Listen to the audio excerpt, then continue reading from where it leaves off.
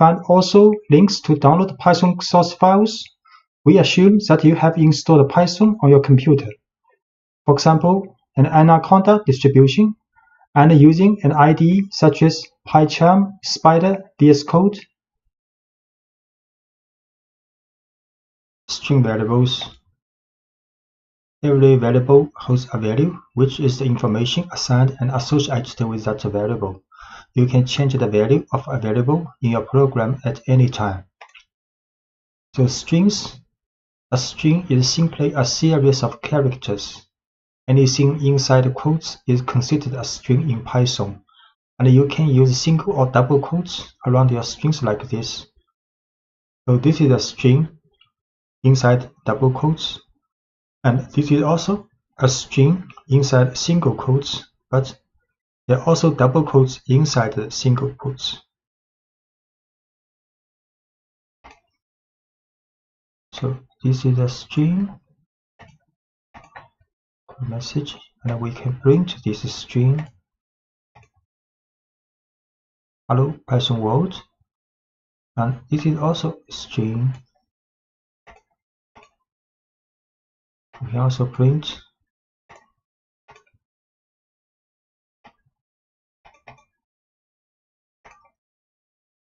and changing case in a string with methods.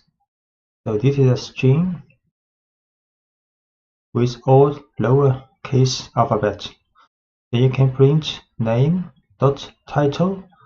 So each word begins with a capital letter.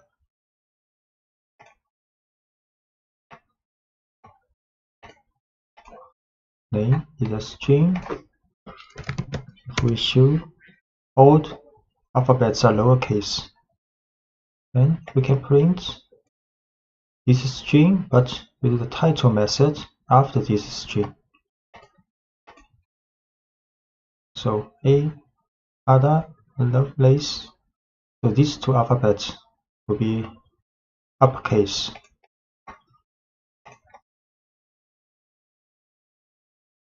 Can also print a name dot up. So all alphabets will be uppercase.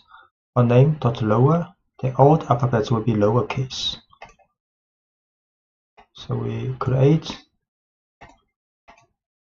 string name again. We show name as title case. So we can print with uppercase. All alphabets are uppercase now. And now all alphabets are lowercase.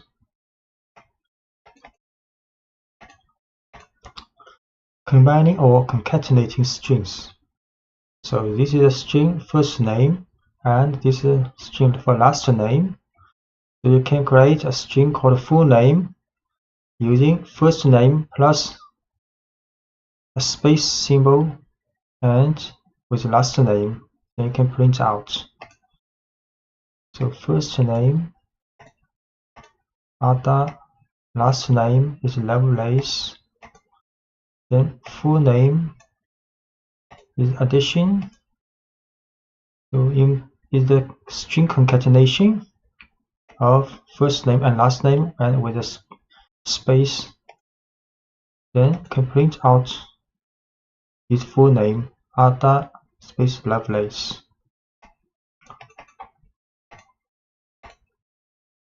Adding white space to strings with tabs or new lines. So space tabs and end of line symbols are called white spaces. So you can print \t means tab, add a tab space before text. Then you can print also with \n new line, \n with new line. And you can combine \n and \t. So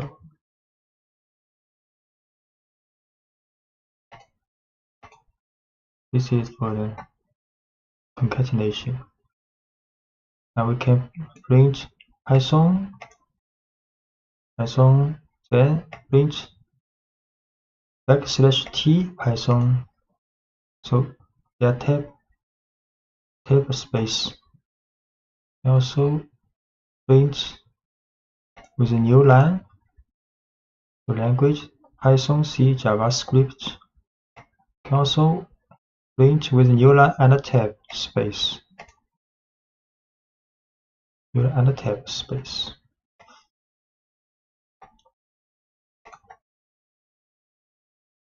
Stripping white spaces. So favorite language is Python with a space. Then favorite language R strip will right side white space removed temporarily. And favorite language L strip will remove white space at the left side. Favorite language dot strip will remove white space at both sides. So favorite language Python, the space, and can print out. You see a space here. And if we use R strip, then no space here now. But favorite language has not been changed, so R strip is temporarily remove this space.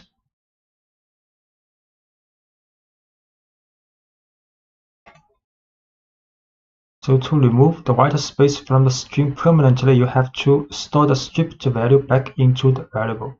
So this is favorite language with a string after this, with a space after this string. You can use R strip but assign back to this string variable.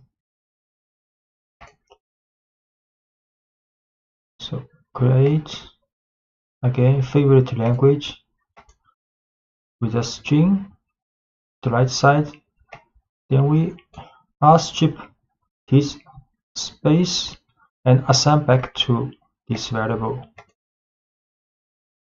Then we show this favorite language again. Now string has been removed permanently. You can add, subtract, multiply, and divide numbers in Python. And 3 double star double asterisk 2 means exponents.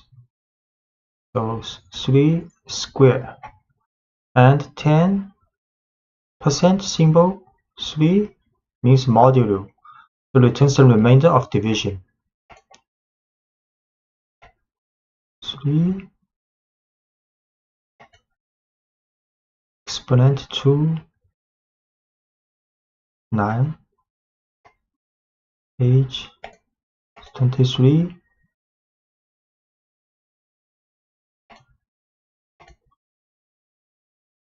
and avoiding type errors with the str function. So age is 23. Next, if we create a string variable called message equals happy plus age plus at birthday, then it will have error because Python not allowed you to add numeric variable with string directly, so you have to transform this numeric variable to the type string before adding together. So now message happy plus strh and plus best birthday. Then we can print a message happy 23rd birthday. A list is a collection of items in a particular order. In Python, square brackets indicate a list, and individual elements in the list are separated by commas. So we can create a list called bicycles with 4 different types as the elements of this list. So we create another list called number list with 5 numbers in the brackets. So this is a string type list, and this is a numeric list. Create a list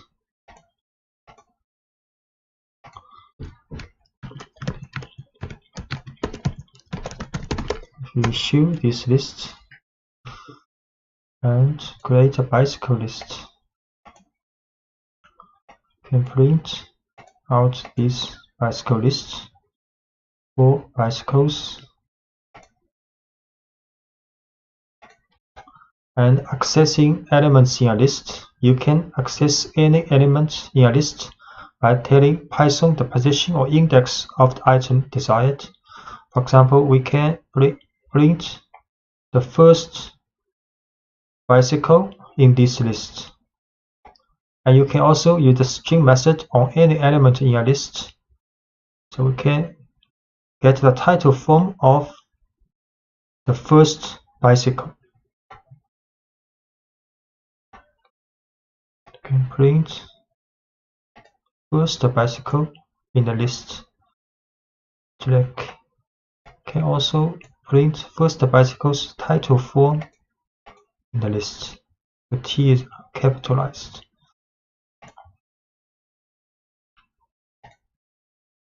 And note that index in the list starts at 0, not 1. And Python considers the first item in a list to be at a position 0, not position 1. The second item in a list has an index of 1. So if we print bicycle bracket 1, then the second item will be pulled out. And if we write print bicycles 3 in the bracket, then the fourth item will be get out.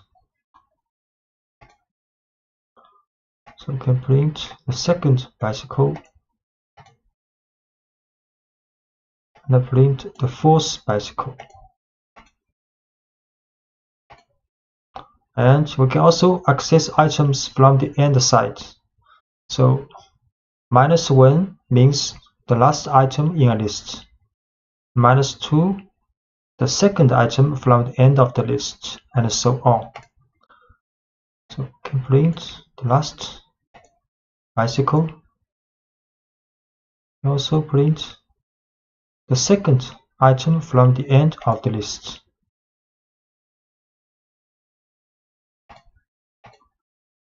Using individual values from a list, you can use individual values from a list just as you would any other variable. For example, you can use concatenation to create a message based on a value from a list.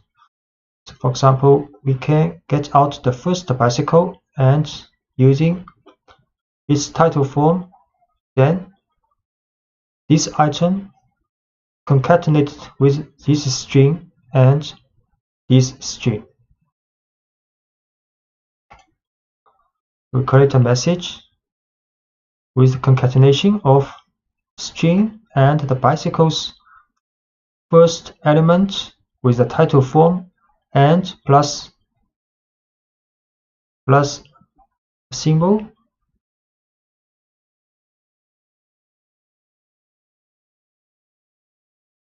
Then we print out this message. So this message is my first bicycle with a track. Most lists you create will be dynamic, meaning you will build a list and then add and remove elements from it as your program runs its course. To change an element, use the name of the list followed by the index of the element you want to change, and then provide the new value you want that item to have.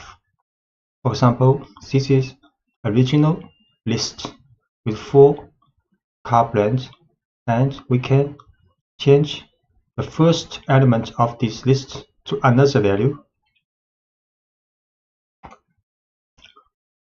So this is a list with 4 cars. Print. Then we can set the first value to Ducati, and we print again. Now the first value has been changed.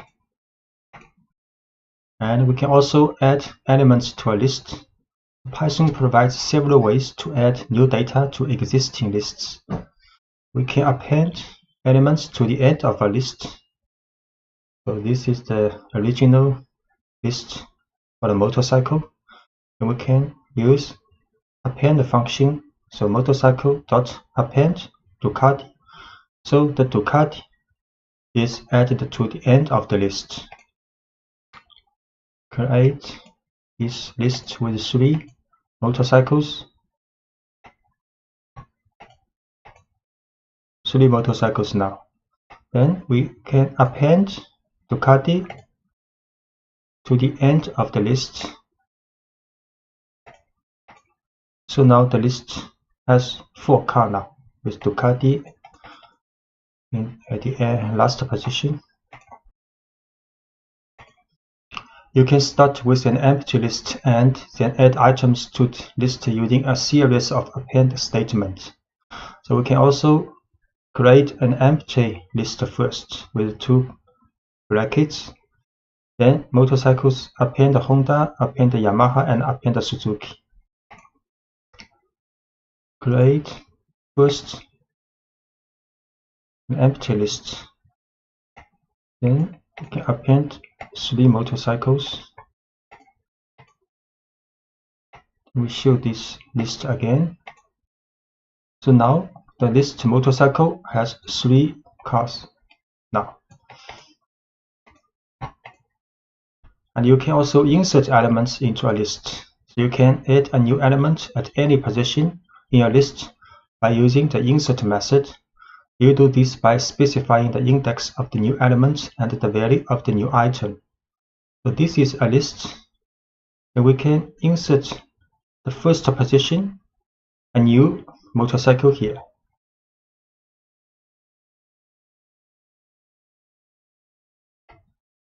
So this is a list with 3 motorcycles.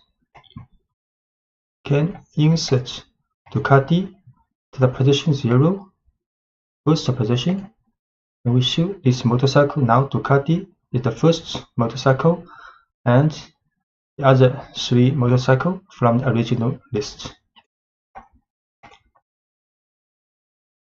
And we can also remove elements from a list. You can remove an item according to its position in the list or according to its value. So removing an item according to its position, you can use the del statement if you know the position of the item you want to remove from a list.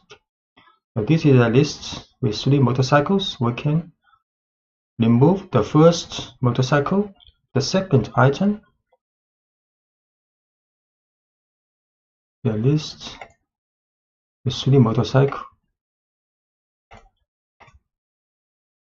3 motorcycles now. Then we'll del first motorcycle. Show again. Now only the 2 motorcycles left in the list. Can also create 3 motorcycles now. The motorcycle has 3 motorcycles in the list now. We can delete the second motorcycle this time. We show again this list. Only 2 left. A second Yamaha has been removed.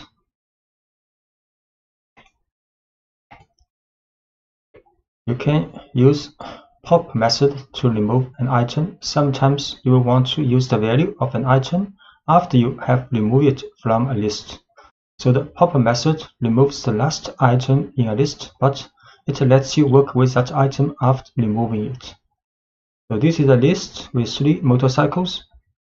So we can use pop method to remove the last one of this list. Then put this removed item in this object. So we can print this object later. So this is a list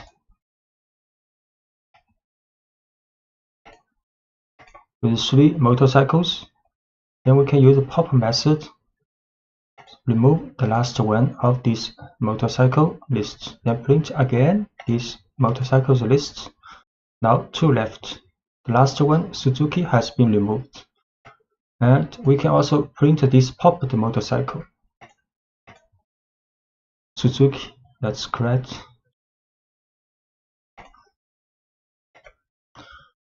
and popping items from any position in a list. You can actually use pop to remove an item in a list at any position by including the index of the item you want to remove in parentheses. So this is the list with 3 motorcycles. So we can pop 0. So the first item is removed from the original list and stored in variable called first owned.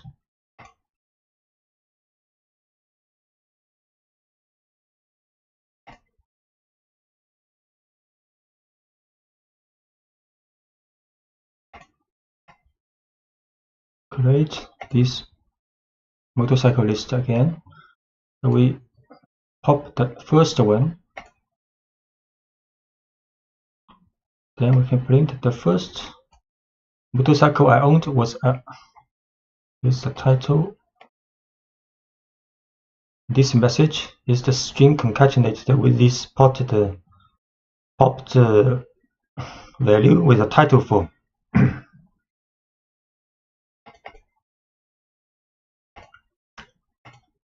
So when you want to remove from a list, if you know the value of the item you want to remove, you can use the remove method.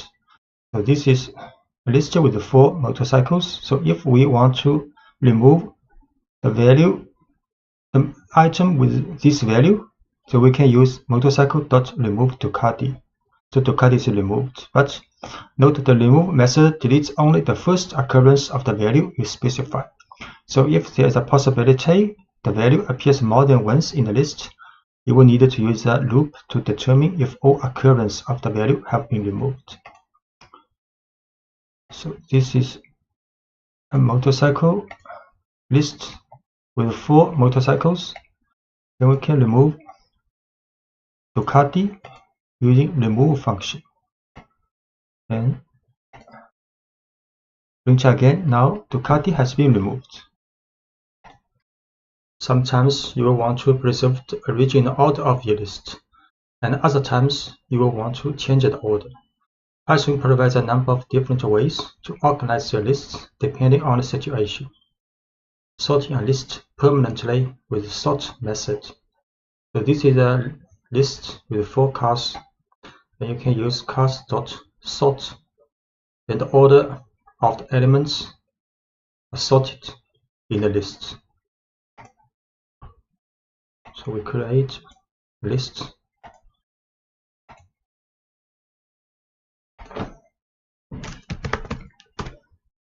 So the order of the elements in the cars, like now, you can use sort.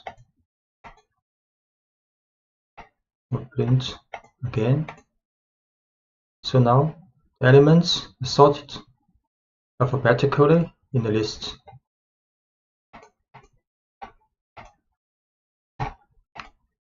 And you can also sort this list in reverse alphabetical order by passing the argument reverse equals true to the sort method.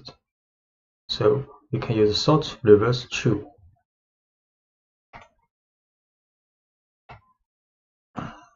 This is a car list with 4 motorcycles. You can sort reverse true. Then print again. So now the elements in the list has been sorted alphabetically with a reverse order. So sorting a list temporarily with the sorted function. The sorted function lets you display your list in a particular order but doesn't affect the actual order of the list. So this is a list of 4 motorcycles. You can use sorted cars. So it will show the list in a sorted order. But if you print this car again, the order has not been sorted. It has the original order.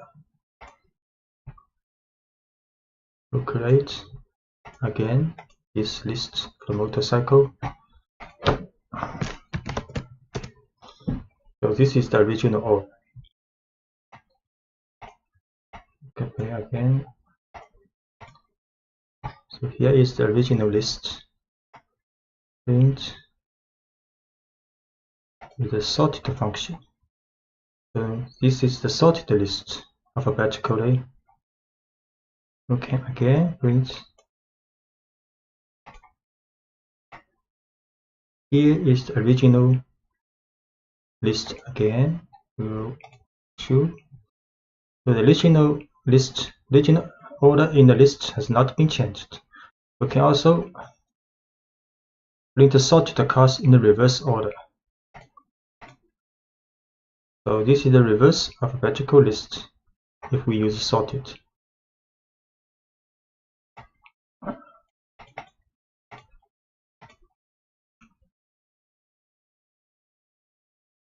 So printing a list in reverse order. So just to reverse the original order of a list, this may not be the alphabetical order. So just to reverse the original order of the list, you can use the reverse method.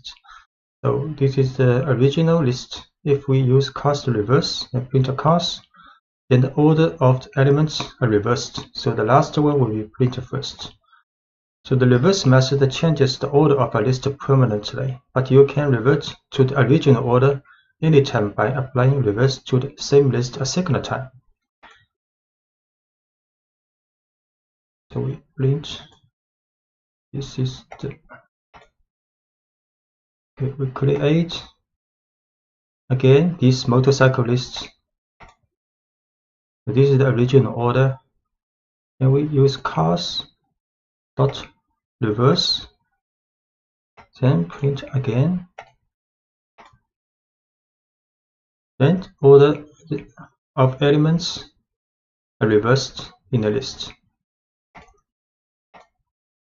Okay, finding the length of a list. You can quickly find the length of a list by using the len function. So we can use len cars and it will return the number 4. So note that Python counts the items in a list starting with 1, not from 0. So this is the list for cars with 4 elements. We use len cars. It will be 4. Looping allows you to take the same action or set of actions with every item in a list. So when you want to do the same action with every item in a list, you can use Python's for loop. Let's say we have a list of magicians' names, and we want to print out each name in the list. A for loop will let Python to handle this task easily. So in the for loop, Python pulls a name from the list magicians and store it in the variable magician. Then print the name that was just stored in magician. Python then repeats this operation for each name in the list. So this is a list of magicians with 3 magicians. Then we can write 4 magicians in magicians. So magicians is a list. In the for loop, for magician will take each element from the magicians, then store in this variable called magician. Then inside the for loop, we print each magician until there's no magician left in this list. So where the no more values are in the list, Python moves on to the next line in the program after the for loop. So this is a for loop. We create a list called magicians with 3 magicians. Then we can write 4 magician, print magician. So each magician has been printed out. It is helpful to choose a meaningful name that represents a single item from the list. For example, here's a good way to start a for loop for a list of cats, a list of dogs, and a general list of items. We can write, for example, for cat in cats, for dog in dogs, or for item in list of items. And using singular and plural names can help you identify whether a section of code is working with a single element from the list or entire lists. Doing more work within a for loop. So every indented line following the line for magician in magicians is considered inside the loop, and each indented line is executed once for every value in the list. So for example, this is a magician list. we can write for loop from the for magazine in magazines. Then these two lines indented considered inside the for loop. So we can write print magazines title form. That was a great trick. And print I can't wait to see your next trick. Then magazine's title name. Then a new line. Then after this for loop finished, then we can print a single message. But this statement not considered inside the loop. So any lines of code after the loop that are not indented are executed for once without repetition. We create a magazines list again. Then a for loop with two print lines included in the for loop. Run this. So for each element, each magazine in list, we share two messages. So Alice, that was a great trick. I can't wait to see your next trick, Alice. And David, that was a great trick. I can't wait to see your next trick, David, and so on. Then after the for loop has been finished to run, then we can print one message. So this message, this print statement is not considered in the for loop. So print only once. Lists are ideal for storing sets of numbers, and Python provides a number of tools to help you work efficiently with lists of numbers. So we can use the range function. Python's range function makes it easy to generate a series of numbers. For example, you can use the range function to print a series of numbers like this. You can write a for loop, the for value in range 1 to 5. Can print a value. The result will print 1, 2, 3, 4. The range 1 to 5 will print a number from 1 to 4. Then for each value of this 1 to 4 will print out. So although this code looks like it should print the numbers from 1 to 5, it doesn't print the number 5. So in this example, range prints only the numbers 1 through 4. This is the result of off by 1 behavior you will see often in Python and many other programming languages. So if you want to print the numbers from 1 to 5, you would use range 1, 6. So for value in range 1, 6, print value. Can print out for value in range 1 to 5, print value.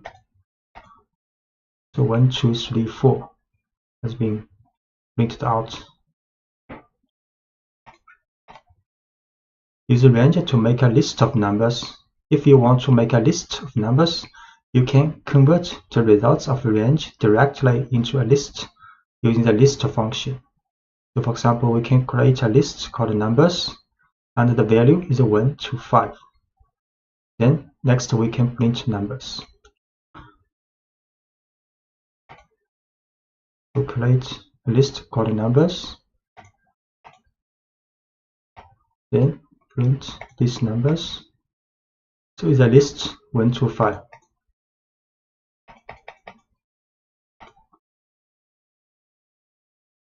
And we can also use the range function to tell Python to skip numbers in a given range.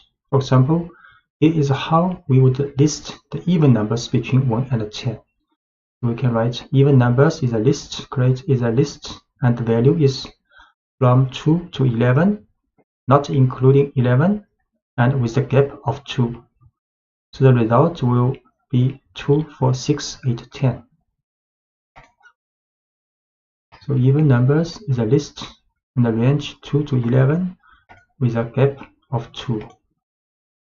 Then we print out this list. This list has 5 elements.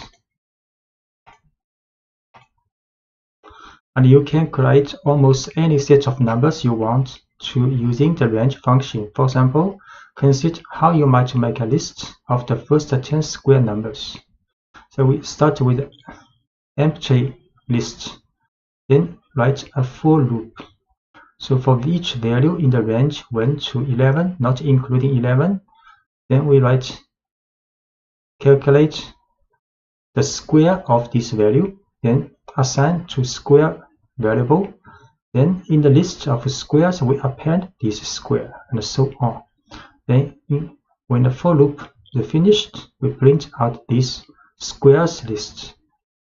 So we start with an empty list called squares, then we tell Python to loop through each value from 1 to 10 using the range function, and inside the loop, the current value is raised to the second power and stored in the variable square. Then each new value of square is appended to the list squares. So start with the empty list called squares. The for loop for each value in the range 1 to 11, calculate the square of this value and append to the squares list.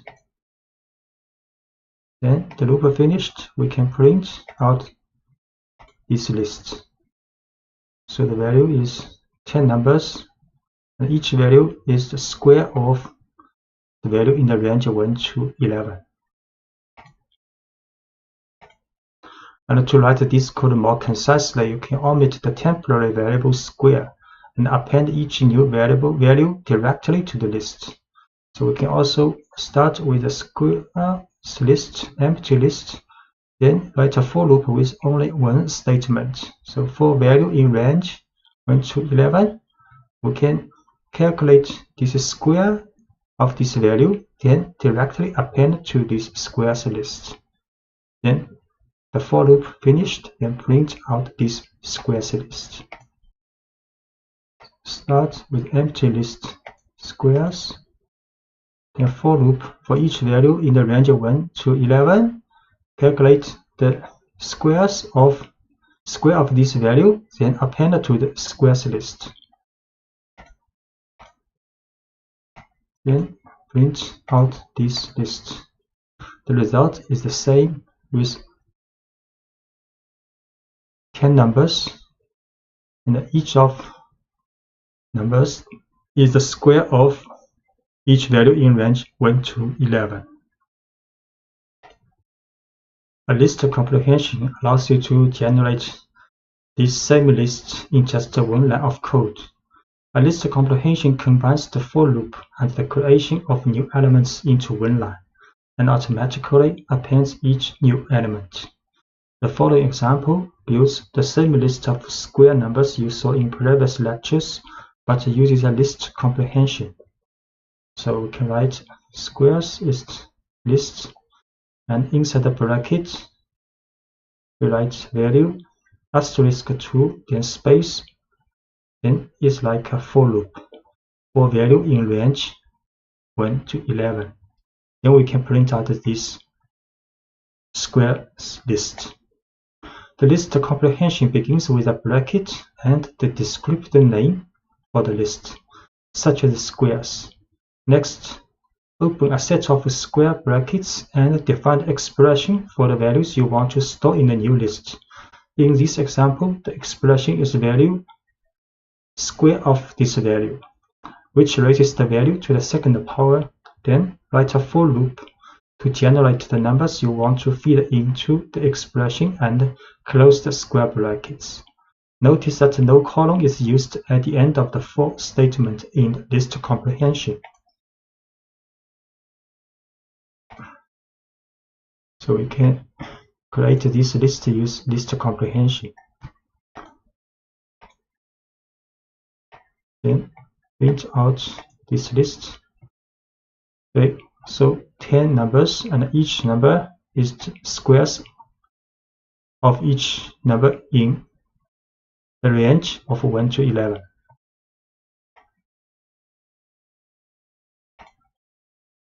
You can also work with a specific group of items in a list, which Python calls a slice. To make a slice, you specify the index of the first and the last elements you want to work with. As with the range function, Python stops one item before the second index you specify. So the following example involves a list of players on a team. So this is a list with 5 players, and we can print players bracket 0 to 3 then it will return the first 3 elements. So the code prints a slice of this list, which includes just the first 3 players. So players is a list with 5 players, then can print the first 3 players. And you can generate any subset of a list. For example, if you want the second, third, and fourth items in a list, you would start the slice at index 1 and end at index 4. So 4 not included. Then it will return the second, third, and fourth element.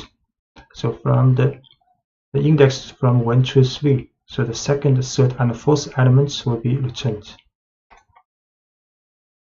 So we print the second, third, and fourth elements. And if you omit the first index in a slice, Python automatically starts your slice at the beginning of this list.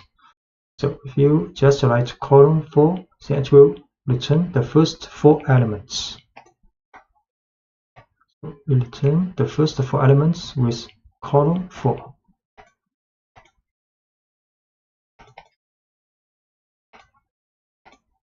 And a similar syntax works if you want a slice that includes the end of a list. For example, if you want all items from the third item through the last item, you can start with index 2 and omit the second index in the bracket. So we can just write players 2 column. Then it will return all items from the third item and through the end of the list. We print players 2 column return from the second to the last items in the list. The negative index returns an element a certain distance from the end of a list. So therefore, you can output any slice from the end of a list. So, for example, we can write players bracket -3 then column. Then it will return the last 3 players. So it will return the last 3 players use negative index.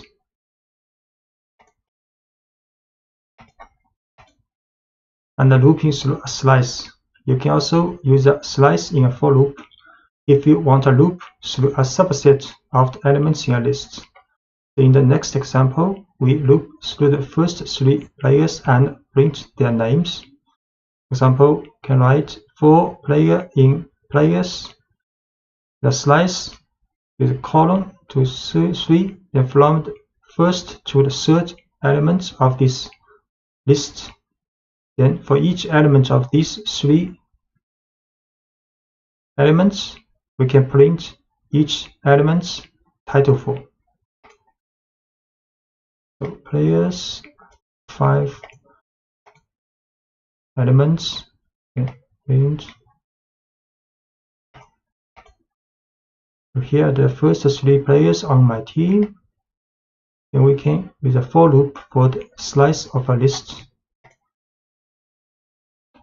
So the first 3 elements played. And a copy a list. To copy a list, you can make a slice that includes the entire original list by omitting the first index and the second index. So we just use a bracket and a column inside the bracket to copy all the elements of the list. Now this tells Python to make a slice that starts at the first item and ends with the last item, and producing a copy of the entire list. For example, imagine we have a list of our favorite foods and want to make a separate list of foods that a friend likes. This friend likes everything in our list so far, so we can create the list by copying ours. So this is my foods list, and we can also create a friend's foods list with using the bracket or column. So the list of my friend's foods have the same items of my foods list. So my foods list, pizza, Faro, carrot cake. Then we can create my friends foods list. Then we print out. So my favorite foods are this one, these three. Then my friends favorite food lists. Also these three items lists. To prove that we actually have two separate lists, we will add a new food to each list and show that each list keeps track of the appropriate person's favorite foods. So in the My Foods list, we append cannoli, and in the My Friends Foods list, we append ice cream. Then we print out to see. The My Foods append a new food, and My Friends Foods also append a different food. Then we print to see my favorite foods. So this one is appended to in the My Favorite Foods. And this one appended to the My Friend's Favorite Foods. So which means these two lists are independent, separate lists. If we had simply set my friend's foods equal to my foods, we will not produce two separate lists. So for example, this is my food list, and we just use equal. So my friend's foods list is equal to my foods list. Then we append two different items to each list, and in this form, if to connect the two lists, then append item in one list will also do for the other. We will see. So for example, my foods list, create first with three items. Then we just use equal to assign the same value to my friend's foods list. Then we append two items to these two lists. Then we print out my foods list again. Now you can see these two items have been appended in the My Foods list. We also print My Friends Foods. Also, these two items have been added, which means if we use equal sign to assign My Foods to My Friends Foods, they are just reference to the same object. They are not copy, not independent objects. So if you append one item in one of the two objects, and this will also happen for the other one. Sometimes we want to create a list of items that cannot change. Tuples allow you to do just that. Python refers to values that cannot change as immutable, and an immutable list is called a tuple. A tuple looks just like a list, except you use parentheses instead of square brackets. And once you define a tuple, you can access individual elements by using each item's index, just as you would for a list. For example, if we have a rectangle that should always be a certain size, we can ensure that its size doesn't change by putting the dimensions into a tuple. So we define the tuple dimensions using parentheses instead of square brackets. Then print each element in the tuple individually, using the same syntax we have been using to access elements in a list. So this is a tuple with two elements. We use parentheses to create a tuple. Then if we want to get the elements, first elements, we just can use this tuple with a bracket 0. This form is same as the list, and this can get the second elements of this tuple. We create a tuple.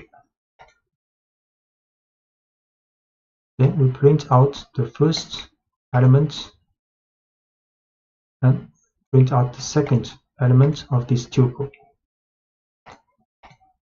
And let's see what happens if you try to change one of the items in the tuple. So if we set the first element to 250, and Python will raise an error. We create this tuple first. Then we try to assign a new, change the value of one element. Then type error tuple object does not support item assignment. And the looping through all values in a tuple. You can loop over all the values in a tuple using a for loop, just as you did with a list. So this is a tuple. We can also use a for loop for dimension in dimensions, then print each element. Create a tuple,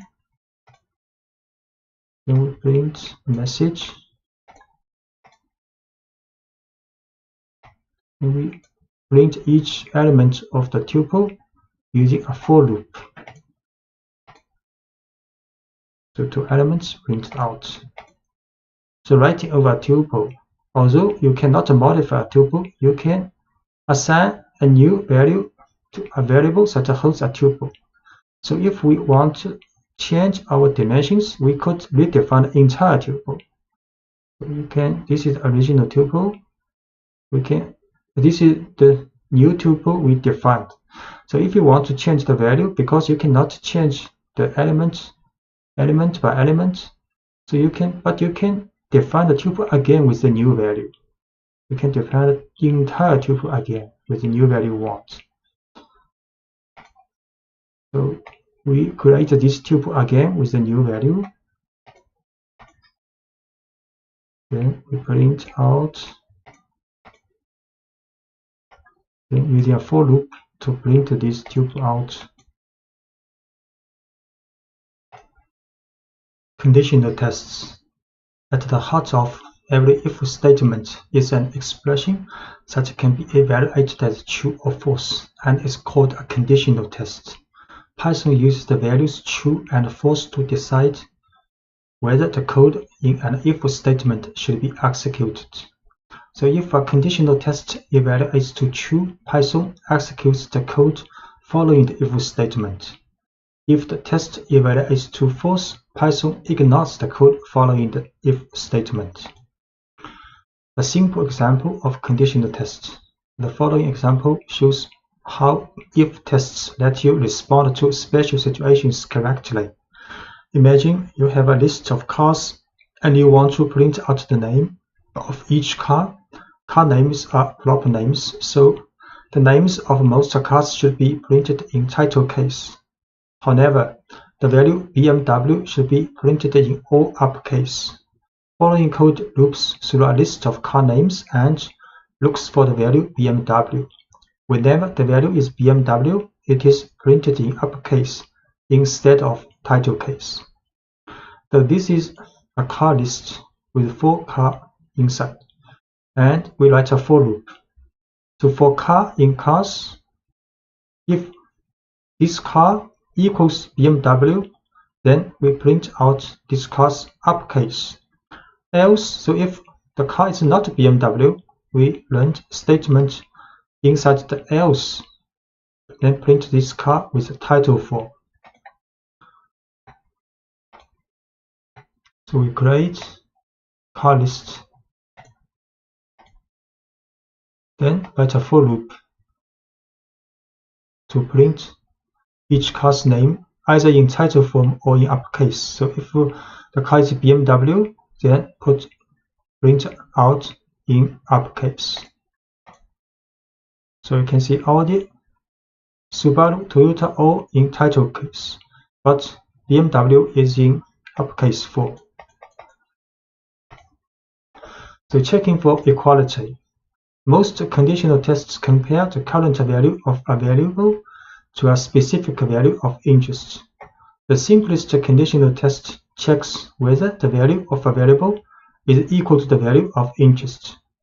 So if the value is BMW, then we check car equals BMW, then get true. And if the value is Audi, if we check car if equals BMW, then we'll get false.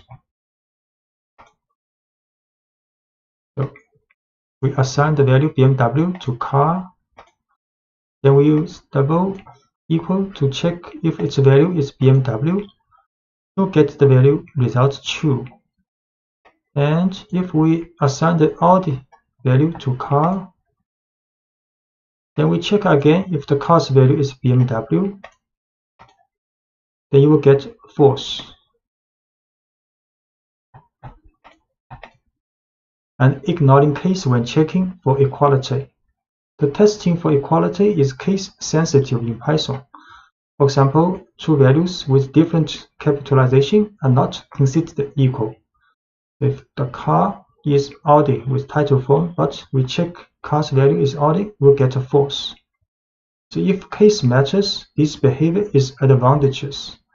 But if case doesn't matter and instead you just want to test the value of a variable, you can convert the variable's value to lowercase before doing the comparison. So we again assign the value Audi with the title form to car. Then we check the condition if the value is equal to Audi with lowercase, but before we run this equal sign, double equal, we add car.lower to transform the car's case to lower before we do the condition test. Notice that the lower function doesn't change the value that was originally stored in car. So the car's case is still Audi. And this lower is just a temporary transform this value to lowercase to do conditional tests. So we see car's value is Audi with title form. Then we check its value equals lowercase Audi to get false. And we set again, for example, car's value is Audi, but we use lower function before doing the conditional test to get true now. The checking for inequality. So when you want to determine whether two values are not equal, you can combine an exclamation point and an equal sign. So this means not equal.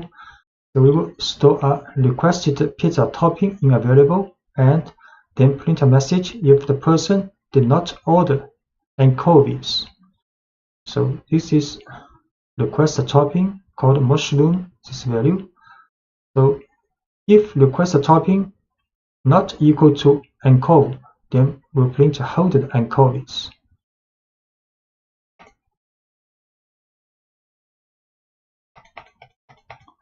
So request a topping is mushroom. So we check if this topping not equal to anchovy, we'll print holded anchovies. So this message printed out because this value is mushroom, and we test if this value not equal to anchovy. This test will get true. Will get true, then this statement will be run in the for loop, in the if statement. And the numerical comparisons. So testing numerical values is pretty straightforward. For example, the following code checks whether a person is 18 years old. So if the person is 18 years old, then you test numerically if the age equals 18. You get a true result. You can also test to see if two numbers are not equal. So for example, the following code prints a message if the given answer is not correct. So answer is 17.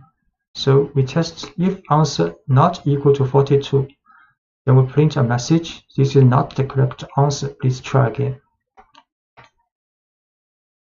So age is 18. Then we test age. If age is 18 equals 18, the result is true. The answer is 17. Then we test if answer not equal to 42, then we show the message because answer is not equal to 42. The message is printed out. And the numerical comparisons, you can include various mathematical comparisons in your conditional statements as well, such as less than, less than or equal to, greater than, and greater than or equal to. So age is 19. For example, we can run these tests. So each of the above mathematical comparations can be used as part of an if statement, which can help you detect the exact conditions of interest. So age is 19. Then we can test if age less than 21. We can also run if age is less than or equal to 21, or if the age is larger than 21, we get false. If the age is larger than or equal to 21, we'll get the false. And you can use AND to check multiple conditions. To check whether two conditions are both true simultaneously, you can use the keyword AND to combine the two conditional tests. If each test passes, the overall expression evaluates to true. If either test fails or if both tests fail, the expression evaluates to false. For example, you can check whether two people are both over 21 using the following tests. So these two people has age 22 and 18. We can test if this age larger than equal to 21 and this one also older than 21. The result will be false because one is not larger than or equal to 21. But if we change the second one to 22, then we test again, then it will be true because both are older than 21. To write concisely, you can also add parentheses here, so it will be more clear. So we assign to age to person, then test if both are older than 21, then it will be false. And we assign new value to 22 for the second person. Then we test again, then it will be true. And you can also use the keyword OR, allows you to check multiple conditions as well, but it passes when either or both of the individual tests passes. So an OR expression fails only when both individual tests fail. So let's consider two ages again, but this time we will look for only one person to be over 21. So these two persons, 21, 22, 18 years old, then we test if one of the person is older than 21, the result will be true. And if we assign the first person to 18 also, then we test again, then the result will be false because none of the two people are older than 21 now. So we need set these two persons' age to 22, 18, then test if using auto test if one of the at least one is older than 21, get the result true. But if we set the first person also to 18 years old, then test again if at least one is older than 21, we'll get the false. And checking whether a value is in a list. So sometimes it's important to check whether a list contains a certain value before taking an action. So to find out whether a particular value is already in a list, you can use the keyword in. So let's consider some code you might write for a pizzeria. We will make a list of toppings a customer has requested for pizza, and then check whether certain toppings are in a list. So this is a requested topping with 3 elements, a list. Then we will run the conditional tests. Mushrooms in requested toppings. This is true because mushroom in. But if we run the pepperoni in requested toppings, we'll get false because this list does not contain pepperoni. The requested topping is a list called pizzeria. Then we run the conditional test. Mushroom in requested topping, get the true in results. If we run pepperoni in requested topping, the result is false. And you can also check whether a value is not in a list. So similarly, you might want to know if a value does not appear in a list. You can use the keyword not in this situation. For example, consider a list of users who are banned from commenting in a forum. You can check whether a user has been banned before allowing that person to submit a comment. So this is a list for the banned user with 3 people. So another user called Mary. So if user not in banned user will print user's title form, you can post a response if you wish. So because this Mary, user's value is Mary not in this list. So this conditional test will get the true. So this message will be printed out. So we create a list for the banned user, and we create a value. Object user is Mary. Then we run this conditional test.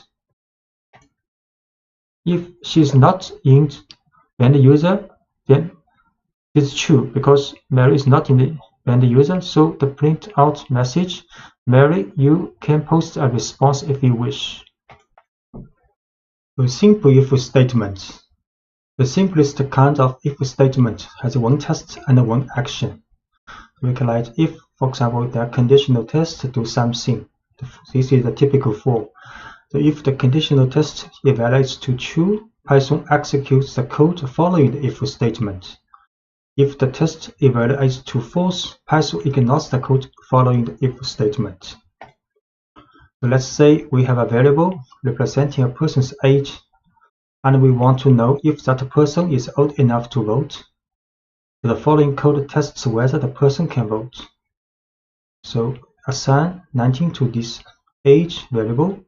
So this if test if age is older than 18, then the message you are old enough to vote will be printed out. And indentation plays the same role in if statement as it did in a for loop. So all indented lines after an if statement will be executed if the test passes, and entire block of indented lines will be ignored if the test does not pass. So you can assign age is 19. We can test this.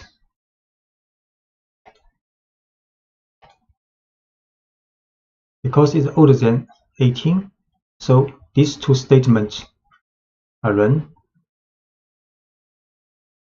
So you can have as many lines of code as you want in block following the if statement. So let's add another line of output if the person is old enough to vote, so asking if the individual has registered to vote yet.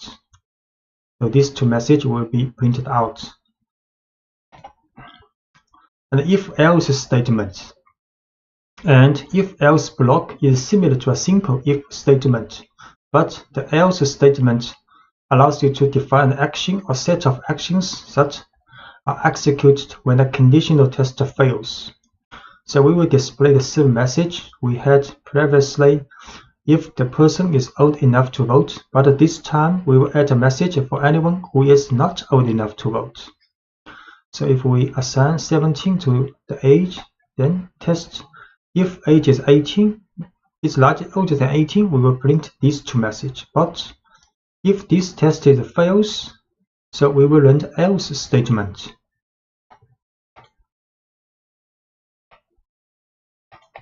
So age is 17. Then we test if age is older than 18, then print this message. Else, if this test is fail, then we will print these two messages.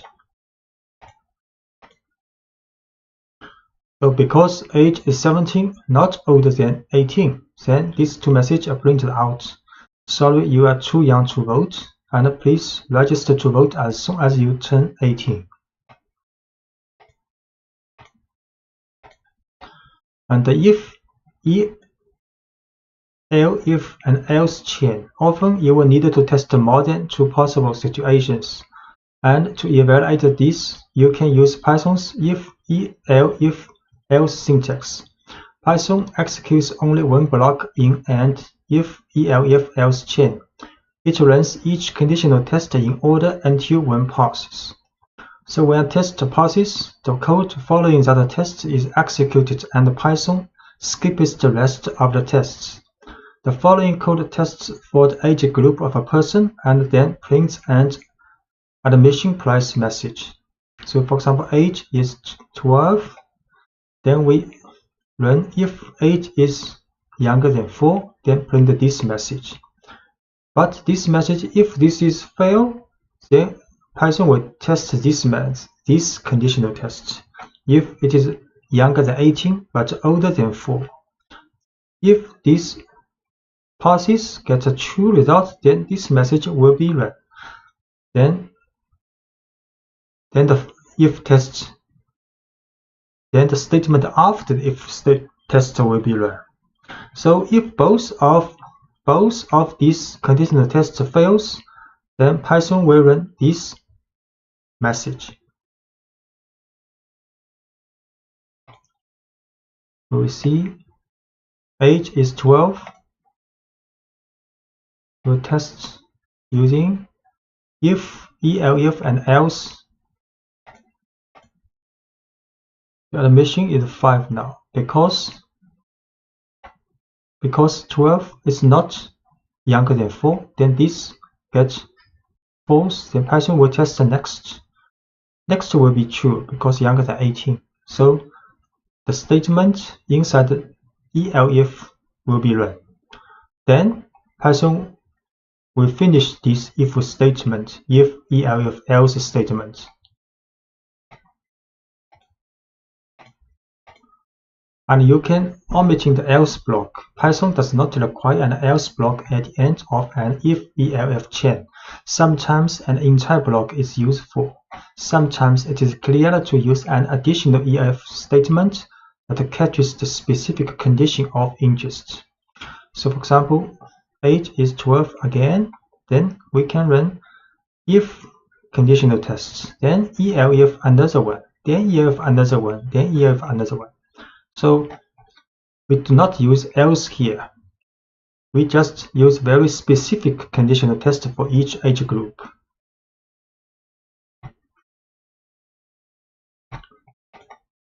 So we see age is 12. Then we use a multiple if, elif tests.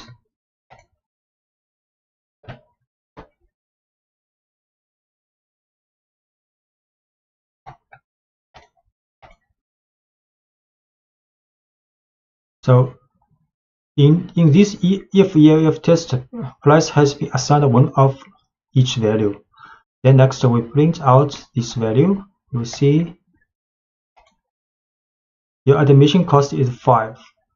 So age 12 for this group, price 5, because not younger than 4 but younger than 18. And the else block is a catch-all statement. It matches any condition that wasn't matched by a specific if or elif test. And that can sometimes include invalid or even malicious data. So if you have a specific final condition you are testing for, consider using a final elif block and omit the else block. This is what we have seen in this code. You can do some interesting work when you combine lists and if statements. You can watch for special values that need to be treated differently than other values in the list. You can manage change conditions efficiently, such as the availability of certain items in a restaurant throughout a shift. You can also begin to prove that your code works as you expect it to in all possible situations. So checking for special items. So let's continue with the pizzeria example. The pizzeria displays a message whenever a topping is added to your pizza. As it is being made, the code for this action can be written very efficiently by making a list of toppings the customer has requested and using a loop to announce each topping as it is added to the pizza. So this is a request topping list with 3 items. Then we can write a for loop for request topping in request toppings for each element of this list. Then we print adding this request topping. So you can create a list called request toppings. Then you can write for loop for each request topping in request toppings, print add this request topping. So it's very clear: add mushroom, add green peppers, add extra cheese. Then last one, outside of for loop will print a final message. The job finished. But what if the pizzeria runs out of green peppers, and if statement inside the for loop can handle this situation properly? So this is request topping, and in the for loop we can test using if statement. So if request topping equals green peppers, then a message, sorry, we are out of green peppers right now, will be printed out. Otherwise, if this test is a fail, which means if the request topping is not equal to green peppers, then the message adding this request topping will be printed out. So create a request topping again. Then this for loop. In the for loop, we use an if statement to test if it is a green pepper. So the message is like this. So adding mushroom, and for the green peppers, the message will be like, sorry, we are out of green peppers right now.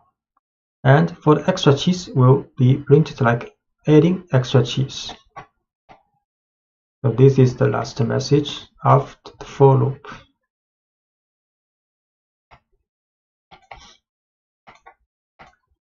And checking that a list is not empty. Sometimes it's useful to check whether a list is empty before running a for loop. So as an example, let's check whether the list of request topping is empty before building the pizza. If the list is empty, we will prompt the user and make sure they want a plain pizza. If the list is not empty, we will build the pizza just as we did in the previous examples. So we first create an empty list to request toppings. So next we will run if request toppings, which means if request topping has at least one element and not empty, then it will run the for loop. Else, if request topping is empty, we will run another loop, another message. So when the name of a list is used in an if statement, Python returns true if the list contains at least one item. An empty list will evaluate to true to this conditional test. So here we create an empty list for request topping. Then we will run if-else statement. So if request topping is not empty, we will run this for loop. But if it is empty, then this test will fail. Then we run the else statement. So the else statement is run in this case now. Using multiple lists. What if a customer actually wants French fries on their pizza? You can use the lists and if statement to make sure your input makes sense before you act on it. So let's watch out for unusual topping requests before we build a pizza. And the following example defines two lists. The first is a list of available toppings at the pizzeria, and the second is the list of toppings that the user has requested. And this time, each item in request toppings is checked against the list of available toppings before it's added to the pizza. So the code will look like this. Available toppings is a list created, and request toppings is another list which created request toppings from the customer. Then we will write a for loop. Then for each request topping in the request toppings, we will check if this request topping in these available toppings list. So if this test gets true, then we print add this request topping. Otherwise, if this request topping item is not in available toppings list, then we will run another message. We ask customer, say, sorry, we don't have these toppings. So we run create two lists. One is available toppings and one is request toppings. Then we write a for loop for each request toppings. Then test if this one is in the available toppings. If it is true, then we print this message. If it is not true, then we run the else statement. So you can see the mushroom is in the available topping list. So we're adding mushrooms. The same for the extra cheese, but for the French fries in the request topping, the message, sorry, we don't have French fries, will be run out. A dictionary in Python is a collection of key-value pairs, so each key is connected to a value, and you can use a key to access the value associated with that key. A key's value can be a number, a string, a list, or even another dictionary. In fact, you can use any object that you can create in Python as a value in a dictionary.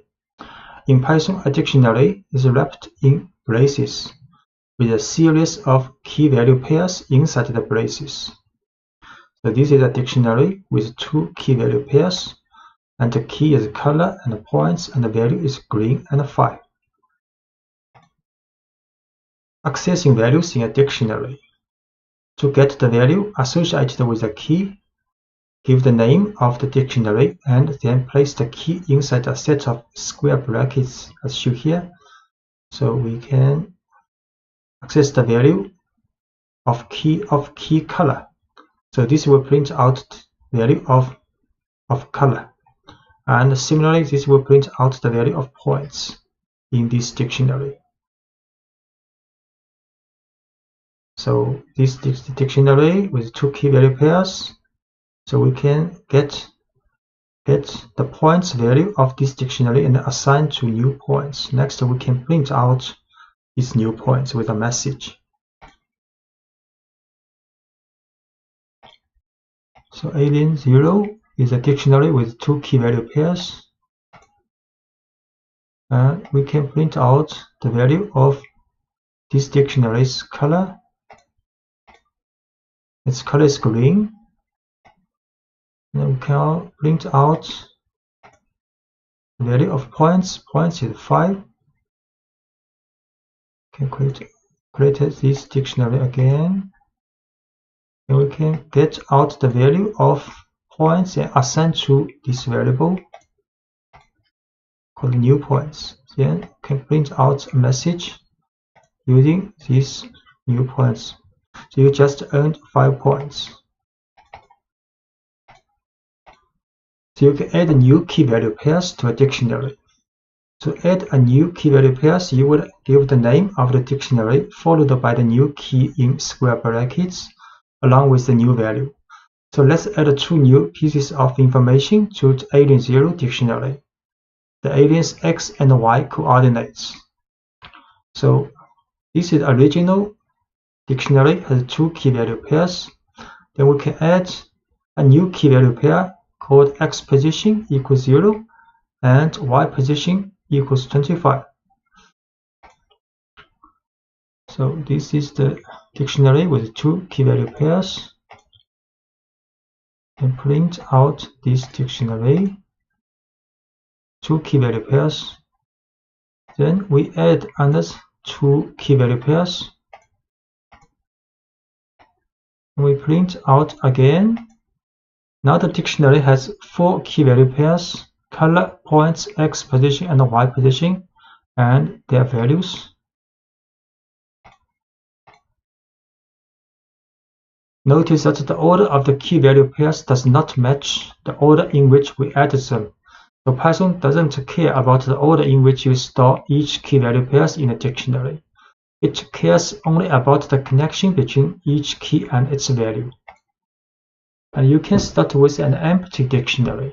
It's sometimes convenient or even necessary to start with an empty dictionary and then add each new item to it.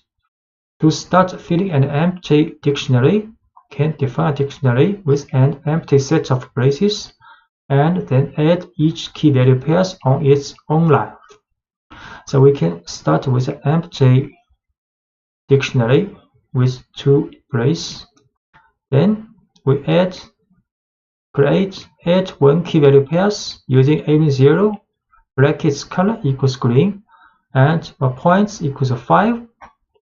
So add these 2 key value pairs into this dictionary. We start with an empty dictionary. Then we add these 2 key value pairs into a dictionary. Then print out again. Now the dictionary has 2 key value pairs.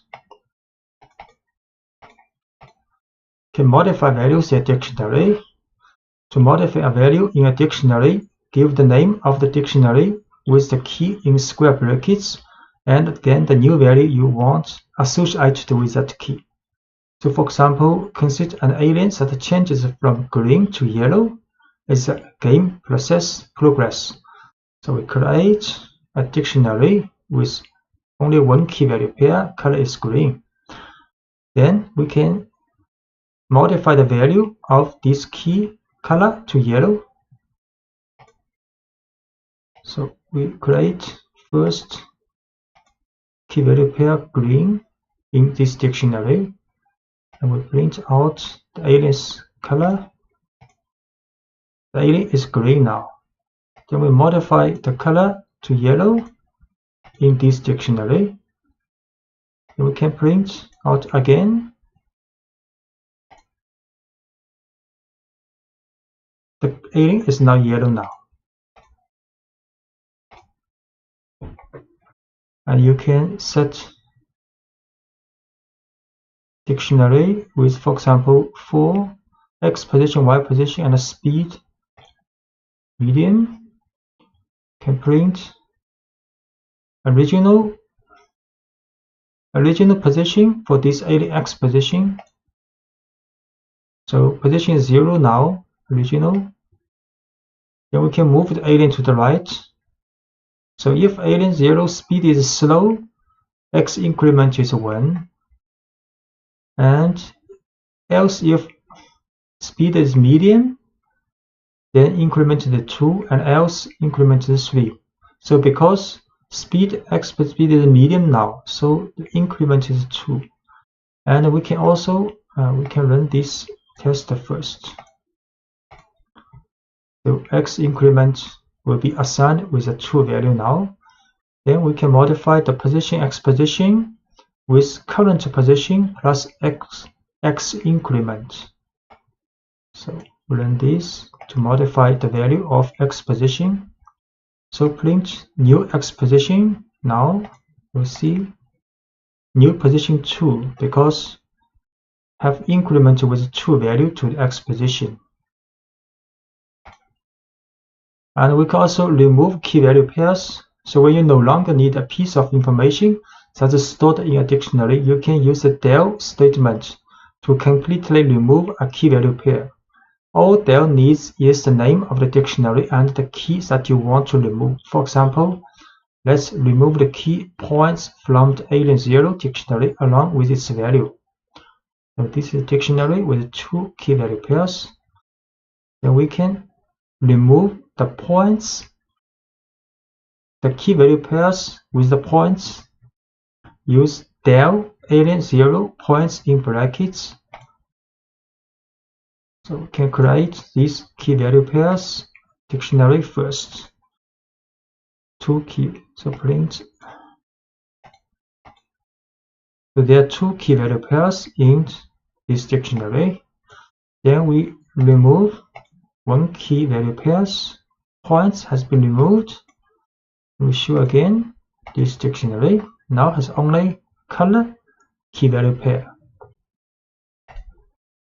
Because a dictionary can contain large amounts of data, Python lets you loop through a dictionary. You can loop through all of a dictionary's key value pairs, through its keys, or through its values. So looping through all key value pairs, to do so, you could loop through the dictionary using a for loop to write a for loop for a dictionary. So let's consider a new dictionary designed to store information about a user on a website. The following dictionary will store one person's username, first name, and last name. So this is a dictionary called user, and will store username Fermi, first name Enrico, and the last name Fermi. Then we can write a for loop for key value in user this dictionary's items attribute. So this username items attribute will return the key value pairs. Then for each key value pair, we will print key its value and value its value. So you create names for the two variables that will hold the key and the value in each key value pair. You can choose any names you want for these two variables. So you can choose any name for these two variables. The second half of the for statement includes the name of the dictionary followed by the method items, which returns a list of key value pairs. The for loop then stores each of these pairs in the two variables provided. So we can create dictionary for the user. Then we can write a for loop, and in the user zeros items, then we print out this information. So all the key value pairs in this dictionary are printed out. The username value, first name value, last name value.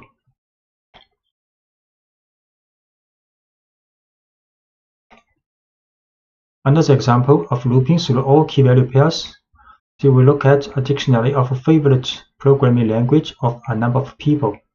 So favorite language is a dictionary. Then the key is people's name, and the value are favorite languages of those people. Then we can write for loop. So create two variables called name language for name language in these dictionaries items. Then we can print names title form, concatenate with a message, and then concatenate with languages title form. So favorite language is a dictionary. Then a for loop will print out information for each person's favorite language. So Yan's favorite language is Python, Sarah's favorite language is C, and so on. So looping through all the keys in a dictionary. So you can use the keys method. It's useful when you don't need to work with all of the values in a dictionary. So let's loop through the favorite language dictionary and print the names of everyone who took the poll. So this is the same dictionary as before. Then we can write also for name, create one variable called name in this dictionary's keys attribute. So then can print out each name's title form. So this is a dictionary. Then a for loop in dictionary's keys attribute. Then only the keys and the people's name are printed out.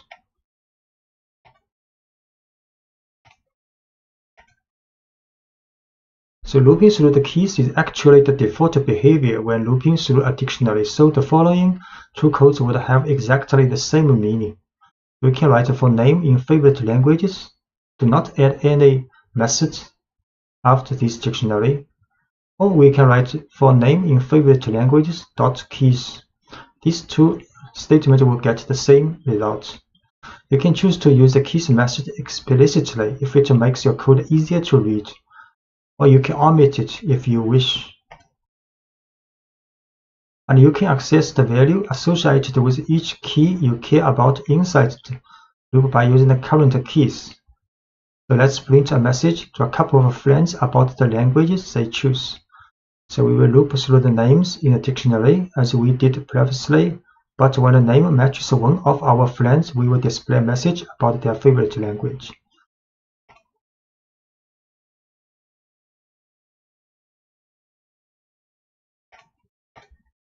So this is the code. So we create same dictionary as before. Then we have friends, a list, 2 people of our friends. Then write a large for loop for name in favorite language to keys. So this name represents each name in this dictionary.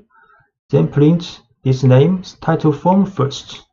Next, we write an if conditional test. So if this name in friends is this list. So if one of these keys is in this list, then we will print another message, hi, the name's title form, and a message, I see your favorite language is your favorite language's value, which language is title form.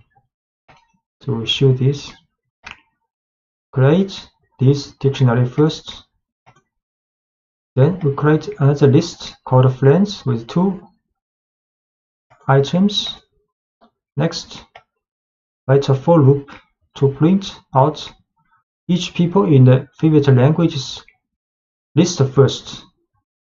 Then, if this person matches in this list, then we'll print another message for this friend. So first Yang print out, then Sarah print out. Because Sarah is in the friends list, then Sarah will have another message printed out. Then Edward print out. Then Phil, because Phil also in the friend list, then Phil will also have another message printed out.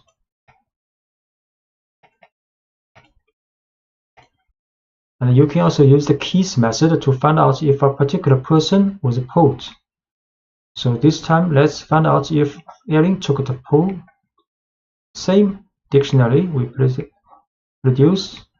Then if Erin not in favorite language keys, we use not in.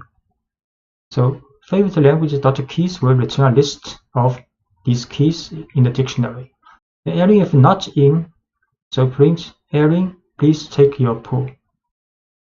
And the keys method isn't just for looping, it actually returns a list of all keys, and the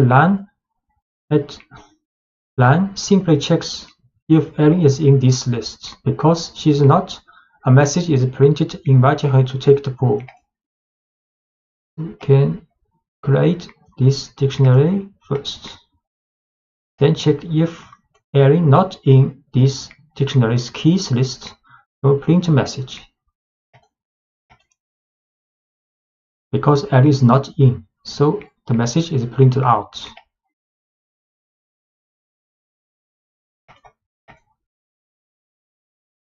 You can also loop through a dictionary's keys in order. So one way to return items in a certain order is to sort the keys as they are returned in a for loop. You can use the sorted function to get a copy of the keys in order. So create this list.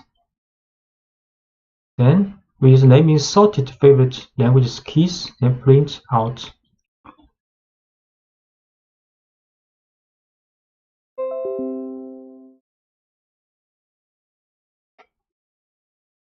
Then choose this one, then create this first dictionary, then is a sorted this list first before we choose each item in this list. Then print message for the name, title, thank you. You can see. So now the names are sorted in alphabetical order.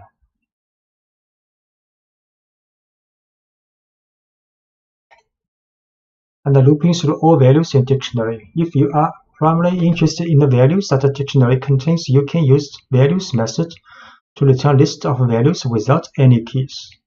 For example, say we can loop through loop and print out programming language pool without the name of the person who chose each language. So this is the same dictionary. Then we can print a message following language has been mentioned. Then write a for loop.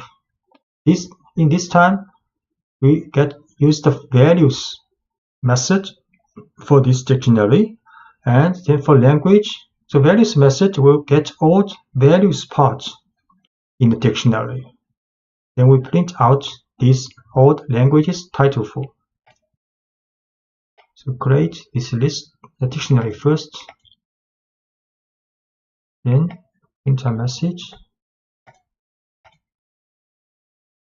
Then we use a for loop to print out all languages in this list. Sometimes you will want to store a set of dictionaries in a list, or a list of items as a value in a dictionary. This is called nesting. You can nest a set of dictionaries inside a list of items inside a dictionary, or even a dictionary inside another dictionary. So first, look at a list of dictionaries. In the last lecture, the Alien Zero dictionary contains a variety of information about one alien, but it has no room to store information about a second alien, so much less a screen full of aliens. How can you manage a fleet of aliens? One way is to make a list of aliens in which each alien is a dictionary of information about that alien. For example, the following code builds a list of 3 aliens. So we create 3 aliens with different information, for example, different colors. Then we can store these 3 aliens in a list called aliens. Then next, we can write a for loop for alien in aliens, print out each alien. Actually, each alien is a dictionary's information with key value pairs. A more realistic example will involve more than 3 aliens with code that automatically generates each alien. So in the following example, we also can use range to create a fleet of 30 aliens. So we can start with an empty list. Then next, use a for loop.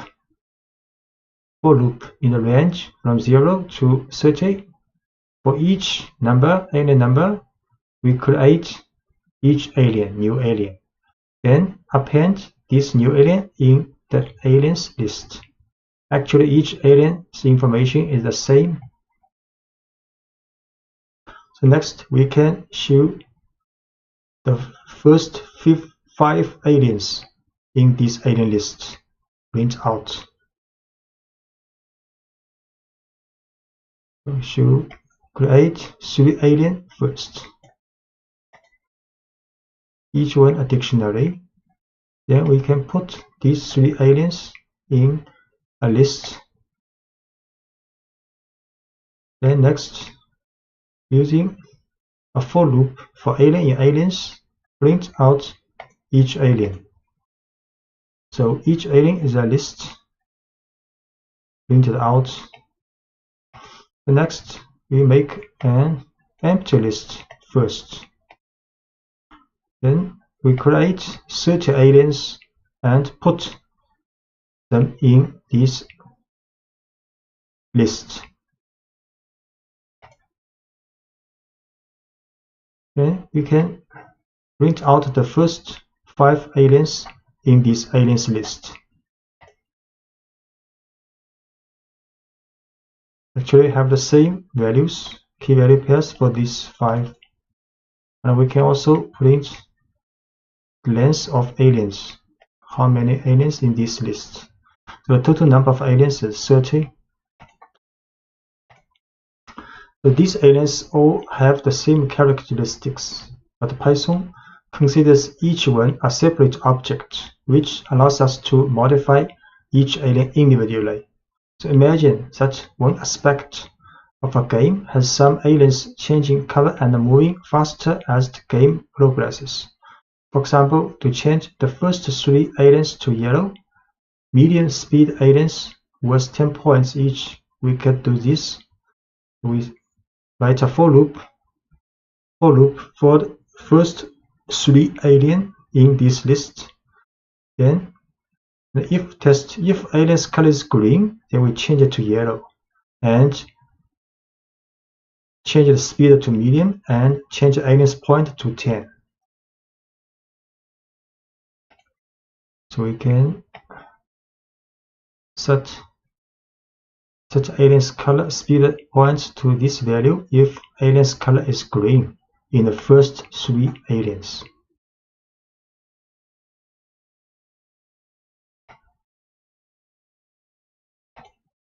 So next, let's look at a list in a dictionaries situation. So it is sometimes useful to put a list inside a dictionary. For example, consider how you might describe a pizza that someone is ordering. If you were to use only a list, all you could really store is a list of the pizza's toppings. So with a dictionary, a list of toppings can be just one aspect of the pizza you are describing. So in the following example, 2 kinds of information are stored for each pizza: a type of crust and a list of toppings. So the list of toppings is a value associated with the key toppings. To use the items in the list, we give the name of the dictionary and the key toppings as we would any value in the dictionary. Instead of returning a single value, we get a list of toppings. So we make a pizza dictionary. Then inside this dictionary has 2 keys called crust and toppings. So for the crust, there only one value is 6. But for the toppings, is a list of values. Next, we can print out information. You order the pizza's crust. You put this type of pizza with the following toppings. Then inside the toppings, print each topping. So we create a dictionary, pizza, and with 2 keys, especially for the toppings, the keys is a list. Then we can print out information. You order the pizza. Which kind of pizza? The crust, thick pizza. You order the thick crust pizza with the following toppings. Then a loop for topping in pizza toppings. So pizza toppings will get this list because this list is the value of the key toppings. Then this is a list of with 2 elements. Then a for loop for topping in this list can print out each topping. So each topping are printed out.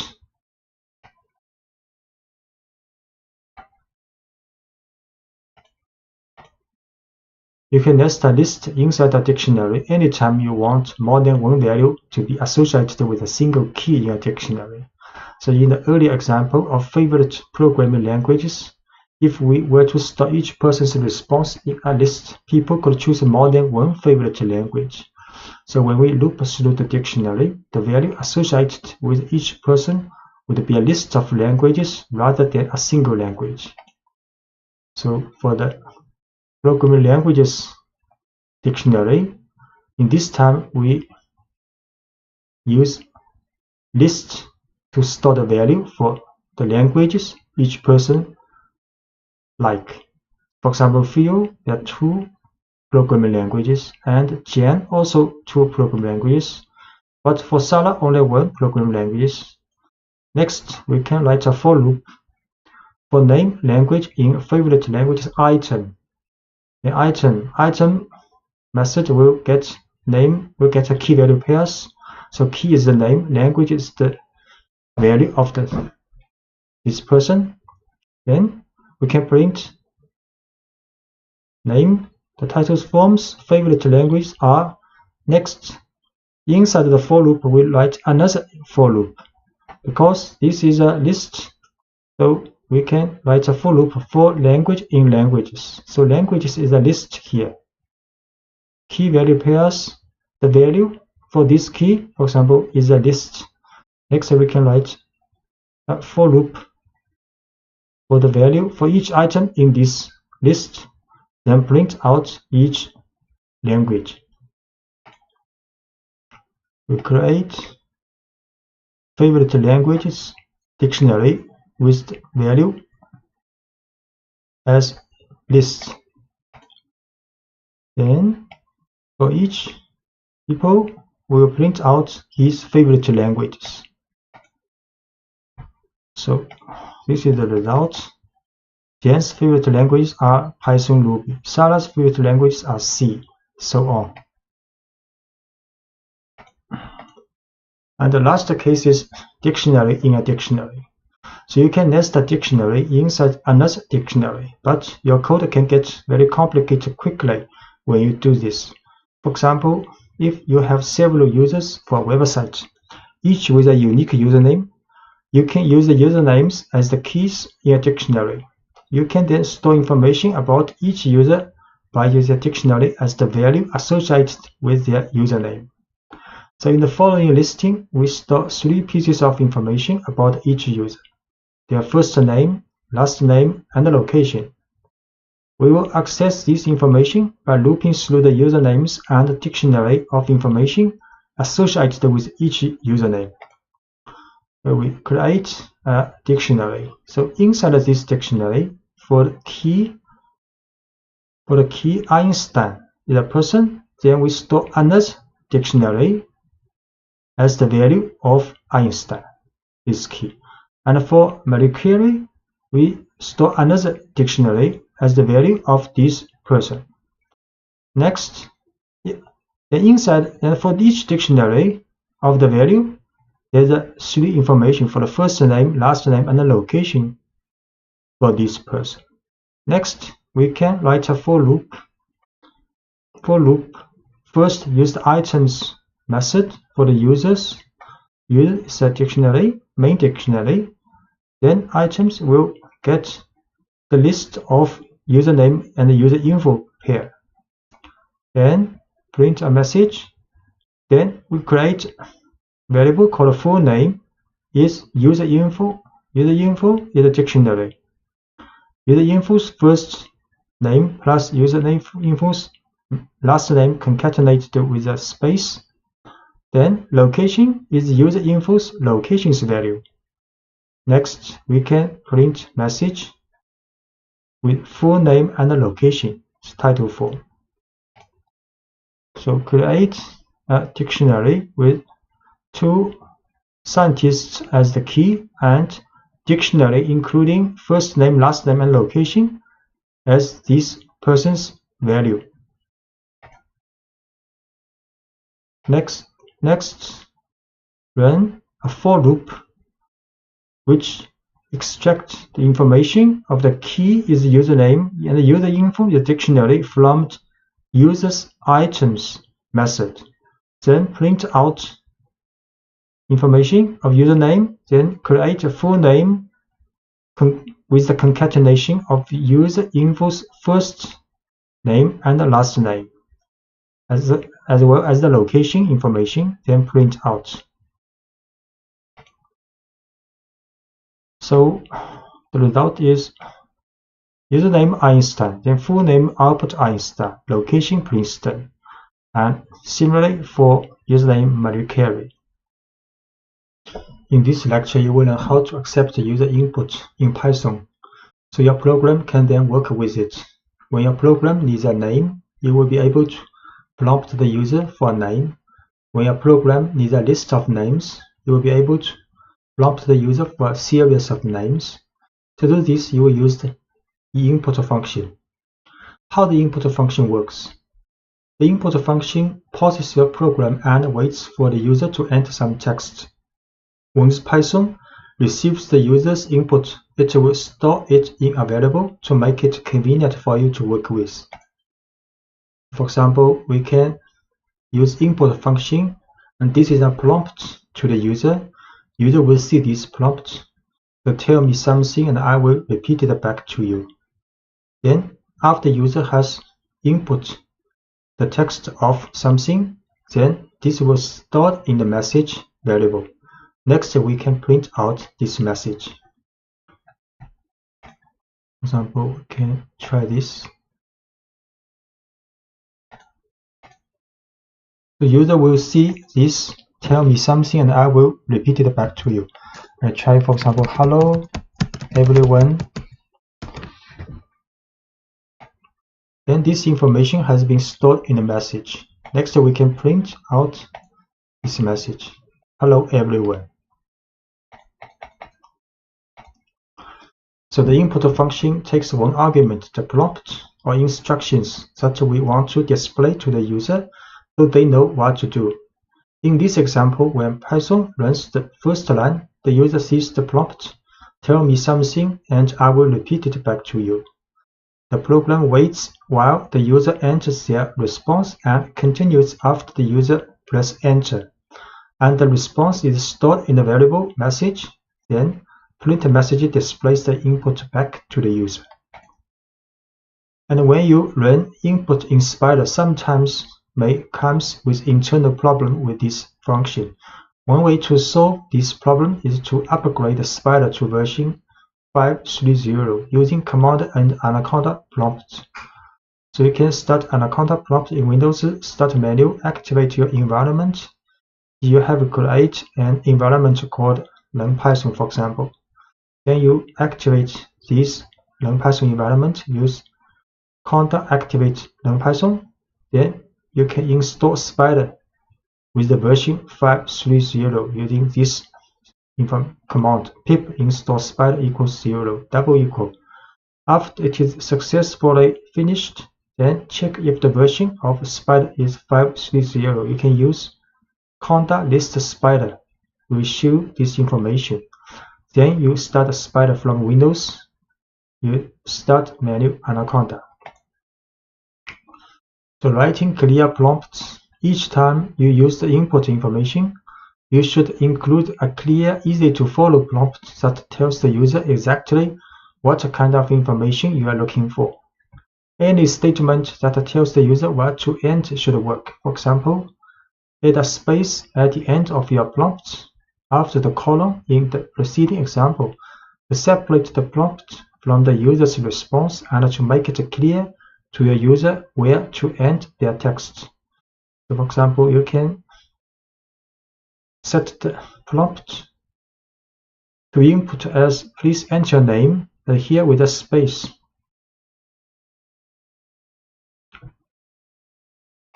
Try.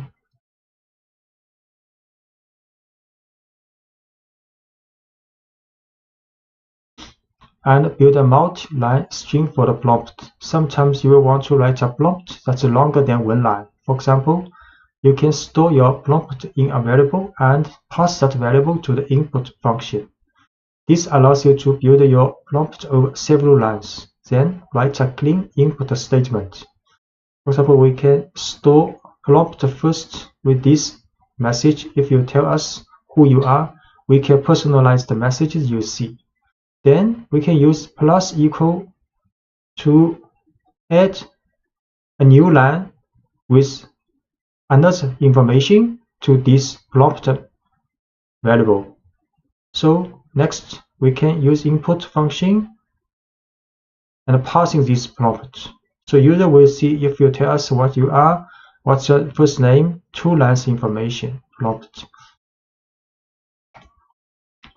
So we create prompt this line first. Then we add another line to this prompt.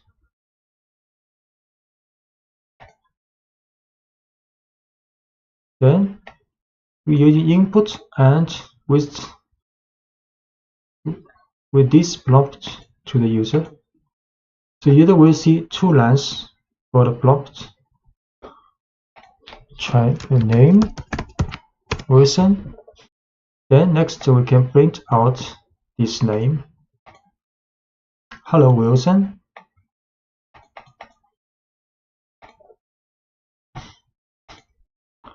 Using int to accept a numerical input. So when you use the input function and the user inputs a number, Python interprets it as a string. If all you want to do is print the input, this works well, but if you try to use input as a number, you have to use the int function, which tells Python to treat the input as a numerical value. The int function converts a string representation of a number to a numerical representation as shown here. So user will see this prompt, how old are you? So if, for example, if he inputs 21, then the age will store this 21, but this value is a string. So next, you can use int function to change this string value to a numerical variable.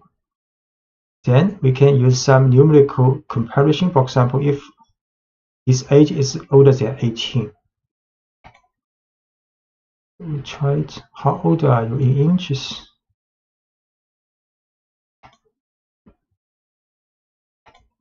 $25, for example. Then we store this height variable and change to int form. Use int function. So now height can be used to do some numerical comparison. For example, if height is larger than 36, print this message. If not, then print else message. So you will be able to write when you are a little older.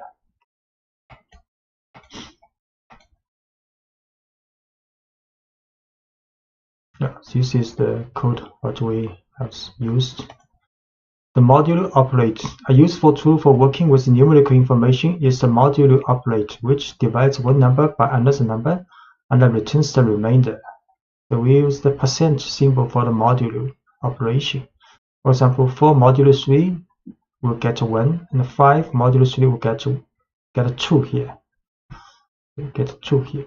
The following program will tell the input value is even or odd using modulo operation.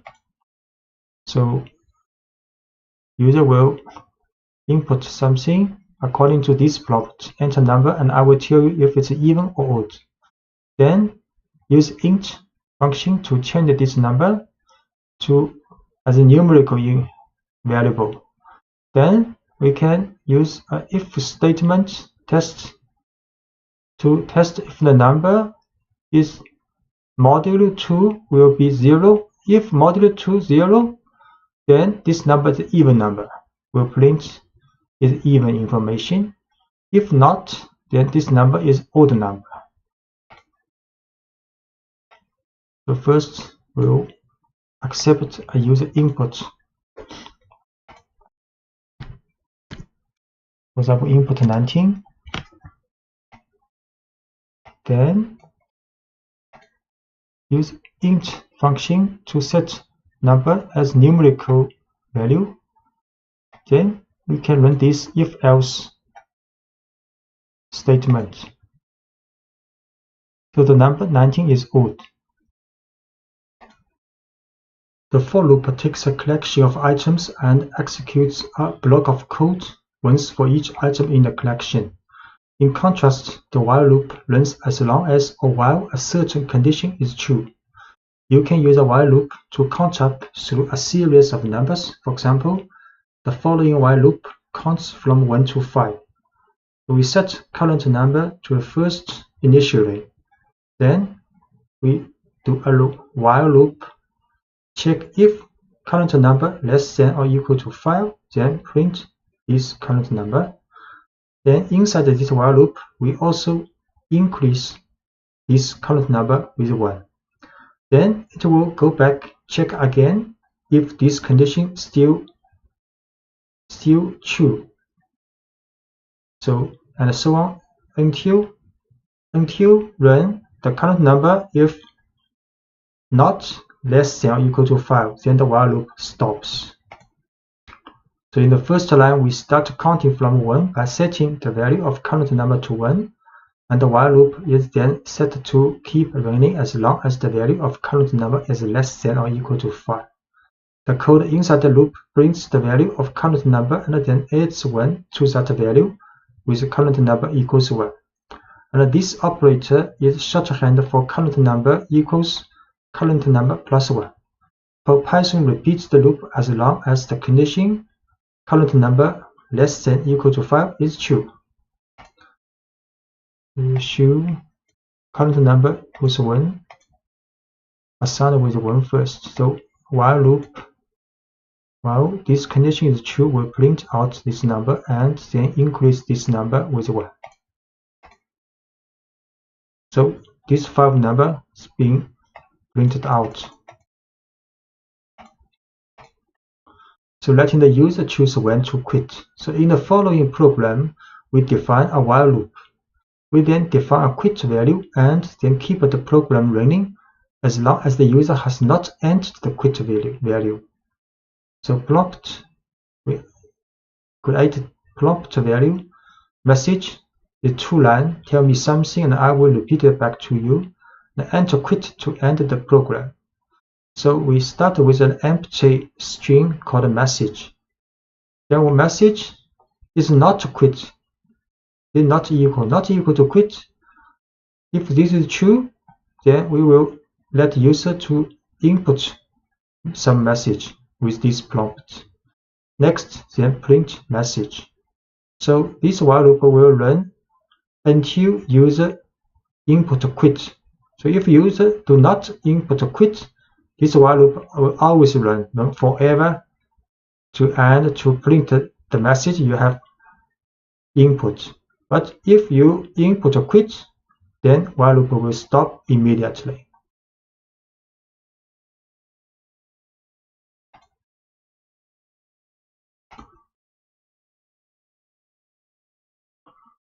So we create this prompt variable, then create empty message, then run this while loop and let the user to input this message and print out this message. Try hello. So print out hello has been printed out. Okay. Everyone print out. So now we input a quit. So quit print out and while loop stopped.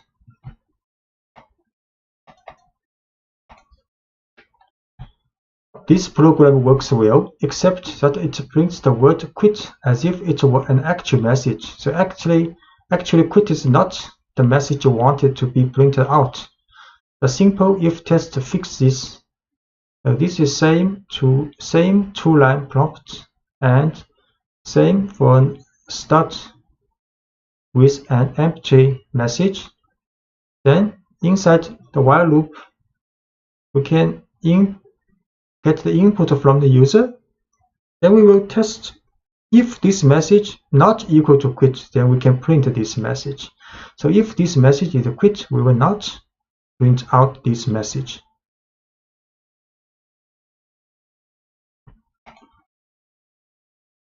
So we can try this. This is the same as before. Then the while loop has been changed with adding an if statement. If the message is not quit, then we print out this message. Then hello. Then hello is printed out. Everyone printed out. But we input a quit, the message not printed out, and while loop also stopped. Using a flag. So in the previous example, we had the program perform certain tasks while a given condition was true. But what about more complicated programs in which many different events could cause the program to stop running? So if many possible events might occur to stop the program, trying to test all these conditions in one while statement becomes complicated and difficult. So for a program that should run only as long as many conditions are true, you can define one variable that determines whether or not the entire program is active. This variable, called a flag, acts as a signal to the program. So we can write our program so they run while the flag is set to true, and stop running while any of several events sets the value of the flag to false. So let's add a flag to the previous program. This flag, which we will call active, so you can call it anything, will monitor whether or not the program should continue running. So we set create to their message, prompt message. Then we create a variable called active is true. Next, we will run a while loop. Start with while active. So while active means if the active's value is true, then while active will be true. If the active's value is not true, so while active will not be true. So the while loop starts with while active. So the message, user will input a message. So if the message equals quit, then we'll set active to false. If the message is not quit, then we will print this message, then run while loop again. Until user input quit, we will set active to false, then while loop will stop. We create this prompt message, then set a flag variable active to true first. Then run a while loop. While active, then user can input a message and Python will check if the message is quit. If quit, then while loop stopped, and active, because active set to false, then the loop will stop.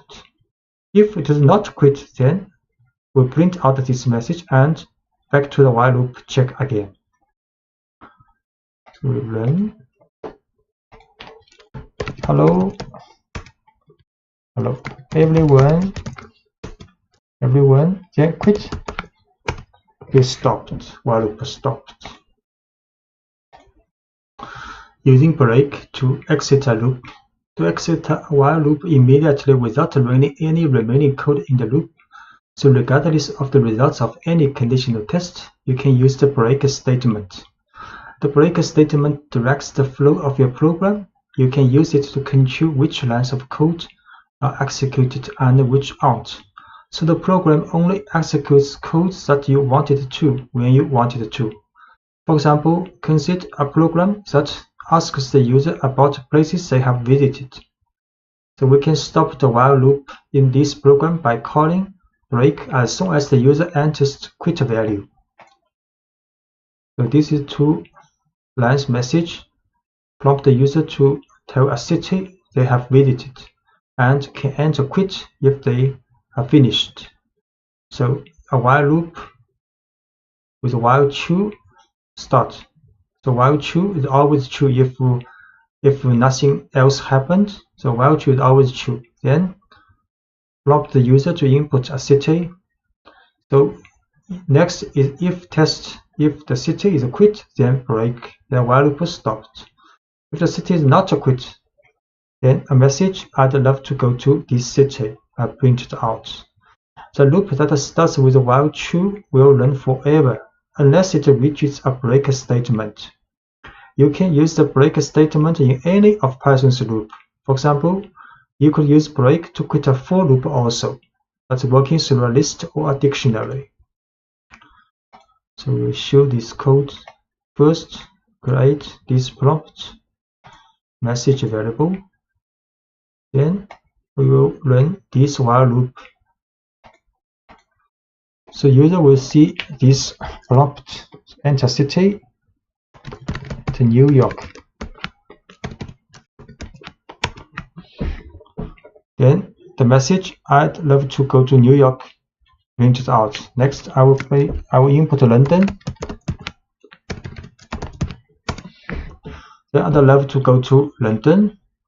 Then here now I have put input quit.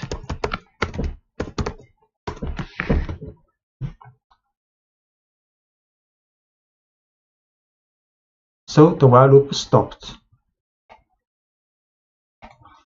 And you can also use continue in a loop. So rather than breaking out of a loop entirely without executing the rest of its code, you can use a continue statement to return to the beginning of the loop based on the result of our conditional test. So for example, consider a loop that counts from 1 to 10 but prints only the odd numbers in that range.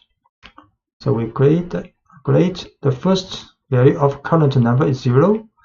Then we run a while loop for the test if current number is less than 10. So at the beginning it is true because 0 less than 10. So run the while loop. Inside the loop, first we add 1 to this number. Then we if test if this number modulo 2 equals 0, which means it is an even number, then it will continue. So continue will go back to the while loop and without running the rest of code in the while loop, but not stop this while loop. Just skip the rest of the code and back to the while loop. So if it is an even number, we do nothing, just back to the while loop. But if it is not even number, it's an odd number, then we print this number and back to the while loop also. So first we set the current number to 0 because it's less than 10. Python enters the while loop. So once inside the loop, we increment the count by 1. So current number is 1. And the if statement then checks the modulo of current number and 2. If the modulo is 0, which means current number is divided by 2, the continue statement tells Python to ignore the rest of the loop and return to the beginning. So if the current number is not divisible by 2, the rest of the loop is executed and Python prints the current number and back to the while loop again. So we will show current number is 0. Then a while loop will print out only odd number. So only odd number 1, 3, 5, 7, 9 are printed out, and the even number not printed out, and the code using continue. So you will not stop the while loop, just skip the rest of the code in this run. To keep track of many users and pieces of information, we will need to use lists and dictionaries with our while loops. A for loop is effective for looping through a list, but you shouldn't modify a list inside a for loop because Python will have trouble keeping track of the items in the list. To modify a list as you work through it, use a while loop. Using while loops with lists and dictionaries allows you to collect, store, and organize lots of inputs to examine and report on later. So we can move items from one list to another. So consider a list of newly registered but unverified users of our website. After we verify these users, how can we move them to a separate list of confirmed users? One way would be to use a while loop to pull users from the list of unconfirmed users as we verify them, and then add them to a separate list of confirmed users. So this is a list of unconfirmed users. Then we create an empty list called confirmed users. The next use a while loop. So while loop, the purpose of this while loop is to move each unconfirmed users to verify and then to confirm the users list. So while unconfirmed users means if unconfirmed users list is not empty, there are users in this list, then we will run the while loop. So we use a pop function to take the last one of this list, last item of this list out, then store in a current user. Then we print a verifying message. Then in confirmed users list, we append this current user. So this process will run until there are no items left in unconfirmed users. Then next, we can write a for loop to print out each confirmed users from this confirm the user's list. So we set unconfirm the user's list first. Then create confirm the user list with empty. So run a while loop to move every unconfirmed user out, verifying them, and put in confirm the user's list. So verifying user, each being done. Then we print following users have been confirmed. Then for loop for the confirmed users list, each item will be printed out.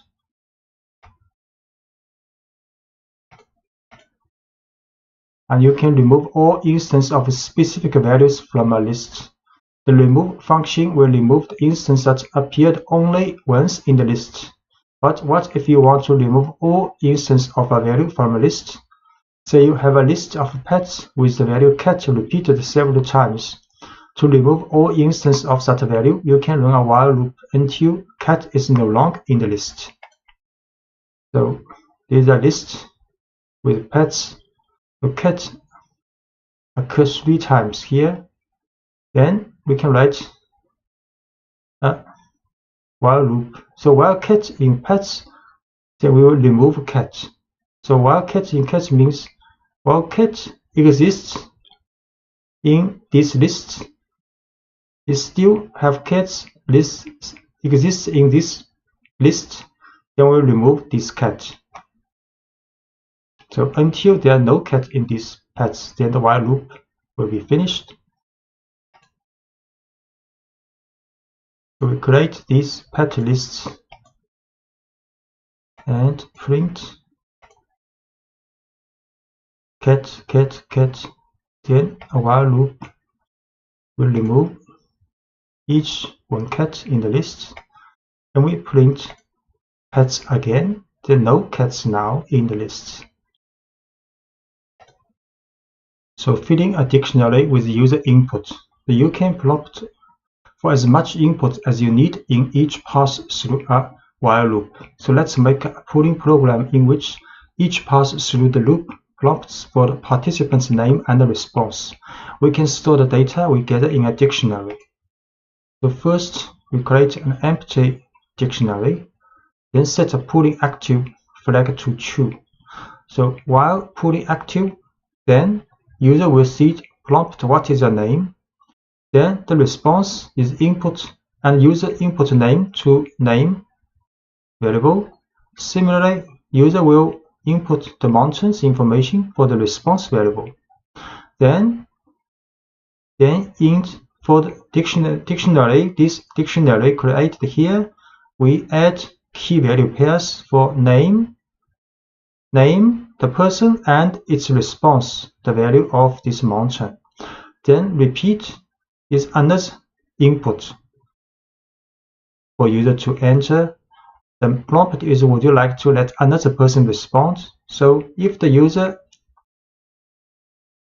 does not enter no, then process will be continue, and the user can go back to the while loop, and the user can input again the name and the information for the response with mountains, then add another key value pairs in dictionary. So this process will until user enter no in the repeat input. If the user enter repeat input with no, then pooling active flag will be false. So back to the while loop, pooling active will not be successful, then the while loop is stopped. So next, then we can print out information from this dictionary with function items and get name response pairs, each name response pairs, and print it out in this message. So we set this empty dictionary first, then while loop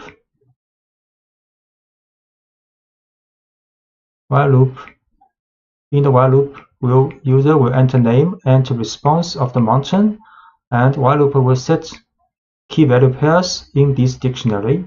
Then user will see Anna's prompt. Would you like to let another person respond? So if the user does not enter no or enter yes or other input, then the while loop will continue on, and user then enter another name and mountain, and so on until user has entered no here. Then the key pooling active flag will be false.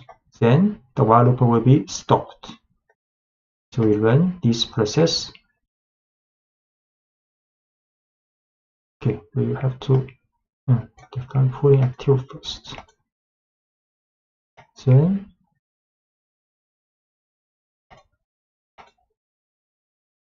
what's your name? Wilson. Himalaya is mountain. Would you like to let another person respond? Yes. What's your name? Shirley. What mountain would you like to climb someday? Kilimanjaro. Would you like to let another person to respond? This time enter no. So the while loop stopped. Then we print out the results. Pulling results, and for name items, a for loop to get out all the key value pairs in this dictionary, and print out all information. Wilson would like to climb Himalaya, and Shirley would like to climb Kilimanjaro. In this lecture, you will learn to write functions, which are named blocks of code that are designed to do one specific job. So when you want to perform a particular task that you have defined in a function, you call the name of the function responsible for it. If you need to perform that task multiple times throughout your program, you don't need to type all the code for the same task again and again. You just call a function dedicated to handling that task, and the call tells Python to run the code inside the function. So we define a simple function. Here's a simple function named greet user that prints a greet message. So we use diff greet user. Then this is the description of this function with triple quotes. Then inside the function, print a message hello. Then we can call this function just write greet user. The keyword diff to inform Python that you are defining a function. Then next name of the function is greet user. Then parentheses are empty here means no more information needed to run this function. And a comment called a docstring enclosed in triple quotes, which describes what the function does. The docstrings are enclosed in triple quotes. Greet users could call the function. So we define a function called greet user, and inside the function print hello message. Then we'll call this function just print greet user and parentheses. The function greet user can not only tell the user hello, but also greet them by name. So for the function to do this, you enter username in the parentheses of the function's definition at the diff greet user. So by adding username here, you allow the function to accept any value of username you specify. So if we want to print message with different username, so we can put a parameter here in the definition of function in the parentheses. So inside the function, print message will take this information of username and print a message. So when we call this function, we have to add a name, for example, Jesse here. So the variable username in the definition of greet user is an example of a parameter, a piece of information the function needs to do its job. And the value Jesse in greet user Jesse is an example of an argument. An argument is a piece of information that is passed from a function call to a function. So when we call the function, we place the value we want the function to work with in parentheses. In this case, the argument Jesse was passed to the function greetUser, and the value was stored in the parameter username. Note that people sometimes speak of arguments and parameters interchangeably. So we create again this function greetUser with the username as a parameter. Then we can print out a message using this username. The function defined. Then we call this function and adding a Jesse here in the parentheses. So the message "Hello Jesse" is printed out.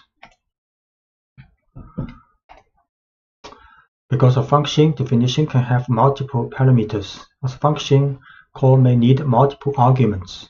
You can pass arguments to your functions in a number of ways. You can use positional arguments, which need to be in the same order the parameters were written, keyword arguments, where each argument consists of a variable name and a value, and the lists and dictionaries of values. So positional arguments. When you call a function, Python must match each argument in the function call with a parameter in the function definition. The simplest way to do this is based on the order of the arguments provided. So values matched up this way are called positional arguments. To see how this works, consider a function that displays information about pets. The function tells us what kind of animal each pet is and the pet's name. We define a function called describePet with two parameters needed to run this function. First is animal type, second is pet name. Then in the function definition, we print a new line, then a message "I have this type, animal's type." Then print another line, this animal type's name is this pet name's title form. So when you call this function, you have to write describePet, then the type first, then name second. Or you can run again, call the dog is the type, then Willy is the name. So we define this function first. Then we call this function. Then I have a hamster. My hamster's name is Harry. We call again with this information input. I have a dog. My dog's name is Willy. So order matters in positional arguments. You can get unexpected results if you mix up the order of the arguments your function call when using positional arguments. So for example, if you call this function but write this order, Harry hamster, so this will print the message "not you want." And a keyword arguments. A keyword argument is a name-value pair that you pass to a function. You directly associate the name and the value within the argument. So when you pass argument to the function, there is no confusion. Keyword arguments free you from having to worry about correctly ordering your arguments in function call. So let's rewrite the pets examples using keyword arguments to call describePets. So we can also call this function. Then in the parentheses we write key value. So you can write any order if you input the key value pairs. And we can also call a pet name, right first, Harry, and animal type second. It's correct. So the order of keyword arguments doesn't matter because we explicitly tell Python which parameter each argument should be matched with. So we call using keyword arguments. So I have a hamster. My hamster's name is Harry. Then call again with this keyword order So I have a hamster, my hamster's name is Harry. The return result is the same. And default values. So when writing a function, you can define a default value for each parameter. If an argument for a parameter is provided in a function call, Python uses the argument value. If not, it uses the parameter's default value. For example, if you notice that most of the calls to describe a pet are being used to describe dogs, so you can set the default value of animal type to dog. Now anyone calling describe pet for a dog can omit that information. We can define this function with pet name, but animal type we set a default value as dog. So when you print, when you call this function, if it is a dog, you can just input the name of this pet. You need not input a dog, but the function definition with the default value have to be put after the argument parameter without default name, without default value. So dog, because the default value for animal type is dog, so we have to put this parameter in the end in the function definition. So when we call this function, we can also write pet name Willy. So in both calling without animal type in the input, so the function will assume that animal type is dog. So we create this function with the default value with dog for the animal type.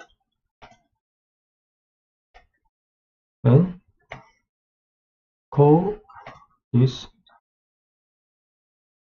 So I have a dog, my dog's name is Willy. So this information is for name. And I call again. I have a dog, my dog's name is Willy. To get the same result.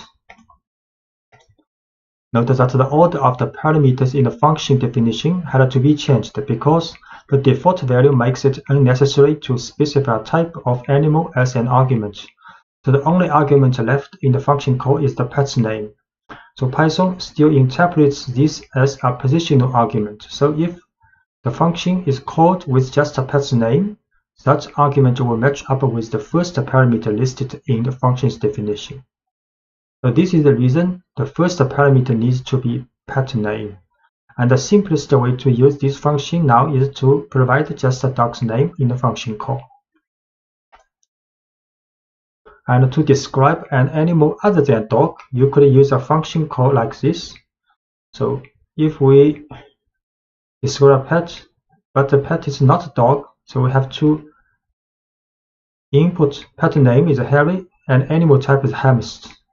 Because the position arguments, keyword arguments, and default values call can be used together, often you will have several equivalent ways to call a function. For example, we will have a dog, the name is Willy, so we can describe a pet, Willy, which we have seen, and describe a pet name is Willy, these two we have run. And if a hamster name is Harry, we can write Harry here, hamster second, because this is in the definition is the second place for the type, but with a default value because the hamster is not dog, so we have to input hamster here. But you can also write pet name is Harry, animal type is hamster. This is very clear. And because we use keyword and value type, so we can also write animal type first, hamster, then pet name Harry second. No problem. This it works correctly. So we will try this equivalent calls. So these two we have run. I have a dog, my name is Willy. Then if I have a hamster named Harry, I can run this first. Then can run this calling. We get the same result. My hamster's name is Harry. And this one also correct. My hamster's name is Harry. Return values. A function doesn't always have to display its output directly. Instead, it can process some data and then return a value or set of values. The value the function returns is called a return value. The return statement takes a value from inside the function and sends it back to the line that called the function. So returning a simple value. Let's look at a function that takes a first and a last name and returns a neatly formatted full name. So this is a function definition. Get formatted names with two parameters, first name and the last name. Then inside the function, a full name variable is created with a concatenation of first name, space, and the last name. Then a return statement return full name's title form. So when we call this function get formatted name with input information for first name and the last name, then the return value of this full name's title form will be saved back to musician. Then next we can print this musician. We create this function and call this function and store return value full name to musician. Then we print out this musician, Jimi Hendrix, exactly same as what we have inputted. So making an argument optional. Sometimes it makes sense to make an argument optional so that people using the function can choose to provide extra information only if they want to. You can use default values to make an argument optional. For example, say we want to expand get formatted name to handle middle names as well. The first attempt to include middle names might look like this. So we need middle name in this function. So normally people may write like this: first name, middle name, last name in as the parameters.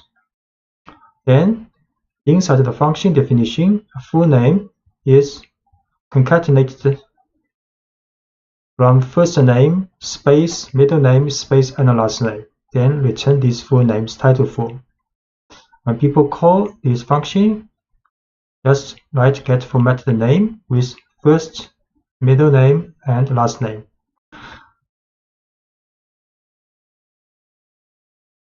So we try this function definition and call this function with first name, middle name, and last name. It's a positional argument. Passing position argument. So then after calling this function, the musician will get the value of this returned value full name. Then we print this musician. So first name John Hooker Lee printed out. This function works when given a first, middle, and a last name. The function takes in all three parts of a name and then builds a string out of them. But middle names aren't always needed, and this function as written would not work if you try to call it with only a first name and a last name. So this function does not work when people have not middle name to input. The better solution would be to make middle name optional. So we can give the middle name argument an empty default value and ignore the argument unless the user provides a value. So this is a better solution for definition of this function. So inside the parenthesis position, we write first name, last name, then middle name at the last with a default value of empty string. Then inside the function, we use if-else test. So if middle name means if the middle name is not empty, which means if user inputs some middle name, then the full name is the concatenation of these three names together. Else means if user did not input the middle name, so full name is only first name concatenated with the last name. Then in the end, function will return full name, the title form. So when we call this function, no matter whether the people has middle name or not middle name, this function works. So in this case, we call this function with only first name and last name. Then in this case, we can call function with first name, last name, and middle name. Just note middle name have to be put in the last place, because in the definition, first name, last name, and middle name. We create this function first with middle name as default, has a default empty string. Then we call this function with only first name and the last name. Then we print so only first name, last name. And we call this function with first, last, and middle name input. Then print this musician. Now three name, first name, middle name, and last name. A function can return any kind of value you need it to, including more complicated data structures like lists and dictionaries. For example, the following function takes in parts of a name and returns a dictionary representing a person. We define a function called buildPerson. Information in parameters are first name, last name. So the person is a dictionary created in the function. And for this dictionary, there are two key value pairs. First is the first value is the first name from the parsing of this first name, and key last, the value is last name passed from these positions parameter. So then function return person, this dictionary, when you call this function. So next we call this function buildPerson, then with information for first name, last name passing. We create this function with a return a dictionary of a person. Then we call this function and with passing first name and the last name, and stored back to the musician. So the musician is a dictionary because this function returns a dictionary. So we print out this musician is a dictionary with first two key value pairs. Key first value is Jimmy, last is key, the value is Hendrix. And you can easily extend this function to accept optional values like a middle name, an age, an occupation, or any other information you want to store about a person. For example, the following change allows you to store a person's age as well. So we define a function called buildPerson, but this time we add another parameter called age with default value is empty string in addition to first name and the last name. So inside the function, we create a dictionary called person with two key value pairs, first and the last first. Then we run a if test if age. So if age means if user input age when calling this function, then we create another key value pair for this person's dictionary. Then key is age and the value is the age user input. Then in the end we return this person dictionary. So when you call this function, you input Jamie, Henrik's first name, last name, then you add a key value pair like age equals 27. Then the musician will be a dictionary include information with a key value pair for first name, last name, and age. We define this function with age as a default empty string value in addition to first name and the last name, and return this person if age is input with a value, then the person has key value pair for age also. And we call this function, and the return person's dictionary will be stored in the musician with input Jamie, Hendrix, and age 27. Then we print out this musician. So now musician is a dictionary with 3 key value pairs: first name, last name, and age. Using a function with a while loop, you can use functions with all the Python structures you have learned about so far. For example, let's use the getFormatTheName function with a while loop to greet users more formally. It is the first attempt at greeting people using their first and last names. So you can define a function with 2 parameters, first name, last name. Then inside the function, create variable called full name with the concatenation of first name, space, and last name. Then return these full names title form. Then we write a while loop. So while true, it will be always true if nothing happens. So in the while loop, print message for the user to input a name, and if user input a Q, then it will be quit. Then the while loop will stop. Then next, create 2 variable called fName, get the information of the first name, and lName get information of last name user input. Then format the name. Calling this getFormatTheName function and store the return value of full name to format the name, then print message including this format name. In the previous example, we use a simple version of getFormatTheName that doesn't involve middle name, and the while loop asks the user to enter their name, and we prompt for their first and last name separately. But there is one problem with this while loop. We haven't defined a quit condition, and the while loop will be run infinitely.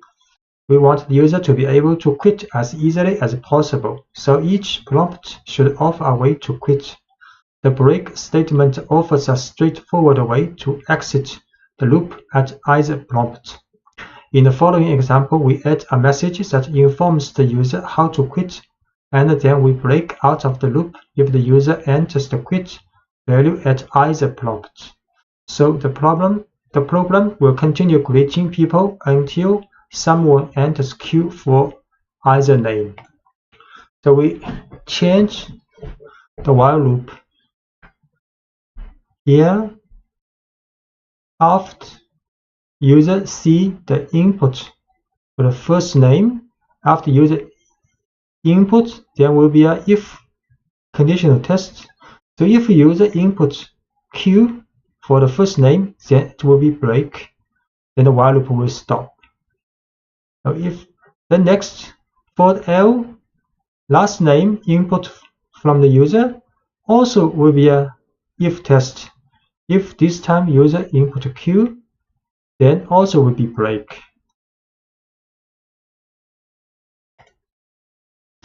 We try to use this.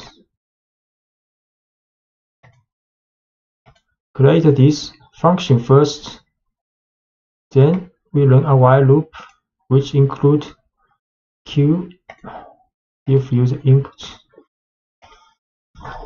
So first name Wilson, last name Shirley, then hello Wilson Shelley, then first name James, last name Wilson, then print it out. Then we input Q and the while loop stopped. Passing a list to function. You will often find it useful to pass a list to a function, whether it is a list of names, numbers, or more complex objects, such as dictionaries. When you pass a list to a function, the function gets direct access to the contents of the list. Say we have a list of users and want to print a greeting to each. The following example sends a list of names to a function called greetUsers, which greets each person in the list individually. So we define a function called greetUser with parameter called names, and the names is a list. So inside the function, there's a for loop for name in names. So get each element of this names list, then set it to variable name. Next, we create a message with the concatenation of hello and the names title for, then print this message. So when we call this function, we create a user names with 3 names in this list, then call this function greetUsers with passing this user names list. We define this function first, then create a list called user names, and call this function with passing this list. Then greeting message for each person in the list has been printed out. Hello Hannah, hello Chai, hello Margot. Modifying a list in a function. When you pass a list to a function, the function can modify the list. So any changes made to the list inside the function's body are permanent. Consider a company that creates 3D printed models of designs that the users submit. So designs that need to be printed are stored in a list, and after being printed, they are moved to a separate list. The following code does this without using function. So if we do not use a function, we will use the following codes. So we create a list called unprinted designs with 3 elements, then create a completed models with empty list first. Then we write a while loop. So while unprinted designs, if there's any element left in unprinted designs, then we pop out this element, the last element in this list, then set to current design. Then we print a message. So printing model, printing this current design now. Then we append this current design to this completed models list we created here. So when the while loop runs until unprinted design is empty, because we pop it out empty. So then the while loop are finished and all items have been moved from the unprinted design to the completed models. So next we can print out this information for each completed model in the completed models list.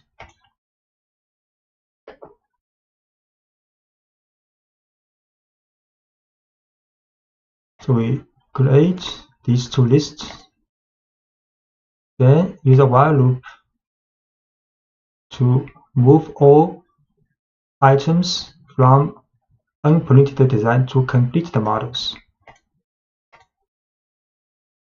So printing models, each element has been printed. Then we print a message. Following have been completed. Then a for loop in this completed models list. Print each model. Each model has been completed. So we can recognize this code by writing 2 functions, each of which does one specific job. The first function will handle printing the designs, and the second will summarize the prints that have been made. So we define the function print models with two parameters, a list of designs that need to be printed and a list of completed models. So given these two lists, the function simulates printing each design by printing the list of unprinted designs and filling up the list of completed models. Then define a function called showCompleteModels with one parameter, the list of completed models. So given this list, showCompleteModels function will display the name of each model that was printed. So this is the code. So we first define a function called printModels. So there are two parameters, unprinted designs and completed models. Both are lists. So then inside the function is a while loop, very similar to the while loop we see in the previous pages. Then the current design is the pop value from the unprinted designs if unprinted design is not empty. Then we print a message, we print this current design now. Then we append this current design to the completed models list. The next, another function called showCompleteModels with one list as parameter, completed models. So we print a message, then for completed models, each completed model in completed models list will print this model. So when we call this function, we first define two lists. One is unprinted designs with 3 elements. One is completed models with empty value, initial empty value. Then we call printModels function with unprinted design and completed models as input to the parameter. Then we call showCompleteModels with completed models as input. So we run first define these two functions called printModels and showCompleteModels.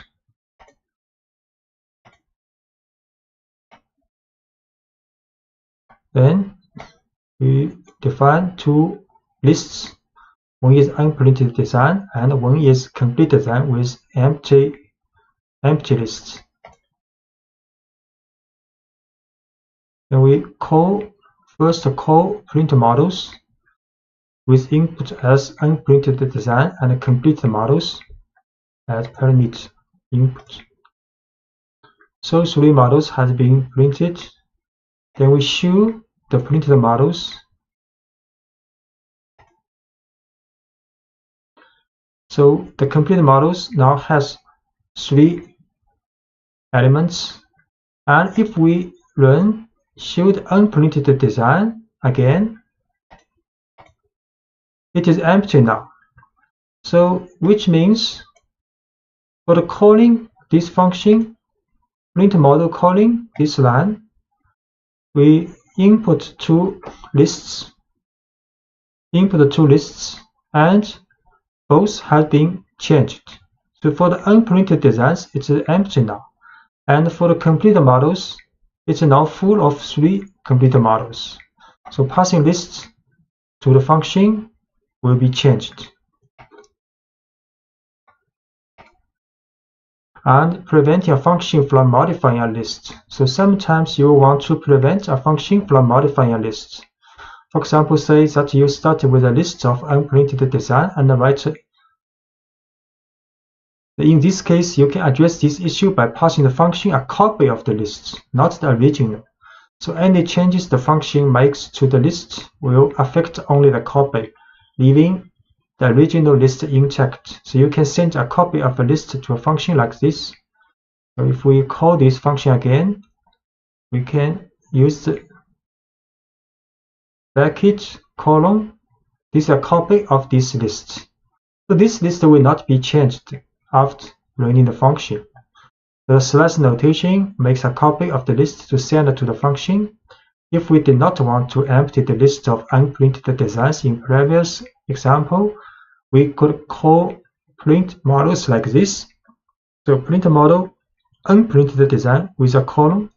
So this list will not be empty after we have called the model. We try this. So these two lines are the same as before. We create two lists. One is unprinted design and one is empty design. Empty for the complete models at first. Then we call this function called print model with unprinted designs, but we use a colon here. So unprinted designs, this list, original list will not be affected. But completed models, this list will be affected, will be filled with each element from unprinted designs. So we call, then we call again for the show complete models. So the complete models has 3 elements now, and we run unprinted design still has 3 elements.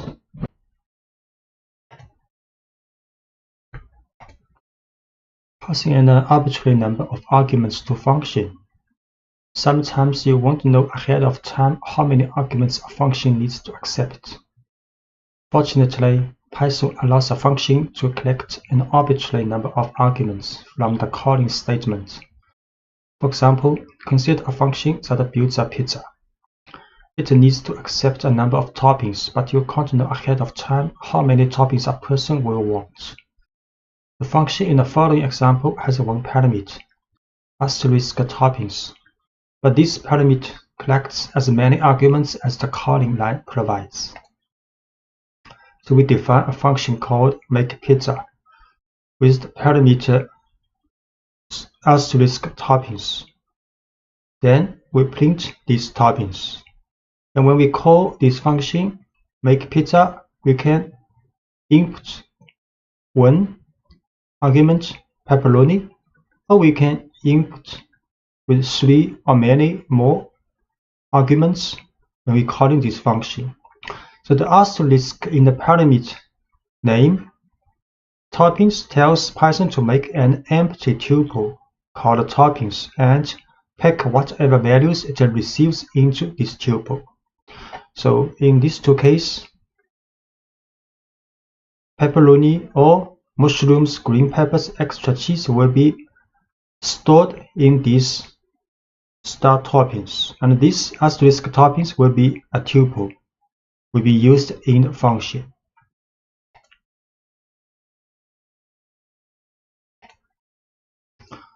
We make function called makePizza with asterisk toppings as the parameter.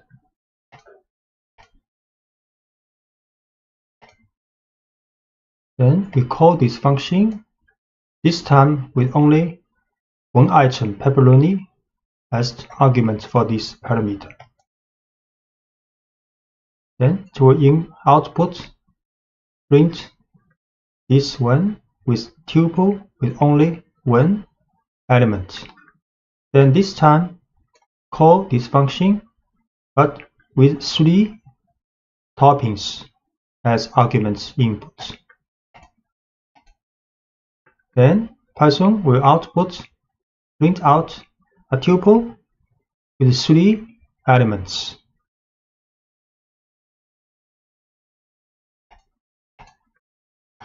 Now you can replace the print statement with a loop that runs through the list of toppings and describes the pizza being ordered. We can make some change for this function. Then we can print a statement and then a loop for each topping inside this toppings list. So this tuple is also a list. Then print out each topping.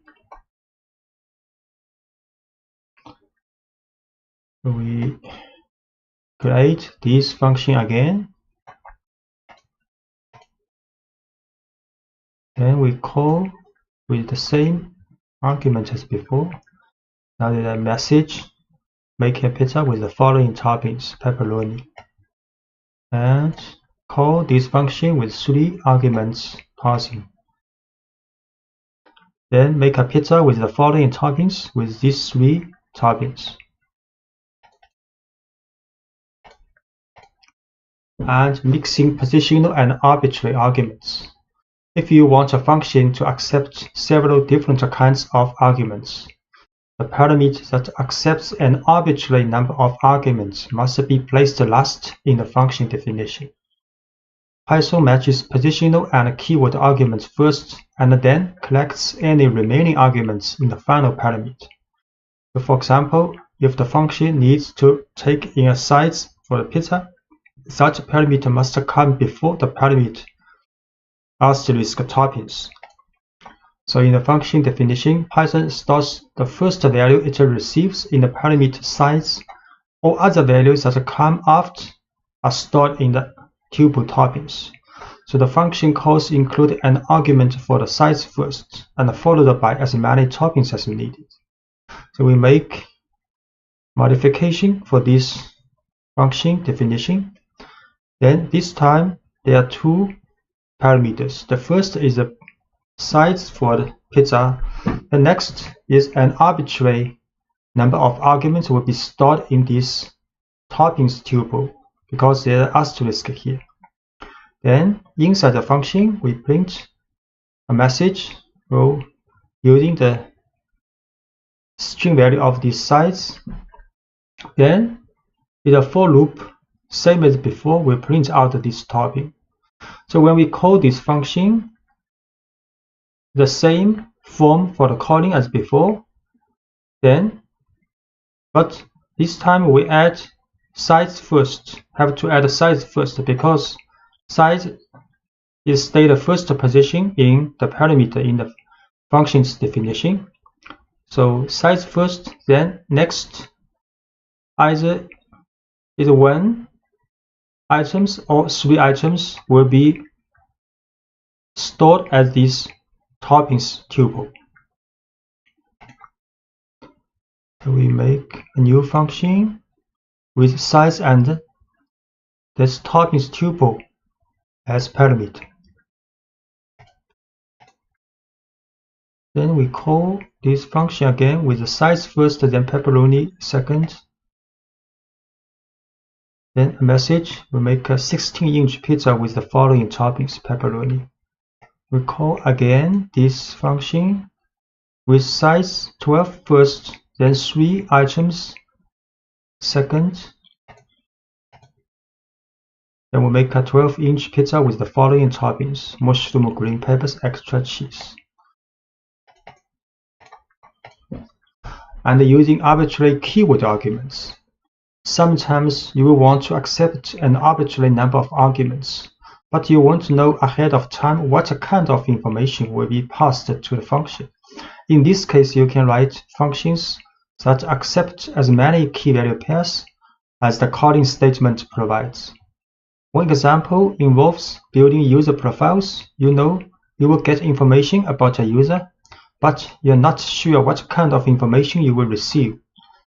The function build profile in the following example always takes in a first and a last name, but it accepts an arbitrary number of keyword arguments as well.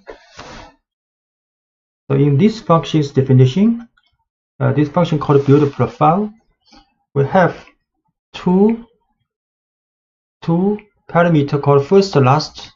This is like a normal parameter. Then is a double asterisk user info. So this will be stored as a dictionary in the function's definition.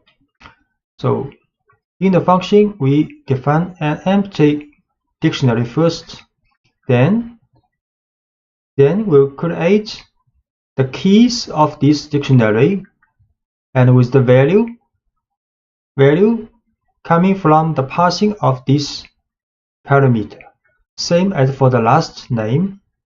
Then next we write a for loop for this dictionary's items.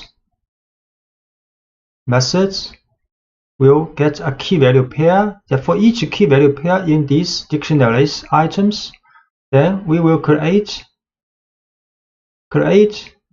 new key and value pairs and use this information from this user's info. So this user's info is a tuple or is a dictionary when we call this function, and the extra information after first and the last, these two values will be stored in this dictionary.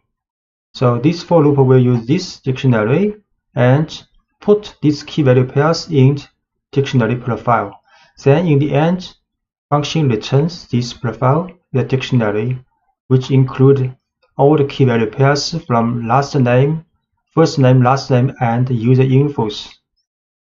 So when we call this function, we will add first, last name's value first.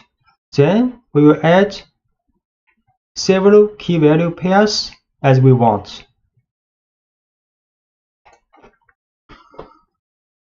So we create this function with first, last, then a dictionary as parameter. We call this function with Albert Einstein as first and last name, then location as Princeton, field is physics as two extra key value pairs. Then we print this user file. So the print result will be a dictionary with 4 key value pairs. So first name Albert, last name Einstein, and location Princeton, and field physics. Once you have created a function or a dozen functions, you can go a step further by storing your functions in a separate file called a module, saved into same directory as your current source file, and then importing that module into your main program. An import statement tells Python to make the code in your module available in the currently running program file. So storing your functions in a separate file allows you to hide the details of your program's code and focus on its higher level logic. It also allows you to reuse functions in many different programs. So when you store your functions in separate files, you can share those files with other programs without having to share your entire program. There are several ways to import a module. So importing an entire module. To start importing functions, we first need to create a module. A module is a file ending in .py that contains the code you want to import into your program. So let's make a module file called pizza.py that contains the function make pizza. So this function is written in the file pizza.py in the working directory. So this function is same as the function we made in the previous lectures, with size and these tuple toppings as input parameter. Then print a message with the size of this pizza and print out each topping.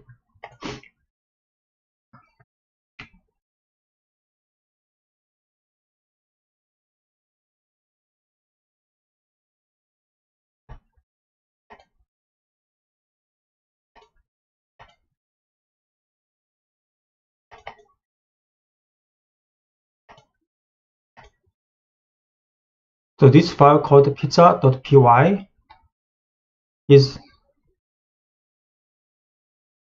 a module file stored in the working directory, and their own function in this file called make pizza. Then first we set the working directory.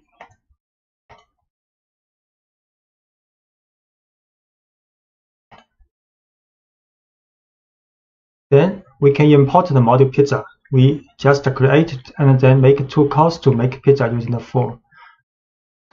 So we can first import this module called import pizza. Pizza is a file pizza.py, but we have need not add extension here, just import pizza. Then we can call this function make pizza using pizza.makepizza. Then is the argument for the input. Similarly, we can use pizza.makePizza and input with size, then more than 1 toppings for the pizza. So when Python reads this file, the line import pizza tells Python to open the file pizza.py and copy all the functions from it into this program. To call a function from an imported module, enter the name of the module you imported, pizza, followed by the name of the function makePizza, and separated by a dot. This code produces the same output as in the previous lecture, that without storing function into a module. So we import pizza first. Then we can use makePizza.pizza with argument parsing. So output making a 16-inch pizza with the following toppings: pepperoni. Similarly, we can call this pizza with 3 toppings and 1 size. So that's correct.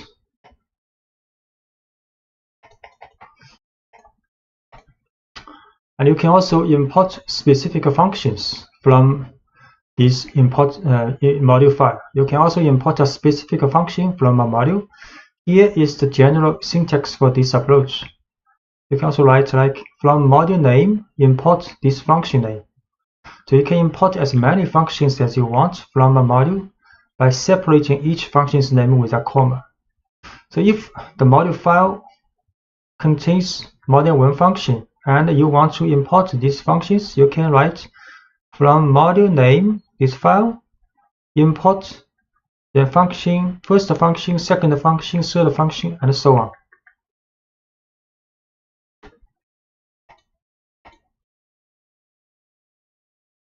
So the makePizza example would look like this if we want to import just the function we are going to use. So we can write from pizza import makePizza. Then when we call this function, we just use makePizza with the argument makePizza with this argument. So with this syntax, we don't need to use the dot notation when you call a function, because we have explicitly imported the function makePizza in the import statement. So we can call it by name when we use the function. So this time we just import this makePizza function from this file. Then we can call this function, just use makePizza. Call this function with 3 toppings.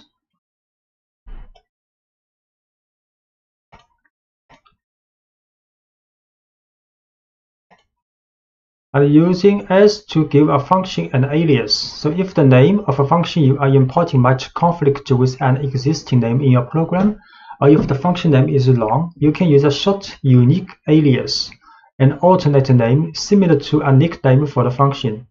You will give the function this special nickname when you import the function. The general syntax for providing an alias is like, so from module name, import function name is an alias. So here we give the function makePizza an alias MP. So by importing makePizza as MP, so the s keyword renames a function using the alias you provide. So you can write from pizza import makePizza as MP. Then we can call this function using MP now with the parameter parsing. MP now with the parameter parsing. We can from pizza import makePizza as MP. Then we can use MP16 pepperoni to call this function. You can make a call with MP12 mushroom, green peppers, extra cheese. So the output of this calling is the same. We use s to give a module an alias. You can also provide an alias for a module name. The general syntax for this approach is import module name as an alias. So giving a module a short alias, like p for pizza, allows you to call the module's functions more quickly. So calling p.makePizza is more concise than calling pizza.makePizza.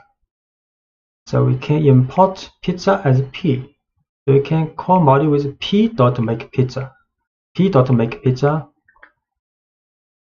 So we can import the module as p.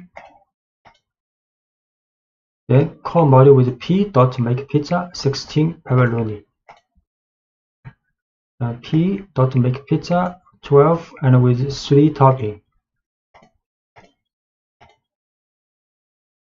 So the result is the same in the printing. And you can also import all functions in a module. You can tell Python to import every function in a module by using the asterisk operator. So we can write from pizza import this asterisk, means all the function. Next, we can also use makePizza with the parsing.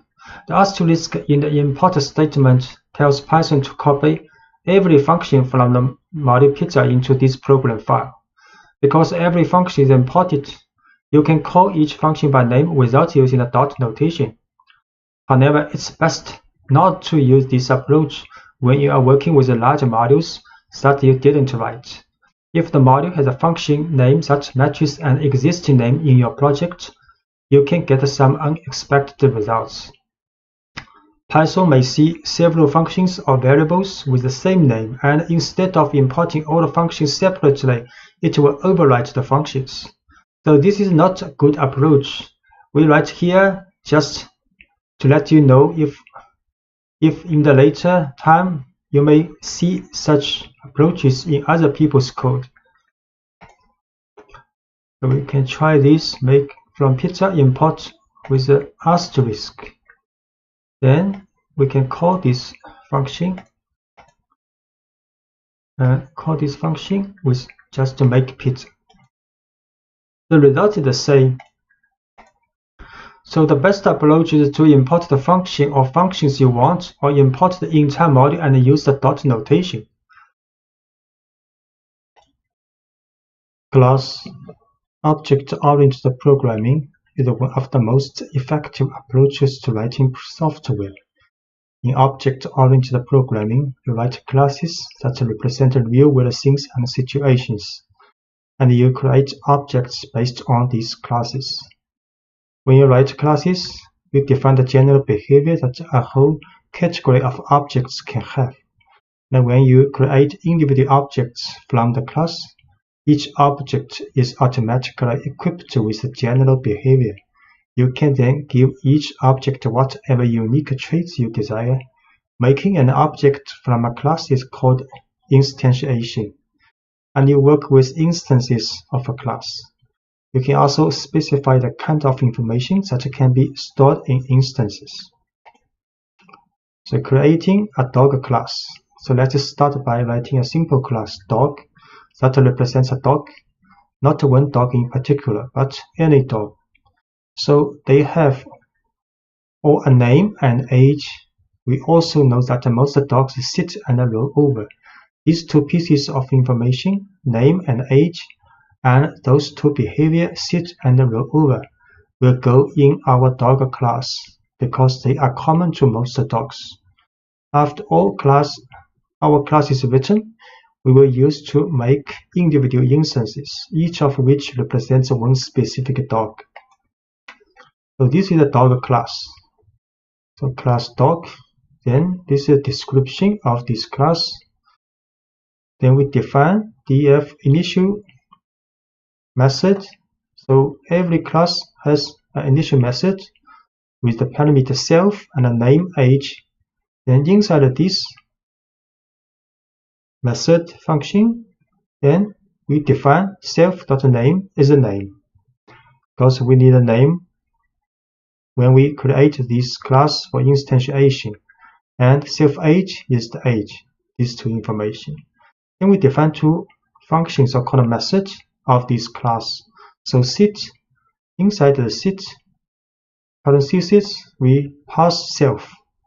So this means all the dog will have this sit method, same as roll over. Then inside these two function method, then we print the name of this dog and is not setting a message. And similarly, for rollover, we print this dog is rollover. So by convention, capitalize the name referred to classes in Python. The parentheses in the class definition are empty because we are creating this class from scratch. So the initial message, a function that's part of a class, is a message, and everything you learned about the functions applies to methods as well. The initial method is a special method. The Python runs automatically whenever we create a new instance based on the dog class. Now, this method has 2 leading underscores and 2 trailing underscores. But there are 2 underscores here and 2 underscores. We define the initial method to have 3 parameters: self, name, and age. The self parameter is required in the method definition, and it must come first before the other parameters. And it must be included in the definition because when Python calls the initial method later to create an instance of dog, the method call will automatically pass the self argument. And every method call associated with a class automatically passes itself, which is a reference to the instance itself. It gives the individual instance access to the attributes and the methods in the class. So when we make an instance of dog, Python will call the initial method from the dog class, and we will pass dog a name and an age as arguments. The self is passed automatically, so we don't need to pass it. Whenever we want to make an instance from the dog class, we will provide the values for only the last 2 parameters, name and age. And the 2 variables defined each have the prefix self. So any variable prefixed with self is available to every method in the class. And we will be able to access these variables through any instance created from the class. So self name equals name takes the value stored in the parameter name and stores it in the variable name, which is then attached to the instance being created. The variables that are accessible through an instance like this are called attributes. And the dog class has 2 other methods, defined sit and rollover, because these methods don't need additional information like a name or age. We just define them to have 1 parameter self. They all be able to sit and roll over. For now, sit and rollover don't do much. They simply print a message saying the dog is sitting or rolling over. So we create a class now.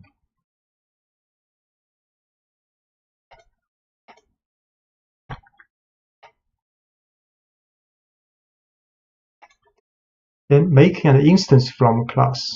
The class dog is a set of instructions that tells Python how to make individual instances representing specific dogs. So let's make an instance representing a specific dog. So we can create a specific dog, use dog equals, then this dog is the class name, and inside parentheses is the name and age, 2 parameters needed when we define initial function in the class definition. So we tell Python to create a dog whose name is Willy and whose age is 6. When Python reads this line, it calls the initial method in dog with the arguments Willy and 6. The initial method creates an instance representing this particular dog and sets the name and age attributes with the values we provided. The instance is stored in variable myDog. We create an instance myDog with Willy and 6 age old. And we can create another dog called your dog, named is Lucy and 3 years old. Then we can access attributes. To access the attributes of an instance, you use dot notation. So we can get the name and age of my dog using myDog.name and myDog.age. For example, we can print a message using my dog's dot names title4 and print a message of my dog's dot 8 years old. Can print a message.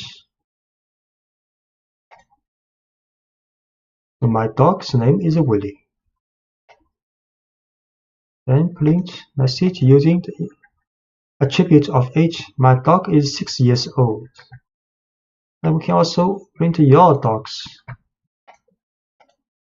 Your dog's name is Lucy.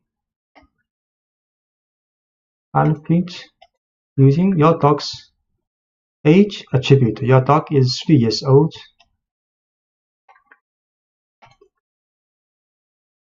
And we can also call methods. Methods actually is the function. So we can also use dot notation to call my methods defined in dog.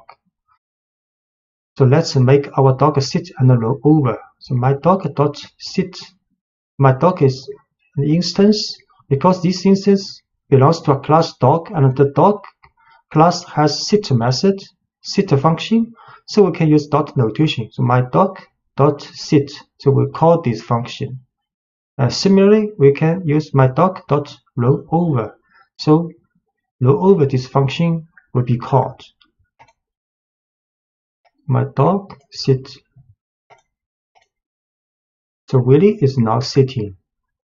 My dog dot roll over. So Willie is now rolling over. And your dog can also sit. Lucy is now sitting. Of course, your dog can also roll over.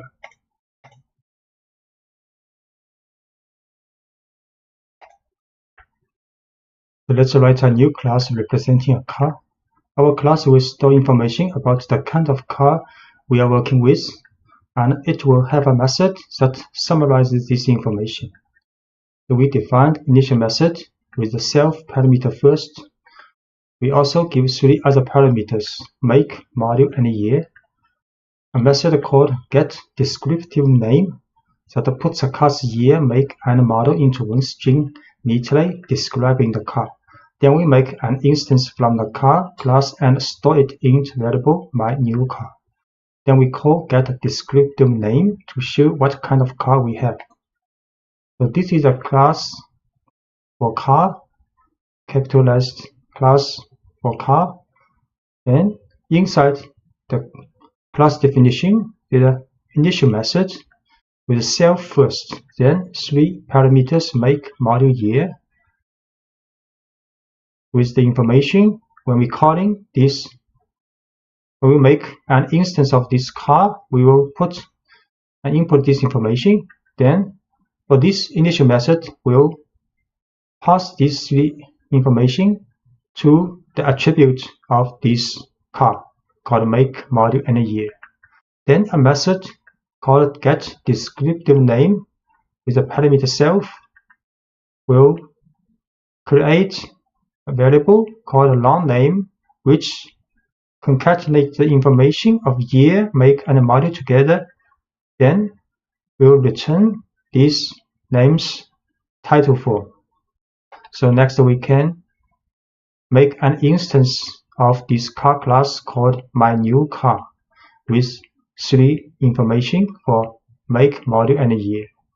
And we can also call this method getDescriptiveName for myNewCar. So we see create this class.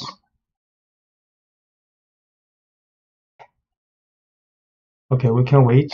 There are lots of other methods.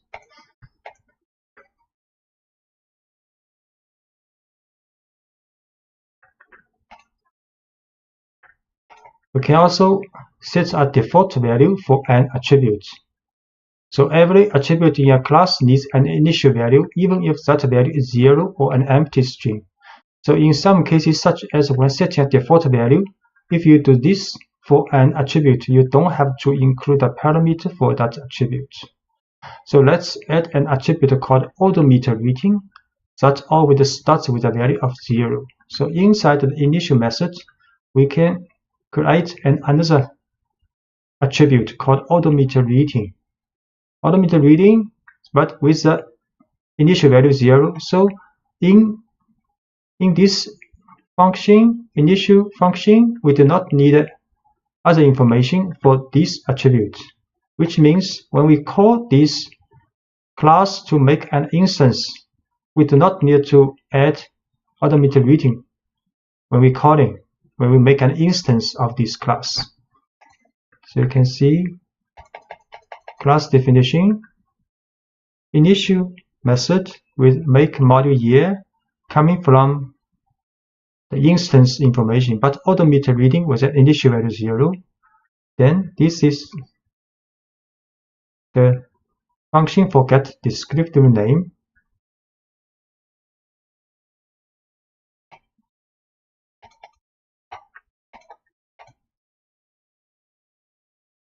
Then we will also add a method called read automate that help us read each class automate. So read automate function with self as parameter will print this class automated reading attribute in the message. So when we have this instance called myNewCar, we can use this method with dot notation myNewCar.read automate. So calling method read automate will read a class current image. So we can this function define read automate self, then we print out this class automated reading attribute in the message. And we can also modify attribute values. You can change an attribute's values in 3 ways. You can change the value directly through an instance, set the value through a method, or increment the value, add a certain amount to it through a method. So modifying an attribute's value directly, the simplest way to modify the value of an attribute is to access the attribute directly through the dot notation of an instance. So here we set an automated reading to 23. Because the automated reading's initial value for each car is 0, so now we can modify this reading use this way. We can use myNewCar.automated reading is 23. So next we use myNewCar.read automator will get this new value. We will try this.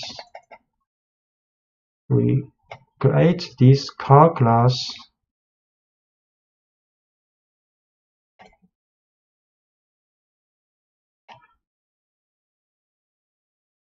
Then create an instance of this car with Audi A4 and 2016 year. Then we can print descriptive names information. This method is dot notation. The dot notation for this class information. Then we can read automate. So initial value is 0, so this car has 0 miles on it. And we can also make automated reading, modify the automated reading directly using dot notation. So we can read automated reading again now. So this car has 23,500 miles now.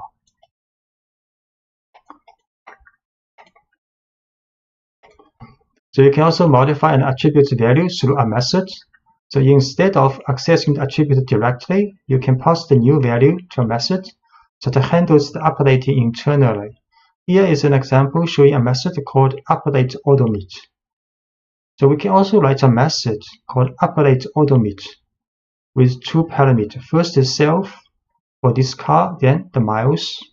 So next, int function definition of update automate. Can write self.automated reading. Self is this car, dot automated reading is this attribute, then equals the miles we passing for this function with the new value. So next, when we make an instance called myUsedCar, post car, put in 3 information, make module year, then we can update this automated reading to a new value. Use the dot notation of my used car dot update odometer with new value. Then we can read odometer again. So we create an instance of this car, Subaru Outback 2013. So then print the get information name of this car dot notation. So the information is printed out 2013 Subaru Outback. Next, we can update the odometer reading of this car to 23,500. Use this method. Then we can read odometer reading. So this car has 23,500 miles on it.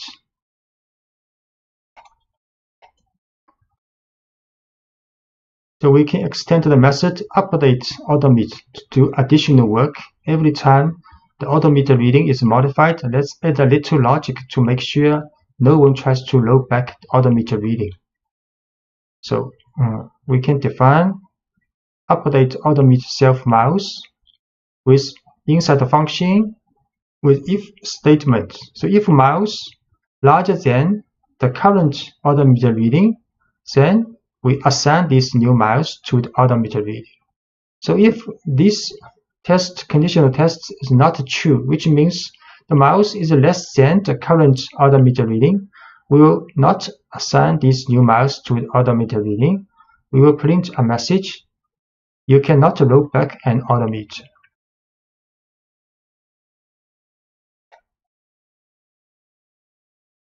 So this is the function for update odometer reading in the class definition.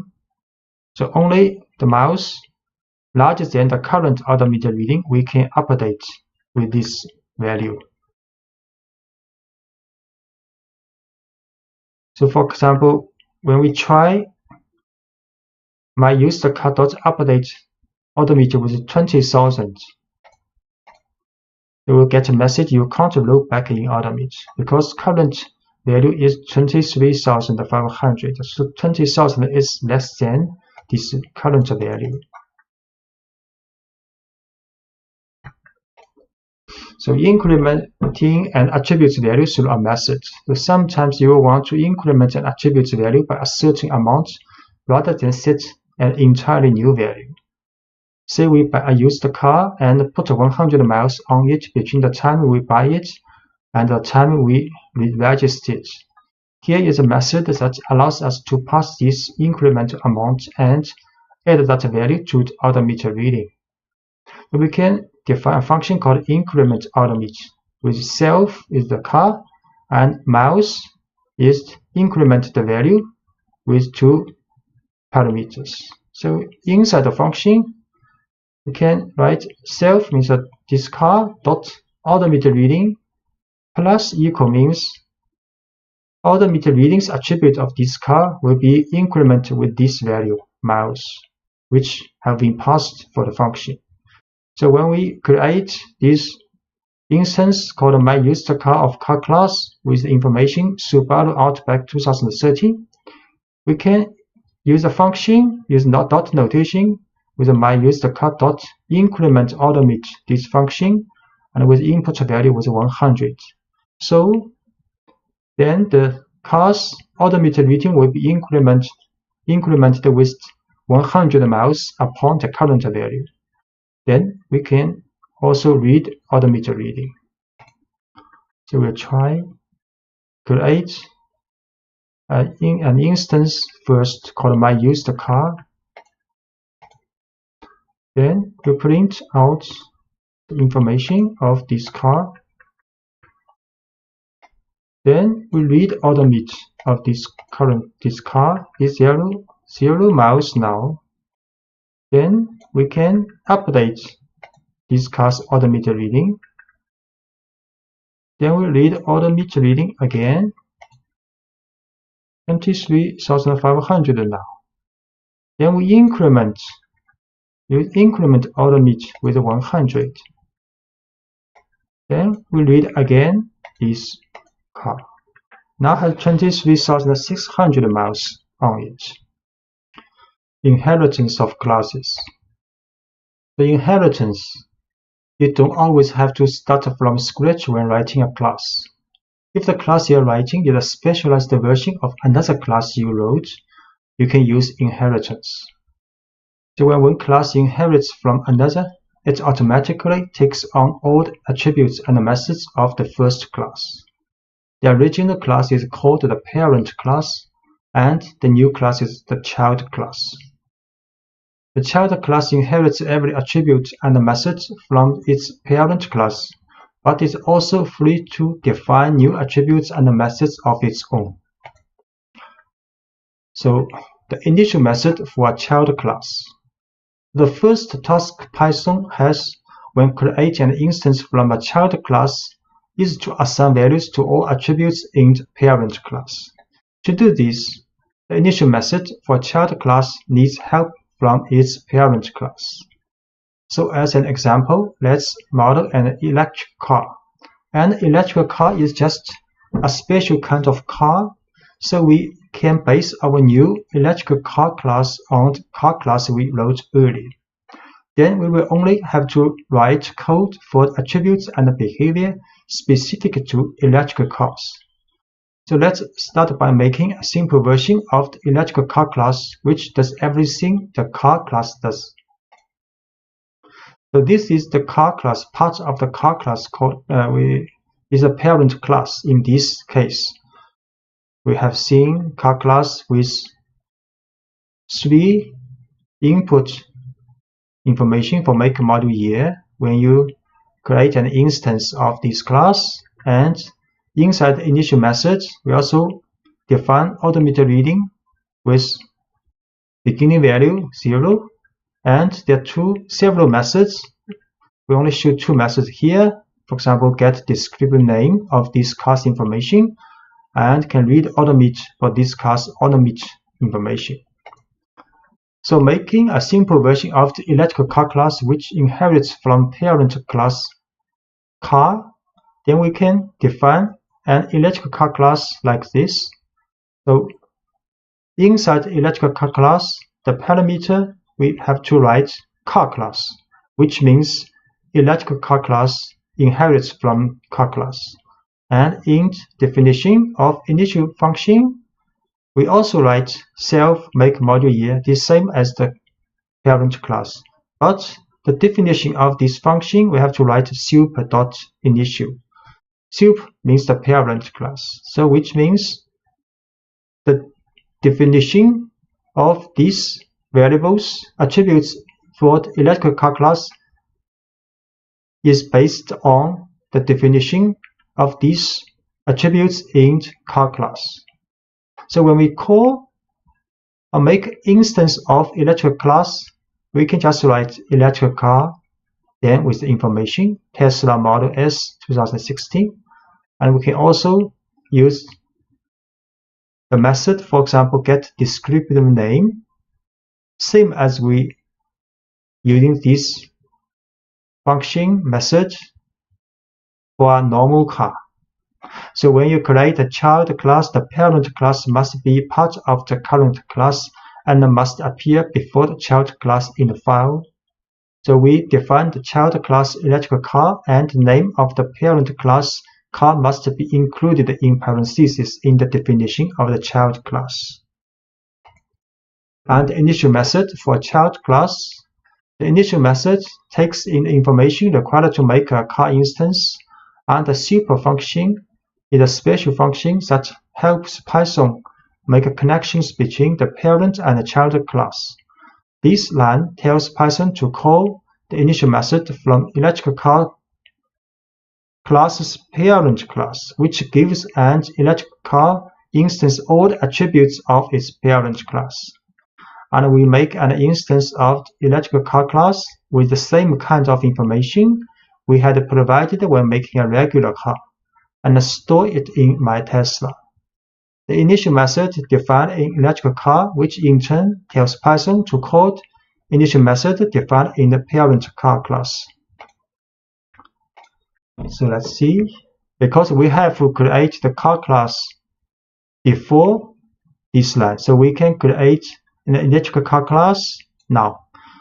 So electrical car, and in the parentheses is a car class. So this means electrical car class is inherited from car class. Okay, so initial method self module make year, and super have to write a super dot initial make module year.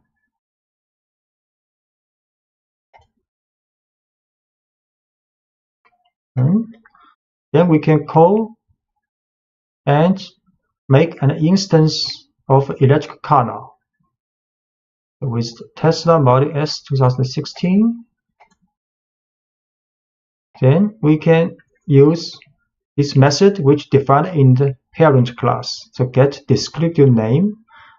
Although we do not need to create this function in electric car class definition because we inherit from car class, and the car class has this method defined in car class definition. So we can use this. The information is 2016 Tesla Model S. Working with attributes and methods for the child class.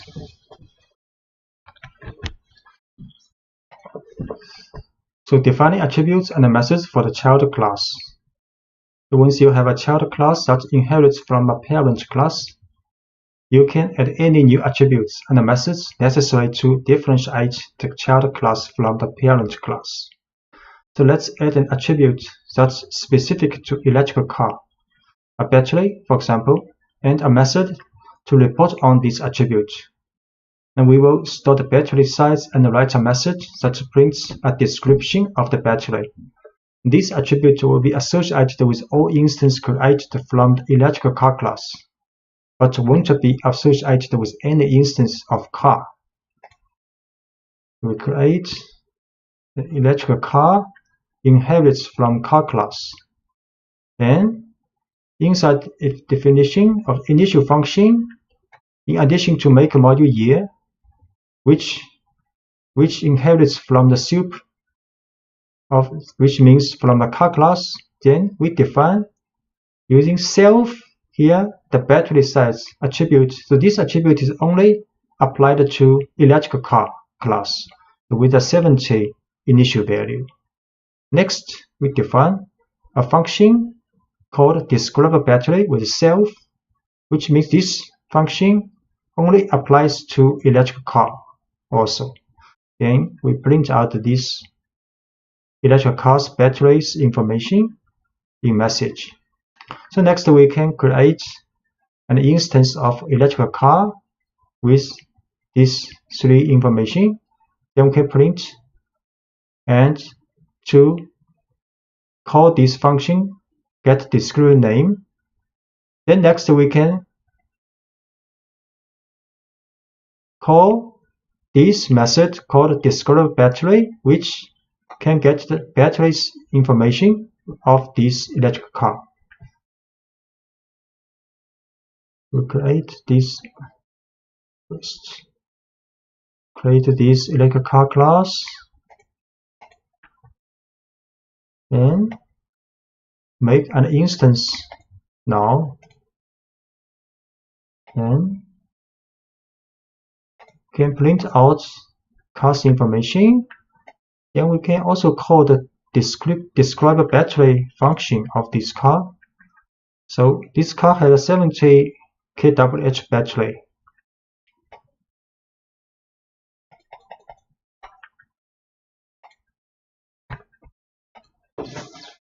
So overriding methods from the parent class. So you can override any method from the parent class that doesn't fit what you are trying to model with the child class. To do this, you can define a method in the child class with the same name as the method you want to override in the parent class. So Python will disregard the parent class method and only pay attention to the method you define in the child class. Say the class car, the parent class, the method called fuel gas tank. And this method is meaningless for an all-electric vehicle, so you might want to override this method. So here is one way to do that.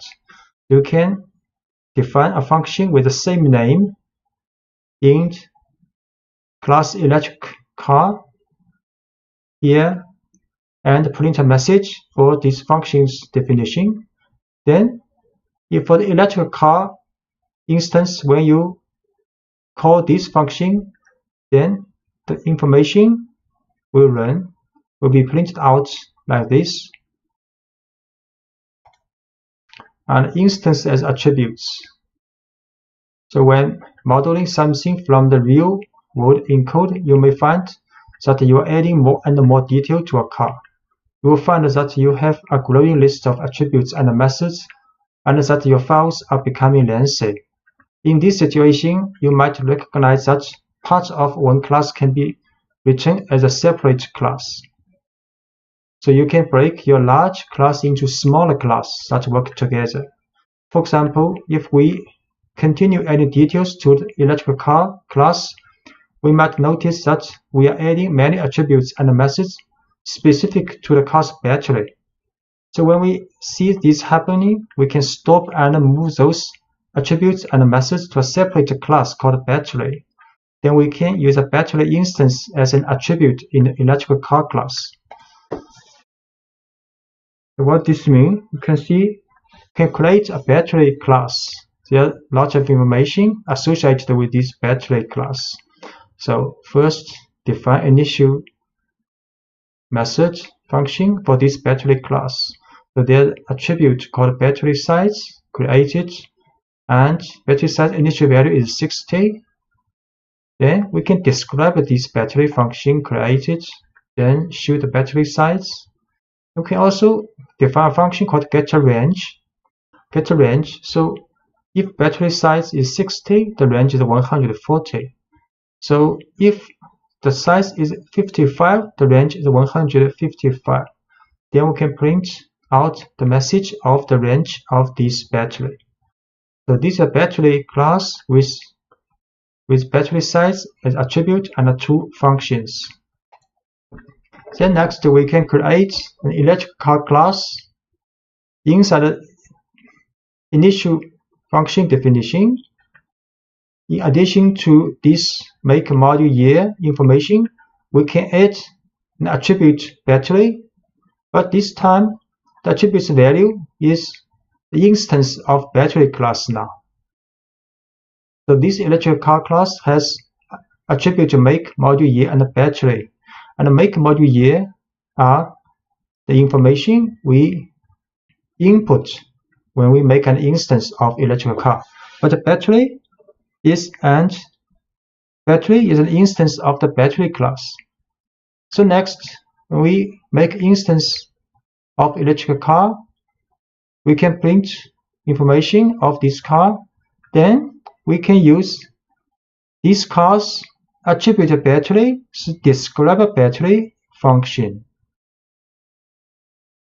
We can also call this car's battery's attributes getRange function. These two functions defined in class battery in the previous page. So in the electric car class, we now add an attribute called battery.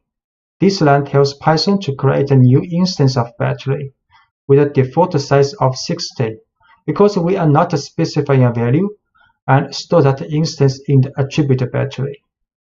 This will happen every time the initial method is called, and the electric car instance will now have a battery instance created automatically. Then we create an electric car and store it in the variable myTesla. But when we want to describe the battery, we need to work with the car's battery attribute and methods.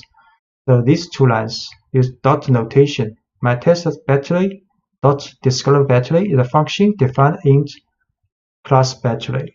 Similarly, myTesla.battery dot getRange, this function defined in class battery. So we show this, create a class called battery.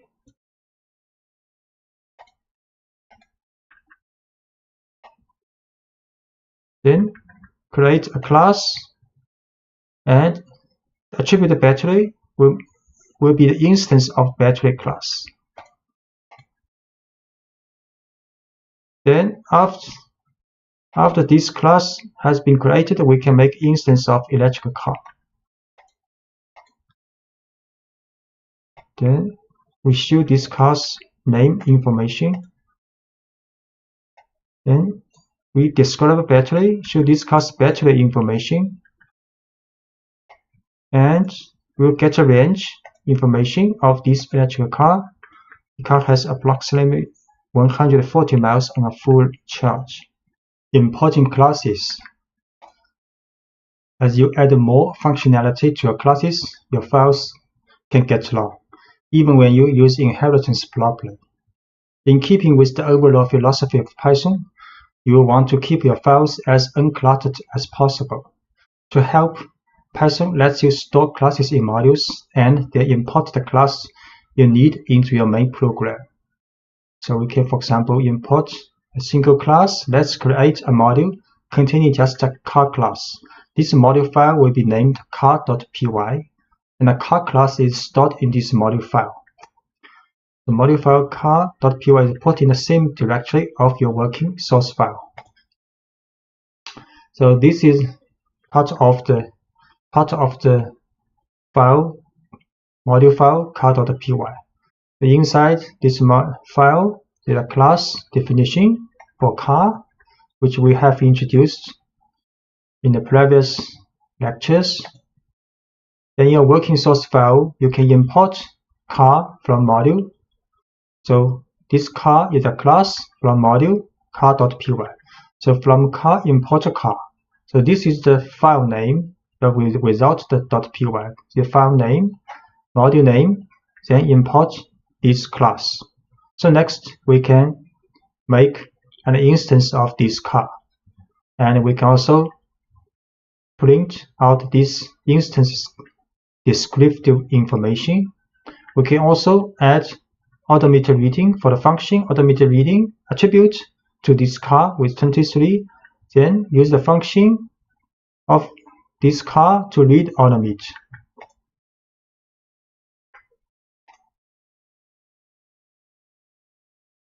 So we first set a working directory because this file called car.py stored in this working directory.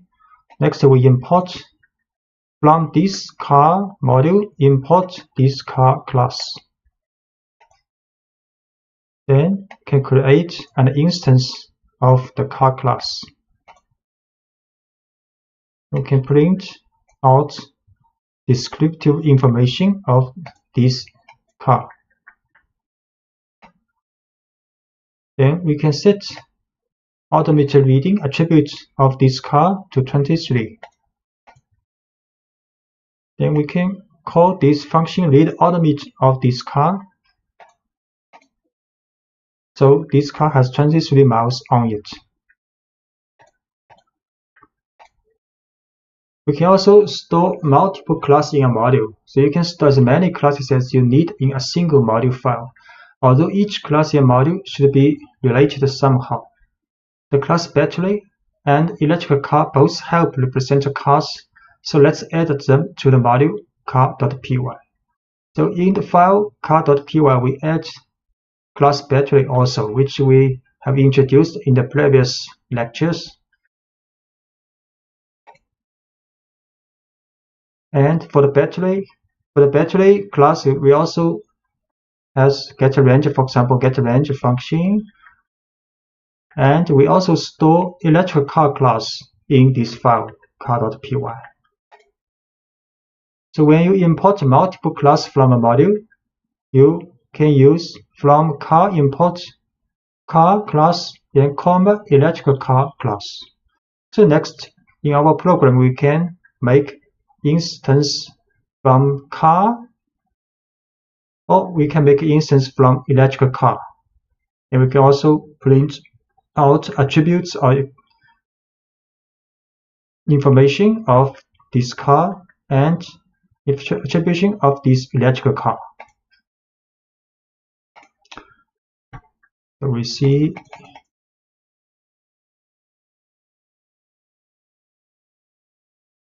can import electric car from this car module.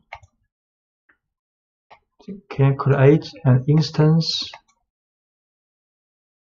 and print out descriptive information of this electric car, and we can print out descriptive battery of this electric car. We can also run this, call this function getRange of the battery attribute of this car. So import multiple class from this module.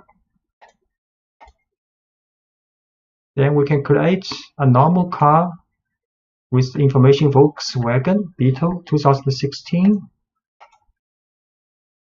Then print out descriptive information of this car. Then we can create an electric car instance called My Tesla. We can print out name information, model information of this car. So we can also import an entire module. So you can import a car. This is a car's file name, module name. So import a car. Next, when we create instance of car class, we have to write car dot this car class.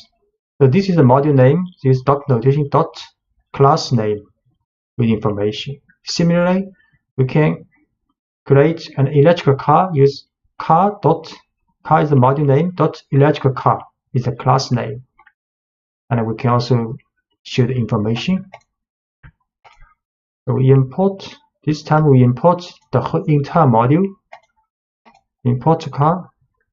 Then we can create a normal car instance. Use the car dot car class, and we can print out the descriptive name information of this car.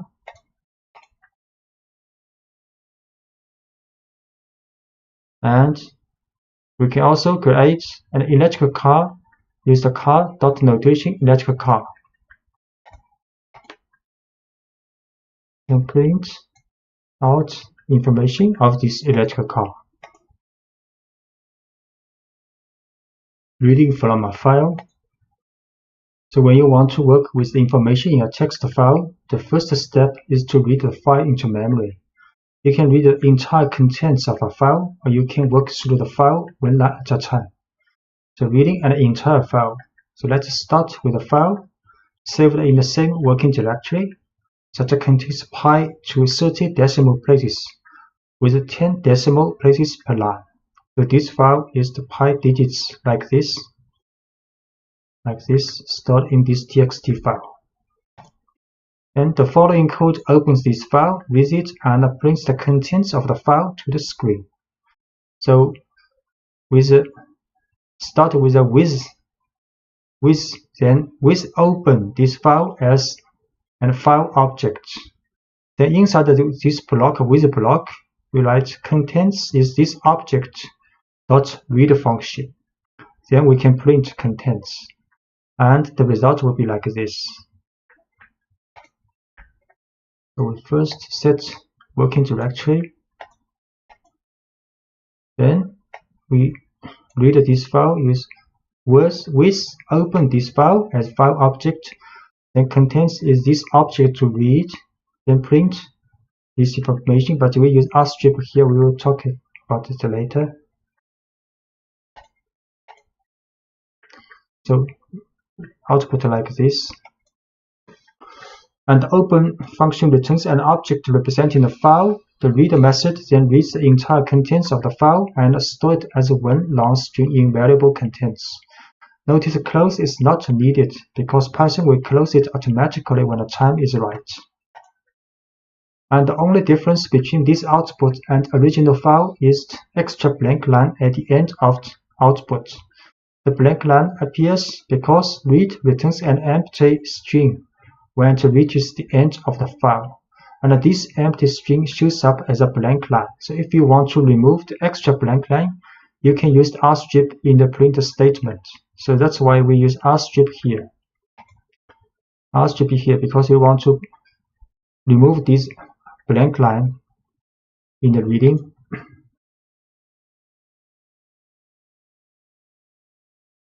And file path. Sometimes, depending on how you organize your work, the file you want to work won't be in the same directory as your program file.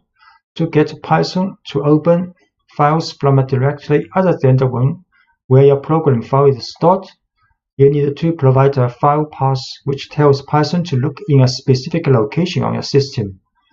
So we use a relative file path can tell Python to look for a given location relative to the directory where the currently running program file is stored. So on Linux and OS X system, you have to write, for example, with open test. Test is a directory relative to your current working file. Then the file stored in this directory as open as file object. On Windows system, you use a double backslash instead of a forward slash in the file path. You can use with open test to double backslash, then this file name as file object. So now the file is stored in the test location relative to this working file. So we can run this because we use a Windows system. So we open this file as file object and can then read this file and print out. It also works. And you can also use an absolute file path to tell Python exactly where the file is on your computer regardless of where the program that's being executed is stored. So on Linux and OS system, you can use like this for the absolute path. And on Windows, you can use, for example, the Python beginning course and a test with this file. So I try to use absolute path. So file path create first as absolute path a string, and we can open this file as file object, then read file and print. Also works. And read line by line. You can use a for loop on the file object to examine each line from a file one at a time. For example, this is file name. You can open this file, then inside the with block, write a for loop. For line in file object, then print this line. Read line by line. File path first. Then with open this file, then read line by line. For line in object, print this line. So every line is printed out. And these blank lines appear because an invisible new line character is at the end of each line in the text file. The print statement adds its own new line each time we call it, so we end up with two new line characters at the end of each line, one from the file and one from the print statement. So we can use rstrip on each line in the print statement to eliminate these extra blank lines. So we can use rstrip here also to remove the extra blank line. Rstrip here this time. So now it's much better.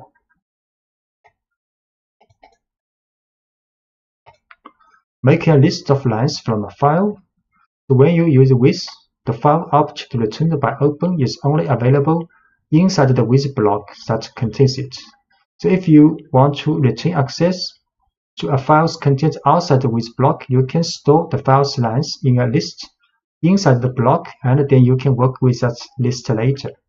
And the following example stores the lines of pi digits text in a list inside the with block, and then prints the lines outside the with block. So we can read this file with block, then use read lines and save these lines to a list called lines. Then outside of the with block, we can next print out each line with a for loop. So first, this is the file name. Then we use a with block to read the lines, then save to the lines. This lines is a list. Then next, outside of the with block, we can use a for loop to read each lines and print out.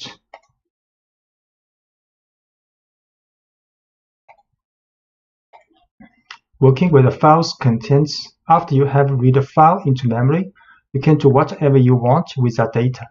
So let's briefly explore the digits of pi. First, we will attempt to build a single string containing all the digits in the file with no white space in it.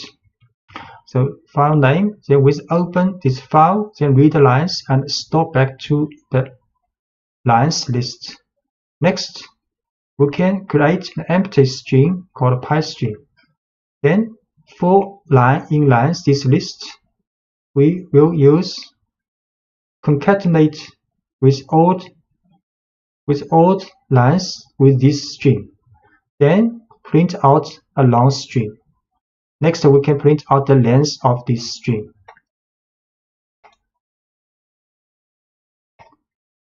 So, file name.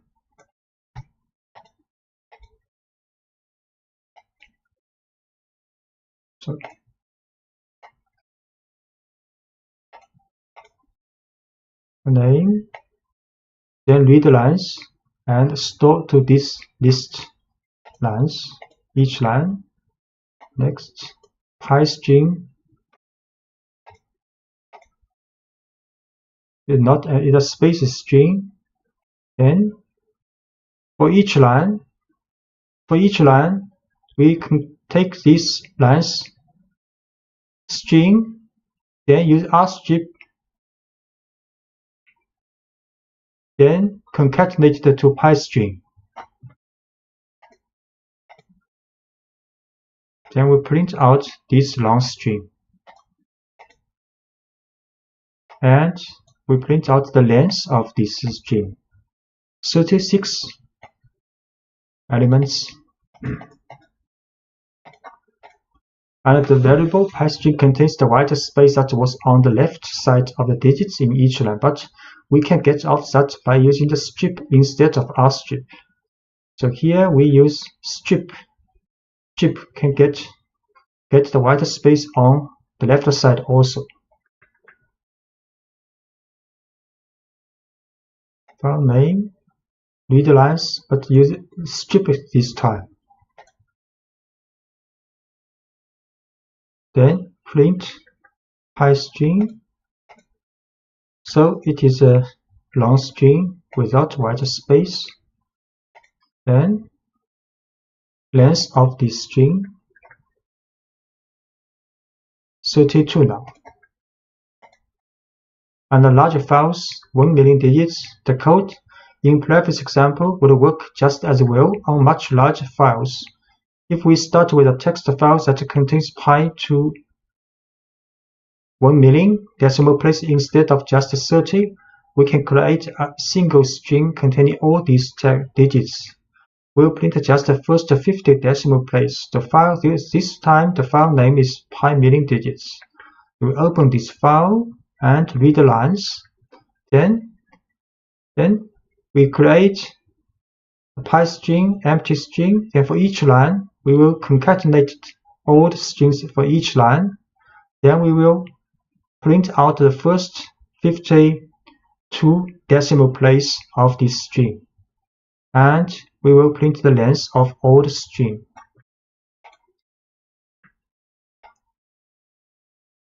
So this file name. Then with open, we read this file for each line to a list. Then create an empty string. Then for each line, we get the string out and concatenate it together. But with the strip for to remove the white space. Then we print out the first 50 decimal places for this long string. And we print the length of the whole string. 1 million 2 because 1 million decimal place. So next we can test is your birthday contained in pi this string?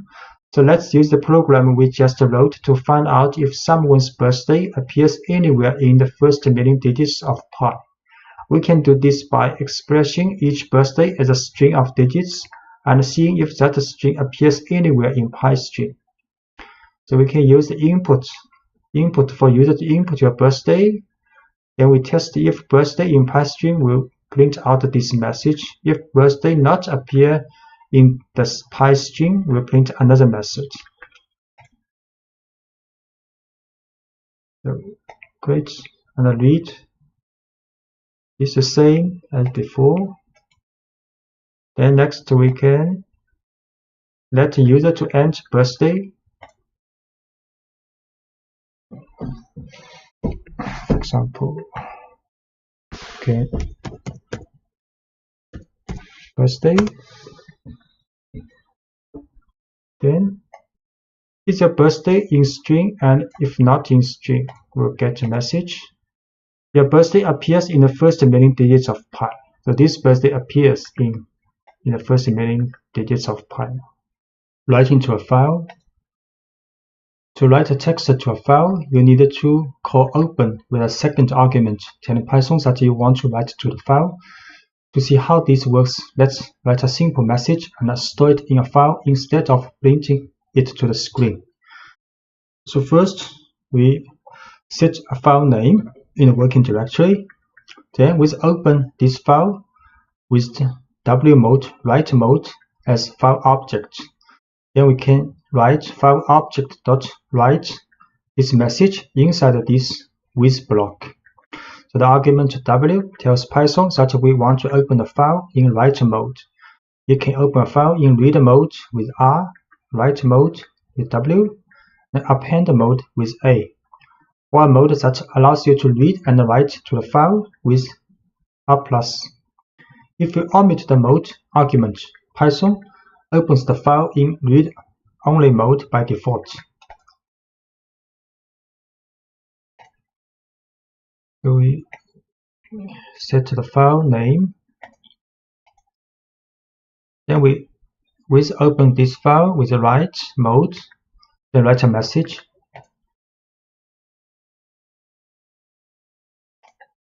Then we open this file in the working directory, create it.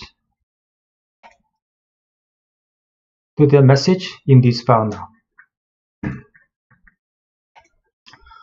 The open function automatically creates the file you are writing to if it doesn't already exist. However, be careful opening a file in write mode W, because if the file does exist, Python will erase the file before returning the file object.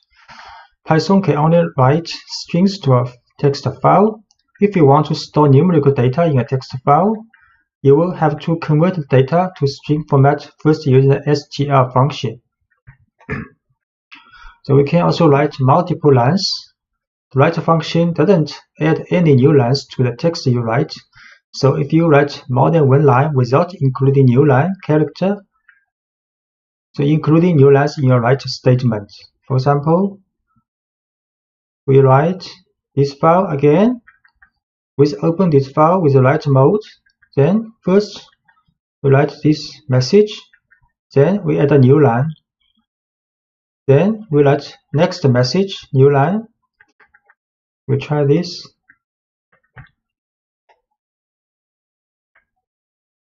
In this file, then write two lines message. Then we open this file.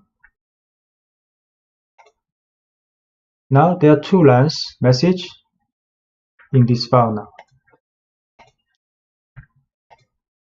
And we can also append to a file.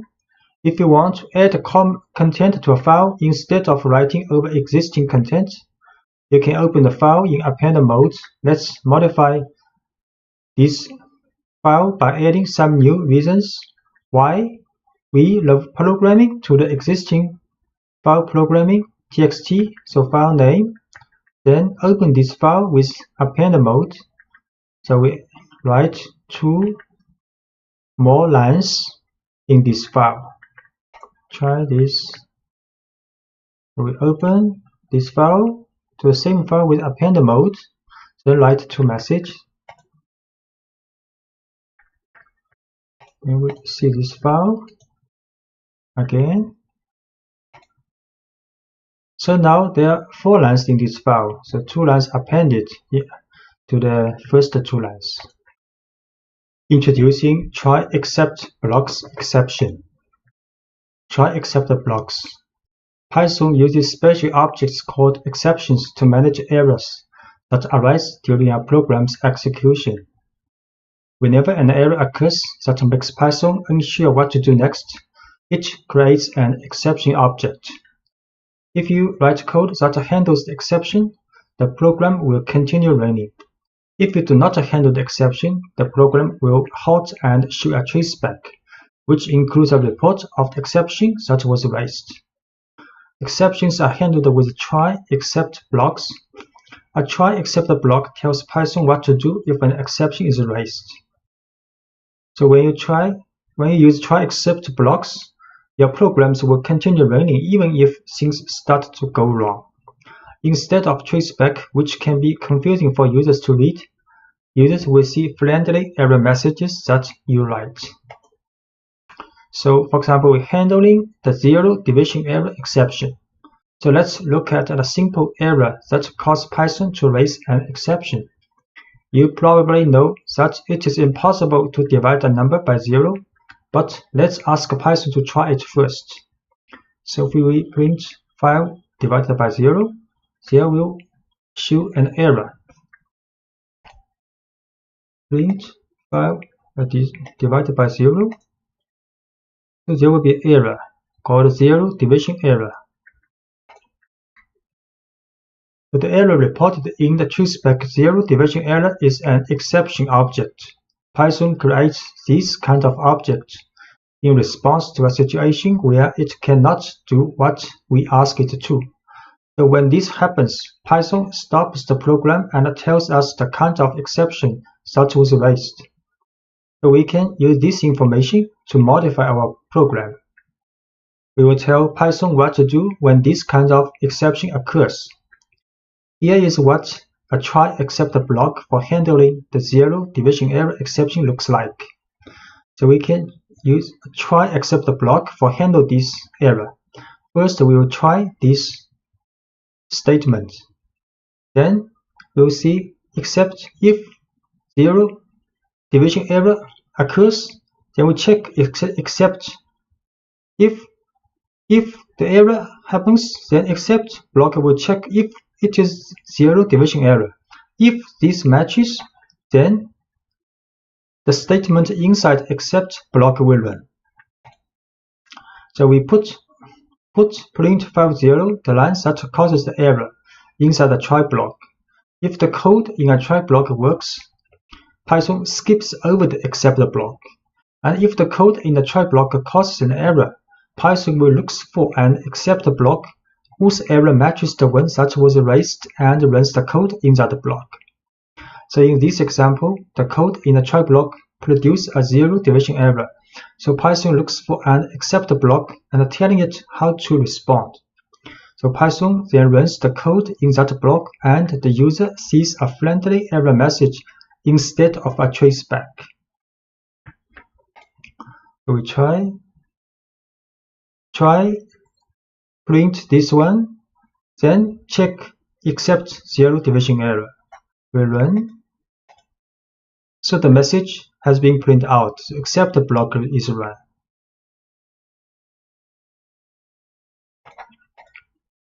We can use try except else to prevent crashes. So in some cases, we can use try except else block, handling errors smoothly when the program has more work to do after the error occurs. This happens often in programs that prompt users for input. If the program responds to invalid input abruptly, it can prompt for more valid input instead of crashing. So let's create a simple calculate that does only division.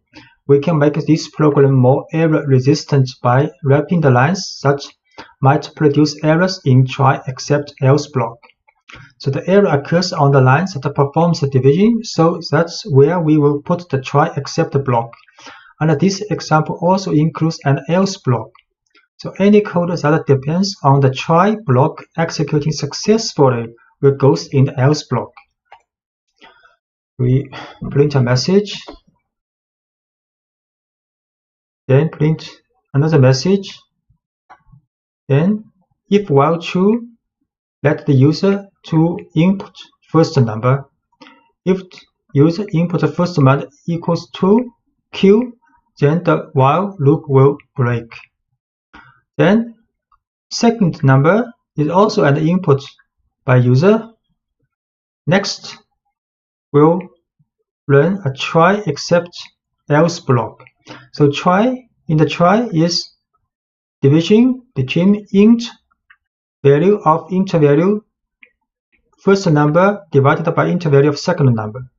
So if this statement runs successfully, then the else block will run. Print this answer. If it raise an error except block object, then Python will check except statement if this error is zero division error. So then we'll print if matches this error, then we'll print you cannot divide by 0. So we should first we print the two messages on the screen. Then we'll run this while true, while loop. So let user to input first number and second number. If user in the first number enters Q, then the while block running will stop. And if user enters 0 in the second number, then the error will come and will print out this message. If both number cause the division runs successfully, then we print answer. First number 10, second number 5. Then the answer printed and while loop runs again. First number 100, second number 3, also runs successfully. Then first number 19, second number 0. Then you can't divide by 0. Message is printed out. Then the while loop is not stopped. You can also try next first number. For example, write Q, then stopped while loop. So handling the file not found error exception. So one common issue when working with files is handling missing files. The file you are looking for might be in a different location. The file name may be misspelled, or the file may not exist at all. You can handle all of these situations in a straightforward way with the try except block. Let's try to read a file that doesn't exist. The following program tries to read in the content of Alice in Wonderland, but file Alice 1 text has not been saved in the same directory as the current working source file. So we try to read this file, but this file does not exist. We'll see how it happens. So file is alice1.txt. We open this file, then try to read this file. The file not found error happens. So Python cannot read the file from a missing file, so it raises an exception. No such file or directory. So to handle it, you can use a try block that will begin just before the line that contains open to look for and accept blocks that matches that error, and the result is a friendly error message instead of a traceback. We can change with the try except block, then open this file, then read. So if this block successful, the accept block will be skipped. And if try block raise an exception object with error, so the accept block will be checked if the error matches file not found error. If it matches, then the message and this block will be run. So the code in the try block produces a file not found error. So Python looks for an except block that matches that error. Python then runs the code in that block, and the result is a friendly error message instead of a traceback. So we try this file name. Then use try except block. So now the message is run. The file, this text does not exist. So we can also analyze text using try except else block. So for example, you can analyze text files containing entire books. The texts used in the following example come from Project Gutenberg, which maintains a collection of literary works that are available in the public domain. Now let's pull in the text of Alice in Wonderland and try to count the number of words in the text. We will use the string method split, which can build a list of words from a string, then count the items in the list to get a rough idea of the number of words in the text. So this is the file we want to work with, and we write try to read this file. If it's not successful, then except block will be implemented to check if the error is file not found error. And we'll run this message if it matches. If try block successful, then the else block will be run. We'll split the text first, then count the words, then print out the message how many words this book has. We try this. Alice, this book, then try except else block to read and count the words. So to run successfully, this text has about 29,000 words.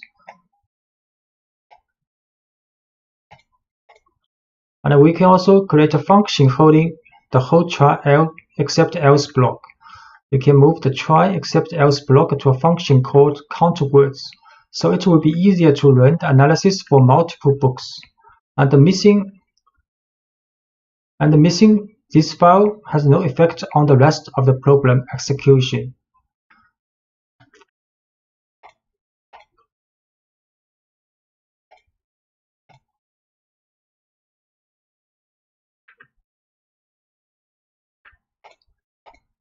So we can create a function. The function actually we put the previous page's try except else block in this function called count words. Then next we can try to read several books using a for loop and count words. In the working directory, we have these 4 books.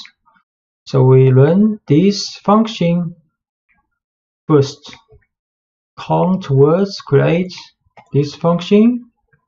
Then we create a list with 4 books inside. And we intentionally write a wrong name for this book, Cinderella.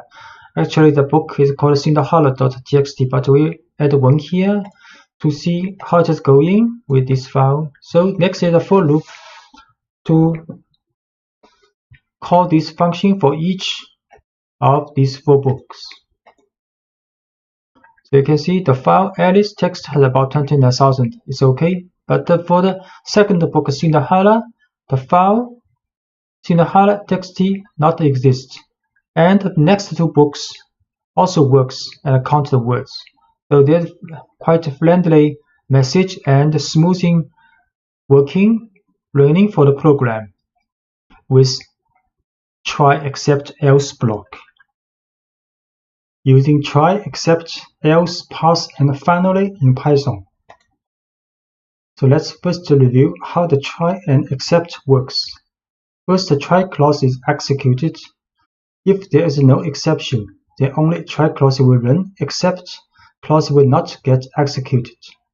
If any exception occurs, the try clause will be skipped and except clause will be checked.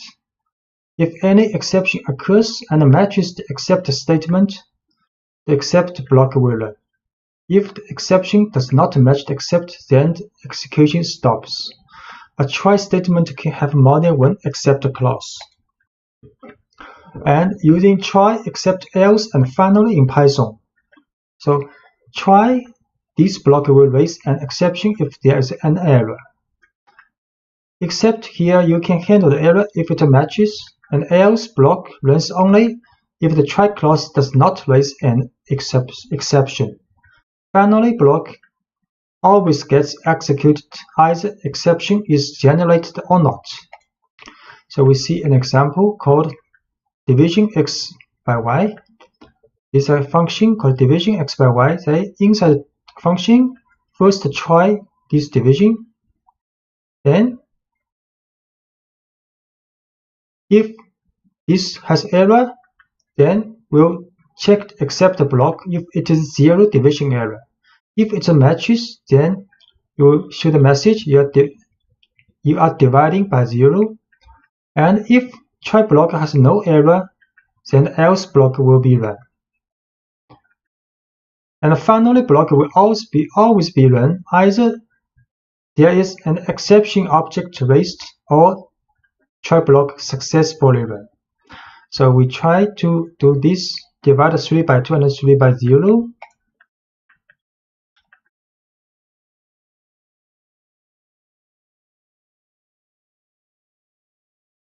This is called floor division. See, run, create this function, then try to run this. 3 by 2, the answer is 1, and this always executed. So finally block also run, and the answer is run. So answer is run, else block is run because there's no error in the try block. If we try to divide 3 by 0, the message is sorry you are dividing by 0. So except the block is run, and this is always executed. So finally block is also run.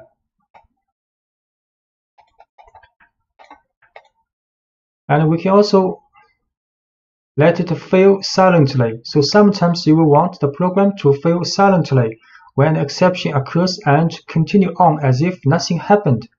To make a program fail silently, you write a try block as usual, but you explicitly tell Python to do nothing in the except block using a pass statement. So else blocks runs only if the try clause does not raise an exception, and the finally block always gets executed either exception is generated or not.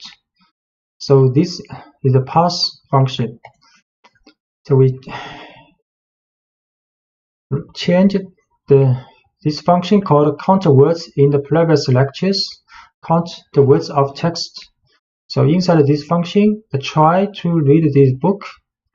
Then int except block if the error is found not found error, and we pass here.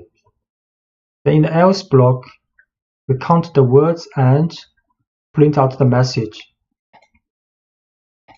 So we should first create this count words function. Then we create a list of 4 books, but with this name intentionally add 1 here. So this book does not exist in the working directory. Then in a for loop to read each book and count words. So you can see the first book has about 29,000 words working correctly. The second book, because it's not found, so Python runs silently, does not show any information about this book. The next 2 books implementation work correctly. NumPy is a basic package for scientific computing with Python and especially for data analysis. In fact, this library is the basis of a large amount of mathematical and scientific Python packages, and among them the Pandas library, which is specialized for data analysis and fully developed using the concepts introduced by NumPy. And in fact, the building tools provided by the standard Python library could be too simple or inadequate for most of the calculations in data analysis. So having knowledge of the NumPy library is important to being able to use all scientific Python packages, and particularly to use and understand the Pandas library.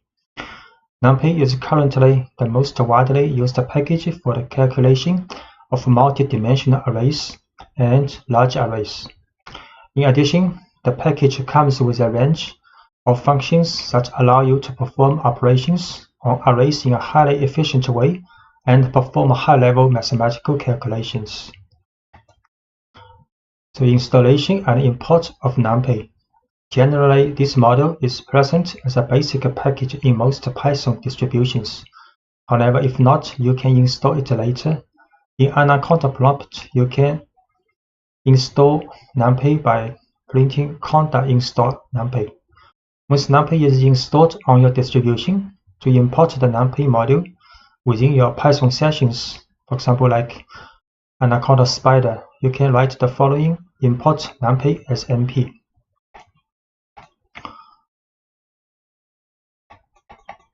So we can import NumPy.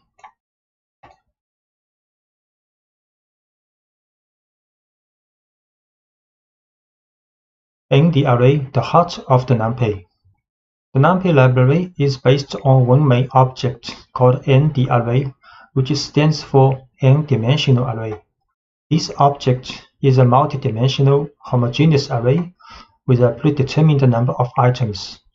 Homogeneous because virtually all the items in it are of the same type and the same size.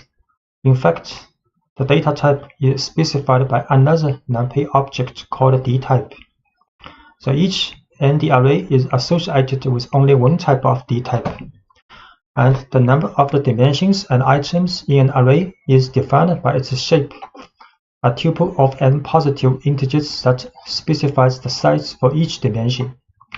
The dimensions are defined as axes and the number of axes as a rank.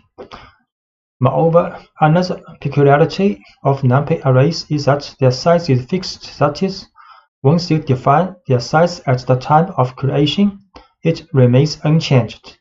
And this behavior is different from Python lists, which can grow or shrink in size. So the easiest way to define a new n_the_array is to use the array function, passing a Python list containing the elements to be included in it as an argument. So we can create an array using np.array 1, 2, 3 and a list. So A will be an array with 3 elements. So we can create this array, one-dimensional array with 3 elements. And we show this array 1, 2, 3. And you can easily check that a newly created object is an n_the_array by passing the new variable to the type function, type A. So we can show type A is a NumPy's n_the_array. And you can, in order to associate the type dtype to the newly created n_the_array, you have to use the dtype attribute. So we can use the dtype attribute to this array. Dtype. The dtype int 32. It is integer type with 32 bits.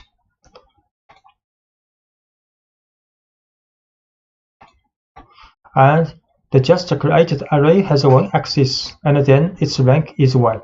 So while its shape should be 3, 1. To obtain these values from the corresponding array, it is sufficient to use the n_dim attribute for getting the axis, the size attribute to note array length, and the shape attribute to get its shape. So if we use n_dim to this array, only 1, so one-dimensional, a.size 3 elements, and a.shape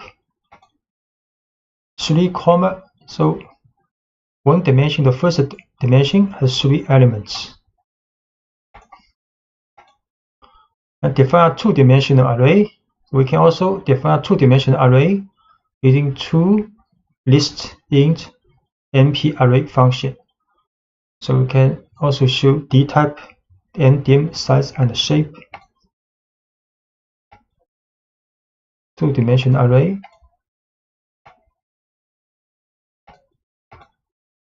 And dtype is float number 64 bits. The ndim dimension is 2 now. And the size is 4, because 2 dimension, each dimension has 2 numbers, so total elements is 4. B dot shape 2 by 2, the shape is 2 by 2. To create a new array, you can follow different paths. The most common path is the one through a list or sequence of lists as argument to the array function. So we create a 2-dimensional array with adding 2 lists int np.array function. And the array function, in addition to lists, can accept the tuples and a sequence of tuples. So we can also add 2 tuple in the np.array function, or we can add combined tuple and list in the function. First, create function with adding 2 lists,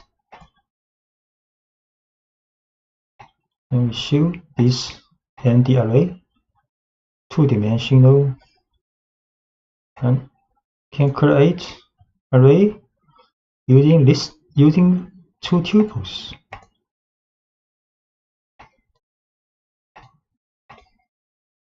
Get the same result as using lists. Can also create array using combined list and tuple.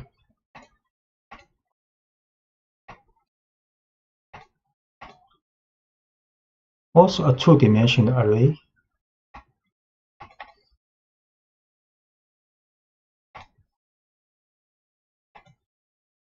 Dtype. So NumPy arrays are designed to contain a wide variety of data types. We have seen simple integer and float numerical values. In addition, you can use the dtype for strings. So we create an array, 2-dimensional array with the value of strings in the list. So dtype will like u1, less than u1, and have also a name attribute for the dtype. Create this tuple using the string layer of list. Then the dtype u1, and the dtype has a name attribute, string 32. By default, the nd array function can associate the most suitable type according to the values contained in the sequence of lists or tuples. Actually, you can explicitly define the dtype using the dtype option as argument of the function. For example, if you want to define an array with complex values, you can use the dtype option as follows. So if we add the dtype equals complex, so these numbers will be stored as complex number in the array. So create this array. So complex number now stored in the array.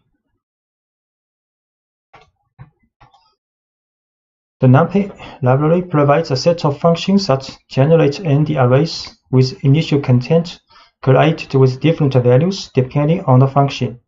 The zeros function, for example, creates a full array of zeros with dimensions defined by the shape argument, while the ones function creates an array full of ones in a very similar way.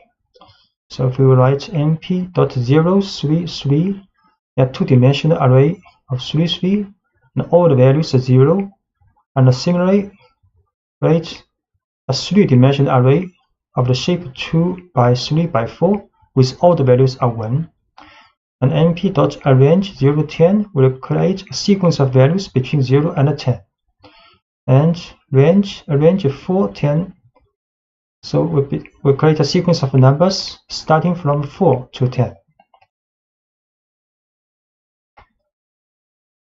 So np zeros 3 by 3, the shape all values 0 and 1s. All values are 1, 3-dimensional, and sequence number using arrange. So number 0 to 9 created in array, arrange 4 to 10. So the number 4 to 9 created in this array.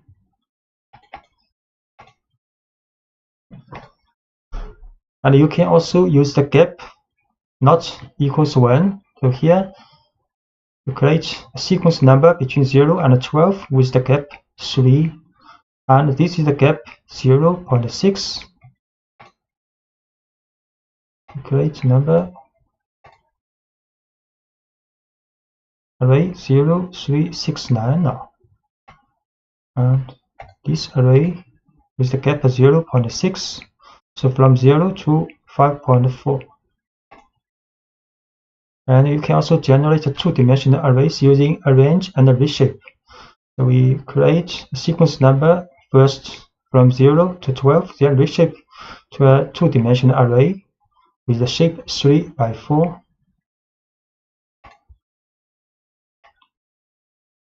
So the 2-dimensional array is the number from 0 to 11. The shape is 3 by 4. And line space generates a sequence of numbers based on the number of elements in a third argument. So np.linespace 0, 10, 5 means to create an array with 5 values equally distanced between 0 and 10. np linespace 0, 10 with 5. So this is the resulting array with 5 numbers equally distanced between 0 and 10. Just note, in arrange function, the 10 is not included, but in line space, the 10 is included.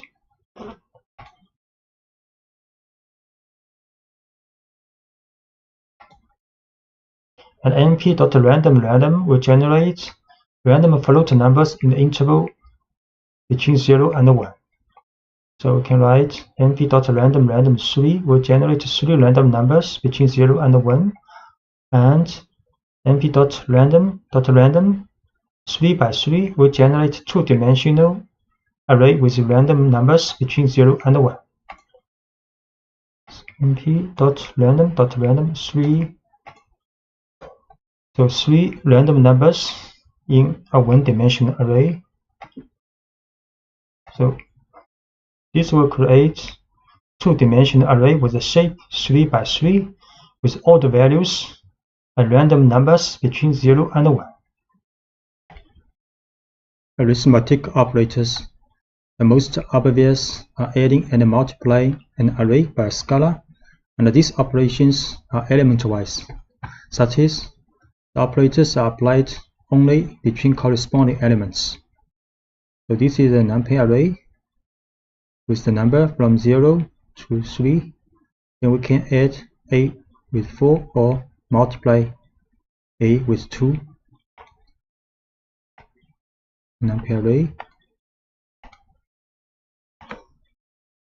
So a 0 to 3. A plus 4 will return another NumPy array with the elements 4, 5, 6, 7. A multiply 2. So each element will be multiplied with 2 in the new array. And can create another array B with also for elements, then A can plus B or A multiply B. So B is an array with elements 4, 5, 6, 7. So A plus B. So element-wise addition between A and B will return another array with 4 elements. A multiply B will get also another 4-element array with element. Each element is the multiplication between the corresponding elements in A and B. And moreover, these operators are also available for functions provided that the value returned is a NumPy array. So for example, you can multiply the array by the sum or the square root of the elements of array B, and they are also element-wise. So assume A and B here have the same shape. We can A multiply NumPy sum function of B, or A multiply the square root of B. A multiply the sum function of B, and the result is also a NumPy array with 4 elements. A can multiply the square root of B. Also, the result is a 4-element NumPy array. And for multidimensional case, arithmetic operators continue to operate element-wise. So this is a 2-dimensional NumPy array with shape 3 by 3, and B is also a 3 by 3 shape 2-dimensional NumPy array with elements all equals 1. Then A can multiply B element-wise. So we create A first.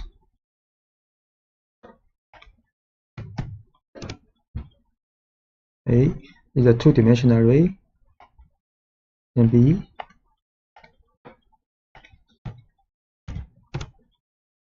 also 2-dimensional array. Then A multiply B element-wise a 2-dimensional array. And actually the value of each element in the resulting NumPy array is same as in A, because B, all elements in B is 1. The matrix product in NumPy array, the matrix product is indicated by the dot function. This operation is not element-wise, that is, the result at each position is the sum of the products of each element of the corresponding row of the first matrix with the corresponding element of the corresponding column of the second matrix. So NumPy dot A and B is the matrix production A multiply B. You see, so this is the result of matrix multiplication A and B. An alternative way to write the matrix product is to take dot function as an object function of one of the two matrices. So we can also write NumPy dot A and B. Also A is the first matrix, B is the second one. Or A dot B. So these two is the same. Note that since the matrix product is not a commutative operation, the order of the operands is important. So indeed, A multiply B is not equal to B multiply A in the matrix multiplication. So also show A dot B the same results as this one, but we showed NumPy dot B and A is not the same.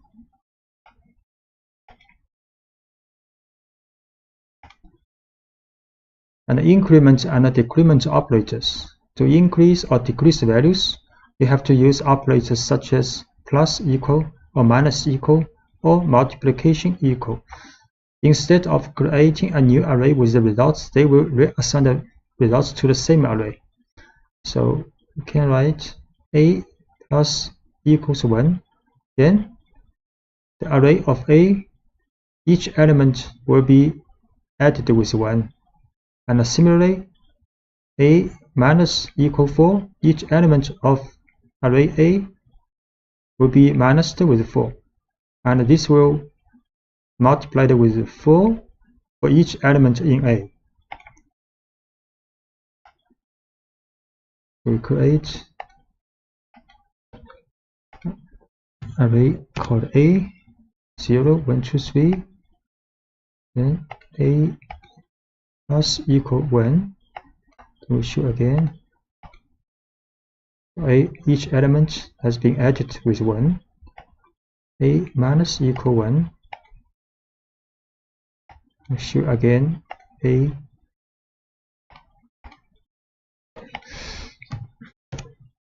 Then the value is being changed back.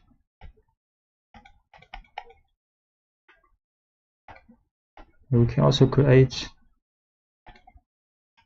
a 0, 1, 2, 3, a, for example, plus 4, change it to 4, 5, 6, 7, and multiplication to 8, 10, 12, 14 now. And universal functions. A universal function, generally called ufunc, is a function operation on an array in an element-by-element fashion. And this means that it acts individually on each single element of the input array to generate a corresponding result in a new output array. So in the end, we obtain an array of the same size as the input. There are many mathematical and trigonometric operations that meet this definition. For example, calculating the square root with the square root, the logarithm with the log, or the sum function with the sum. So a is an array, can calculate the square root of a, log a, and sum. Create a is an array, then square root of a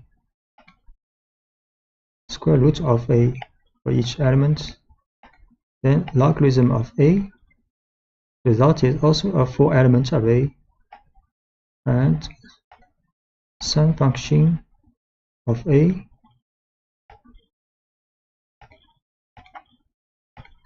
Aggregate function. Aggregate functions perform an operation on a set of values of an array, for example, and produce a single result. So many functions of this kind are implemented within the class and the array. For example, a is an 5-element array, so we can calculate the sum of a, minimum, maximum of a, and mean value of a, or standard deviation of a.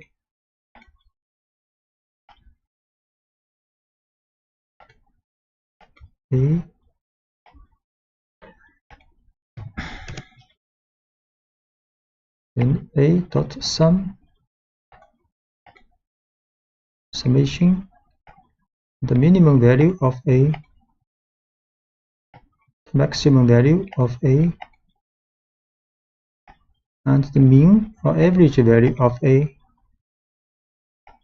and the standard deviation of a. Indexing. Array indexing always use square brackets to index the elements of the array so that the elements can then be referred individually, or various uses such as extracting a value, selecting items, or even assigning a new value. So when you create a new array, an appropriate scale index is also automatically created. In order to access a single element of an array, you can refer to its index. So this is an array created with 6 numbers from 10 to 15. So we can write a bracket 4. Then the 5th element of this array will be selected. So create an array first.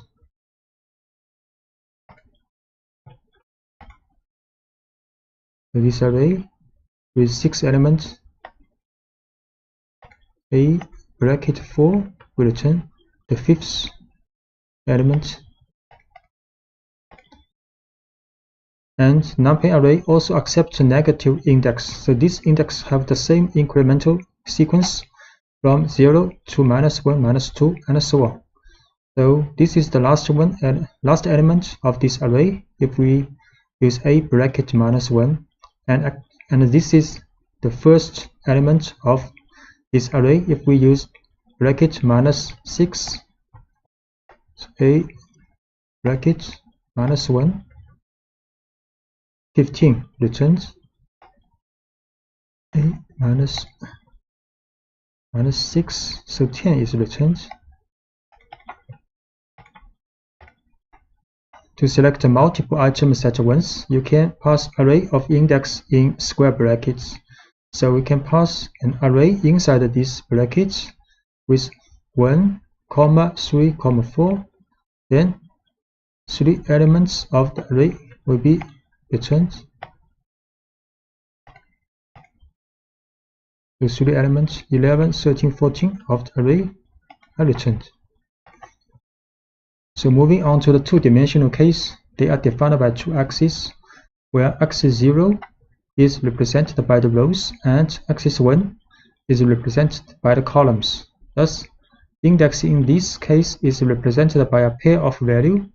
The first value is the index of the row, and the second is the index of the column. So for example, this is a two-dimensional array with shape 3 by 3. So a bracket 1, 2, we select the element in the second row and third column. We create an array first.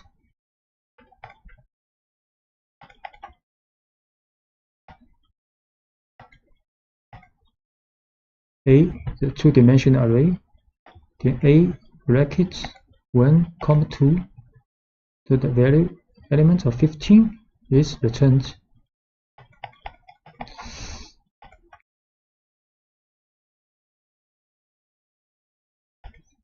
Slicing allows you to extract the portions of an array to generate new arrays.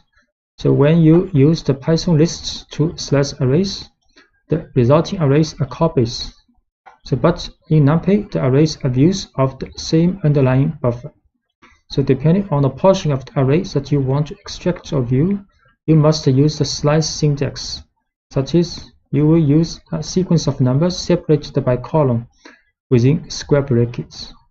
For example, this is an array with 6 elements. So if we write A1 column 5 in the bracket, then it will return a slice of this array from 2nd to the 5th element. Create an array with 6 elements. Then A1 column 5 will return this part of the array.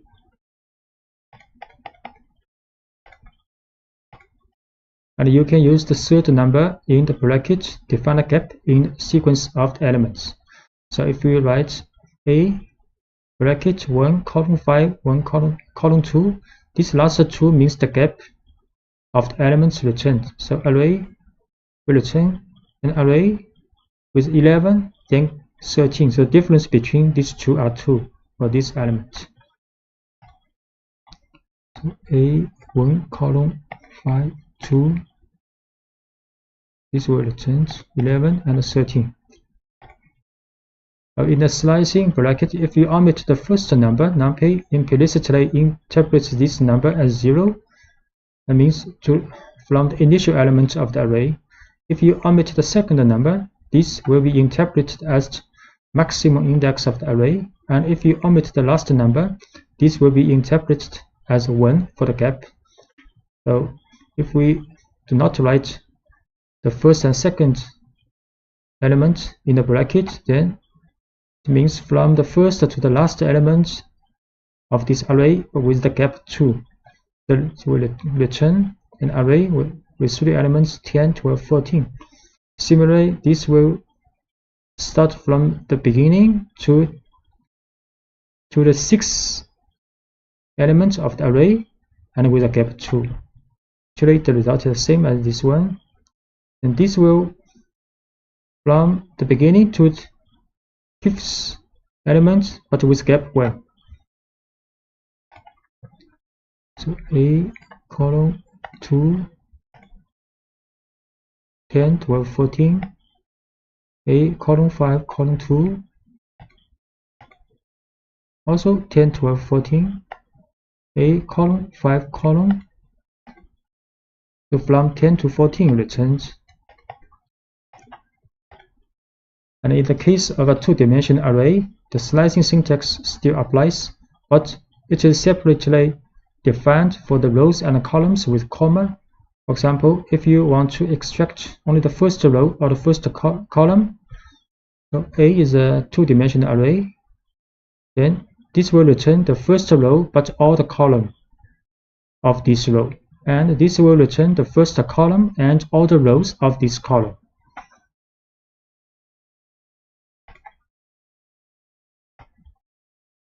So A is a two-dimensional array.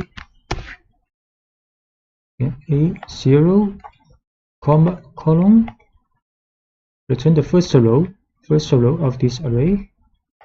And A column 0, return the first column of this array.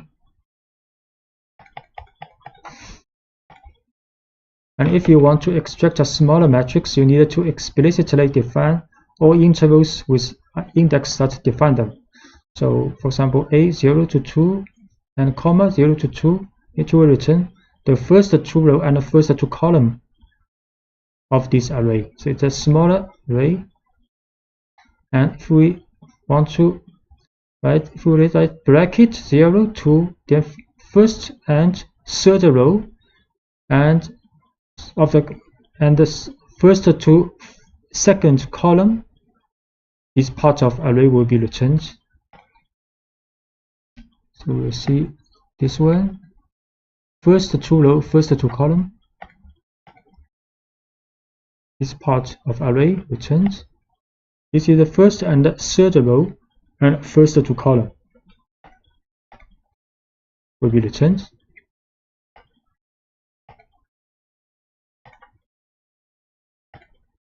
Iterating an array, you can use the for constructor to do the iteration of the items in an array.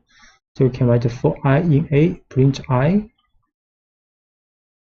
You can write for I in A, print I, but similar as NumPy's for loop in the list, but similar as the for loop for the file list.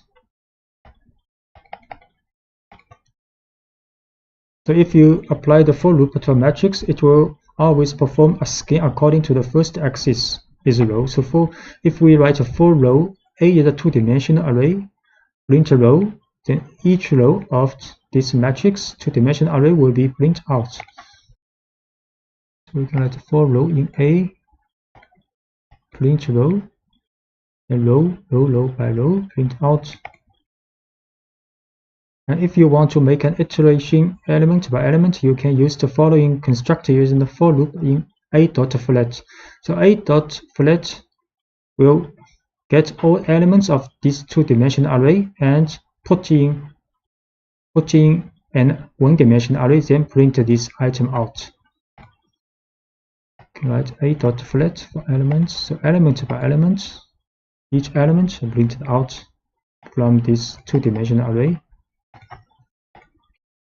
And if you want to launch an aggregate function that returns a value calculated for every single column or on every single row, there is an optimal way that leaves it to NumPy to manage the iteration. You can use apply along axis function. So this function takes 3 arguments: the aggregate function, the axis on which to apply the iteration, and the array.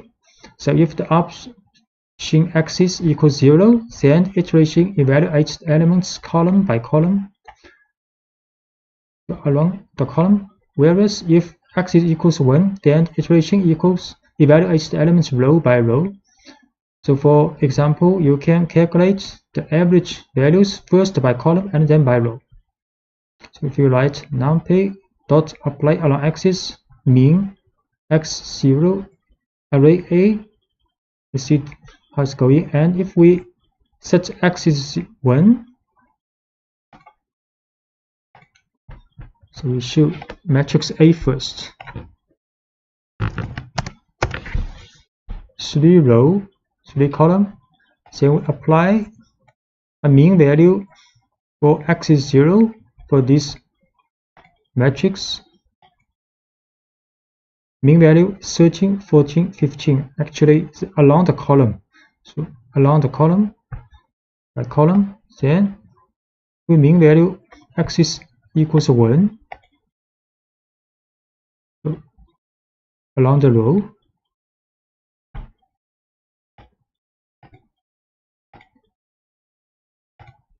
And you can also define your own function in using the apply along axis function. So we can define a function called foo and return the value of the parameter. So next we apply this function to array A along axis 1 or along axis 0. Define this function first, then apply along axis for the 1,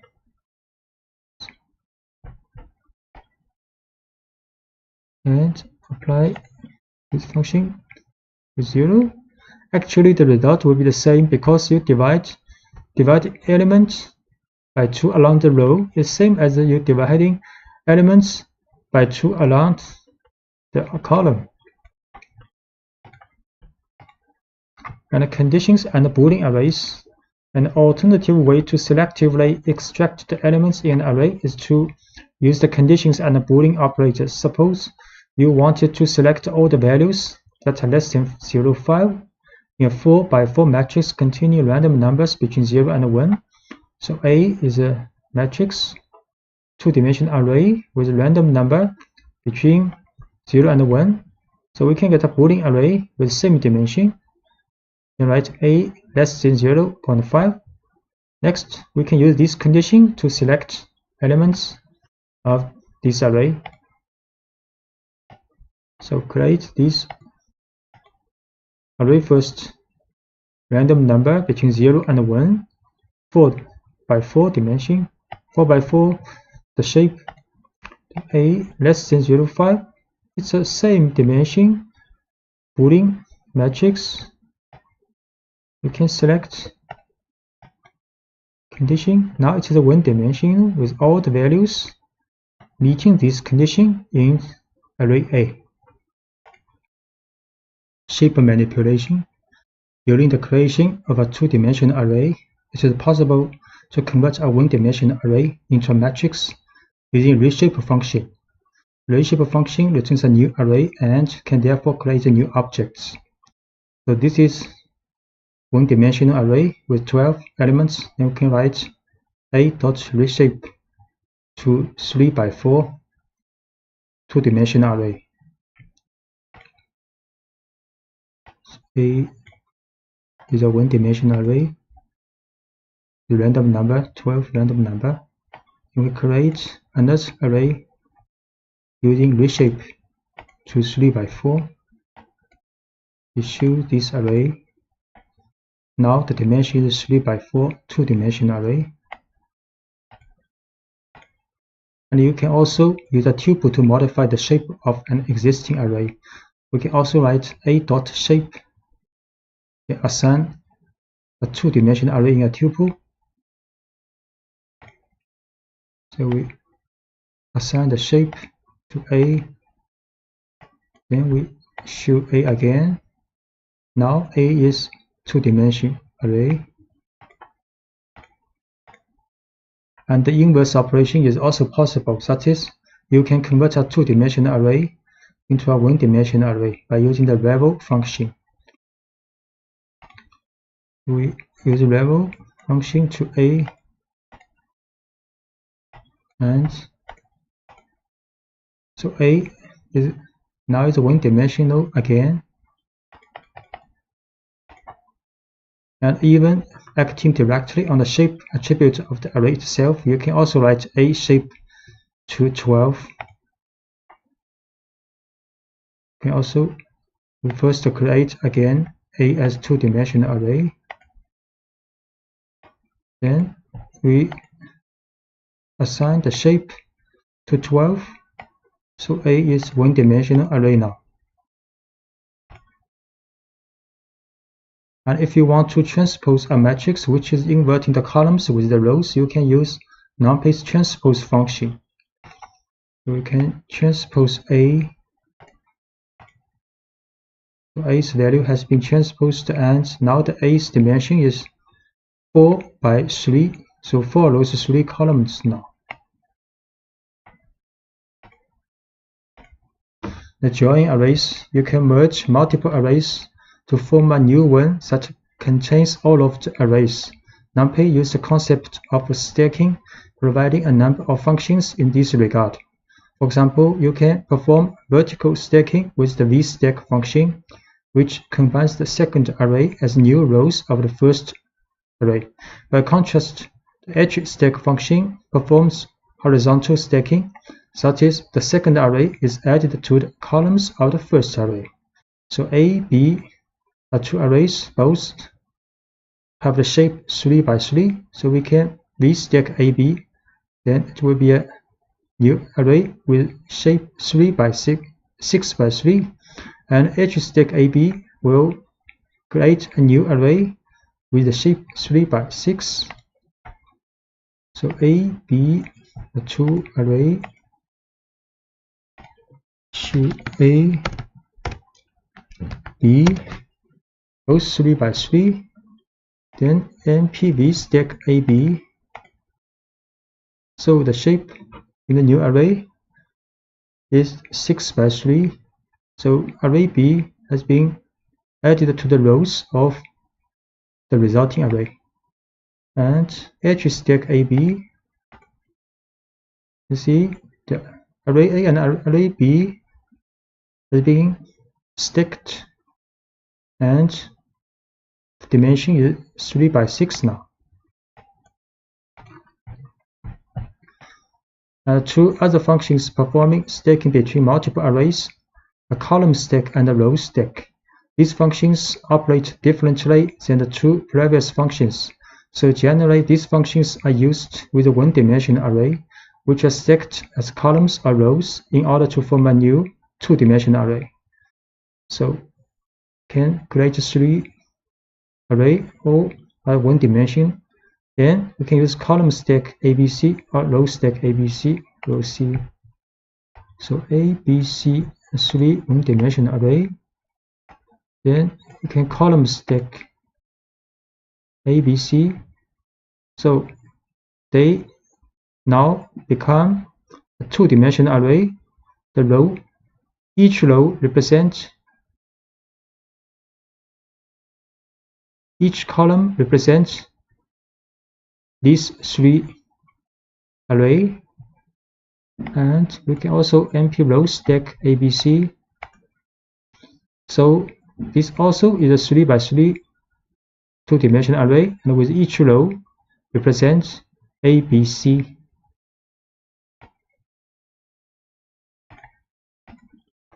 And splitting arrays, to divide an array horizontally or vertically into several parts, you can use NumPy's splitting function hsplit or vsplit. For example, if you want to split the array horizontally, meaning the width of the array is divided into 2 parts. So the 4 by 4 matrix A will be split into 2 4 by 2 matrix. We create A is a two-dimensional array, then B and C, these two are the part of the edge split A into 2 parts. You will see A is a two-dimensional array. The shape is 4 by 4. Then B and C is NP edge split A2 into 2 parts. Then we will show B is this part, and C is another part of the matrix A. And instead, if you want to split the array vertically, meaning the height of the array is divided into two parts, the 4x4 matrix A will be split into two 2x4 matrix. We can write np.v split A2. So this time we use v split. Then we will show B is this part and C is another part of matrix A. A more complex command is the split function, which allows you to split the array into non-symmetrical parts. So passing the array as an argument, you have also to specify the index of the parts to be divided. If you use the option x equals 1, then the index will be columns. If instead the option is axis equals 0, then there will be row index. For example, if you want to divide the matrix into 3 parts, the first of which will include the first column, the second will include the second and the third column, and the third will include the last column. So this, we can do this. A1, A2, A3, 3 parts is NumPy split A by column, and 1, 3 are bounded of this separation. So you can see.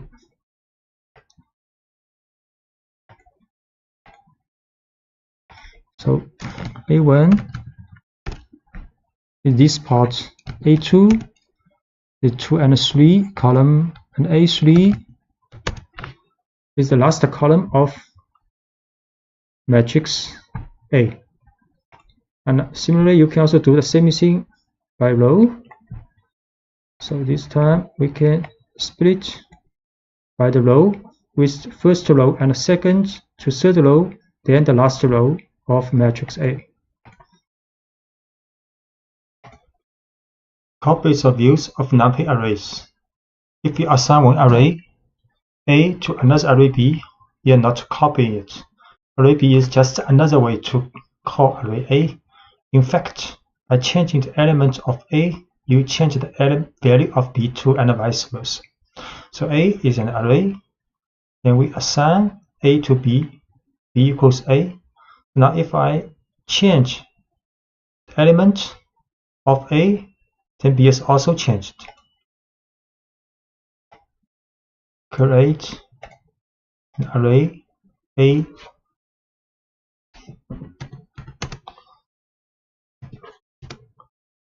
one, 2, 3, 4, then we run B equals A, we should be B is also 1, 2, 3, 4. Now we assign the element, one of the elements in A to 0. Then A will be 1, 2, 0, 4. And B is also 1, 2, 0, 4. So when you slice an array, the object returned is also a view of the original array. So if we create a C, it's a slicing of A, and now we also assign elements, change one of the elements in A to 0, then C is also changed. So C, then C is array 1, 2, and A is array 1, 2, 0, 4. Now we assign the first element of array A to 0. Now A is 0 to 0, 4. Then we'll choose C. C will be 0, 2, because C is the slicing of first and second array element of array A. If you want to generate a complete and a distinct array, use the copy function. So we can use the C is equals A.copy. So C is another distinct array. If we change some elements in A, C will not be changed.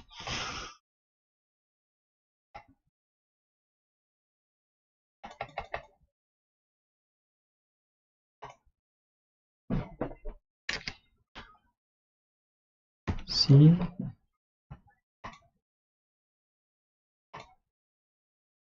equals A dot Y.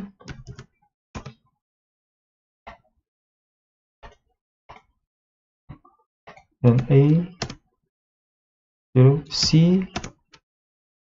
If we change A to 100, A changed to 100, the C not changed now.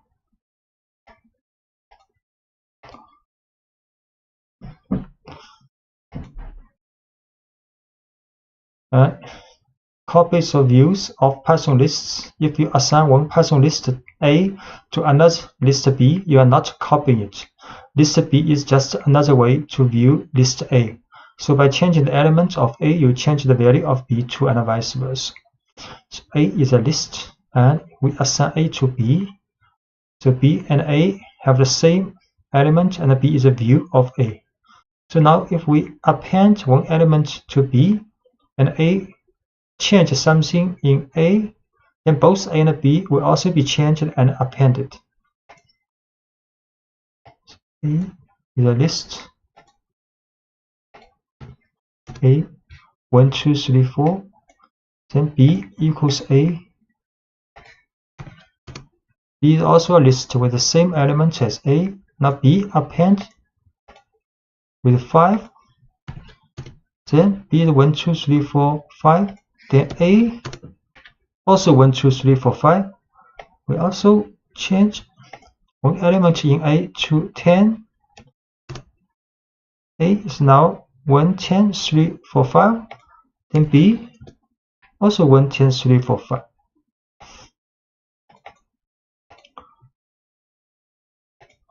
And when you slice a Python list, the returned list is a distinct and a new object.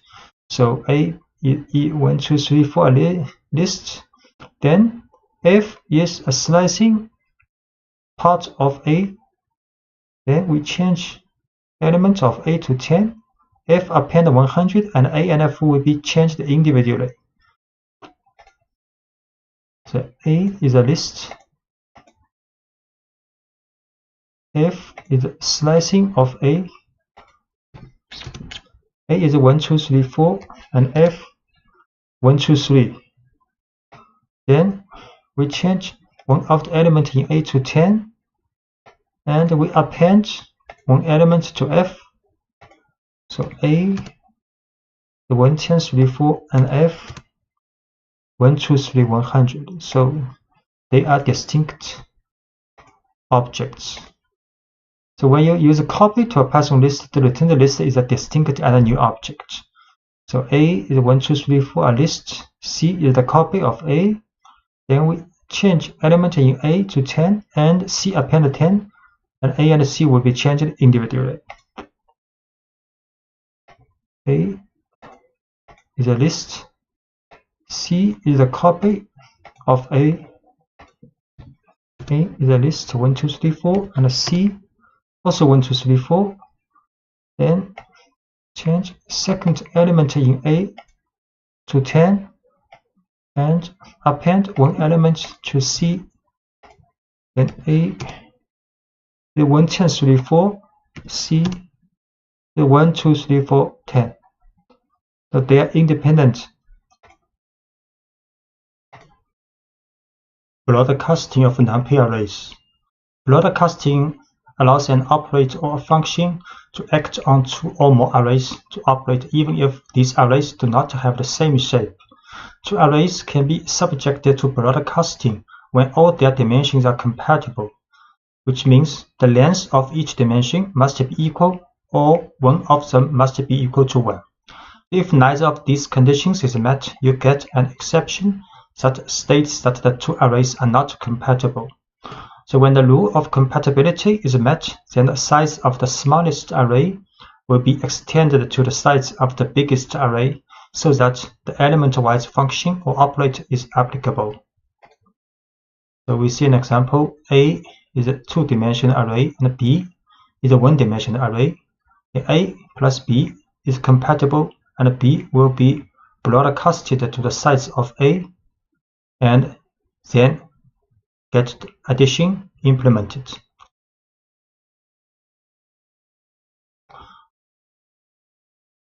And broadcasting with the U function, we can demean each column of an array by subtracting the column means.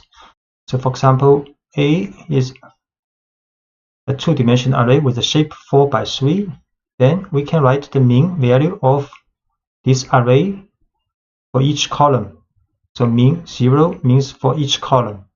Then next we can minus this one, minus the mean value of each column from this array. And this matches the broadcasting rules. Next, we can also calculate the mean value of each column for this array. So first we show A is two-dimensional array and B is a one-dimensional array. A is two-dimensional, B one-dimensional. So A plus B will get the same shape with A, and array is a two-dimensional array with shape 4 by 3. You can calculate column mean of this array. 3 value because there are 3 columns. Next, we can calculate the minus array minus the mean of its column.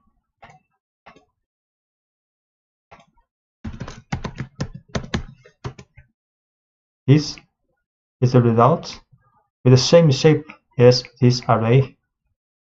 So this minus is compatible with broadcasting automatically.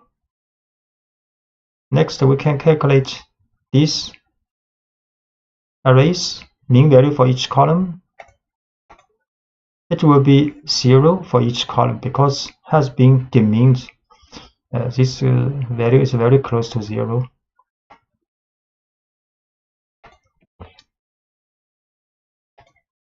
And if we want to demean each row, the mean vector by row should be reshaped first before doing calculation.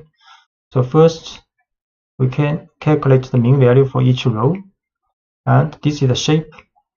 Then, if we minus this array minus this, the mean value for each row, we have to reshape this value first to 4 by 1.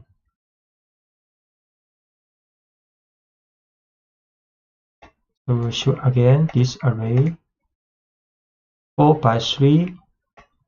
Then the row mean for this array, we have to put 1 here.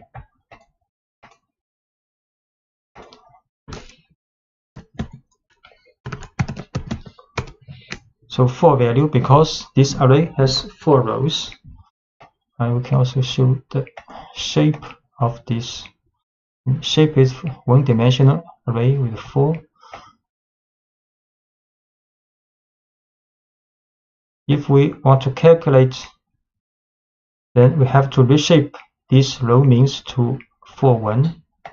Then it is possible with the broadcasting.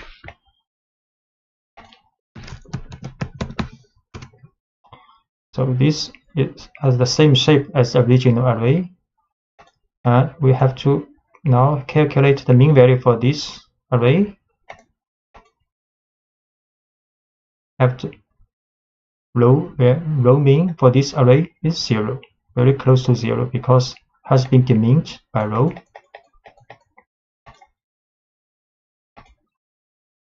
Okay, using NP new axis function to reshape NumPy arrays also. So in the 3-dimensional case, broadcasting over any of the 3 dimensions is only a matter of reshaping the data to be shape compatible. So using reshape is one option, but NumPy arrays offer a special function called np.newAxis along with full slices to insert the new axis. So what this means? We show one array in 2 dimensions, then we can change the shape of this array to 3 dimensions by adding np.newAxis here. Then the shape will be 4, 1, 4. So this array, the 2 dimension, 2 dimension, all the values 0. Then we can create another array based on this array with 3 dimensions. Add np.newAxis here. Then show the shape of this array like 4, 1, 4.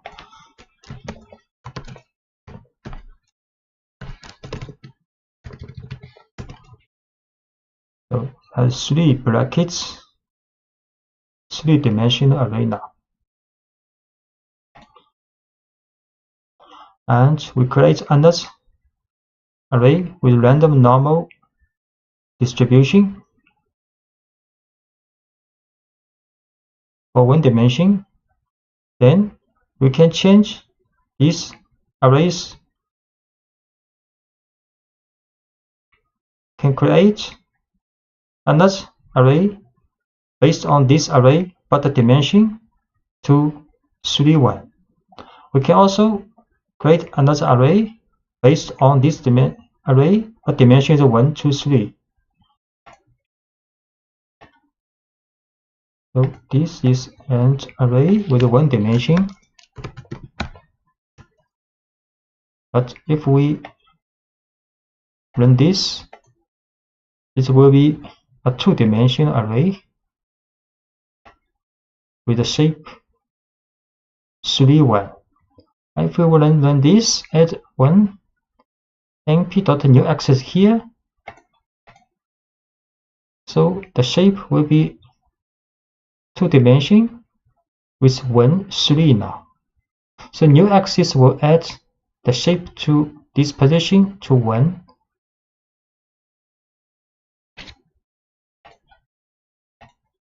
Thus, if we had a 3-dimensional array and wanted to demin axis 2, say we would need to write. So this is a 3-dimensional array, and we want to get the mean for 2 is the last dimension.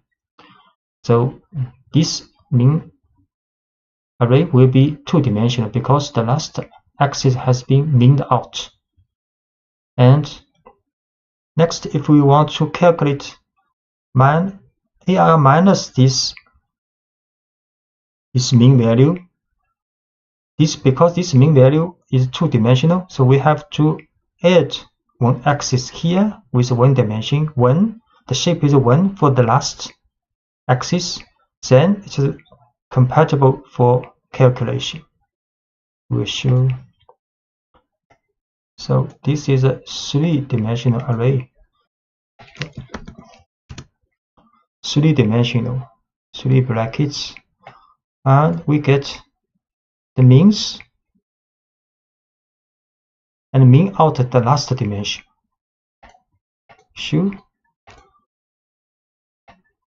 So this mean matrix is 2-dimensional with 3, 4. We show the shape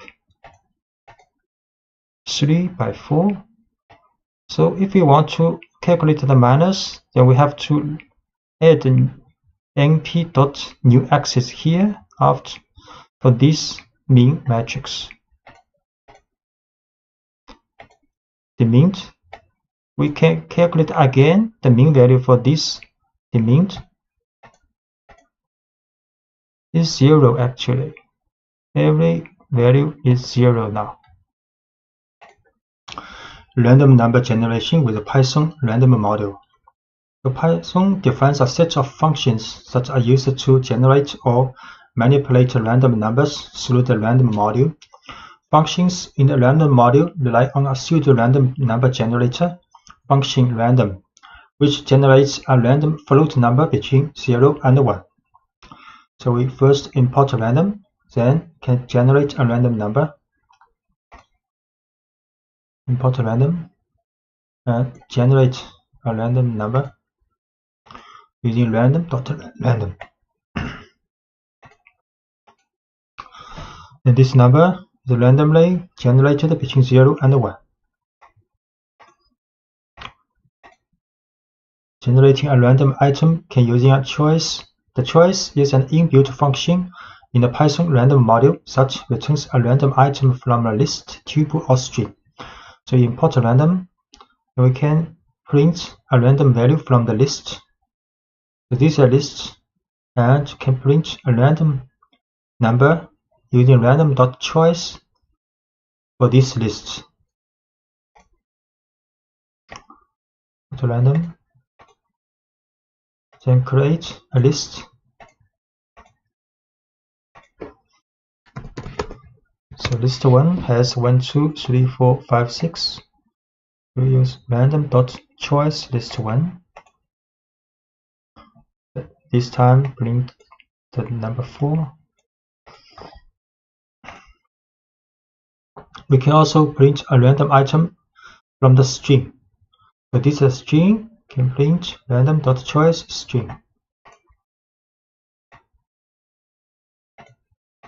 String, then randomly choose one alphabet of this string to print out. S, this time is S.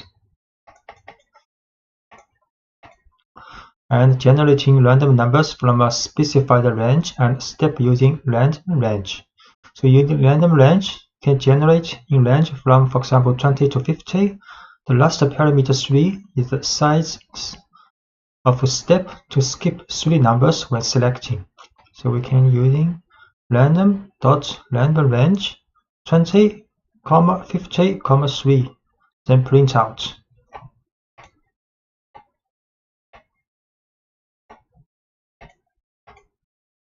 So it's 47. So you can see the 47 minus 20 can be divided by 3. So this number is between 20 to 50 and with step 3 over 20. The seed function is used to save the state of a random function so that it can generate the same random numbers on multiple executions. So for example, we set random.seed to 7, then print a random number, and we set random seed to 5 and print a random number.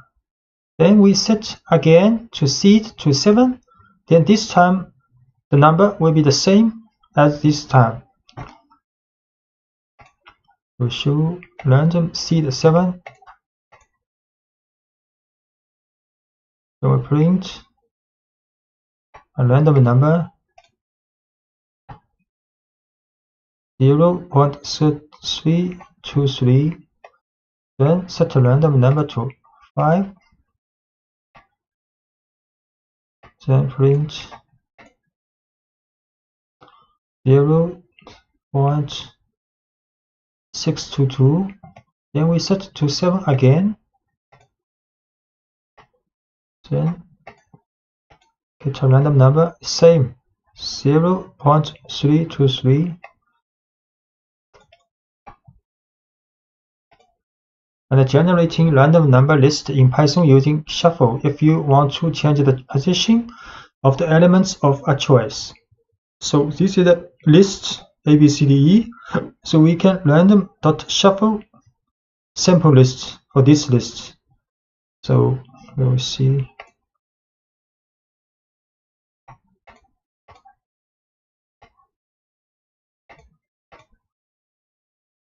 And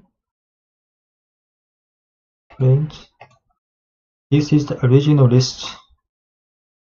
And random shuffle sample list. We shuffle this list, then print again. So after the first shuffle, now the sequence of elements has been changed. Second shuffle also changed. Sequence.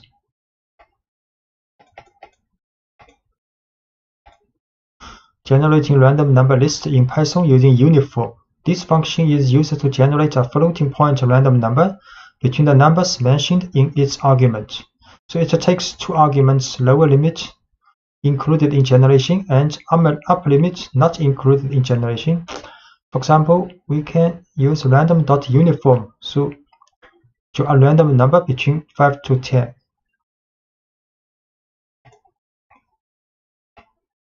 Uniform 5, 10, 9.54.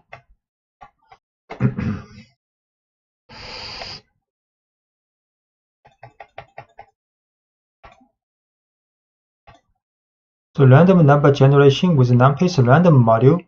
So this time we think about NumPy's random module. The NumPy's random module supplements the built-in Python random with functions for efficiently generating whole arrays of sample values from many kinds of probability distribution. So this is a 4x4 array of samples from the standard normal distribution using normal. So we can run this using random.normal to draw a two-dimensional array with shape 4x4 and the value are standard normally distributed. So import NumPy here. Then we can use NumPy's random module random.normal to a two-dimensional array. Then show this array two-dimensional and the value a standard normally distributed.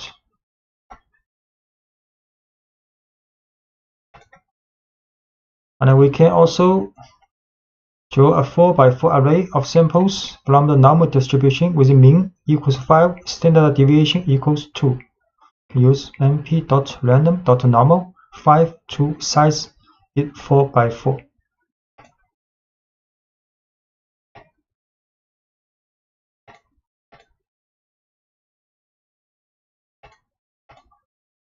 So this time, this matrix 2x2 two-dimensional NumPy array with the shape 4x4 and the value f normally distributed with mean equals 5, standard deviation equals 2.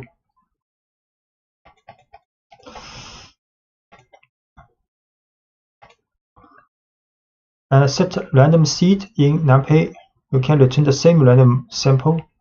For example, we can set numpy.random.seed to 1, 2, 3, 4 and sample for standard normal distribution with 16 number and shape with 4x4.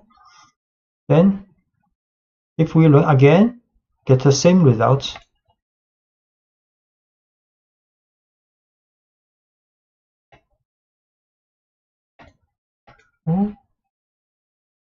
Simple.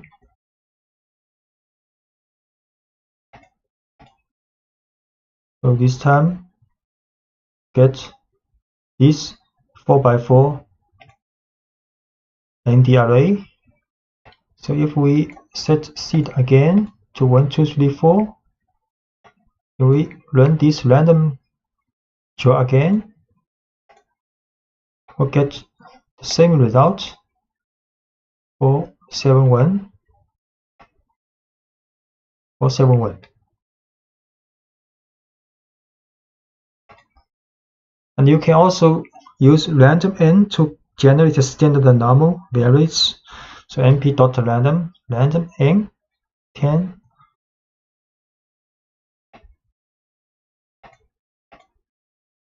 So these 10 numbers also standard normally distributed. You can shuffle an NumPy array with np.random shuffle. So create an array. You can print this array 1, 2, 3, 4, 5, 6. And you can shuffle this array.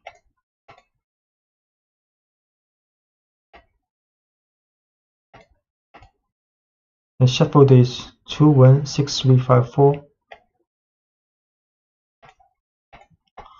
And NumPy's random permutation method to get the random samples of sequence of permutation.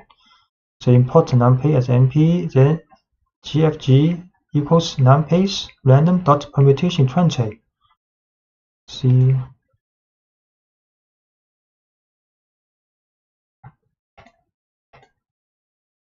we show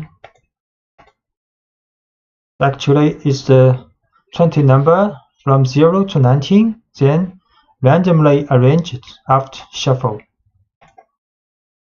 I can get the random sequence permutation of a two-dimensional array. So create a two-dimensional array with a shape 4 by 3. Then we shuffle this.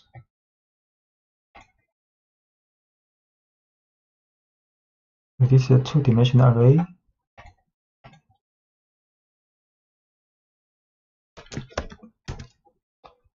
This is the original one.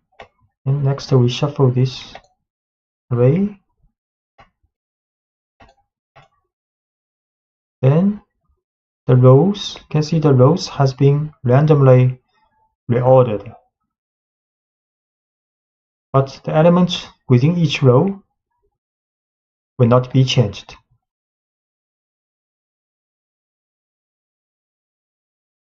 So reading and writing NumPy array data on files. So loading and saving data in binary files. So NumPy provides a pair of functions called save and load that enable you to save and then later retrieve data stored in binary format. So once you have an array to save, for example, one that contains the results of your data analysis processing, you simply call the save function and specify as an argument the name of the file and the array. The file will automatically be given the .npy extension. So this is a data frame. So this is a NumPy array with shape 4 by 3, two-dimensional. Then we can save using np.save to save the data, this file with this data NumPy array. We have to import OS package and save the working directory. Then create a NumPy array, two-dimensional array, the shape of 4 by 3. Then we can save this array to this file.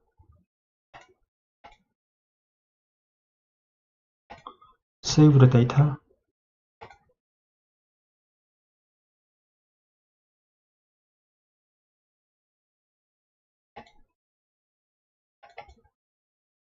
So you can find this data, save the data. But this is a binary file you cannot open with txt file.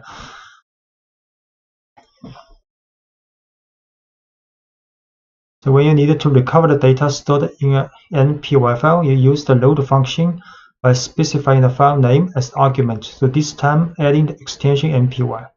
So we can also load this file, but have to add NPY after the file name. We can load this file to NumPy array. So we can show exactly the same as the original array.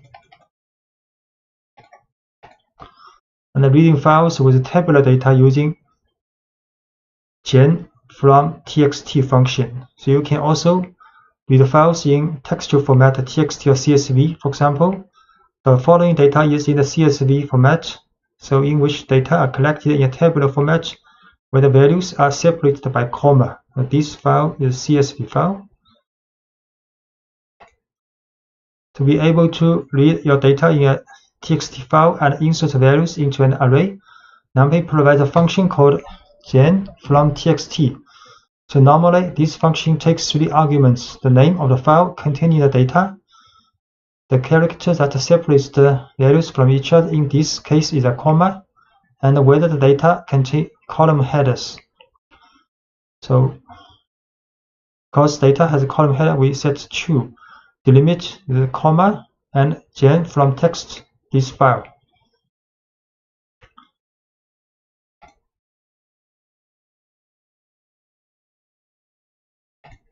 And we can show this file is The data file is a structured array in which the column headings have become the field names. So in the CSV file, the heading become the name of the field. So this is arrays value part, and this is dtype part for each column.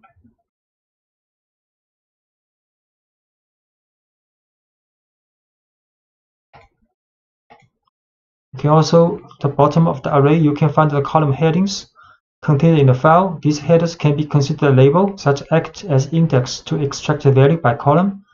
So we can run data ID, issue this array, data 0, issue this array,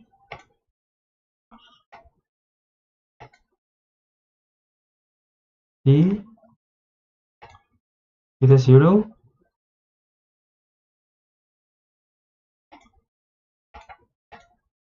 Return from text function will replace the missing values in the file with an NaN value. So for example, this CSV, the missing value here, if we read this CSV with the same format, then the second row of this data will have not a number value. We read this file. You can see array, the first row, the second row, the third row both have missing value. We view the column of ID, no missing value. First row, no missing value. Second row has a missing value.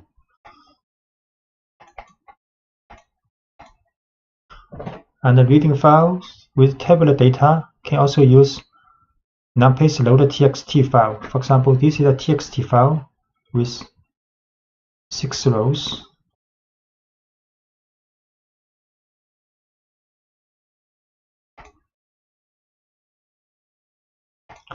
And when you read text, reading txt files, can have to set the dtype to int, because this is a numerical value, integer value. So we set this to int and read this file, and we print out exactly what we want, a two-dimensional array with shape 6 by 2.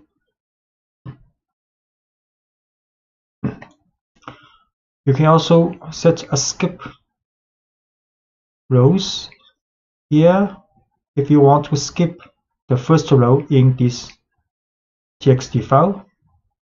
So this txt file, the index name, but we do not want to read this in the NumPy array. So we skip this first row.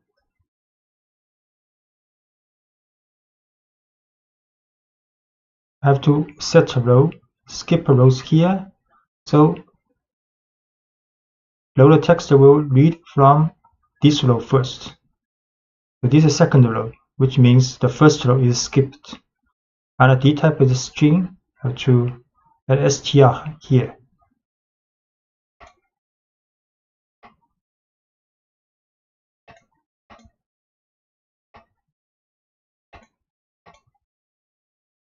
Exactly what we want, the 6 by 2 two-dimensional array. So Pandas is an open source Python library for highly specialized data analysis. It is currently the reference point that all professionals using the Python language need to study for the statistical purpose of analysis and decision making. Pandas is designed on the basis of the NumPy library, so it is not only makes this library compatible with most other modules, but also takes advantage of the high quality of the NumPy module. Pandas provides two new data structures called series and data frames, which are designed to work with relational data or labeled data. thus allowing you to manage data with features similar to those designed for SQL relational database and Excel spreadsheets. And Pandas provides also an extended set of functions and methods that allow you to perform operations efficiently.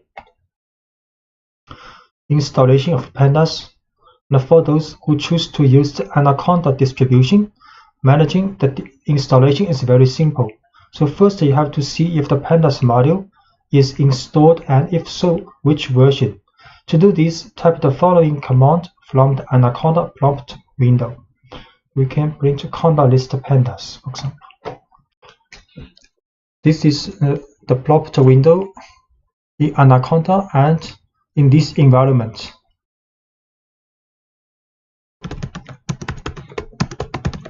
We can show Conda list Pandas.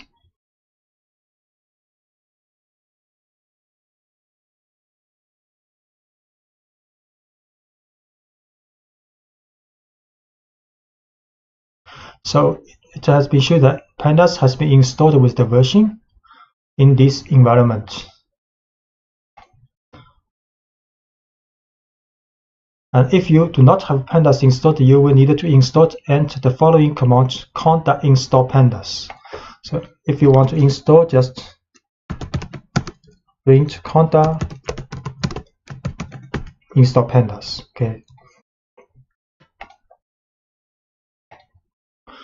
And if you want to start a Pandas, the general practice for importing a Pandas module in Python session is as follows. So just import Pandas as PD and import NumPy as NP. So we import Pandas as PD and import NumPy as NP. This is the standard import. And declaring a series. So to create the series, you simply call the series construct and pass as an argument an array containing the values to be included in it.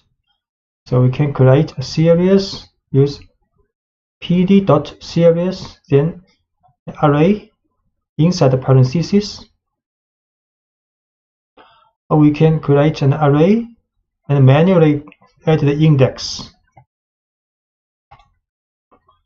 So we create an array with this, create a series with this array.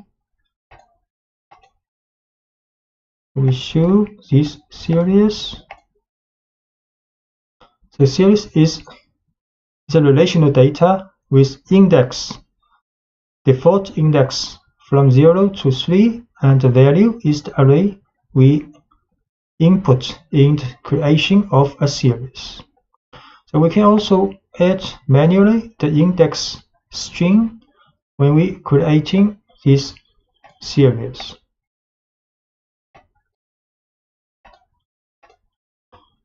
So this time the index has been changed from A to D.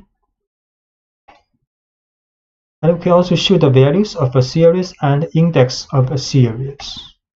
So we can write s.values.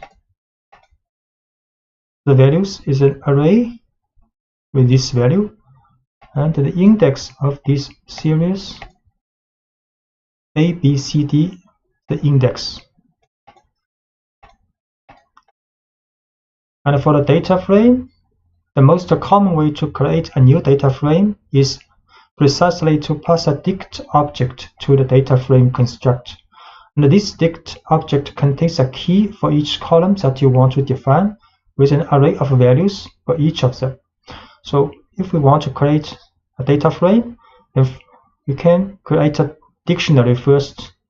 Dictionary with the key, color, key object, and key price. 3 key and 3 arrays are the values for corresponding keys. Next, we can create a data frame using pd.dataframe, then put this dictionary here, then it will be a data frame with 3 columns. So show in this dictionary with 3 key value pairs.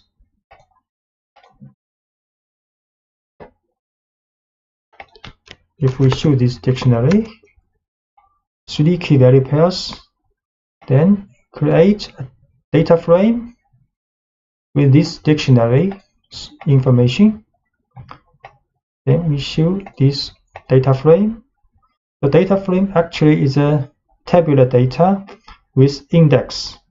This index default because we have 5 rows. So Pandas put the default index from 0 to 4 for these rows. And the column has a header, 3 header variables, exactly the 3 keys in this dictionary. And the values, 3 column values, are 3 values associated with these 3 keys in the dictionary.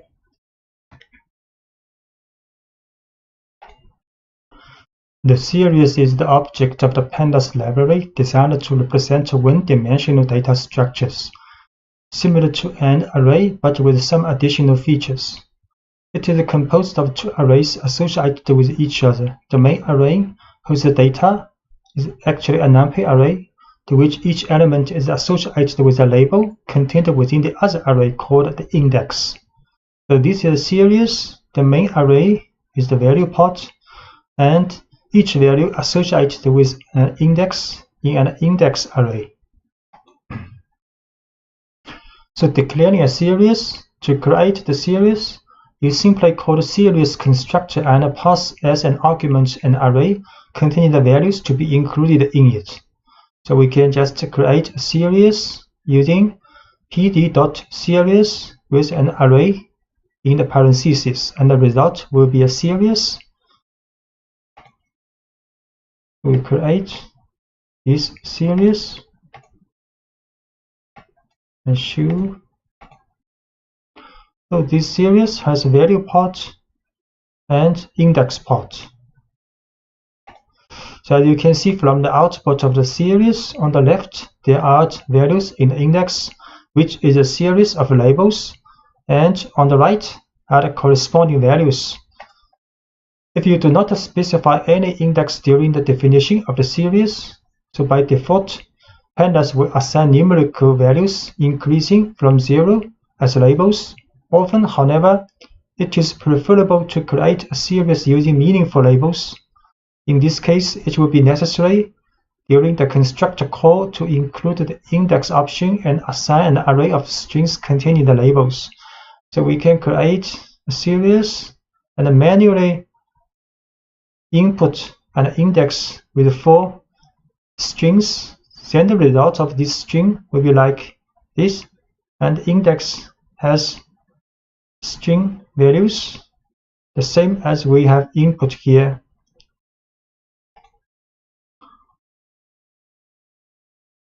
So we create series with ABCD index. So the index has been the value you want. And if you want to individually see the 2 arrays that make up this series, you can call the 2 attributes of the series as follows: index and values. We can write s.values, and it will show the value part, and s.index to show the index part of this series. So s.values, value part, s.index, the index array. And you can select the internal elements of series. Then select the individual elements as ordinary NumPy arrays by specifying the keys. So we can select, for example, the 3rd value of this series, or we can select by the index string of this value. You can also select multiple items in a series. We select the first two values of this series, and we put up an array inside this bracket. You can choose two values with index B and C. So choose this individual element.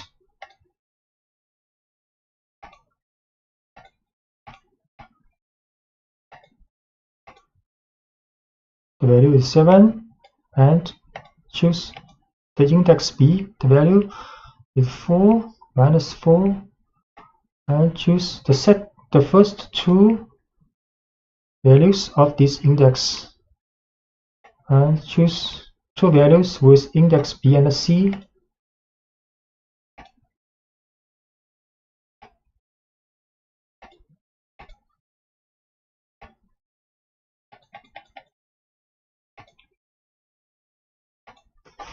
And you can assign values to the elements. So you can select and assign the value of a series by index or by labels.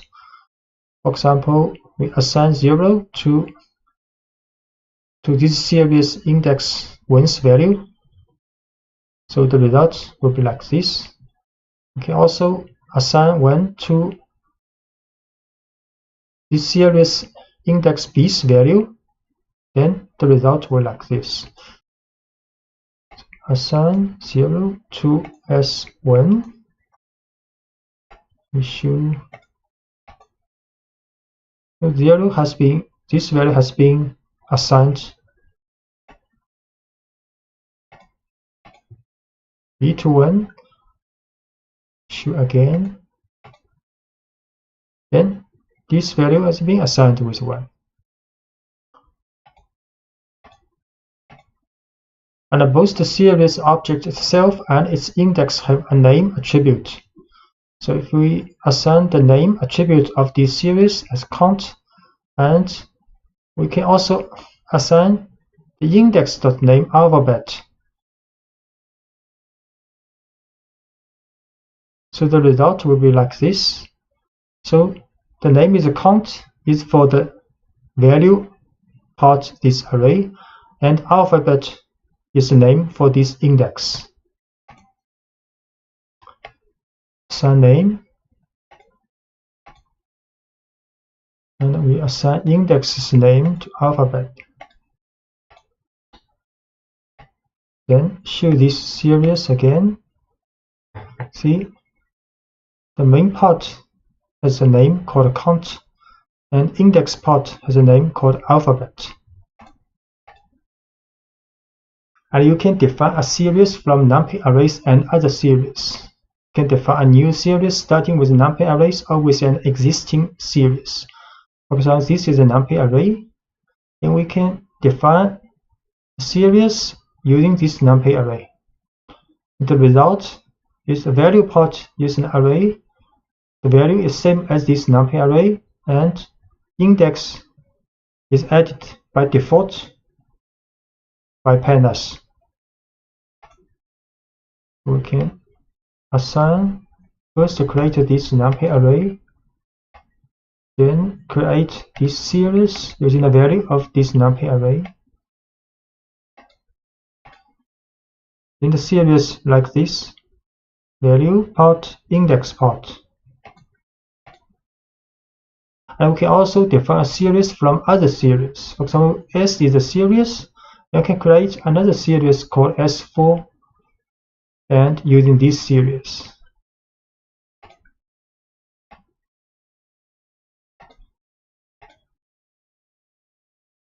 Then we show four values and with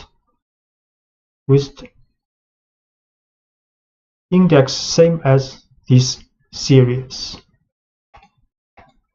And you can always keep in mind that when you create new series from existing arrays or series, the values contained in the original NumPy array or in the original series are not copied but are passed by the reference. So if the values of either one changes, then values in the other object will also be changed. What this means? So we show this series S, and we show this series S4. S4 is created from this series. So if we change S4's last value to 100, we show S4. This value has been changed to S to 100, but if we show S again, S value, this value also been changed to 100. The both series are the reference to one series. So you can filter values of a series. So many operations that are applicable to NumPy arrays are extended to the series. One of these is filtering values contained in the series through conditions. For example, if you need to know which elements in a series are greater than 8, you can write the following statement. PD series, create a series, then we can write S bracket S larger than 8, and the result will be these two values of the series. Create a series with 4 values. Then if we write S bracket S larger than 8, so only this part of the series is returned based on the condition. And some mathematical operations. So other operations such as operators, plus, minus, multiplication, and division, and mathematical functions that are applicable to NumPy arrays can also be used to series. So we divide the 2 for this series, divide 2, then each value is being divided, and we can use log function, NumPy's log function for series. This one is not a number. Then we use exponential function, exponential, and evaluating values. You can check the values of series, including existence of any duplicates and whether a certain value is present in the series. So to know all the values contained in the series, excluding duplicates, you can use the unique function, and the return value is an array containing the unique values in the series. So create a series with duplicate index and values, then can create an array with duplicate values of this series. Use the unique function. So create a series, duplicate value 1, 2, 2, 2. So we use unique function and the value, unique value of this series. And we can also use the value counts to return the unique values and calculate the occurrence of them within a series. So value counts will return each unique value and occurrence of this value. So value counts, unique value, and occurrence.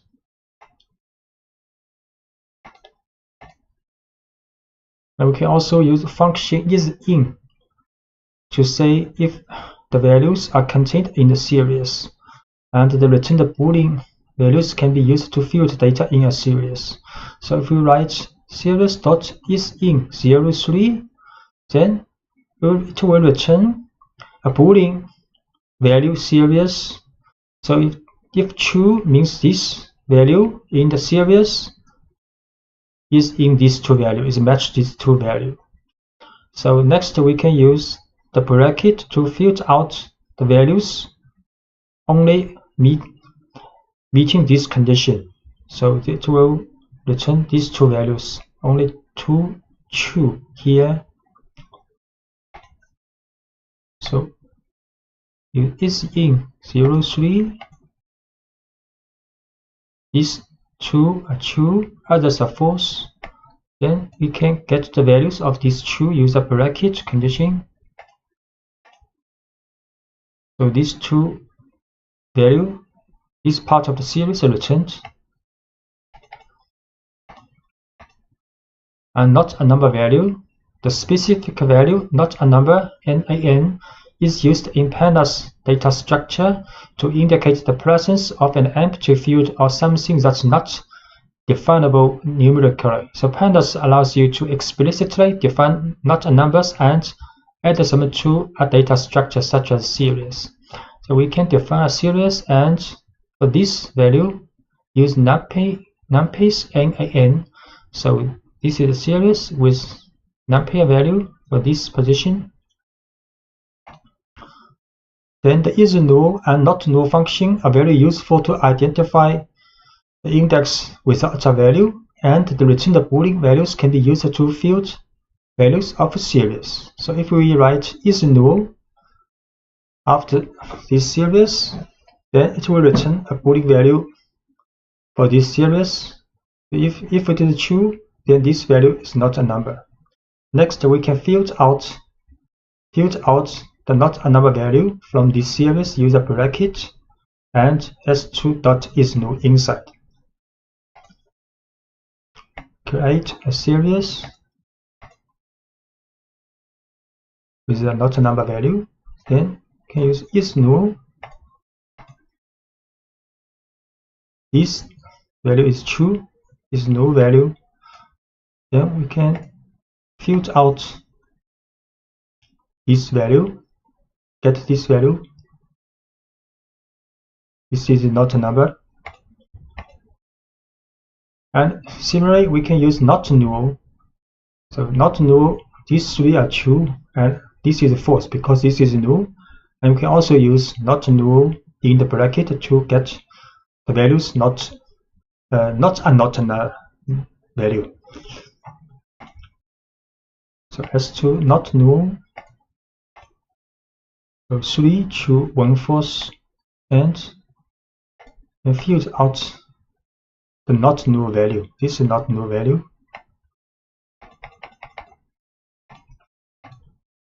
And series as dictionaries. So an alternative way to think of a series is to think of it as an object dictionary. In fact, you can create a series from a previously defined dictionary.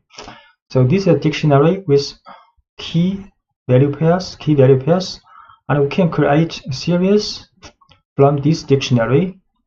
Then the key will be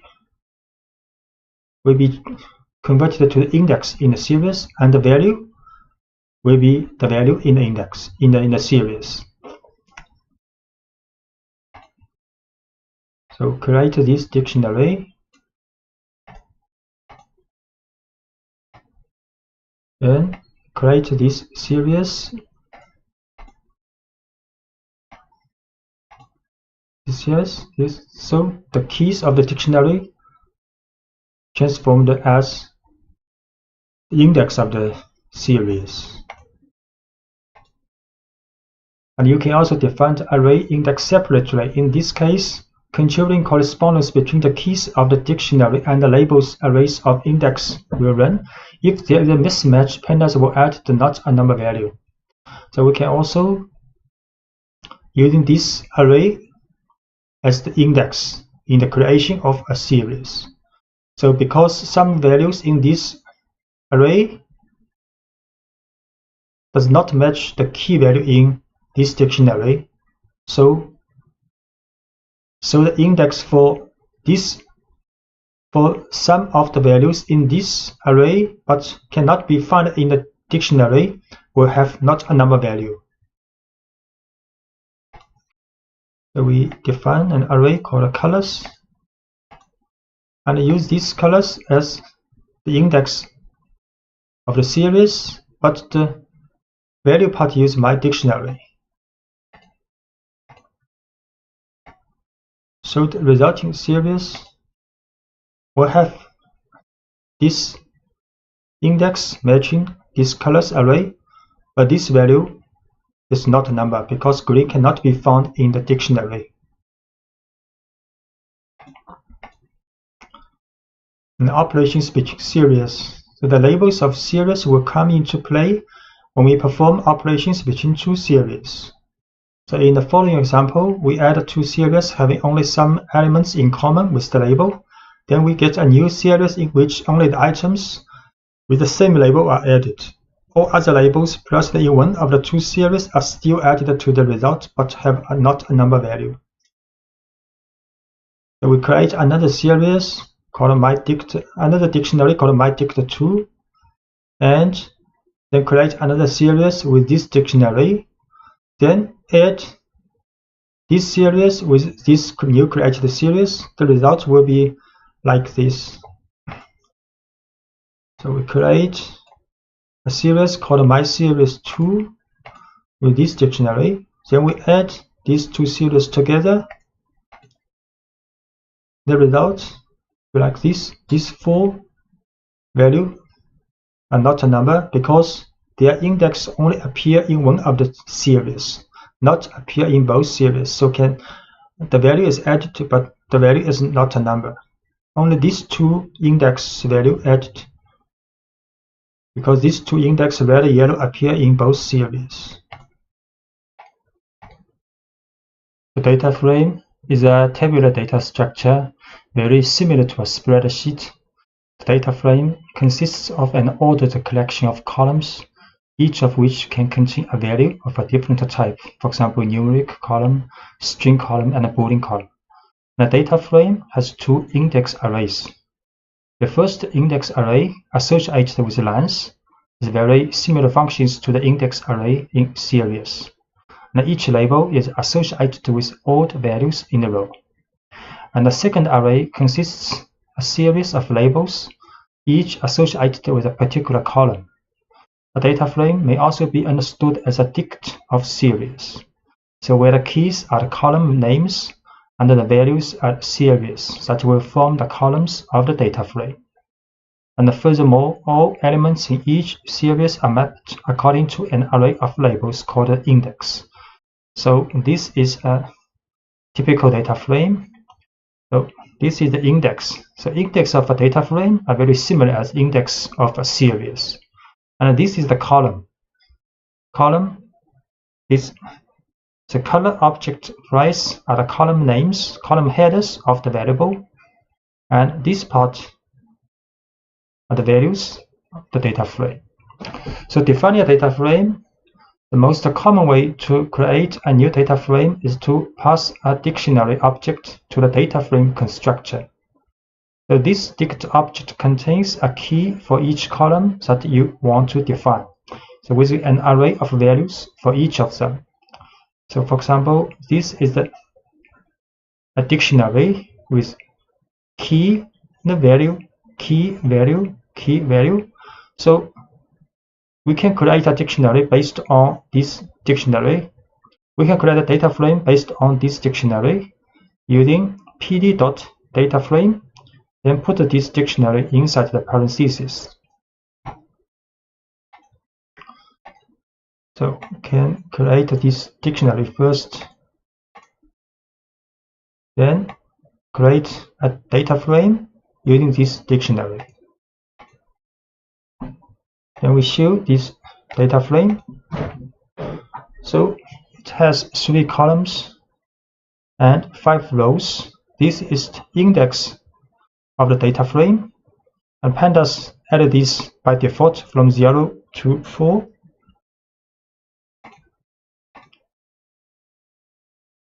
So if the dict object from which you want to create a data frame contains more data that you are interested in, you can make a selection.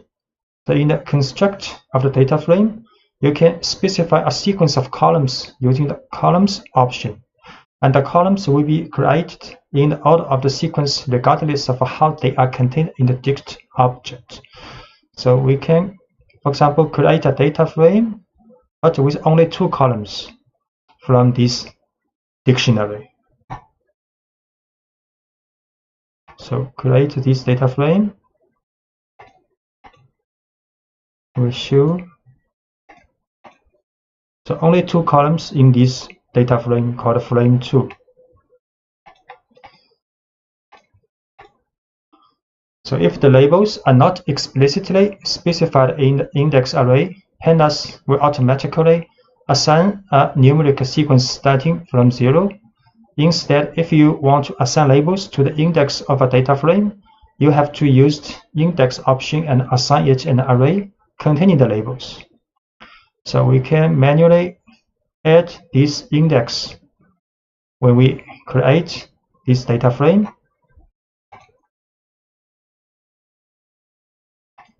We can create again this frame 2 with index, and we show this data frame.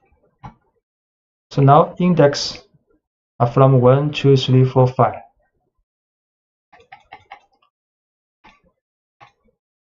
And an alternative way to define a data frame. So instead of using a dict object, you can define 3 arguments in a construct in the following order: a data matrix, an array containing the labels assigned to the index option, and an array containing the names of the columns assigned to the columns option.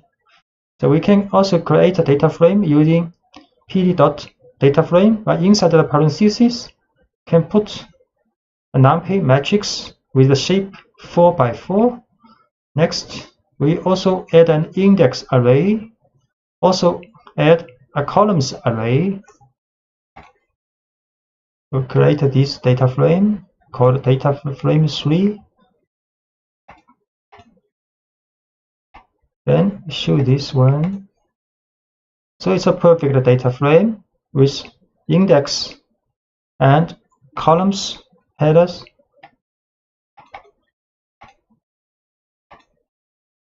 Selecting elements of data frames. If you want to know the name of all the columns of a data frame, you can specify the columns attribute on the instance of the data frame object. So for example, we can show the columns of the data frame, and also can show the index of the data frame. We can also show the values of the data frame, use frame.values. So show columns, data frame, columns, this column variable name, and index from 0 to 5. Then the values, value part, 3 column, 5 row.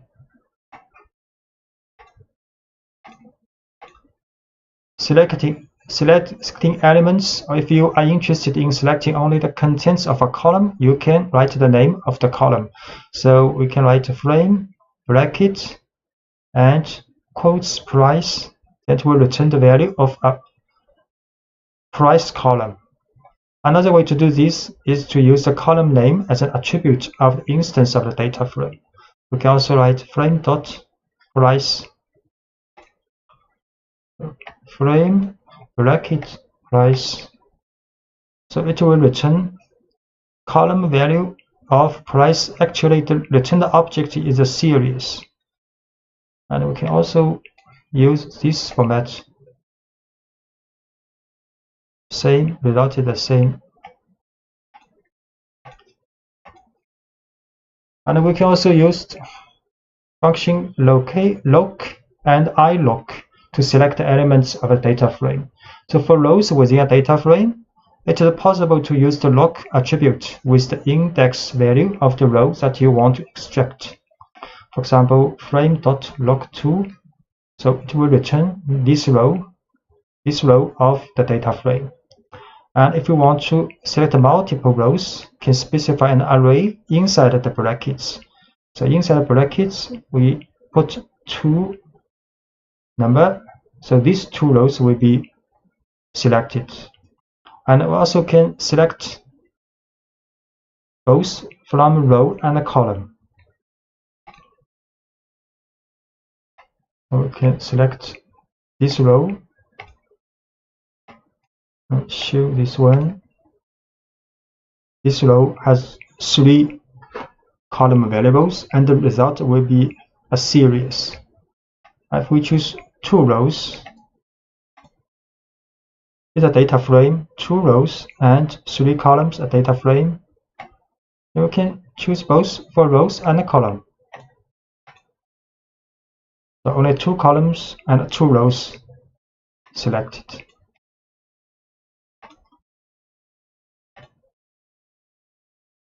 So we can also use iLock. So if the selector rows only using integer value, so we can use iLock. So iLock does not support the string column names, only for the numeric value. So for example, here iLock 2 will get the same result as log 2. This also will get the same result as the log 2.4, and this will get the same result as before for the color price for the log selection. Now, if you needed to extract a portion of the data frame, selecting the lines that you want to extract, you can use the reference numbers of the index. The return value is an object data frame. So we can also write column from 0 to 1. Then in this case only one line returned, and in this case will return 2 lines.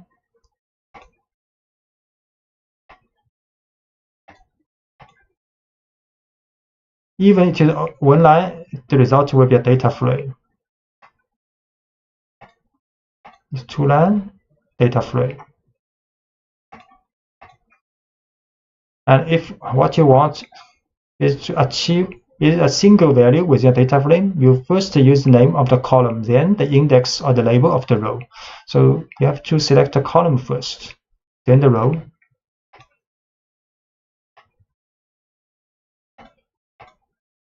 So the result is a single value.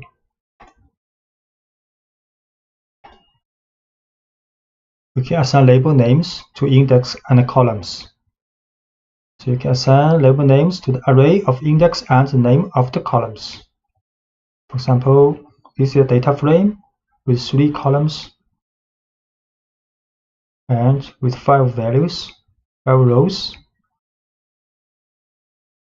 Then we can assign an index name called ID using frame.index.name, and can also assign a name called item to the columns using frame.columns.name. So we create data frame first.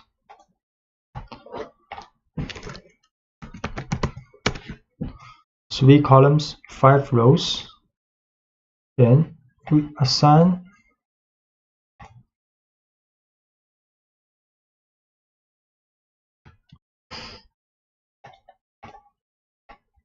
ID to the index name and assign item to the columns name. We'll show this data frame again. So now you can see ID appears here, an item stay here. Item is the name of this column.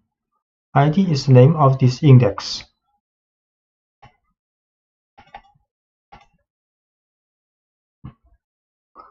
Add a new column. And you can do this by simply assigning a value to the instance of the data frame and specify a new column name. For example, if we write frame brackets new equals 12, then for this column, this is a new column created. Then all rows for this column has value 12. And if we assign this array to this column, also possible. So frame new equals 12. So we show this data frame again. You see this new column, all the rows have same value 12. And if we assign a new column with this array, value now is the array assigned.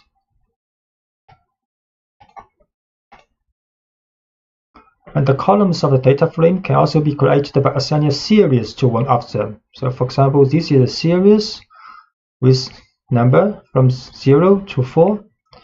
Then we can create a new column to this data frame, and the value is the series value. So this is a series, value 0 to 4, and we can assign this series to the column new of the data frame. Show again. So now data frames, this column's value is 0 to 4. And to change a single value, you simply select the item and give it the new value. For example, if we want to change the value of the column price, and this is the third value, third row of column price to 3.3, we can just write the frame bracket price, then bracket 2 equals 3.3.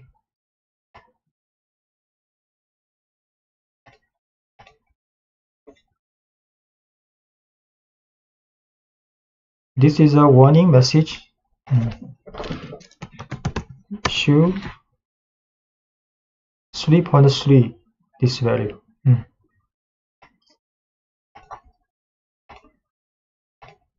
And the membership of a value, you have already seen in the previous lectures that the isIn function can be applied to the series to determine the membership of a set of values. And this feature is also applicable to data frame object. So we can write data frame dot isIn, and inside the parentheses is an array for these two values. So we can learn the data frame is in these two values. So you can see some appears true. So if the value equals either this one or this one, it will be true. Otherwise, it will be false. And you get a data frame containing Boolean values, where true indicates values that meet the membership. If you pass the value returned as a condition, then you will get a new data frame containing only the values that satisfy the condition. So we can use this condition inside the bracket. So the data frame will only return the values of these three values. The other will be not a number.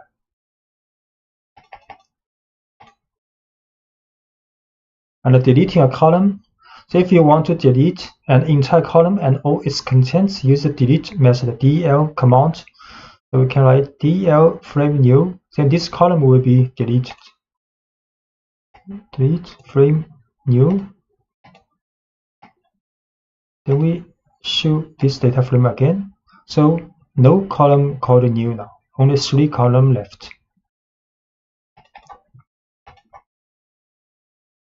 And the filtering, you can apply the filtering through the application of certain conditions. For example, say you want to get all values smaller than 1.2. The elements not matching the condition will be replaced with not a number. For example, this is a data frame. Then we can add a condition with bracket after this data frame. And the condition is if data frame less than 1.2. We can create a data frame first. So this data frame has 3 price columns, 5 rows. We can run. So only these values less than 1.2, other values will be not a number. The data frame from nested dictionary. So a very common data structure used in Python is a nested dictionary, as shown here, called nest dict. And this is the external key, a key, red, white, blue. Then the value for the key is also a dictionary with key value pairs inside. So we can create a data frame using the information of this nest dictionary. So this data structure, when it is passed directly as an argument to the data frame constructor, will be interpreted by Pandas to treat external keys as column names and internal keys as labels for index. So red, white, blue are external key of this data object or library dictionary. Then this value will be converted as column names in the resulting data frame. And internal keys like 2012, 2013 will be the index of the data frame. So we create this nested dictionary first, then create this data frame using this nested dictionary. Show this data frame. You can see now the red, white, blue are the columns, and the 2012, 13, 11 are the index.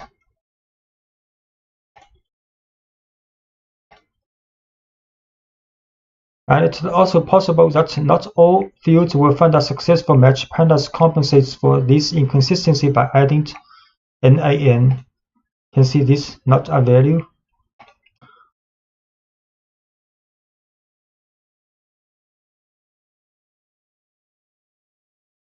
And the transposition of a data frame. You can get the transposition of the data frame by adding the T attribute to its application.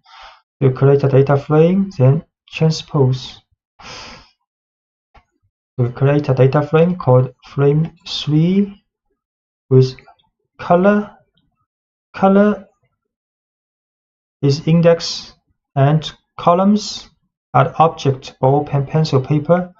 Then if we transpose this data frame, then the color will be the column and objects are indexed now. The index objects in Pandas series and data frame are responsible for the labels on the axis and other metadata as the name of the axis. So we create a series with this value and with this index array. So if we write serial.index, it will show the index. Create this series first. Then can show the index of this series.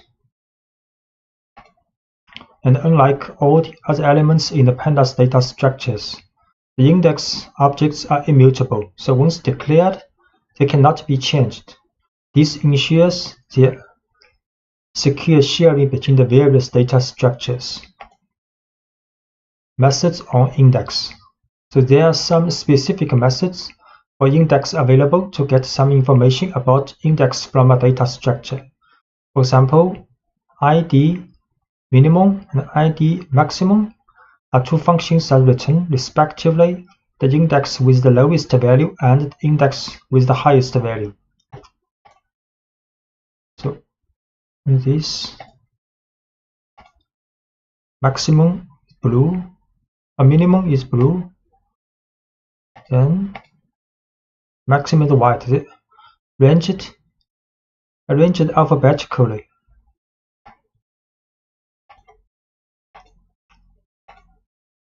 And index with duplicate labels. So far, you have met all cases in which indexes within a single data structure have a unique label. Although many functions require this condition to run, this condition is not mandatory on the data structures of Pandas. For example, see a series with some duplicate label. We create a series with 6 values, and index array. You can see white, white, green, green, duplicate. So regarding the selection of elements in a data structure, if there are more values in correspondence of the same label, you will get a series in place of a single element. So if we want to show the value of this series with the white index, then it will return 2 values in a series. And the same logic applies to the data frame with duplicate index that will return the data frame. To create a series with duplicate labels in index, then we show the index to the values of index with white, to return true rows, and the result is a series.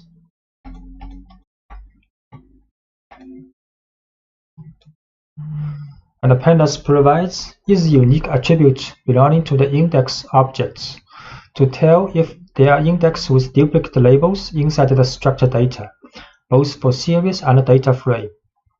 So if we write series.index is unique or frame.index is unique, series.index is unique both because there are several duplicate index in this series, and we create a data frame also.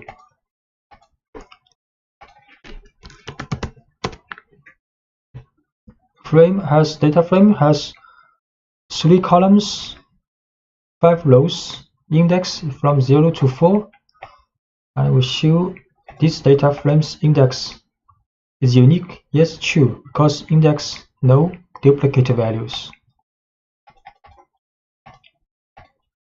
Reindex. It was previously stated that once it's declared in a data structure, the index object cannot be changed.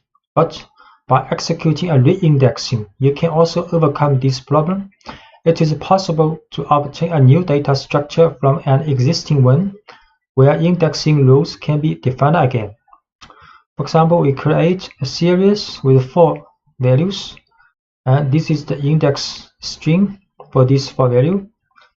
And during reindexing, it is possible to change the order of the sequence of index, delete some of them, or add new ones. So in the case of a new label, Pandas adds not a number as the corresponding value. So for example, we can create a new series using reindexing. So series reindexing with these 4 index strings, then the result will look like this. 3, 4, 5, 3, 4, 1 has value, but 5, the value is not a number, because in this series, no index value equals 5. Create a series with 1, 2, 3, 4 index. Then reindexing with the index value 3, 4, 5, 1. Then the result is another index, but 5 index value is 5, since value is not a number.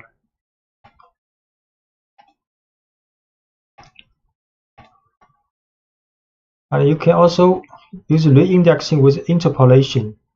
So we create a series with 4 values, and this is the index. Then can write reindexing range 6. Range 6 is from 0 to 5. The method ffill forward filling. Then the result will look like this. From 0 to 5 indexing.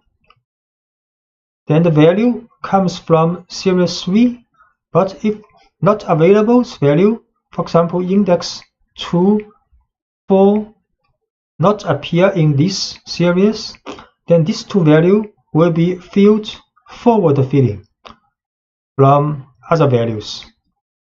And similarly, if we set method bfill backward fill, then if the index cannot be found in this series, the value will be filled backward. We'll create a series first with 4 values with these 4 index. Then we reindex this series, and with expected index from 0 to 5 in the new series, and using forward fill method. And this is the resulting series. And if we use backward filling, then if the value cannot be found in this series, will be backward filling from other values.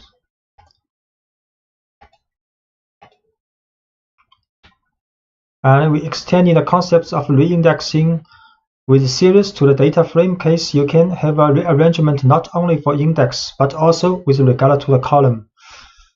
So this is data frame, then reindexing this data frame, and we'll return a new data frame with the range, index with the range from 0 to 4.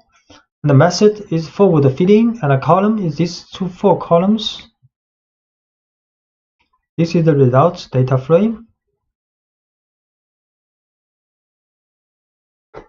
So we show the frame again.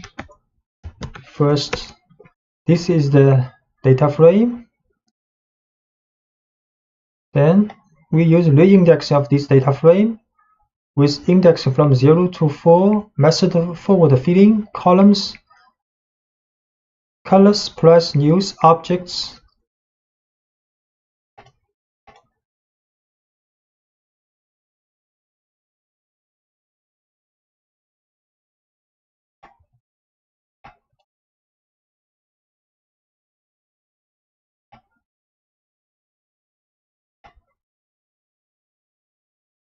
Then this is the resulting data frame. And if we use backward filling,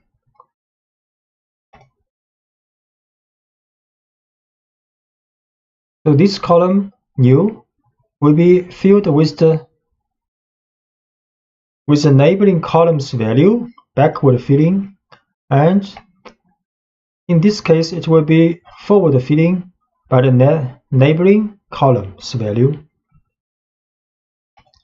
You can see this column the same as this one, and if we use backward filling, this column are the same as this one. Because the original data frame has a new column called new.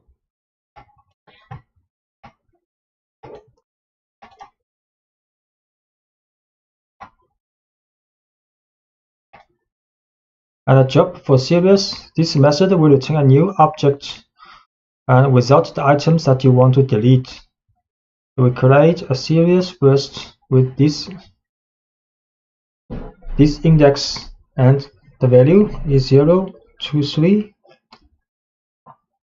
Then next we can job yellow index.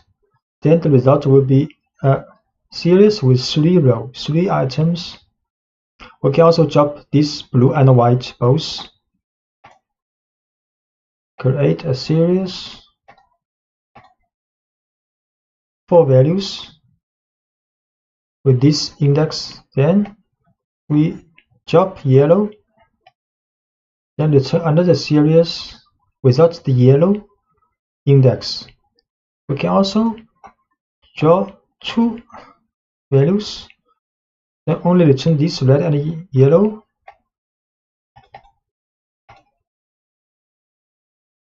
And job used for data frames. So regarding the data frame, instead the values can be deleted by referring to the labels of both axes.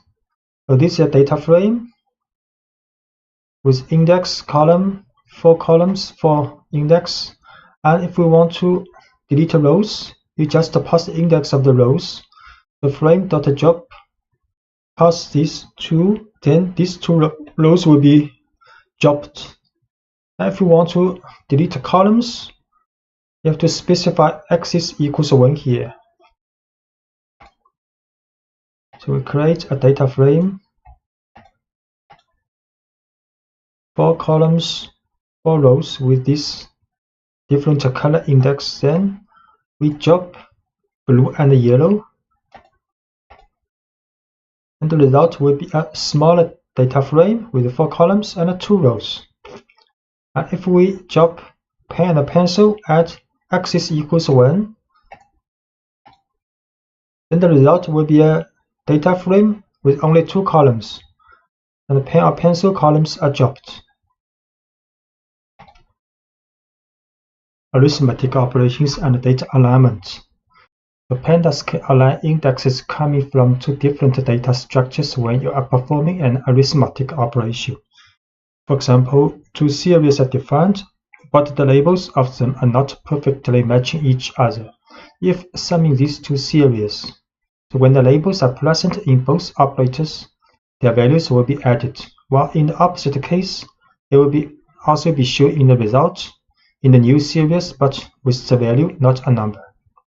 So we create two series, but with not exactly the same labels in the index.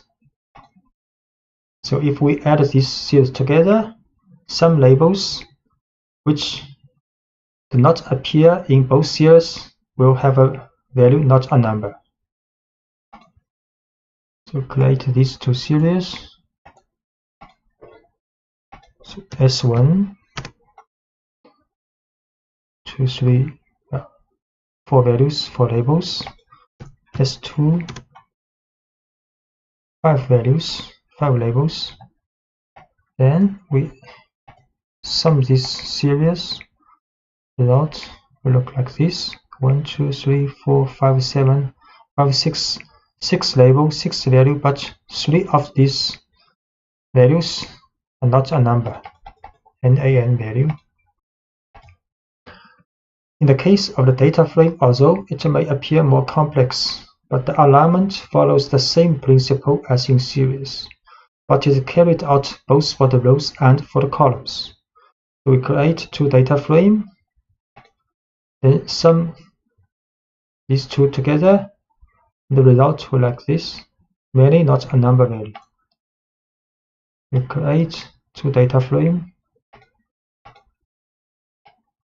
Let's show data frame 1 and data frame 2. 4 columns, 4 rows in the data frame 1. 3 columns, 3 rows, the data frame 2. Columns not the same. Pen has pen, ball, ball, but pencil, paper, mug only appear in one data frame. Then we sum these two. That will be a 5 column, 5 rows data frame with many. For these 3 column is not a number value, and these 2 rows, green, red, also not a number value. And this is called flexible arithmetic methods. So for example, we can use frame 1 dot add frame 2, the same as frame 1 plus frame 2. Can use this example. Result is the same as before.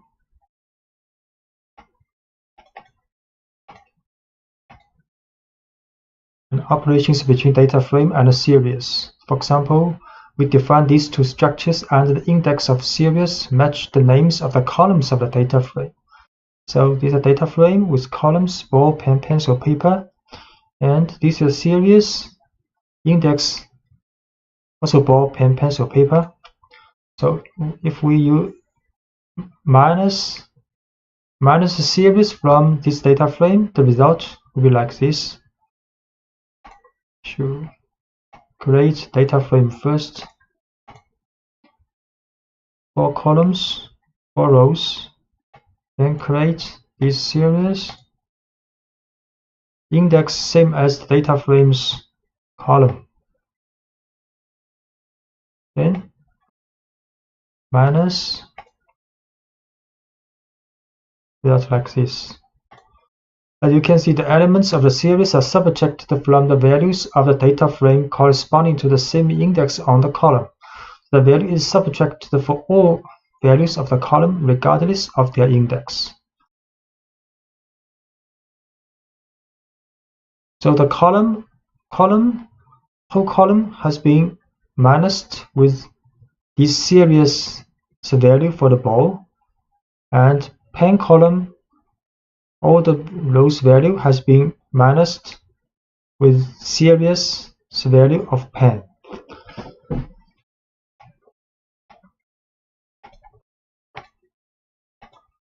And if an index is not present in one of the two data structures, the result will be a new column with that index only, such all its elements will be not a number. So for example, we set series mark equals 9. Then if we minus frame with series, then the result will have 4 rows but 5 columns. One column mark comes from this series and without the value, not a number now, because this mark does not appear in the data frames column. We create the new value in the series. So now series has a label mark and the value is 9. Then frame minus series, the results, the extra column for mark but not value are all not a number. And function application and mapping functions by element. The Pandas library is built on the foundations of NumPy and then extends many of its features by adapting them to new data structures as a series and a data frame. So among these are the universal functions called ufunc, and this class of functions operates by element in the data structure. For example, you could calculate the square root of each value in the data frame using the NumPy's np.squared. You can write np.square root, then apply to this data frame. So data frame created.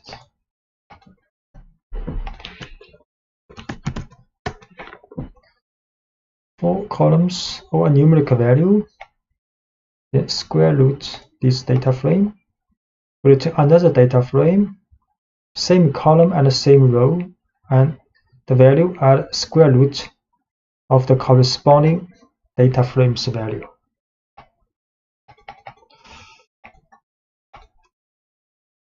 And functions by row or column, using the apply function to apply, for example, and the user define a function on columns or rows of the data frame.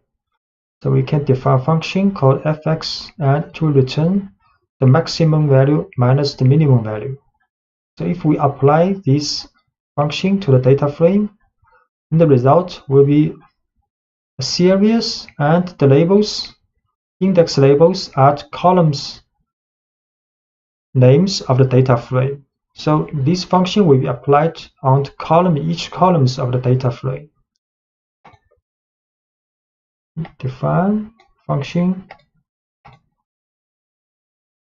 We can also define function like this way. This is another way, lambda, but we use this way also. Then data frame, apply this function, return a series. The labels are columns of the data frame and the value are a difference between maximum value and minimum value for each column of the data frame. And if we want to apply by rows, we can set axis equals 1 in the apply function.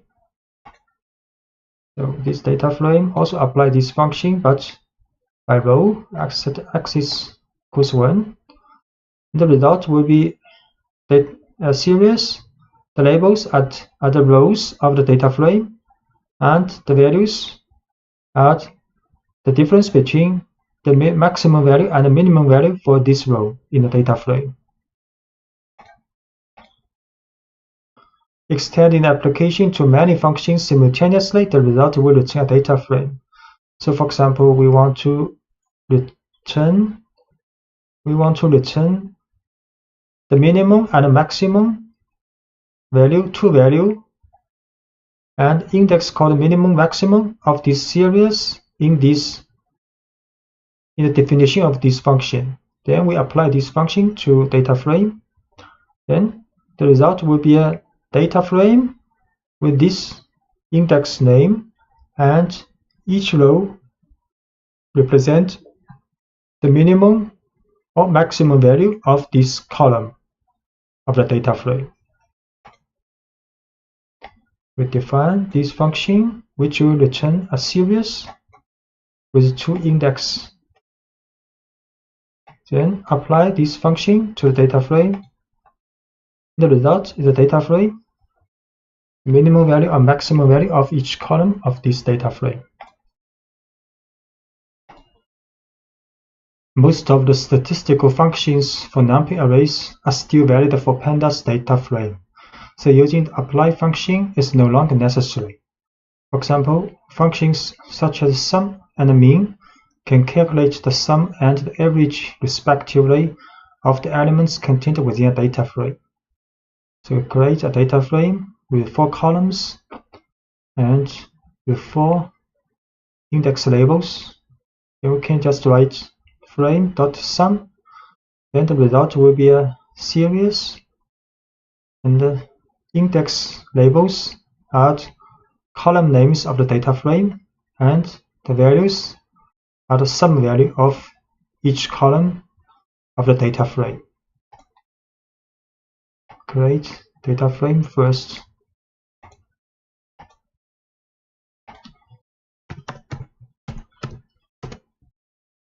For columns, for rows, then frame.sum, return a series, the sum value of each column of data frame. And if we want to get the sum of each row of data frame, we have to add axis equals 1 here. And we can also calculate the mean value of each column of the data frame. Sum of the row. So the result is a series with the index labels are color, and index of the data frame value are sum value for each row, and can get the mean value of the data frames each column. Also is a series.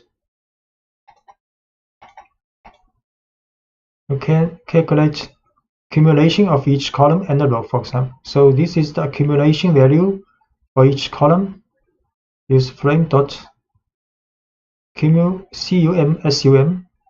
and if you want to calculate the accumulation value for each row, then have to add axis equals 1 here. So the accumulation value for each column of the data frame. So each row by row calculated, accumulated. Then the accumulation of each column, each row, we have to add axis equals 1 here. Then for each row, accumulate the value. Accumulate the value.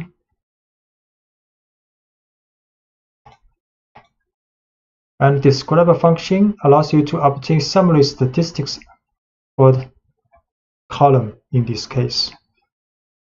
So it will show the count, mean, standard deviation, minimum, and percentile value, quantile value, and maximum value.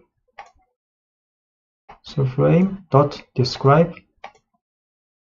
So each column's statistics, descriptive statistics are calculated. And correlation and covariance between 2 series. So this is 2 series with same labels. And we can write SEQ, the first series, dot correlate the second one. And the result is the correlation of these 2 series. And similarly, we can calculate the covariance of these 2 series. Create 2 series.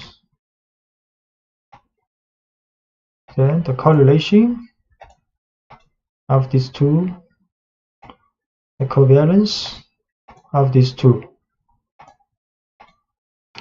And the covariance and the correlation can also be applied to a single data frame. In this case, they return their corresponding metrics in the form of 2 new data frame objects. So, for example, this is a data frame with columns, ball, pen, pencil, paper, and the index red, blue, yellow, white. So if we just write this data frame .cor, then the correlation between each pair of columns will be returned in a matrix, in a data frame, in the result data frame.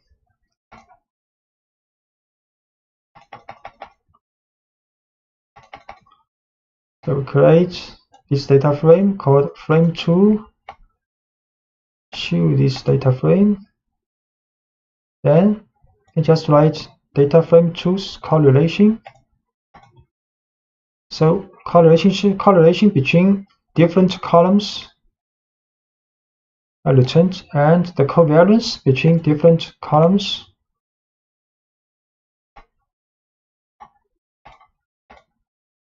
covariance. And using the COR with method, you can calculate the pairwise correlations between the columns or rows of a data frame with a series or another data frame. So we create a series with index with 5 labels, and if we write data frame.cor with a series, then the result will be like this. So for the ball column, the correlation between this column with this series, and for the pen, the column of the pen of the data frame will be calculated with a correlation with this series, and so on. We create this series, then use frame.to.correlate with this series. Then each column of this data frame will be calculated with a correlation with this series.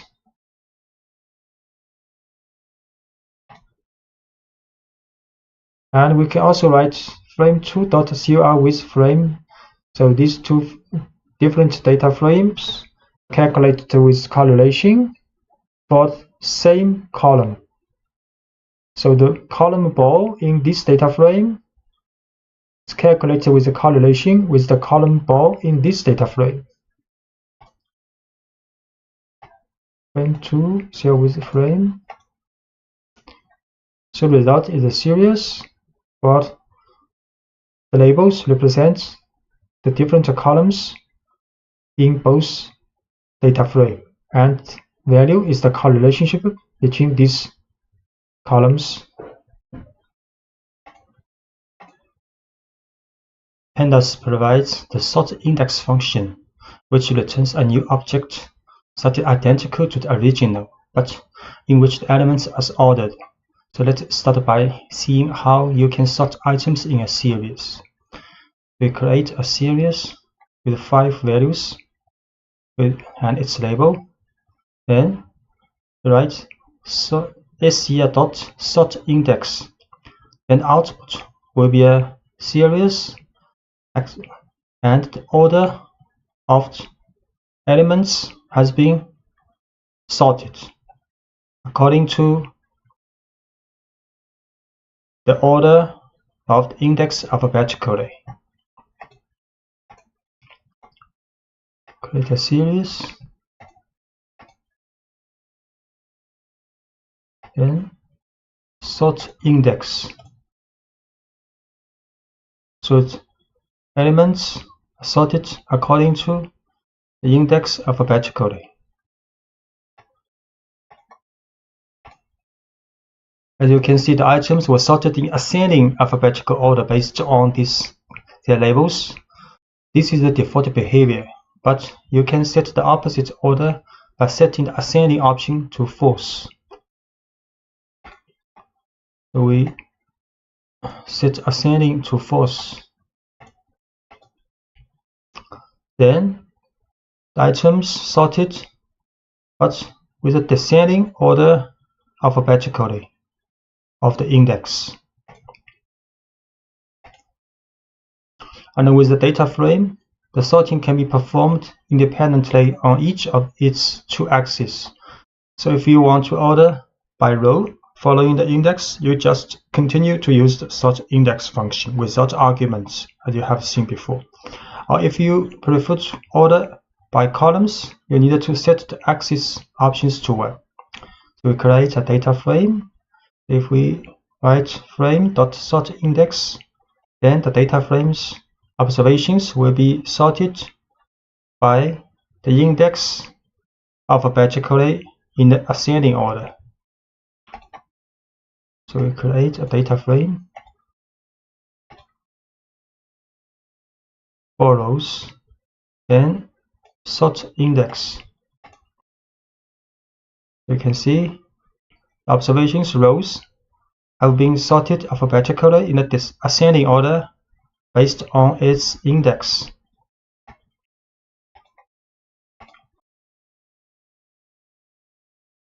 And if we write axis equals 1, then the data frame will be sorted by column according to the column names alphabetically. So frame.sortIndex axis equals 1. So the column names have been sorted alphabetically in ascending order. And Pandas also provides a function to sort the values contained in the data structure. In this case, you have to differentiate depending on whether you have to sort the values of a series or a data frame. If you want to order the series, you need to use the sort values function. So we can write series.sortValues, then elements of the series will be sorted according to their values from lower to higher. Sort value for the series. So elements have been sorted according to their values.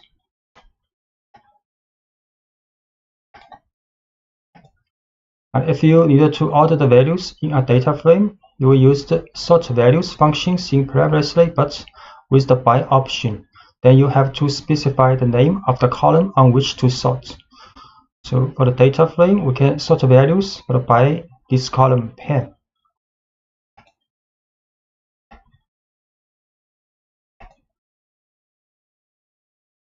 So the data frames observations rows are being sorted according to the value of pen column, from lowest to the highest. And if the sorting criteria will be based on 2 or more columns, you can assign an array containing the names of the columns to the by option. So for the data frame, we can also sort values by more than 1 columns. So here by pen and pencil. Data frame dot sort values by pen and pencil. Pen and pencil both have been sorted from lowest to the highest value. And the ranking is an operation closely related to sorting.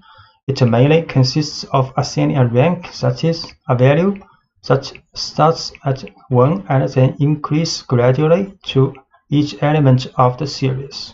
The rank will be assigned starting from the lowest value to the highest.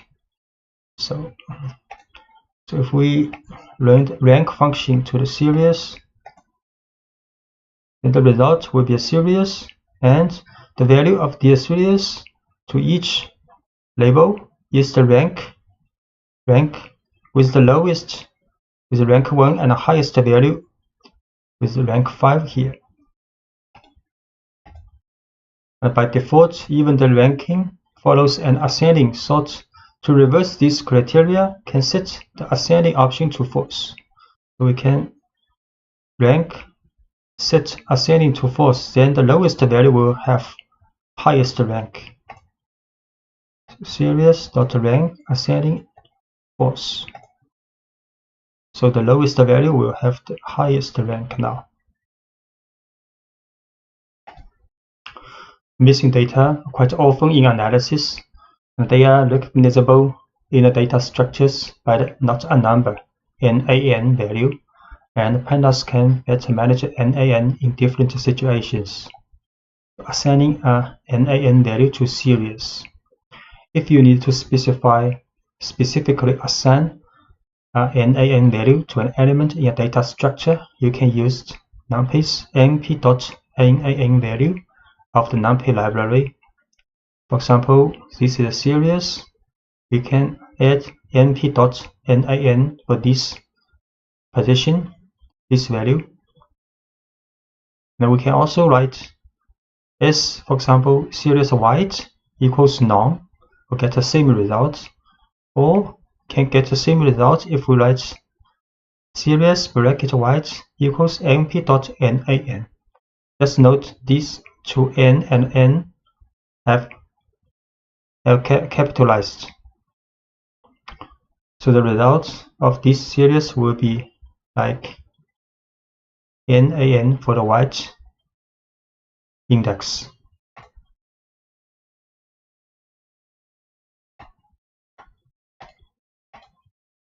We'll create this series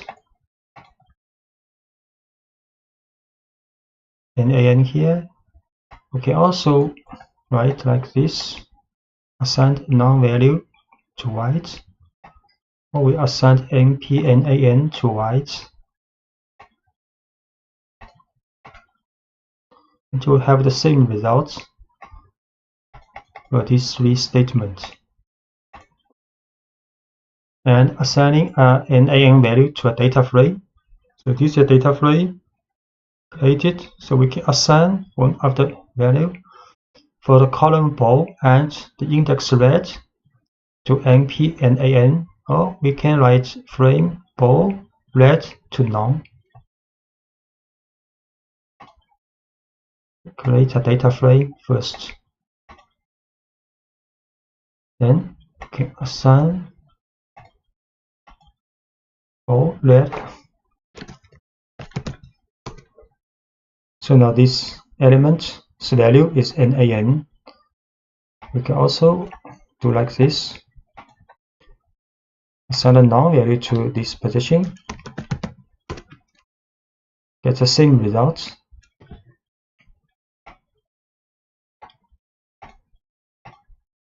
Filtering out NaN values.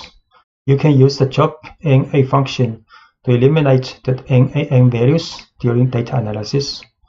So we can write series.job_na. So it will return a series without not a number value. Series.job_na.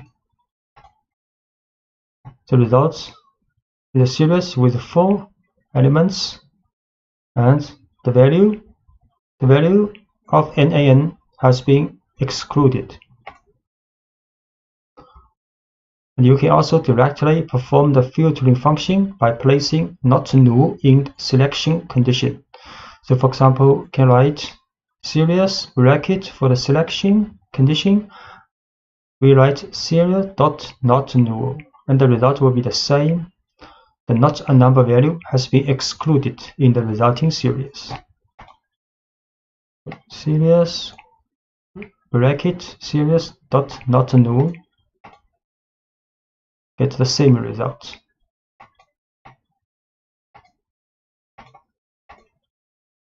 And if we are dealing with a data frame, it gets a little more complex.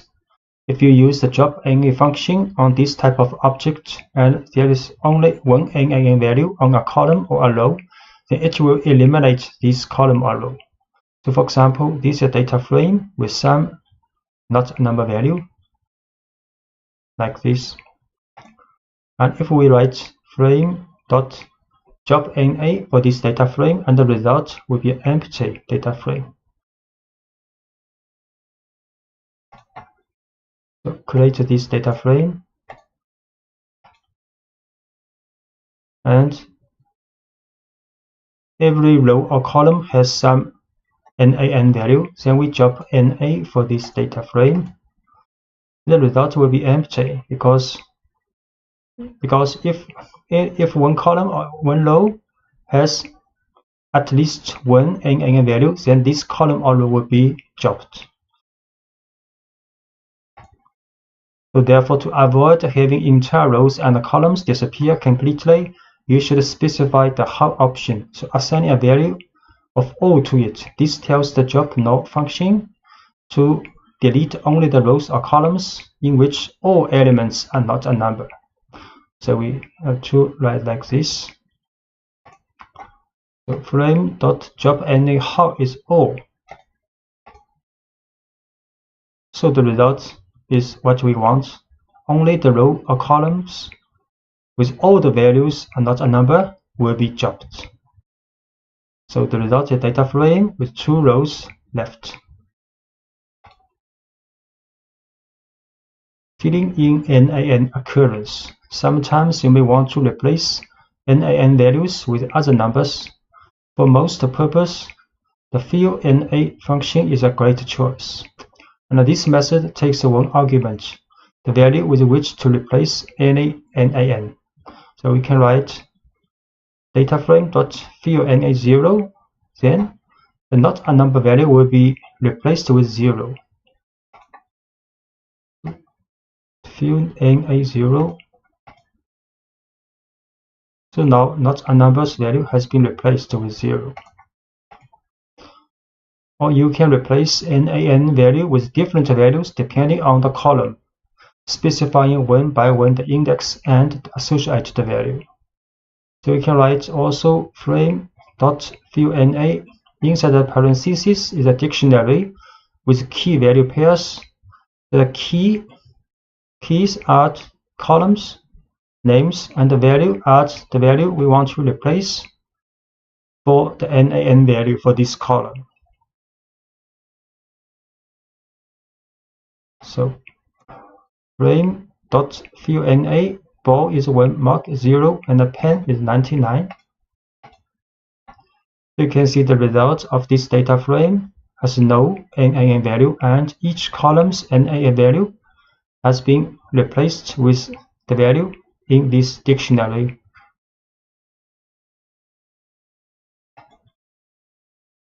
Hierarchical indexing.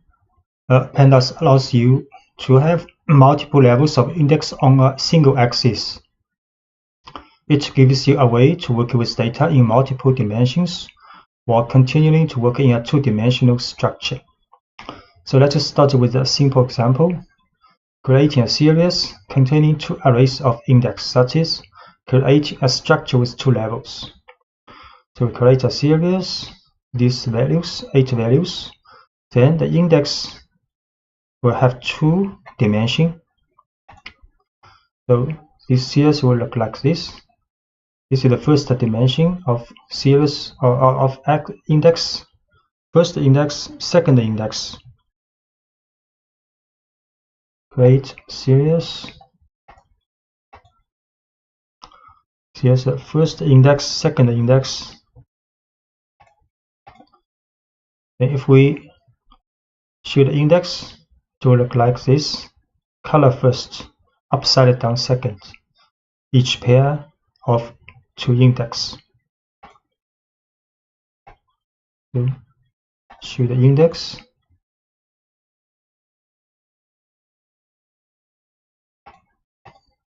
Then you can select the values for given value of the first index. So you can write brackets, select only the white index value. Then it will like the smaller series with the index for this position up, down, right, and the value. Or you can select the values for given value of the second index. And go, for example, you can write, but have to write column first, then comma, then up. Then it will be a smaller series with these colors on index. And if you want to select a specific value, you can specify both index. So you can write in the bracket, select white and up, then its value will be shown. Series white, this series column, comma up, like this. And we show the individual value. We have to put 2 index category here.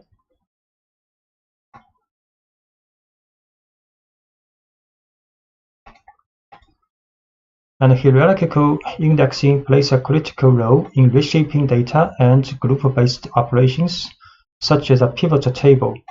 For example, the data could be rearranged and used in a data frame with a special function called unstack. Now, this function converts the series with a hierarchical index to a simple data frame, and where the second set of index is converted into a new set of columns. So if we write series.unstack for this hierarchical indexing series, then the second index of the series will be converted to the columns headers of the data frame, and the first level index of the series will become the index of the resulting data frame. So if we write series.unstack, so it is the result of a data frame. And if what you want is to perform the reverse operation, so which is to convert a data frame to a series, you can use the stack function. So if we write data frame.stack, then the result will be a hierarchical indexing series, and the data frame's column headers will become the second level index of the series, and the index of the data frame will become the first level index of this series. So we can create a data frame first. So data frame has 4 columns, 4 rows. Then we can write data frame.stack. So the result is a series, and data frame's columns become the second level index of the series. And with data frame, it is possible to define a hierarchical index also, both for the rows and for the columns. At the time of the data frame is declared, you have to define an array of arrays for index and columns options. So for example, we can create a data frame, and there are 4 rows, 4 columns with total 16 values. And for the index, we can write 2 levels. For the columns headers, also 2 levels. Then the result will be like this.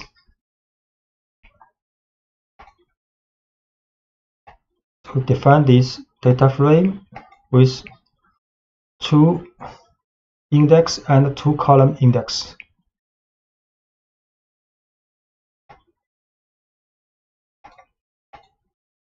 Occasionally, you might need to rearrange the order of the levels on an axis or sort for values at a specific level. So the swap level function accepts as arguments the names assigned to the 2 levels that you want to interchange, and return a new object with the 2 levels interchanged between them, while leaving the data unmodified. So if we want to reordering assorting levels, so we can do, first we have to define 2 names for the index, 2 index of this data frame, and the 2 names for the 2 columns of this data frame. So we define 2 names and show this data frame. So now 2 index, right, left, up, down, will have name called color and status, and 2 column headers also has name called object and ID. So next we can use swap levels, for example, to the data frame with between the colors and the status, these 2 index. So we can swap levels for the color status. In the original data frame look like color status here. So we swap level, we see how it is going. So now the data frame's index has been changed the position. Status is the first level index, and the colors is second level. And the data arrangement also changed accordingly. Instead, the sort index function orders the data considering only those of a certain level by specifying it as a parameter. So we can also use sort index level is colors, so the data frame will be sorted according to the labels of colors.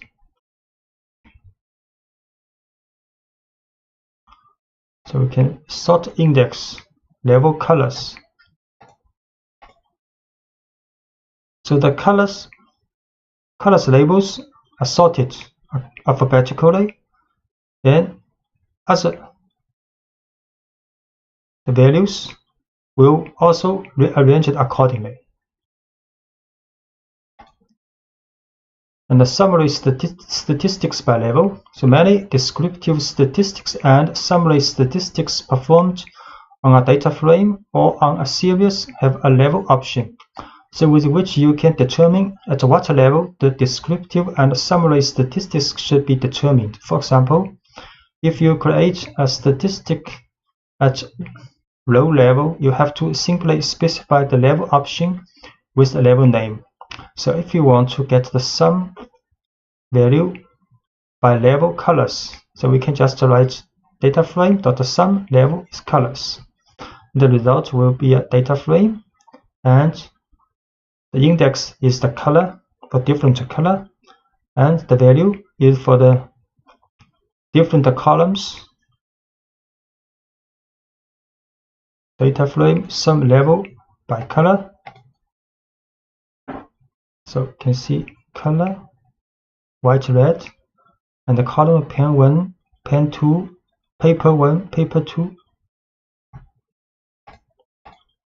And if you want to create a statistic or given level of the column, for example, the ID, you must specify the second axis as an argument through the axis option set to 1. So if you want to calculate sum by column ID, we have to add axis equals 1 here. So mFrame.sum level ID, because ID is at the column, I have to add axis equals 1. So the result is clear for the two index different level, different index, then the columns is by ID only. ID1, ID2, and sum value for these different index combinations.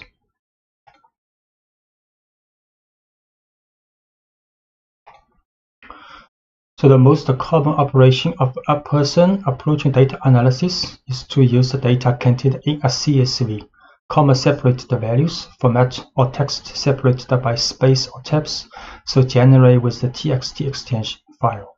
Pandas provides a set of functions like read a CSV, read a table specific for these types of files.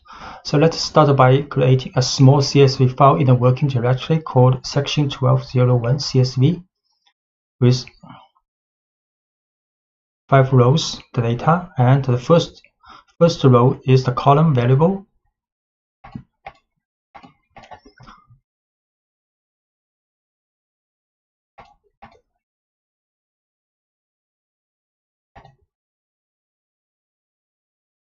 This file.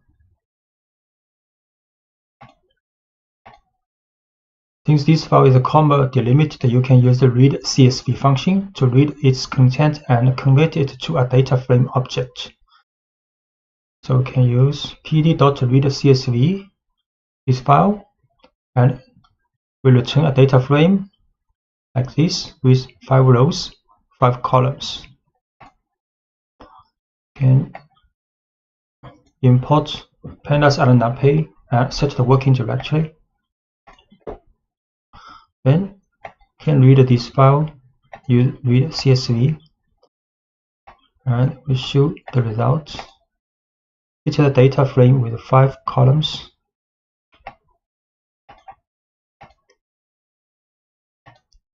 And since CSV files are considered text files also, you can also use the read table functions, but by specifying the delimit. So we can also read this file by using the function read table. But have to set the sep, the comma here. We can also read table. So the result will be the same, this data frame. In previous CSV file, headers that identify all the columns are in the first row, but this is not a general case. It often happens that the tabulate the data begin directly in the first line. So for this CSV file, there are no header in file. So in this case, you could assign the default names to the columns by setting header option to none. So if we write header none, then the result data frame will be automatically set with header from 0 to 4. So we can read this file. File 2 has no header, so we can set a none. The result is a data frame with 5 columns, and the column headers have been set automatically by Pandas with default value from 0 to 4. And in addition, you can specify the names directly by assigning a list of labels to the name option. So we can also set names here, then the names will be manually added to the column headers in the resulting data frame. So we can read CSV but set a names array. Then it will be perfect data frame with 5 columns and their column headers. So in the more complex cases in which you want to create a data frame with a hierarchical structure by reading a CSV file, you can extend the functionality of the read CSV function by adding the index column option, assigning all the columns to be converted into index. To better understand this possibility, create a new CSV file with 2 columns to be used as index of the hierarchy. So this is another CSV file.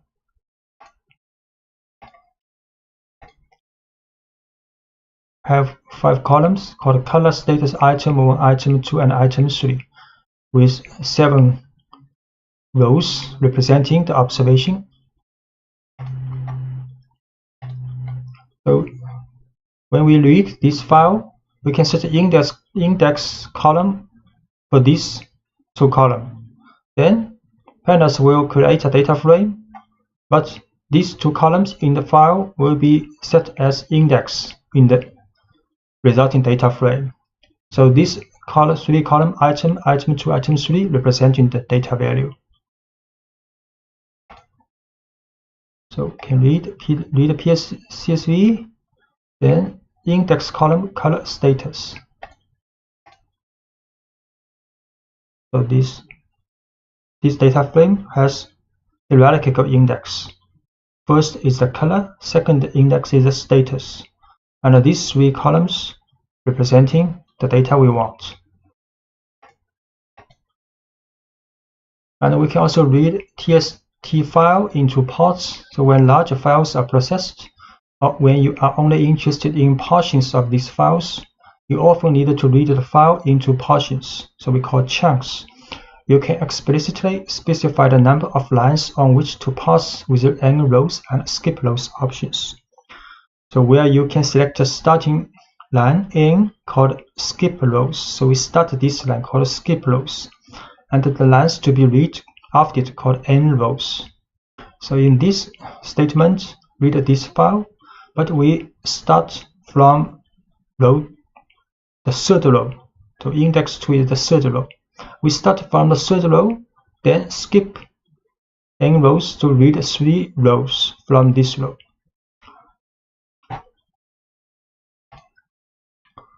So we read this file, start from the 3rd row, and from this row we have to read 3 rows. So the result will be a 3-row data frame without the header is set by default,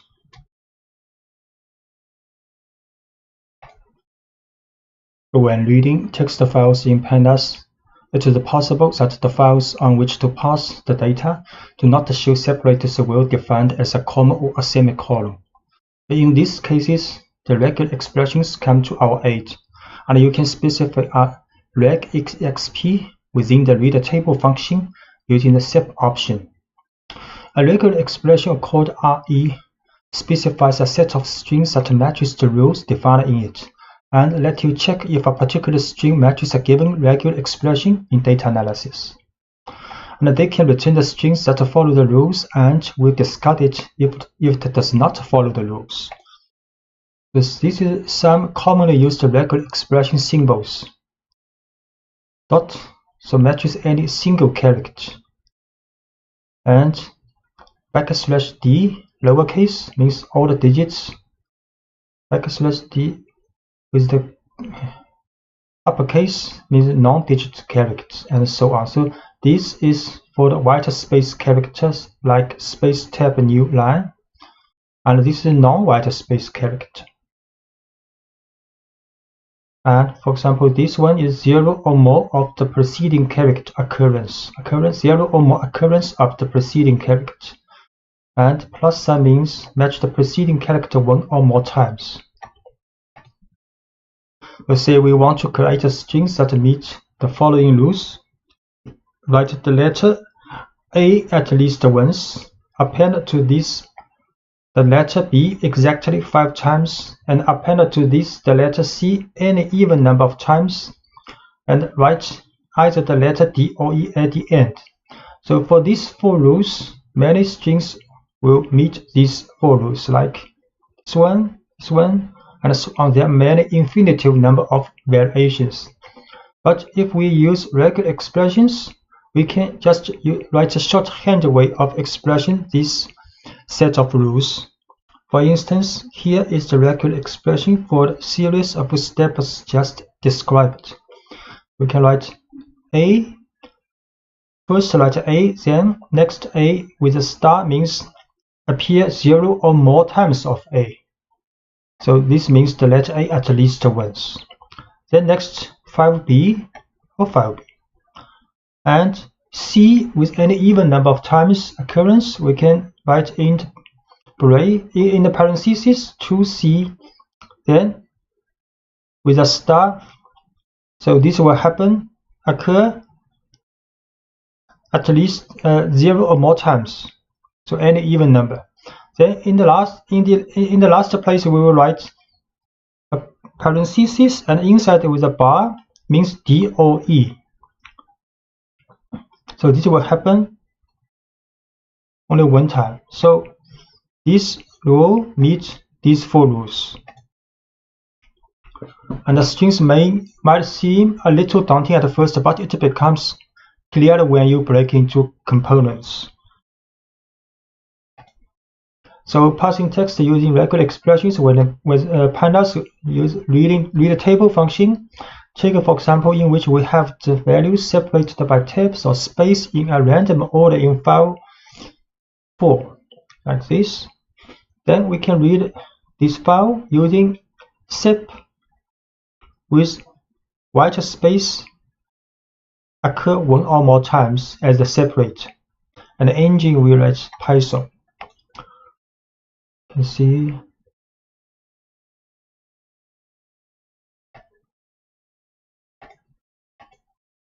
Then read the table, this file, sep is the white space occur 1 or more time, engine Python.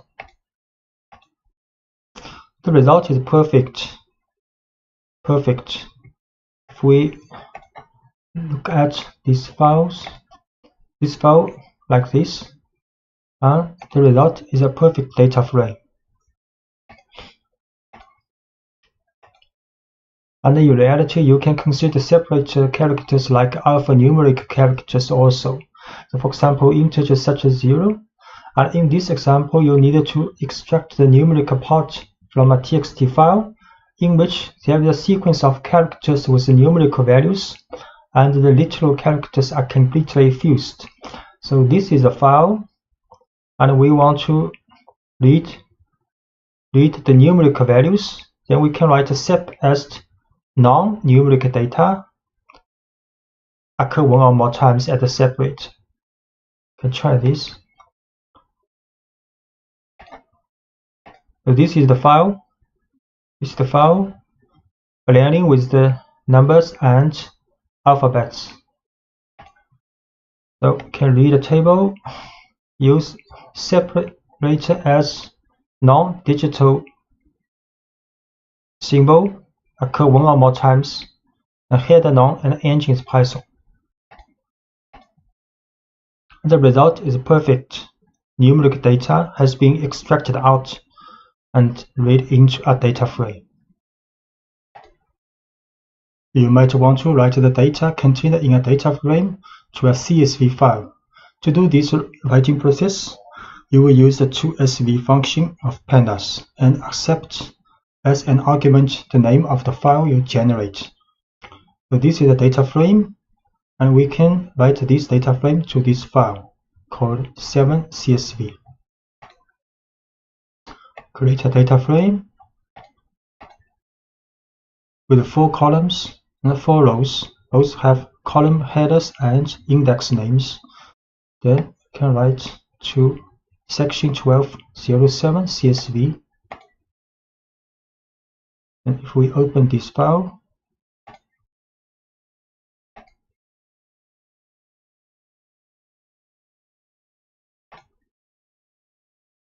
you see the column header and the rows index and values row by row. But the first place will be a comma. So if you use Excel to open this file, you have to remove this manually, this comma manually. As you can see from the previous example, when you write a data frame to a file, index and columns are marked on the file by default. And this default behavior can be changed by setting the 2 options index and headers to false.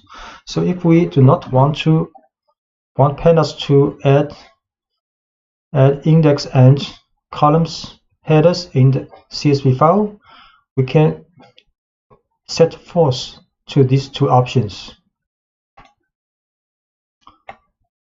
So we write to file 7b again with index and column header to false.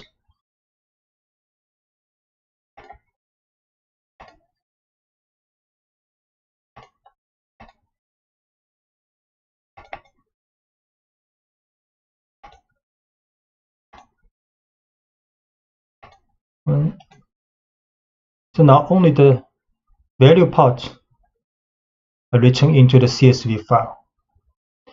No headers, no index. And one point to remember while writing files is that not a number of values present in a data structure show as empty field in the CSV file. So if we create a data frame with many, not a number, and next we write to this file. So create data frame.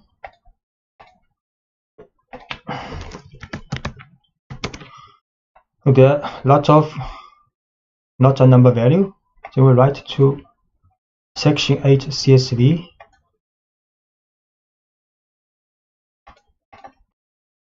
Open this file.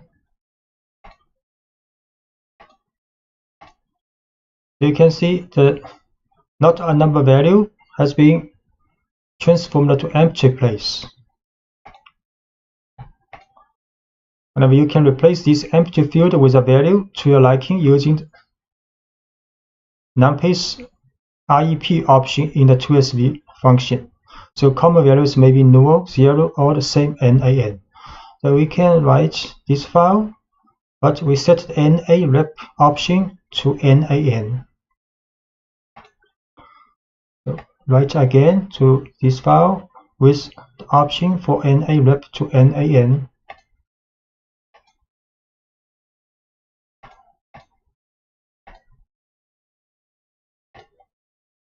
Open this file. So now it's perfect. Not a number has been written into the file with not a number value. It it is not uncommon that the data collected in tabular form in an Excel spreadsheet. The Pandas provides two functions to this purpose. ToExcel used to read data frame to Excel, and the read Excel is used to read Excel data into a data frame. So note that you have to install OpenPyXL package. You can use, for example, conda install OpenPyXL. And the read Excel function can read both Excel 2003 and 2007 form. So let us see an Excel file.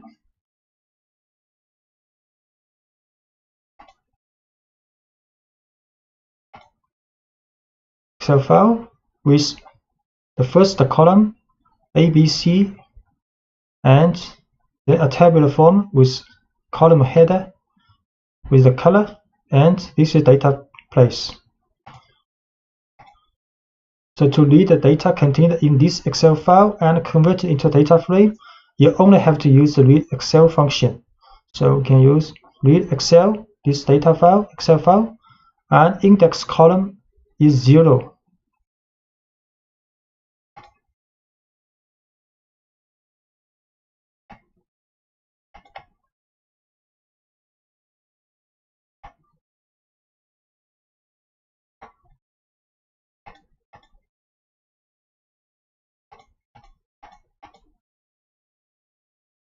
So read this Excel file.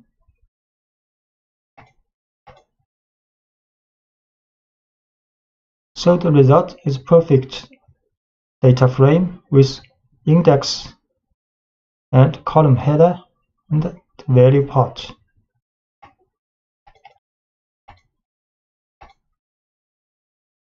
As you can see, by default, the returned data frame is composed of the data tabulated in the first spreadsheet. If, however, you need to load the data in the second spreadsheet, you must then specify the name of the sheet or the number of the sheet, just as the second argument.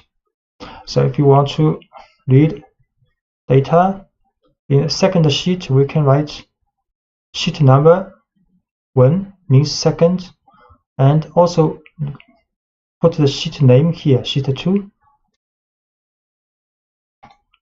For example, this file also has a sheet 2 data. So we can read Excel sheet 2. It will be a perfect data frame as we want. We can also set the sheet number 1 means second is the same result. And to convert a data frame into a spreadsheet on Excel, you have to write the following. For example, we can convert this data frame into an Excel file's first sheet. So we create a data frame with 4 columns, 4 rows. Then we write to this Excel file called data02.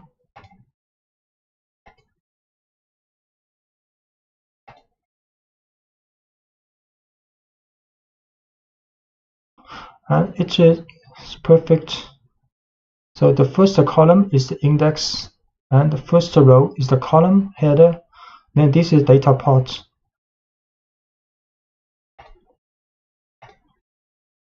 The merge operation, which corresponds to the join operation for those who are familiar with SQL, consists of a combination of data through the connection of rows using one or more keys. So in fact, anyone working with relational databases usually use the join query with SQL to get data from different tables using some reference values, keys, shared between them. So on the basis of these keys, it is possible to obtain new data in a tabular form as the result of the combination of other tables.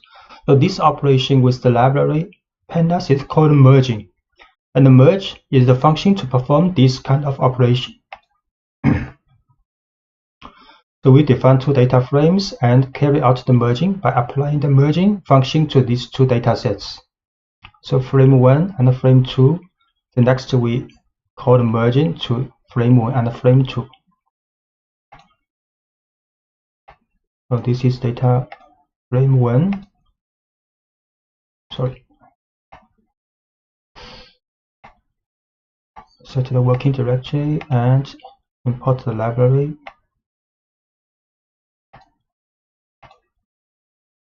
This is frame 1 with ID price column with 5 rows, and this is frame 2 ID color, 4 columns. ID price and ID color columns. Then if we merge these two data frames, the result will be 4 rows with this ID and 3 columns ID, price, and color. So as you can see from the result, the returned data frame consists all rows that have an ID in common. In addition to the common column, the columns from the first and the second data frame are added.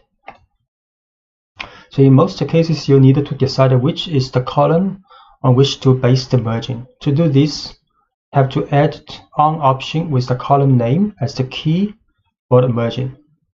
So we create 2 data frames again, but in this case, have 2 data frames having columns with the same name.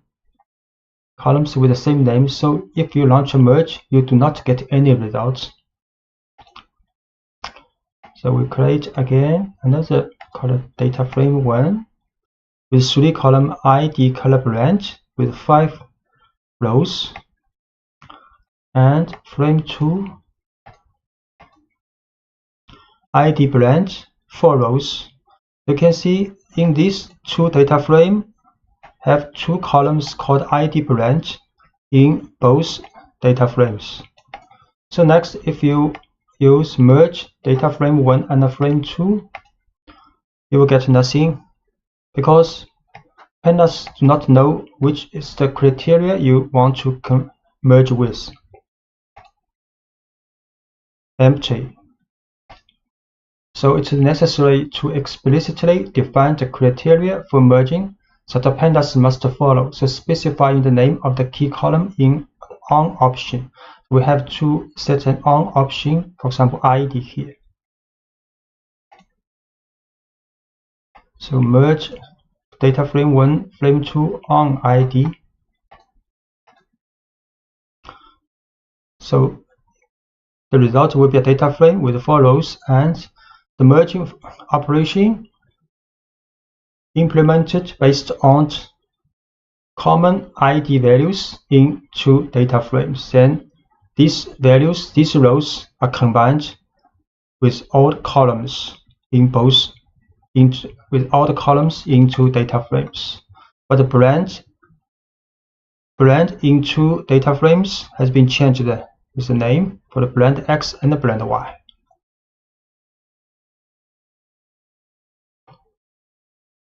Similarly, we can unbrand. So there are 5 rows in the resulting data frame, and there are 2 ID, 1 ID from X, 1 ID from Y.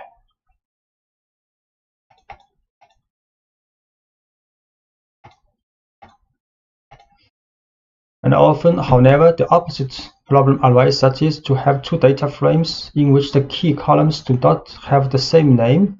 To remedy this situation, you have to use left on and right on options, so which can specify the key column for the first and for the second data frame.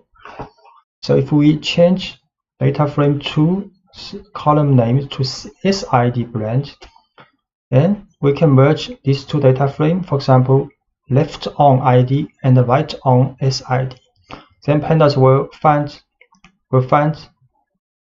the same ID in the first data frame with the same ID on second data frame's SID column. So the result, you can see, will have 5 columns, and these 2 columns have the same value. same value, then other columns combined with blend X, blend Y. So we change data frame, choose column name to SID and blend. Then merge left on ID, right on SID. Without 4 columns, ID and SID have same value, other columns combined. By default, the merge function performs an inner join. The keys in the result are the result of an intersection. So the keys will appear in both data frames, then join these rows. Other possible options are the left join, the right join, and outer join. The outer join produces the union of all keys, combining the effect of a left join with a right join. So to select a type of join, you have to use the how option. For example, we can select how is outer. So then this will be a union of the rows of ID column in 2 data frames. So it could happen NaN value in some columns.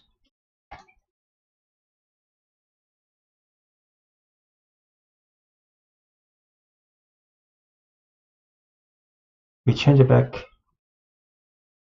First, change it back to ID blend to data frame. Then we use the out option for the join. Key is ID. Then there are 6 rows, and these 2 rows for the blend Y is not a number value. And we can try the left. So the ID's value will no more than the ID's value on the first data frame. So if the ID's value does not appear in the first data frame's ID value, then these rows will not be joined. So this is left. In this case, also 6 rows in the resulting data frame. And for the right, similarly, so the ID value only appear in the data frame 2, then these rows will be joined with the data frame 1. And the rows with the ID value not appear in data frame 2 will not be joined together. So only 4 rows in the resulting data frame.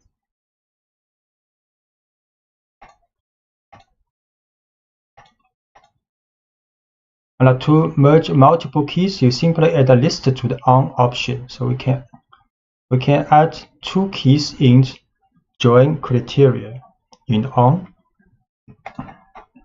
So PD merge frame 1, frame 2 on ID blend use outer. You can see how it's going. The lot, there are 9 rows in resulting data frame.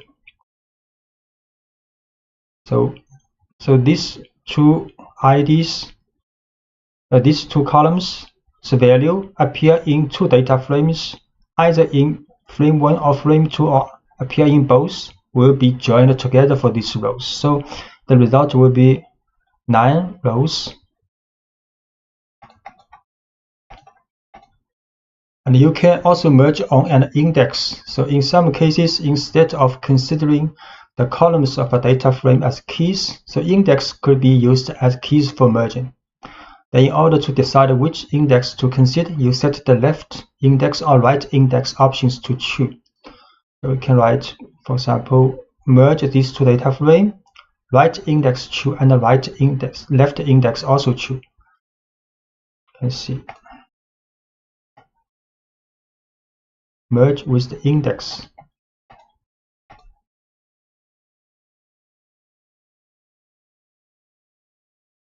So 4 rows, and index will be set as index IDX, IDY, blend X, blend Y, because these 2 data frame has same columns, so XY will be added.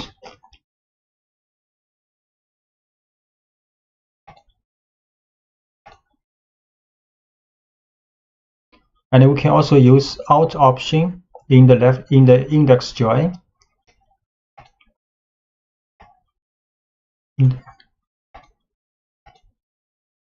So it will be 5 rows.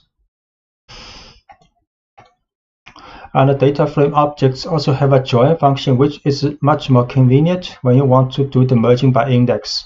So it can also be used to combine many data frame objects having the same index but with no columns overlapping. So in fact, if you launch, you will get an error code because some columns in frame 1 have the same name as frame 2. Then you have to rename the columns in frame 1 to frame 2 before launching the join function. So if we now just use join frame 1 with frame 2, we have a value error because some columns in frame 2 and in frame 1 have same column names. So we have to set the name different for the two columns, change the frame 2's column's name. Then we can use join. Then this is same as index join. The result is 5 rows, then ID blend and ID to blend 2. This from data frame 2. Concatenation refers to the joining together two or more datasets into a large one. And NumPy provides a concatenate function to do this kind of operation with arrays. So we create two arrays, both have 9 values and with the shape 3 by 3. Then if we run numpy.concatenate array1 and array2 and with the axis equals 1, then the second array will be put into the result array as extra column with the array1. And if we write np.concatenate array1 array2 axis 0, then two array will be added by row. So create two array. This is array 1 and this is array 2. So concatenate these two first by column. The result will be an array with shape 3 by 6 and concatenate these two array row. The result will be an array with shape 6 by 3. And concatenate Pandas series and data frames. Can use concat function in the Pandas to this kind of operation. So we create two series with 4 random number and with different index.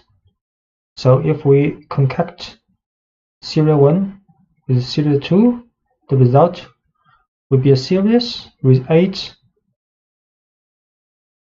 elements. Create series, then create another series, and we concatenate these two series together. The result will be a series with 8 values. And by default, the concatenate function works on axis 0, having as a returned object a series. If you set the axis equals 1, then the result will be a data frame. So if we run pd.concat serial 1 and serial 2, but with the axis equals 1, the result will be a data frame. So the serial 1 will be on the first column and serial 2 will be on the second column, but these two parts will all have the value, not a number. So we run this axis equals 1, concatenate these two series. The result will be a data frame with many, not a number value. And the problem with this kind of operation is that the concatenated parts are not identifiable in the result. For example, you want to create a hierarchical index on the axis of concatenation. You can do this. You have to use the keys option. So if we put the keys equals 1, 2 in this concat operation, then the result will have a hierarchical index for this series, and the first index will be identified with the key 1, 2, exactly same as we have put here in the function. So PD concatenate these two series with keys 1 and 2. The result is a series with a hierarchical index 1, 2 in the first index. And in the case of combinations between series along the axis 1, the keys become the column headers of the data frame. So if we concat these two series and axis equals 1, keys equals 1 and 2, then the result will be a data frame, and the column headers will have this name 1 and 2 from this keys array. So PD concat these two series, axis equals 1, keys equals 1 and 2. The result is a data frame with the column headers we have manually assigned to the keys.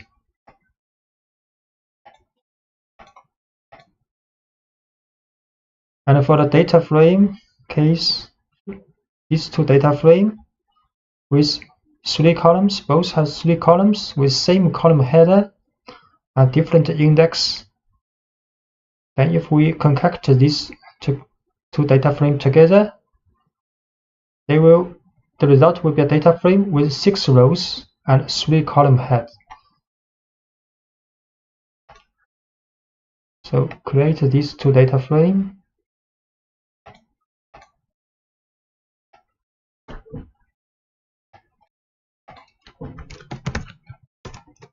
Frame 1, frame 2, then we concat together these two. The result will be a data frame with 6 rows, 3 columns. And if we add axis equals 1 here for the concat for these two data frame, the result will be a data frame with 6 columns, A, B, C, A, B, C, and these two parts will have odd, not a number value. So concat these two data frame with axis equals 1. So result will be a data frame with 6 columns.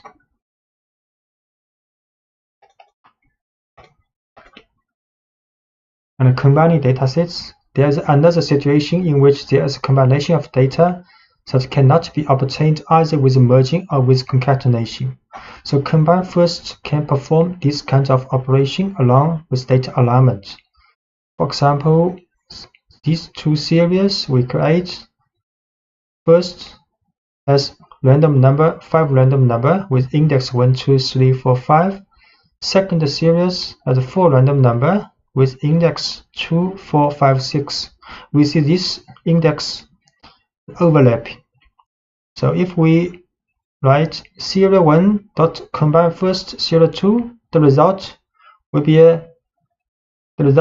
a series with 6 index. But because of this duplicate index 2, 4, 5, but if we write combine first, so for duplication, these duplicate values will be assigned with first series here. So we create 2 series. First one and second one, both are random number. Then we combine first serial 1 here, then combine first with serial 2. The result will be a 6 value series, and we check for the, for example, index 2, the value will be same as index 2's value in serial 1, and so on. And if we put serial 2 first, then use combine first function with serial 1, it will be different. Also 6 values with index 1 to 6. Now this time, for example, index 2's value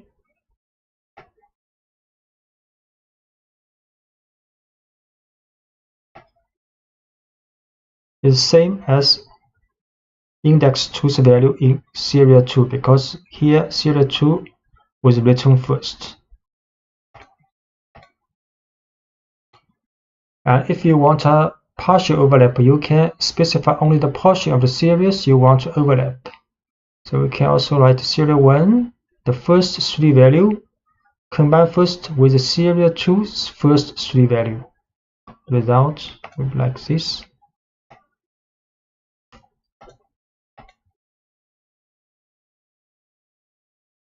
So there are only 5 values because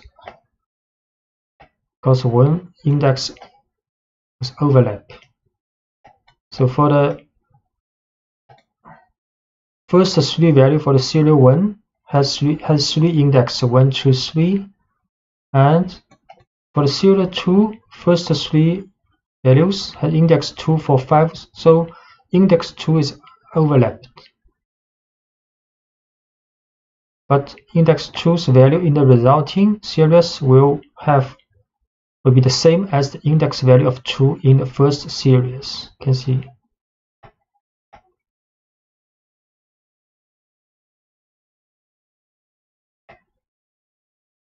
This one.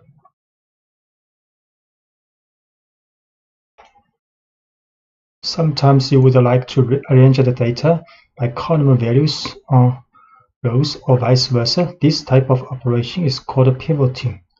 You have already seen that a data frame can support hierarchical indexing, and this feature can be exploited to rearrange the data in a data frame. In the context of pivoting, you have 2 basic operations. Stacking means rotates or pivots the data structure, converting columns to rows, and unstacking converts rows into columns. So pivoting with hierarchical indexing. So this is a data frame with 3 columns and 3 rows. So we can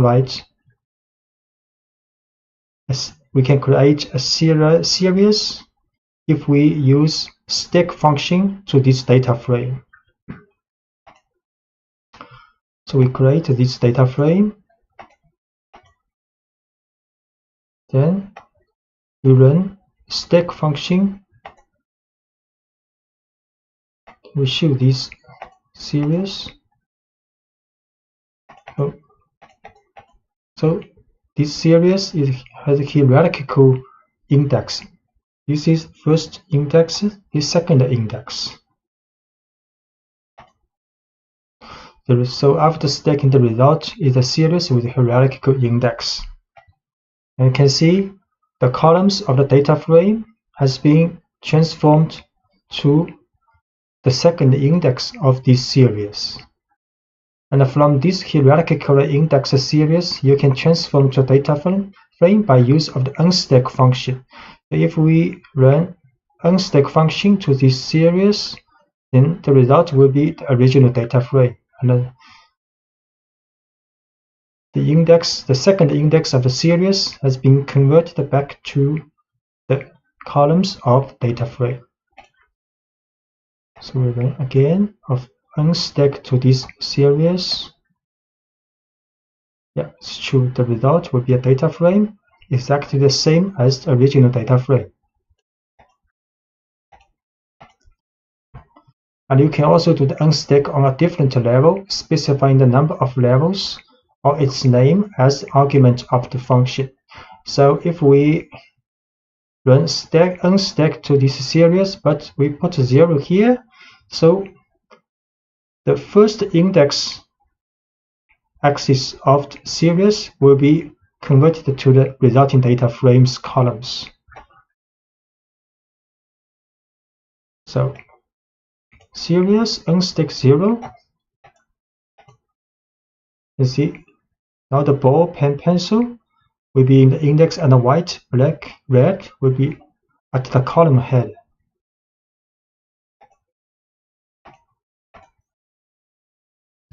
Pivoting from long to wide format. The most common way to store datasets is produced by punctual registration of data that will fill a line of the text file, for example, CSV, or a table of a database. This kind of tabular format of datasets can be referred to as a long or stacked format, like Excel table. To get a clear idea about that, consider the following data frame. So we create a data frame. You can see this data frame has 3 columns and 9 rows. Each line represents a data observation with 3 variables. So instead of the long format, there is another way to arrange the data in a table that is called a wide format, in which the row index and column headers are the values of some columns in the long form. So in the wide form, the row index and column headers are the values of some columns in the long format. So Pandas gives you a function pivot that allows you to make a transformation of a data frame from the long type to the wide type. And it accepts as arguments the column or columns which will assume the role of key. So starting from the previous example, you choose to create a data frame in wide format by choosing the color column as the key, an item as a second key, and the value of which will form the new columns of the data frame. So we will show if we run the pivot function to this long data frame, and we put color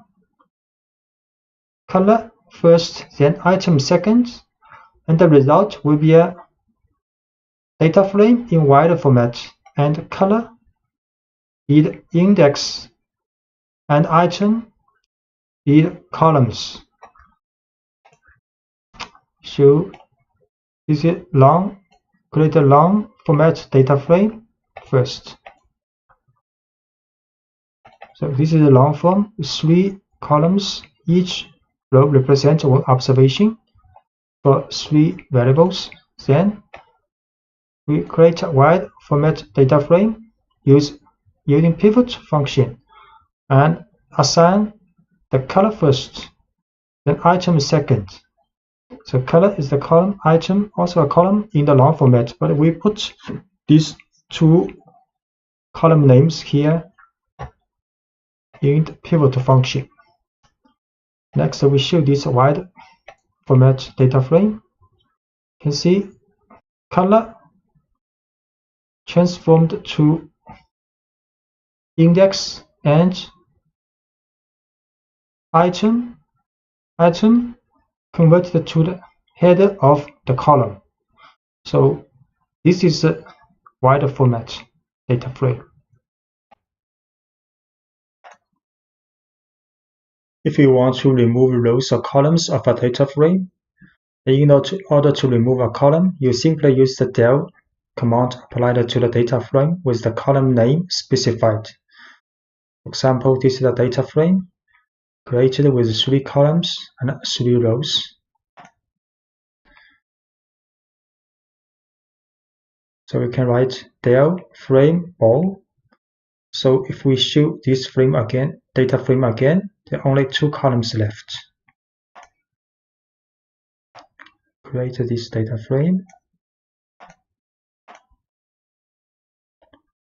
Then write del frame 1 ball. And show the data frame again. Only 2 columns left.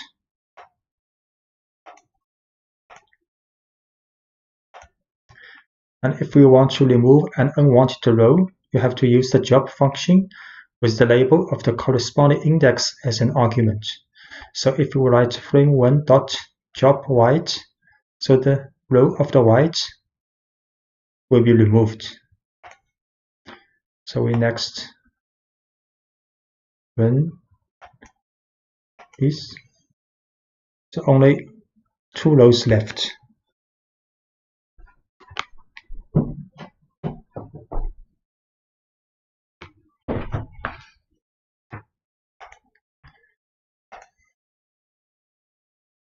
And we want to remove duplicate rows. So first, create a simple data frame with some duplicate rows. For example, this data frame has 5 rows, but we see row 1, row 2 are duplicate, and the row 3, row 4 are the same. So the duplicate function applied to a data frame can detect the rows that appear to be duplicated, and it will return a series of booleans where each element corresponds to a row with true if the row is duplicated. Notice that only the other occurrence, not the first, will be identified as duplicated row, and with false if there are no duplicates in the previous elements. So if we write data frame dot duplicated, so it will show this one is duplicated, this one also duplicated. So we create a data frame first. 5 rows, 2 columns. So if we run, so these 2 rows are duplicated.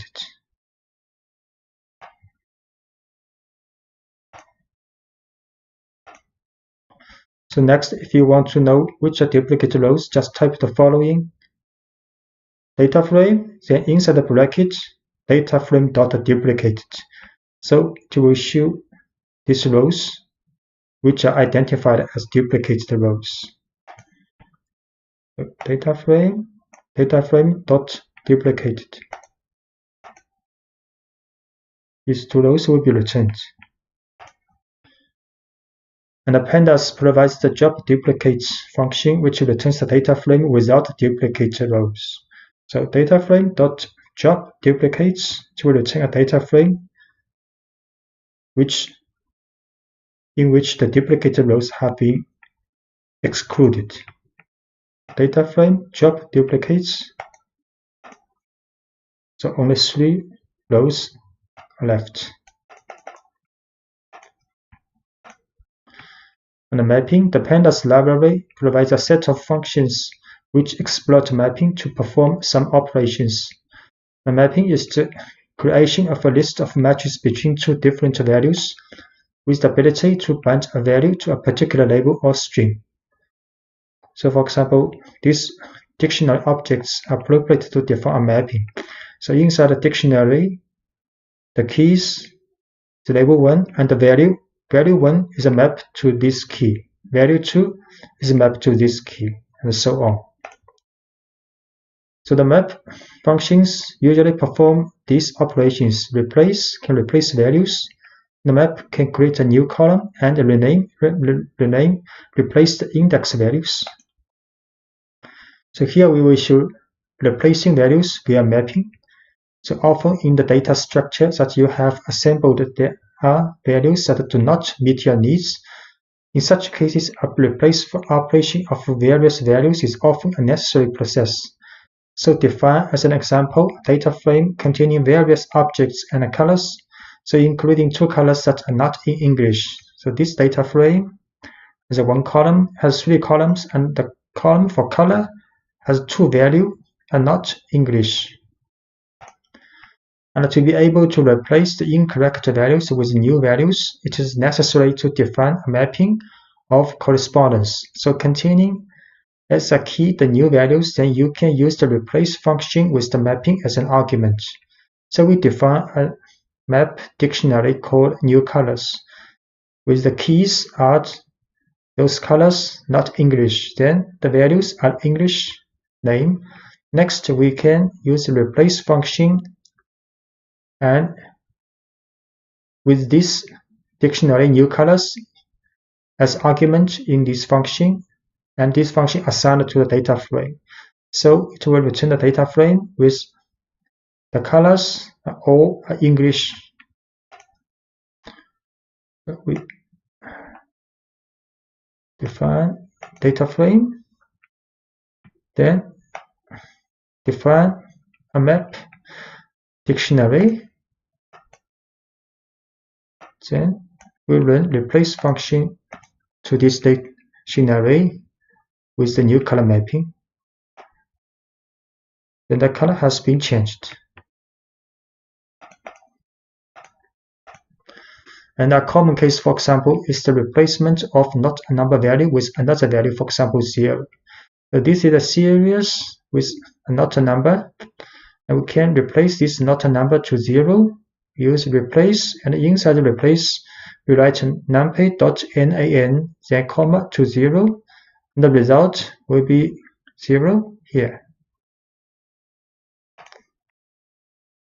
So create a series with not a number here, to not a number, then we run replace to this series and change replace the not a number to 0 now.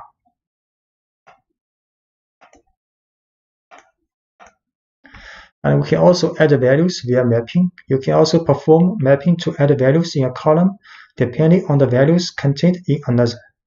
So this is a data frame with 2 columns, item, color. So let's suppose you want to add a column to indicate the price of the item shown in the data frame. So before you do this, it is assumed that you have a price list available somewhere in which the price for each type of item is described. Then define a dictionary object that contains a list of prices for each type of item. Now this is a list for the price. Each item has a price. Each item has a price. Then you can apply the mapping of the price on the column item to add a column to the data frame. So we can create a new column of the data frame, and this value of the price new column based on the mapping from data frame's item column and with the price dictionary. So the resulting data frame will be like this. A new column called price is created. The value is added with respect to the dictionary we created earlier. So we define a dictionary, define data frame with 2 columns, then create a dictionary for the mapping from the item to the price. Then next we can create a new column for this data frame with the mapping, with the map. Then we show this new data frame. The price column is created. Pandas provides the rename function, which takes the mapping, a dict object, as an argument to rename indexes of axes. So let's look at an example. This is a data frame with 3 columns, 5 rows. And we can define a dictionary called the reindex with the keys from 0 to 4 and the values from 1st to 5th. So next we can put this reindex dictionary in the function rename and apply to this data frame. So the result of this data frame's index has been renamed.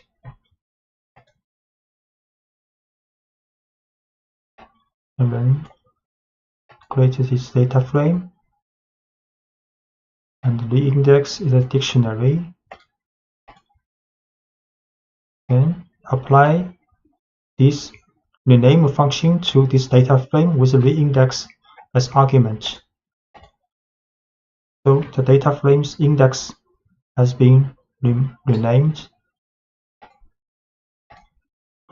As you can see, by default, the index are renamed. If you want to rename columns, you must use the columns option. This time, you assign various mapping explicitly to the toIndex and columns option.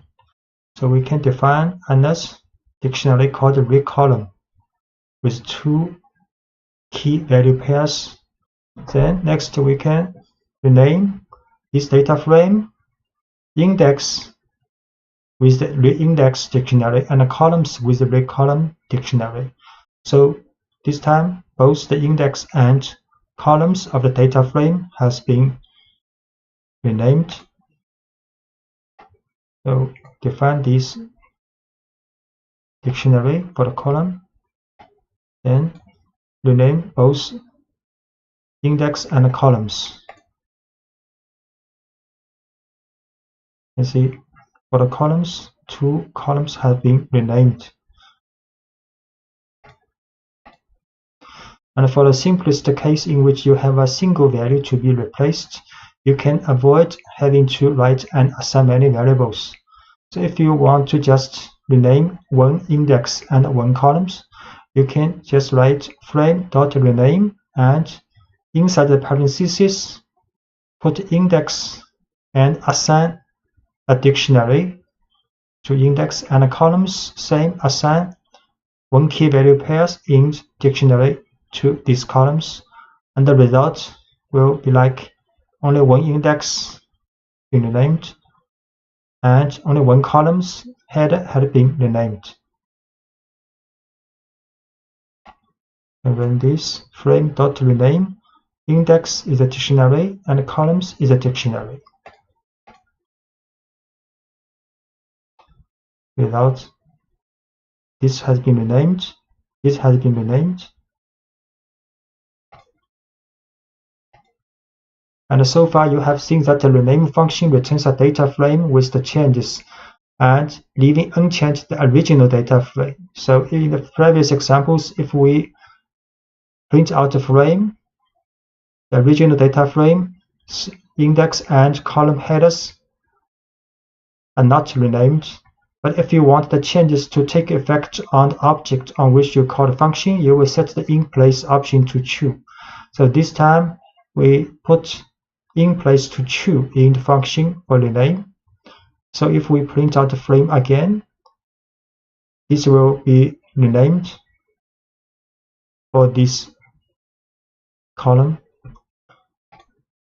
So for example, we print out frame now. It is not renamed both for index or for the columns. So if we want to rename and permanently for this frame, we have to put in place to true here. So we run. So this time we print out frame again. These columns has been renamed.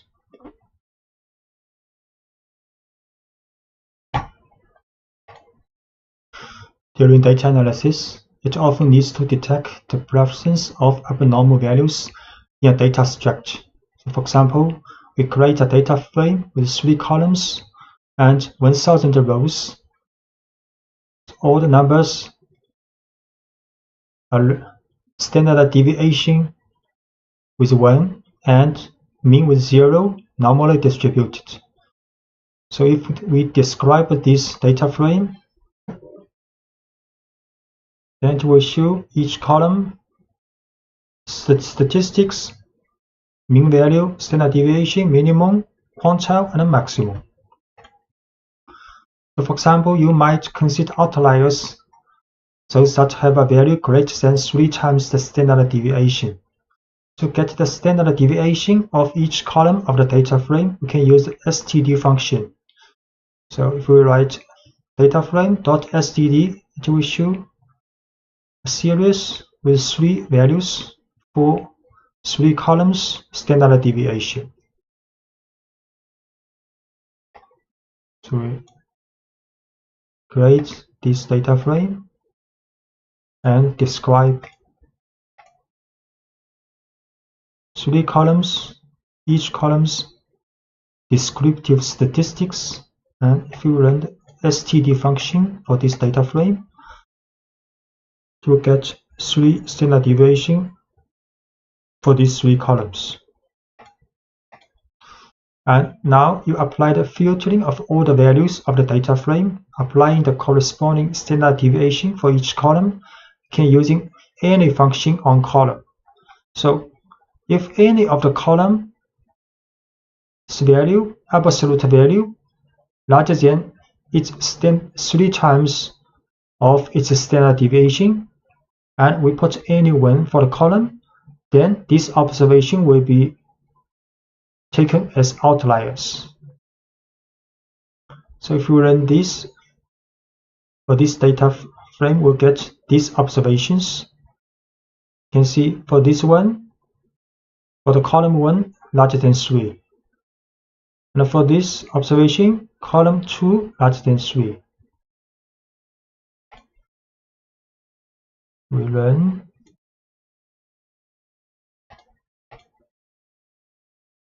Yeah, these 4 values larger than 3, taken as outlier. It's different because it's random data, so every time we run different. If you want to get a new data frame excluding all outlier observations, we have to first attract the index number of outlier and assign to an NumPy array. So we can get this outlier index from, this is the from here to here. It's the same as the statement in the previous page.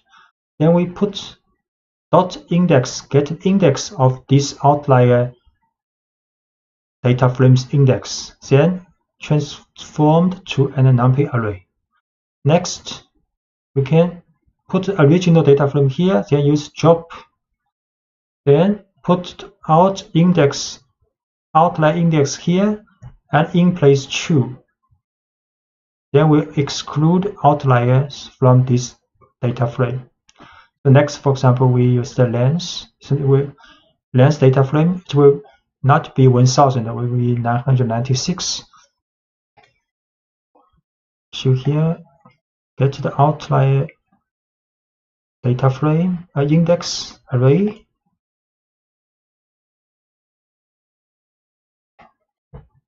We show this array 1, 2, 3, 4. 4 observations.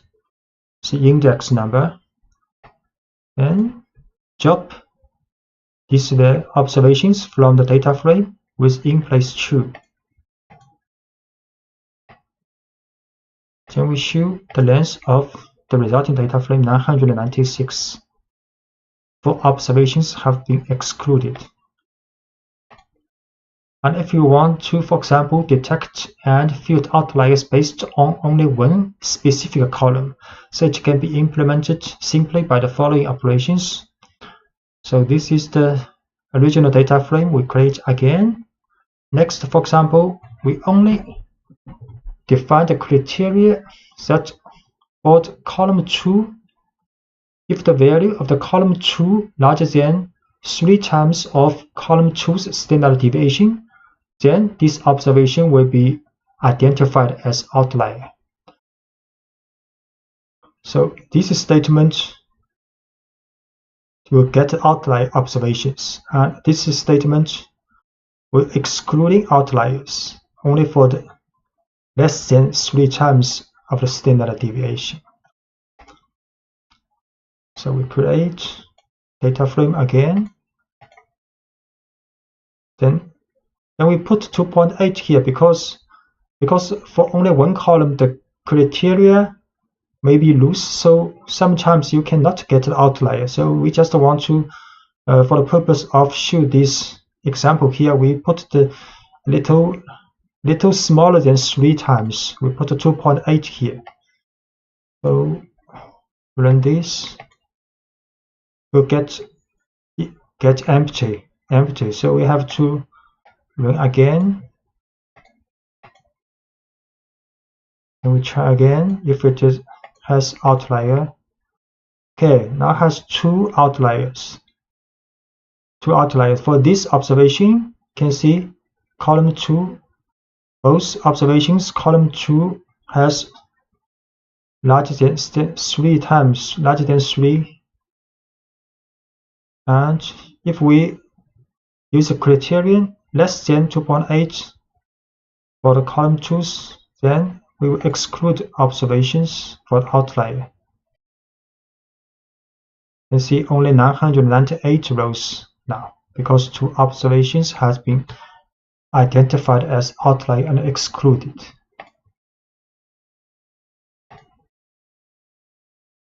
Sometimes it can be used, especially in some experimental cases, to handle large quantities of data generated in sequence. To carry out the analysis of the data, however, it is necessary to transform this data into discrete categories. For example, by dividing the range of values of such readings into smaller intervals and counting the occurrence or statistics in them. So in your case, for example, you may have a reading of an experimental value between 0 and 100, and these data are collected in a list with 17 numbers. You know that the experimental values have a range from 0 to 100. Therefore, you can uniformly divide this interval, for example, into 4 equal parts called bins. And the first contains the values between 0 to 25, the second between 26 to 50, and the third between 51 to 75, and so on.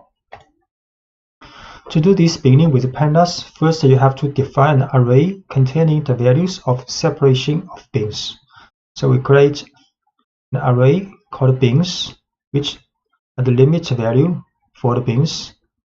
Then you can use a special function called cut and apply it to the array of results, also passing the bins.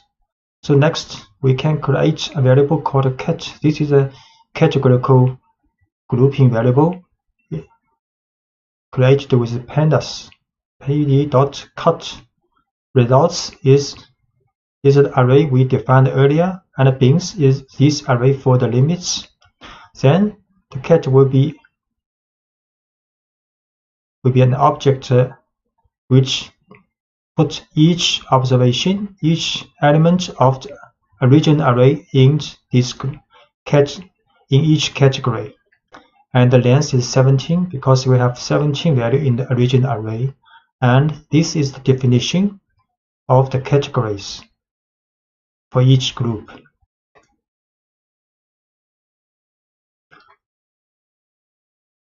So this is the results is the data we want to cut with pandas.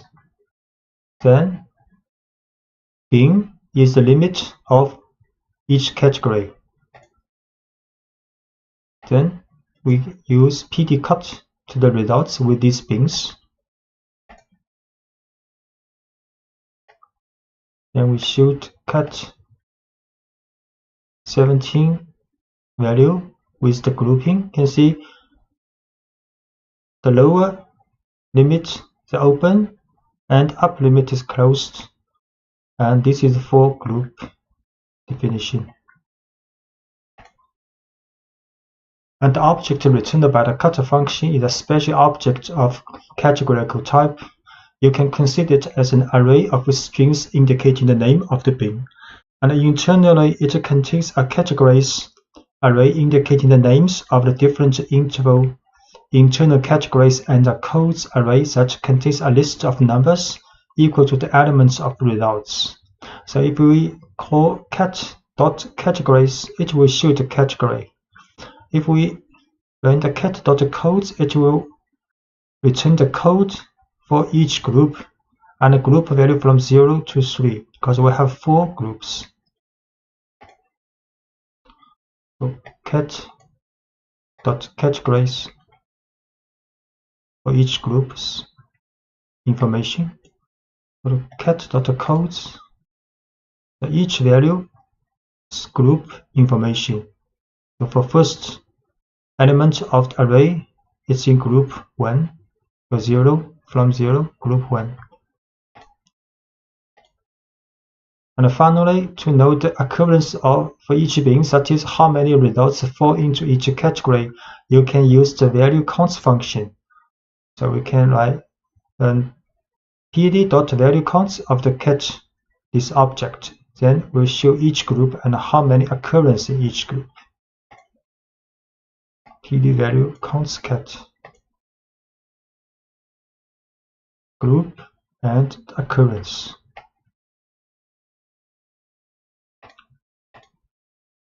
And you can give names to various bins by calling them first in an array of strings and then assigning to the labels options inside the cut function. So we can define an array called bin names and with 4 strings like unlikely, less likely, and high likely. Then when we cut the results into bins, we put assignment argument labels, and with this array bin names here, then the result will be the value same as this array for the bin names.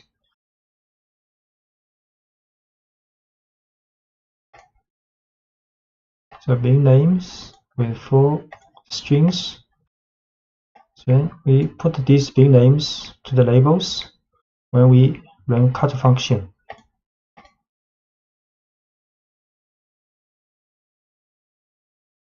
So the labels has been assigned to each value and for each group.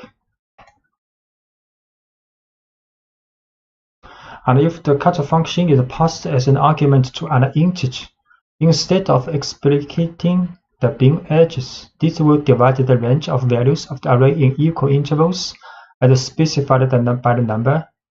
The limits of the interval will be determined by the minimum and maximum of the sample data and divided by the number of bins. So if we put 5 here in the cut function, then Pandas will calculate the minimum value and the maximum value of the sample data, then divided by 5 to determine the limit of each group. So you can see the lower limit, difference between lower to upper limit for each group almost the same with 5 group. PD cut results 5 with 5 group.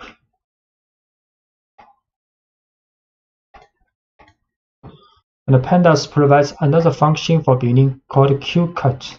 This function divides the sample directly into quantiles. So qcut will ensure that the number of occurrences for each bin is equal, but the edges of each bin may vary. So if we use pd.qcut results 5, it will also be 5 groups, but the criteria is the occurrence in each group are the same, but the difference between lower limit to upper limit may vary between from group to groups. So you can see this group, the lower limit to upper limit difference smaller than this group, and the difference between lower limit to upper limit for this group is even smaller.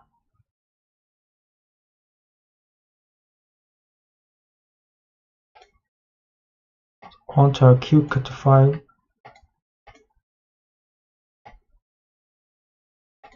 to show quantiles.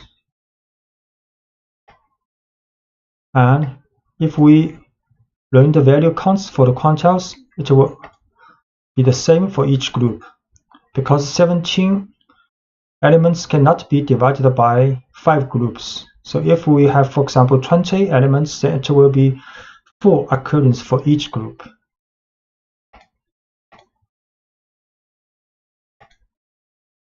And we can also create a bin column for a data frame. So this is the data frame with only one column called number, and the 10 value. Each value is a random integer number between 1 to 100.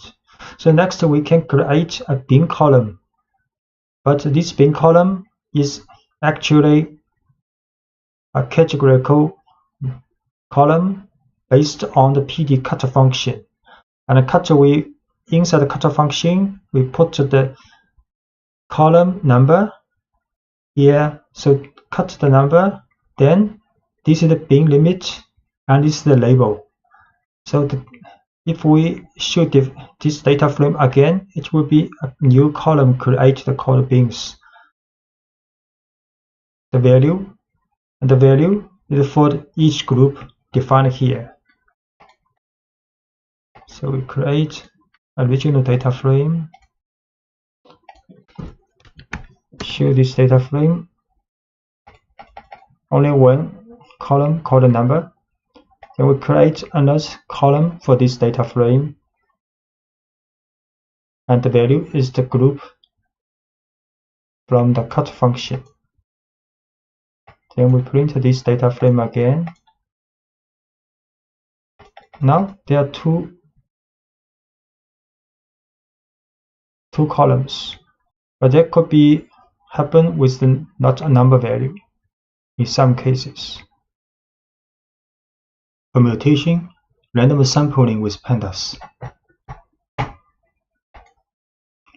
The operations of permutation, random ordering of a series or the row of a data frame are easy to do using the NumPy random permutation function. For this example, create a data frame containing integers in ascending order. So this is a data frame with 25 numbers from 0 to 24 and arranged in 5 columns, 5 rows. So now create an array of 5 integers from 0 to 4 arranged in random order with the permutation function. So this will be the new order in which to set the values of a row of the data frame. So next we create new order equals NumPy's random.permutation function with 5 elements. Create a data frame first. Then we create an array with NumPy's random permutation, 5 random number. Then now apply it to the data frame on all lines using the take function. We return a new data frame which has the same elements as the original one, but the order of the rows has changed, following the same order as indicated in the new order array. So you write this data frame dot take. Inside the take function, put this random order generated with the permutation function here. So the result will be like this. The rows of the data frame has been changed according to this order.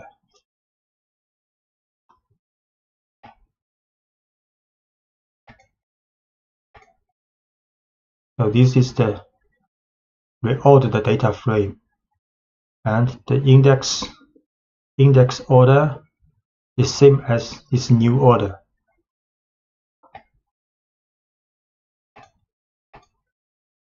Using the take function, you can also submit a portion of the entire data frame to a permutation. So it generates an array that has a sequence limited to a certain range, for example from 2 to 4. So for example, we can define an array, for example with 3 number for the row. Then next, for the data frame, use take function and put this array inside the parentheses. Then the result will be data frame, and this is actually the part of the original data frame. In order is 3 number, then data frame dot take will return a data frame with 3 rows to the part of the original data frame. The random sampling. Sometimes when you have a huge data frame, you may need to sample it randomly, and the quickest way to do this is by using the NumPy's random init and function and take function. So we can write sample.np random integer, then 0 to the length of the data frame. So size is 3. So this will return 3 integer number between 0 and the length of the data frame. Then put this sample in the take function. We return data frame with the rows randomly ordered, selected from the original data frame. Then sample random index. We show this sample 202. Next, we put this sample in a take function to the data frame. So we show part of the original data frame, but you can see the duplication of index 2 observation. There are 2 with E2 from the original data frame. The categorization of a set of data carried out for grouping is often a critical stage in the process of data analysis. It is a process of transformation, since after the division into different groups, and you apply a function that converts or transforms the data in some way depending on the group they belong to. So very often, the two phases of grouping and application of a function are performed in a single step. Also, for this part of the data analysis, Pandas provides a tool that's very flexible and high performance, called group by. So generally, it refers to its internal mechanism as a process called split, apply, combine. Splitting means dividing the groups of data sets, and applying means the application of a function on each group. And combining means the combination of all the results obtained by different groups together. So this fig shows the mechanism of split, apply, combine. So for example, this is a data frame with 2 columns, key called key and a value. The key represents color, the white, red, black, for example. So if we want to calculate the mean value for each color group, so first have to split the data according to the color, like this. Then apply the mean function to each group. And the combine stage will combine the mean value for each group together to a new object. In this case, it is a series. So to better understand this mechanism, so let's switch to a practical example. First, define a data frame containing numeric and string values. So this is a data frame defined with 4 columns: color, object, price 1 and price 2, with 5 observations. Then suppose you want to calculate the average of the price 1 column using group labels listed in the color column. So there are several ways to do this. You can, for example, access the price 1 column and call the group by function with the color column. So for example, we can create an object called group, and the right side, first we'll select the frame, data frame, brackets for the column price 1. Then we use dot group by. Inside the parentheses, we will choose the frame color column. So this means the price 1 column will be grouped by the frame color value. So if we print out this group, it will show a series group by object. So we will show this statement in Anaconda. Spider. First, we'll load the library, then create this data frame,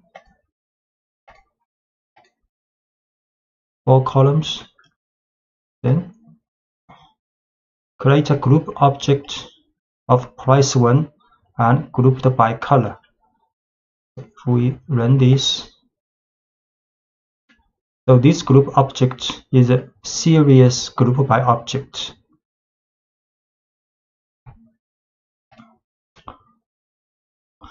So what you have done is group in which all rows having the same value of color are grouped into a single item.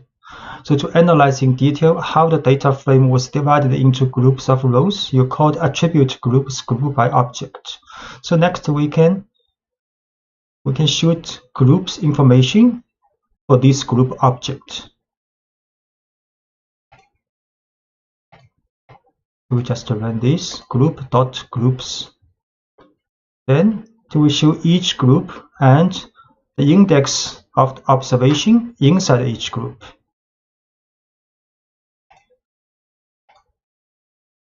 So now it's sufficient to apply the operation on a group to obtain the results for each individual group. For example, we can calculate the mean value for each group and the sum value for each group. So group mean. So mean value for each color group for the price 1. Group sum. So the price 1, the summation value for each color group.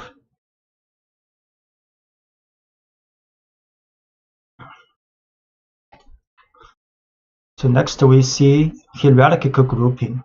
The grouping can be extended to multiple columns. That means making a grouping of multiple keys hierarchical. For example, we can choose the price 1 and group by, this time, not only by color, we can by color and by object. So if we next show the groups, it will show the observations inside each group. The group criteria is the color and object. So hierarchical grouping.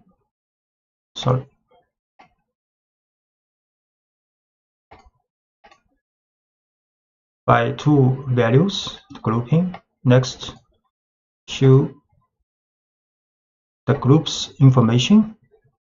So each group has 1 value. Then can run the summation. So for the green pen, for example, the summation of price 1 is 2.75. For the pencil, 1.30, so on.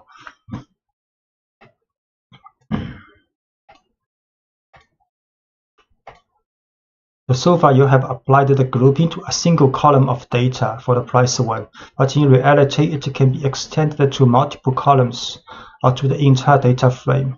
Also, if you do not need to reuse the object group by several times, it is convenient to combine in a single parsing all of the grouping and the calculation to be done, so without defining any intermediate values. So for example, if you want to get the group by for the mean value of price 1 and price 2 by the color group, so we can just write frame 1, frame inside the bracket, we choose a list for the price 1 and the price 2, then group by inside the parentheses, choose the frame color, then the mean. So the result will be the mean value of price 1 and the price 2 in each color group. So price 1 and price 2 group by color, the mean. You can write only one statement. Mean value.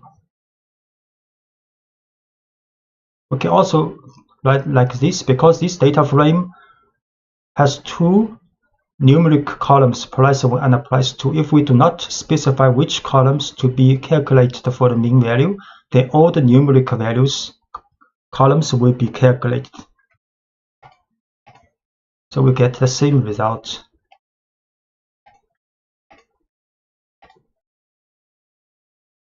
Like this.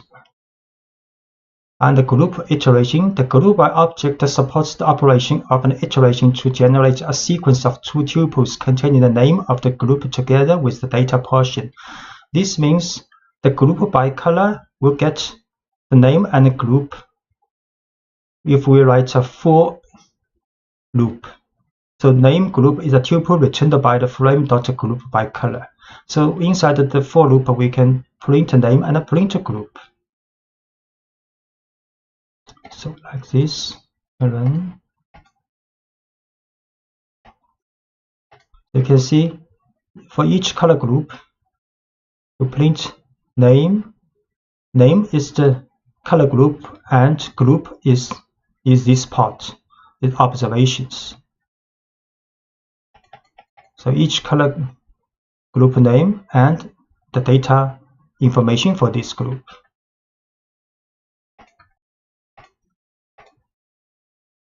chain of transformations. So from these examples, you have seen that for each grouping, when subjected to some function calculation or other operations in general, regardless of how it was obtained and the selection criteria, the result will be a data structure series. So if we select a single column data or a data frame, which then retains the index system and the name of the columns. So if we choose only price 1, group by color, calculate the mean value. If we type this, the result will be a series. And if we do not choose any specified columns, then all numerical columns will be calculated with the mean value and inside each group. So the result will be a data frame. So we calculate only one value like we have done before.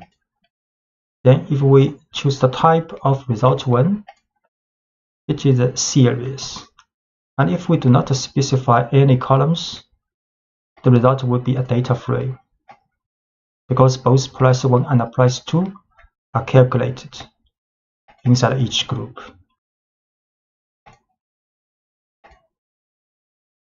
And it is therefore possible to select a single column at any point in the various phases of this process.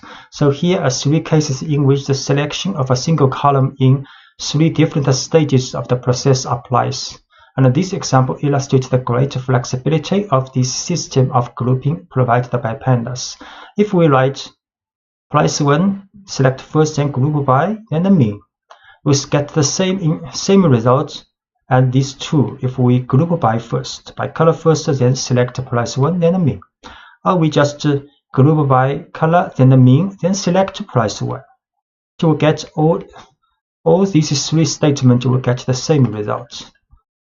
So, for example, run this.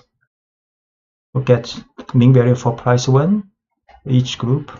If we group by first, same result. Group by price 1 last, same result. And we can also add prefix for the column headers in the result. So here we can write add prefix mean underscore in the end of this statement.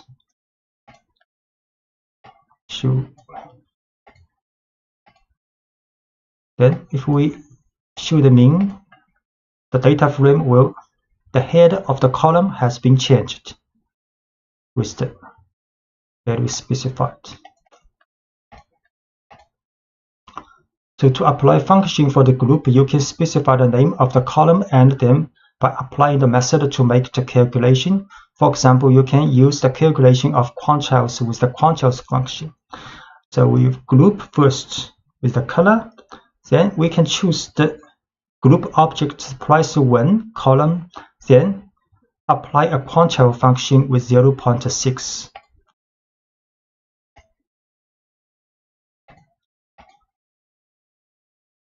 Then run this for the quantile. So this means the quantile value of price 1 inside each group. And of course, we can define own aggregation functions to apply to the groups with the AGG function. So for example, we define a range function with the series maximum value minus the minimum value. Then we can apply this function to the groups object for the price 1.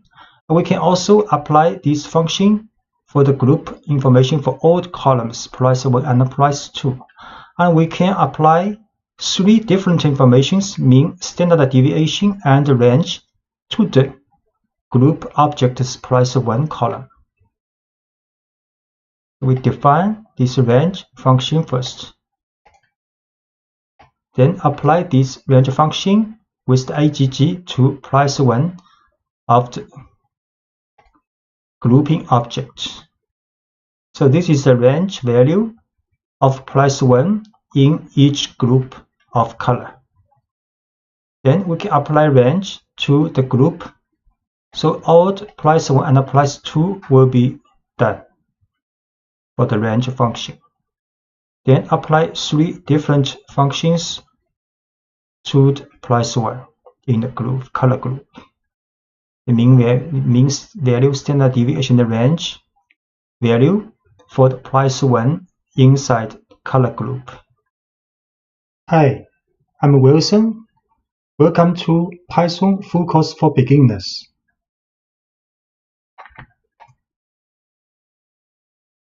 In this course, we will present most of the fundamentals for learning Python at beginning level, and this is the contents of this video.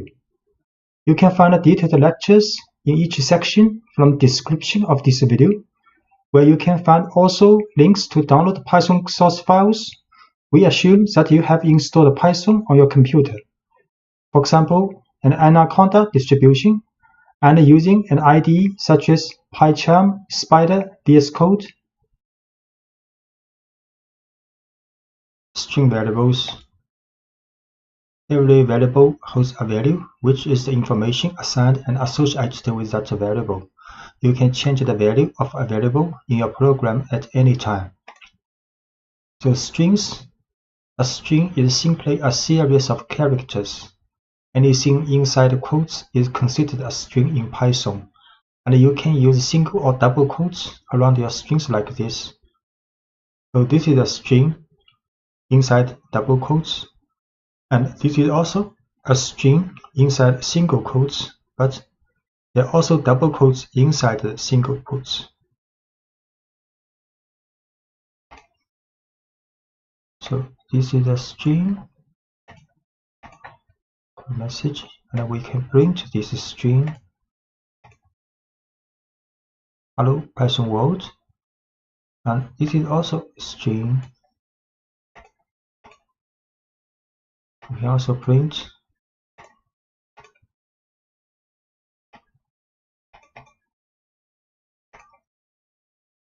and changing case in a string with methods.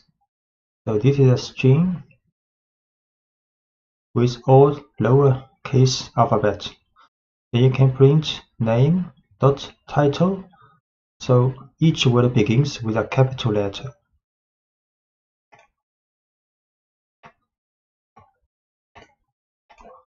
Name is a string. If we show all alphabets are lowercase, then we can print this string but with the title method after this string.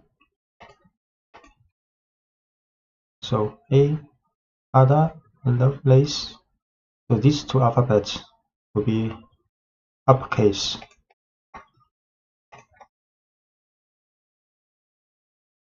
Can also print a name dot up.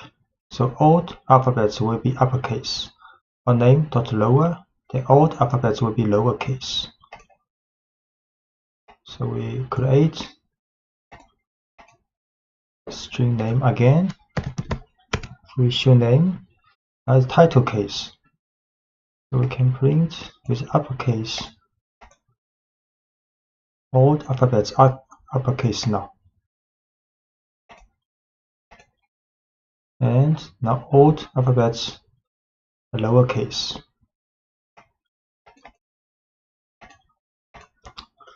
Combining or concatenating strings. So this is a string first name, and this is a string for last name. So you can create a string called full name using first name plus a space symbol and with last name. Then you can print out. So first name Ada, last name is Lovelace. Then full name is addition. So is the string concatenation of first name and last name and with a space. Then can print out his full name Ada space Lovelace. And adding white space to strings with tabs or new lines. So space tabs and end of line symbols are called white spaces. So you can print /T means tab Add a table space before text. Then you can print also with \n new line \n with a new line, and you can combine \n and \t. So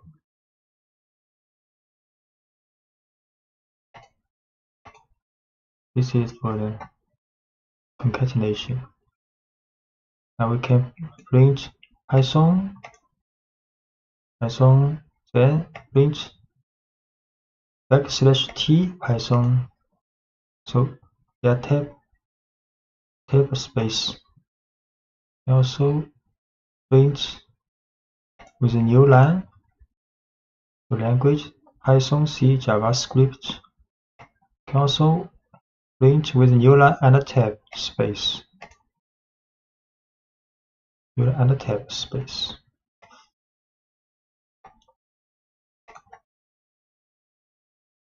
Stripping white spaces. So favorite language is Python with a space.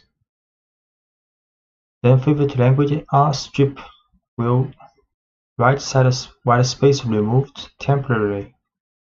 And favorite language L strip will remove white space at the left side. Favorite language dot strip will remove white space at both sides. So favorite language Python, the space, then can print out. You see a space here. And if we use R strip, then no space here now. But favorite language has not been changed, so R strip is temporarily remove this space.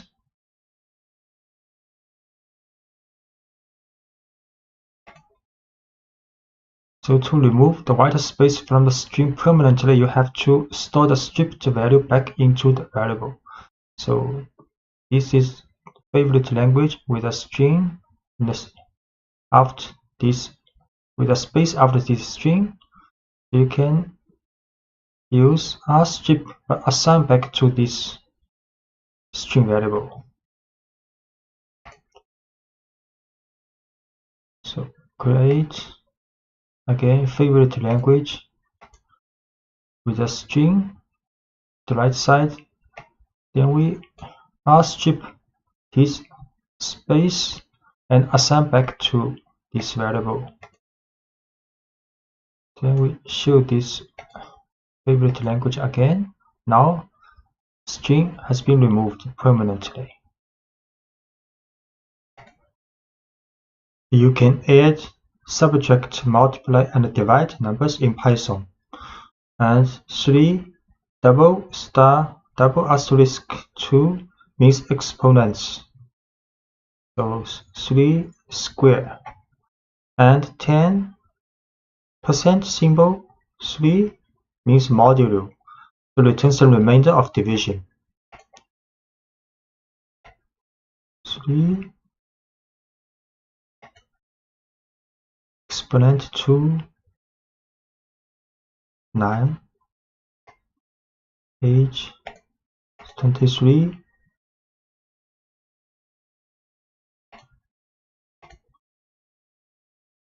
And avoiding type errors with the str function. So age is 23.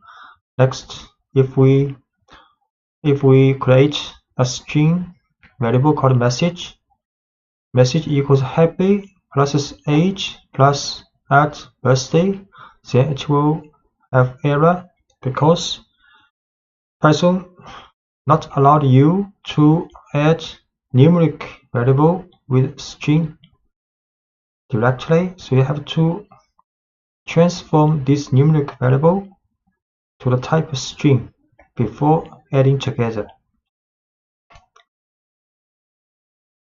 So now message happy plus strh and plus best birthday.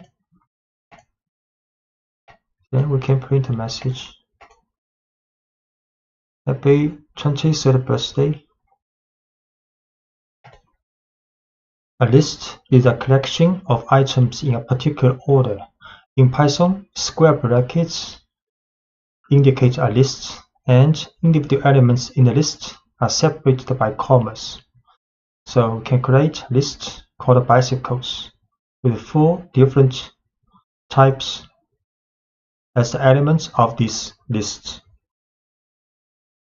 So we create another list called number list with 5 numbers in the brackets. So this is a string type list, and this is a numeric list. Create a list.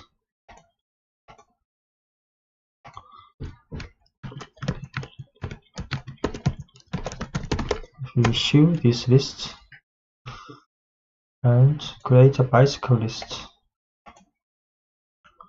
Can print out this bicycle list for bicycles, and accessing elements in a list. You can access any element in a list by telling Python the position or index of the item desired. For example, we can print the first bicycle in this list. And you can also use the string method on any element in your list. So we can get the title form of the first bicycle. You can print first bicycle in the list. Select. Can also print first bicycle's title form in the list. The T is capitalized.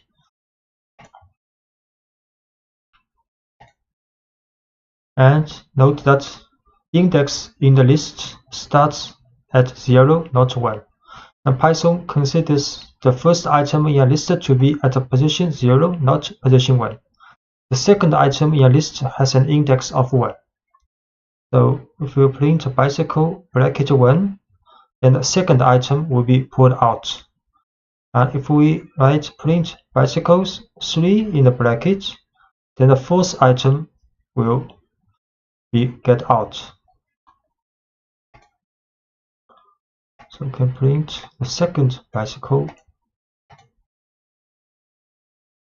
and print the fourth bicycle.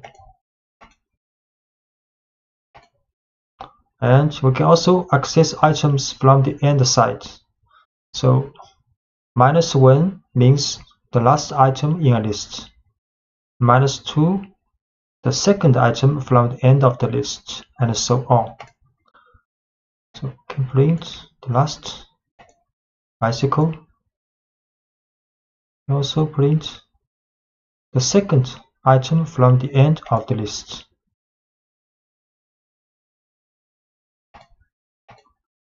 Using individual values from a list, you can use individual values from a list just as you would any other variable. For example, you can use concatenation to create a message based on a value from a list. So for example, we can get out the first bicycle and using its title form, then this item concatenated with this string and this string. We create a message with concatenation of string and the bicycle's first element with the title form and plus symbol.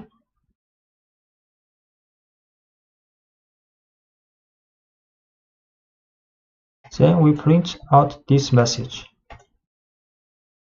So this message is my first bicycle with a check. Most lists you create will be dynamic, meaning you will build a list and then add and remove elements from it as your program runs its course. To change an element, use the name of the list followed by the index of the element you want to change, and then provide the new value you want that item to have. For example, this is original list with 4 car brands and we can change the first element of this list to another value. So this is a list with 4 cars. Print. Then we can set the first value to Ducati, and we print again. Now the first value has been changed. And we can also add elements to a list. Python provides several ways to add new data to existing lists. We can append elements to the end of a list. So this is the original list for the motorcycle. And we can use append function. So motorcycle.append Ducati. So the Ducati is added to the end of the list. Create this list with 3 motorcycles. 3 motorcycles now. Then we can append Ducati to the end of the list. So now the list has 4 cars now, with Ducati at the last position. You can start with an empty list and then add items to the list using a series of append statements. So we can also create an empty list first with 2 brackets. Then motorcycles, append Honda, append Yamaha, and append Suzuki. Create first an empty list. Then we can append 3 motorcycles. We show this list again. So now the list motorcycle has 3 cars now. And you can also insert elements into a list. So you can add a new element at any position in a list by using the insert method. You do this by specifying the index of the new element and the value of the new item. So this is a list, and we can insert the first position, a new motorcycle here.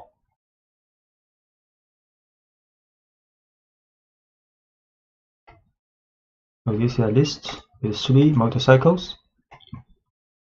Can insert Ducati to the position 0, first position, and we show this motorcycle. Now Ducati is the first motorcycle and the other 3 motorcycles from the original list.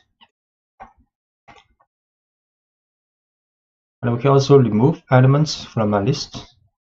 You can remove an item according to its position in the list or according to its value. So removing an item according to its position, you can use the del statement if you know the position of the item you want to remove from a list. So this is a list with 3 motorcycles. We can remove the first motorcycle, the second item, the list with 3 motorcycles. 3 motorcycles now. Then we'll del first motorcycle. Show again. Now only the 2 motorcycles left in the list. Can also create 3 motorcycles now. The motorcycle has 3 motorcycles in the list now. We can delete the second motorcycle this time. We show again this list. Only 2 left. A second Yamaha has been removed.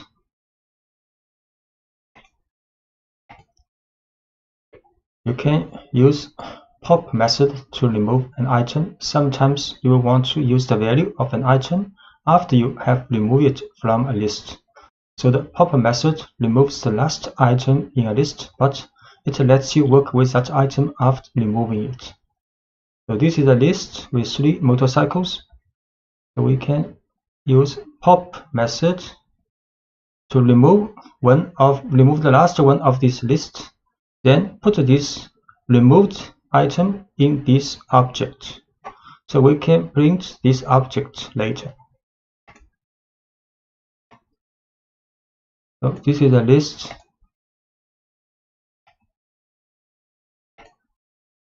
with 3 motorcycles.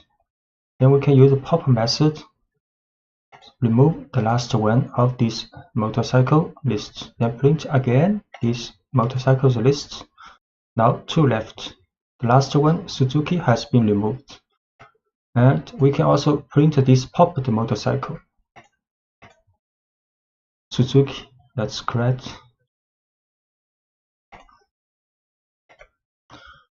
And popping items from any position in a list. You can actually use pop to remove an item in a list at any position by including the index of the item you want to remove in parentheses. So this is the list with 3 motorcycles. So we can pop 0. So the first item is removed from the original list and stored in variable called first owned.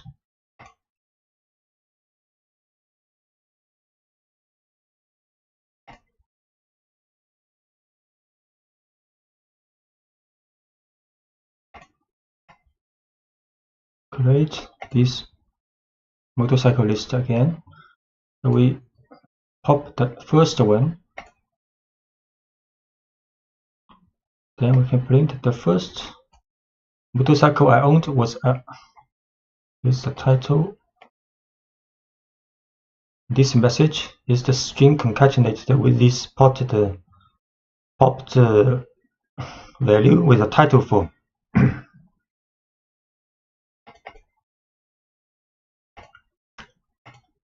So when you want to remove from a list, if you know the value of the item you want to remove, you can use the remove method. So this is a list with 4 motorcycles. So if we want to remove the item with this value, so we can use motorcycle.remove Ducati. So Ducati is removed. But note the remove method deletes only the first occurrence of the value you specify. So if there is a possibility the value appears more than once in the list, you will need to use a loop to determine if all occurrences of the value have been removed. So this is a motorcycle list with 4 motorcycles. Then we can remove Ducati using remove function. Then print again. Now Ducati has been removed. Sometimes you will want to preserve the original order of your list, and other times you will want to change the order. Python provides a number of different ways to organize your lists depending on the situation. Sorting a list permanently with the sort method. So this is a list with 4 cars, and you can use cars.sort. Then the order of the elements are sorted in the list. So we create a list.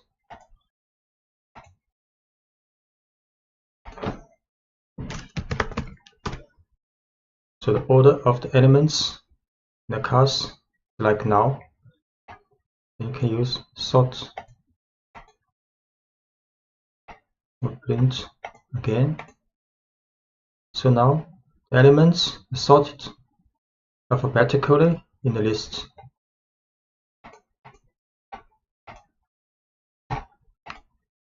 And you can also sort this list in reverse alphabetical order by passing the argument reverse equals true to the sort method. So you can use sort reverse true.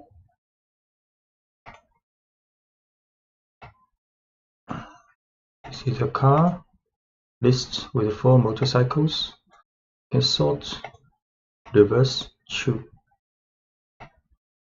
Then print again. So now the elements in the list has been sorted alphabetically with a reverse order.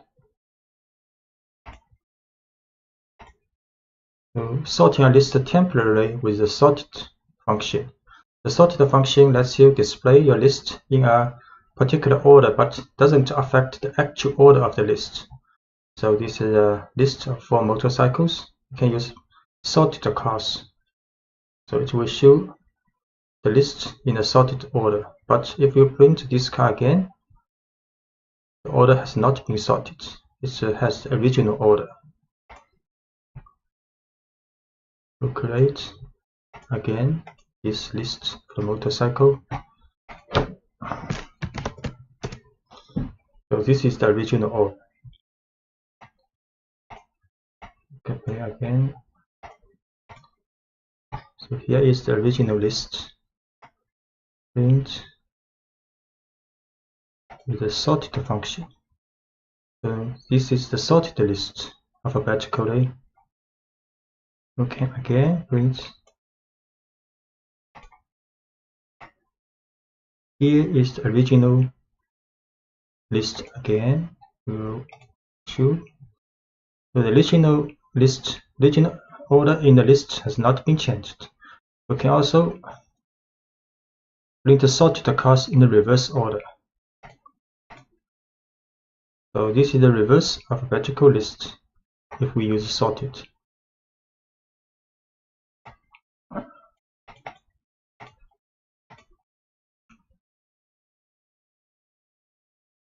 So print a list in reverse order. So just to reverse the original order of a list. This may not be the alphabetical order. So just to reverse the original order of the list, you can use a reverse method. So this is the original list. If we use cast reverse and print a cast, then the order of the elements are reversed. So the last one will be printed first. So the reverse method changes the order of a list permanently, but you can revert to the original order anytime by applying reverse to the same list a second time. So we print. This is the. Okay, we create again this motorcycle list. This is the original order, and we use cars dot reverse, then print again. Then order of elements are reversed in the list. Okay, finding the length of a list. You can quickly find the length of a list by using the len function. So we can use len cars and it will return the number 4. So note that Python counts the items in a list starting with 1, not from 0. So this is the list for cars with 4 elements. We use len cars. That will be 4. Looping allows you to take the same action or set of actions with every item in a list. So when you want to do the same action with every item in a list, you can use Python's for loop. Let's say we have a list of magicians' names, and we want to print out each name in the list. A for loop will let Python to handle this task easily. In the for loop, Python pulls a name from the list magicians and store it in the variable magician. Then print the name that was just stored in magician. Python then repeats this operation for each name in the list. So this is a list of magicians with 3 magicians. Then we can write 4 magicians in magicians. So magicians is a list. In the for loop, for magician will take each element from the magicians, then store in this variable called magician. Then inside the for loop, we print each magician until there's no magician left in this list. So where the no more values are in the list, Python moves on to the next line in the program after the for loop. So this is the for loop. We create a list called magicians with 3 magicians. Then we can write 4 magician, print magician. So each magician has been printed out. It is helpful to choose a meaningful name that represents a single item from the list. For example, here is a good way to start a for loop for a list of cats, a list of dogs, and a general list of items. We can write, for example, for cat in cats, for dog in dogs, or for item in list of items. And using singular and plural names can help you identify whether a section of code is working with a single element from the list or entire lists. Doing more work within a for loop. So every indented line following the line for magazine in magazines is considered inside the loop, and each indented line is executed once for every value in the list. So for example, this is a magazine list. We can write for loop from the for magazine in magazines, then these two lines indented considered inside the for loop. So we can write print magazines title form. That was a great trick. And print I can't wait to see your next trick. Then magazine's title name, then a new line. Then after this for loop finished, then we can print a single message. But this statement not considered inside the loop. So any lines of code after the loop that are not indented are executed for once without repetition. We create a magazines list again. Then a for loop with two print lines included in the for loop. Run this. So for each element, each magazine in list, we share two messages. So Alice, that was a great trick. I can't wait to see your next trick, Alice. And David, that was a great trick. I can't wait to see your next trick, David, and so on. Then after the for loop has been finished to run, then we can print one message. So this message, this print statement is not considered in the for loop, so print only once. Lists are ideal for storing sets of numbers, and Python provides a number of tools to help you work efficiently with lists of numbers. So we can use the range function. Python's range function makes it easy to generate a series of numbers. For example, you can use the range function to print a series of numbers like this. You can write a for loop, and for value in range 1 to 5, can print a value. The result will print 1, 2, 3, 4. The range 1 to 5 will print a number from 1 to 4. Then for each value of this 1 to 4 will print out. So although this code looks like it should print the numbers from 1 to 5, it doesn't print the number 5. So in this example, range prints only the numbers 1 through 4. This is the result of off-by-1 behavior you will see often in Python and many other programming languages. So if you want to print the numbers from 1 to 5, you would use range 1, 6. So for value in range 1, 6, print value. Can print out for value in range 1 to 5, print value. So 1, 2, 3, 4 has been printed out. Use range to make a list of numbers. If you want to make a list of numbers, you can convert the results of range directly into a list using the list function. So for example, we can create a list called numbers, and the value is 1 to 5. Then next we can print numbers. We create a list called numbers, then print these numbers. So it's a list 1 to 5.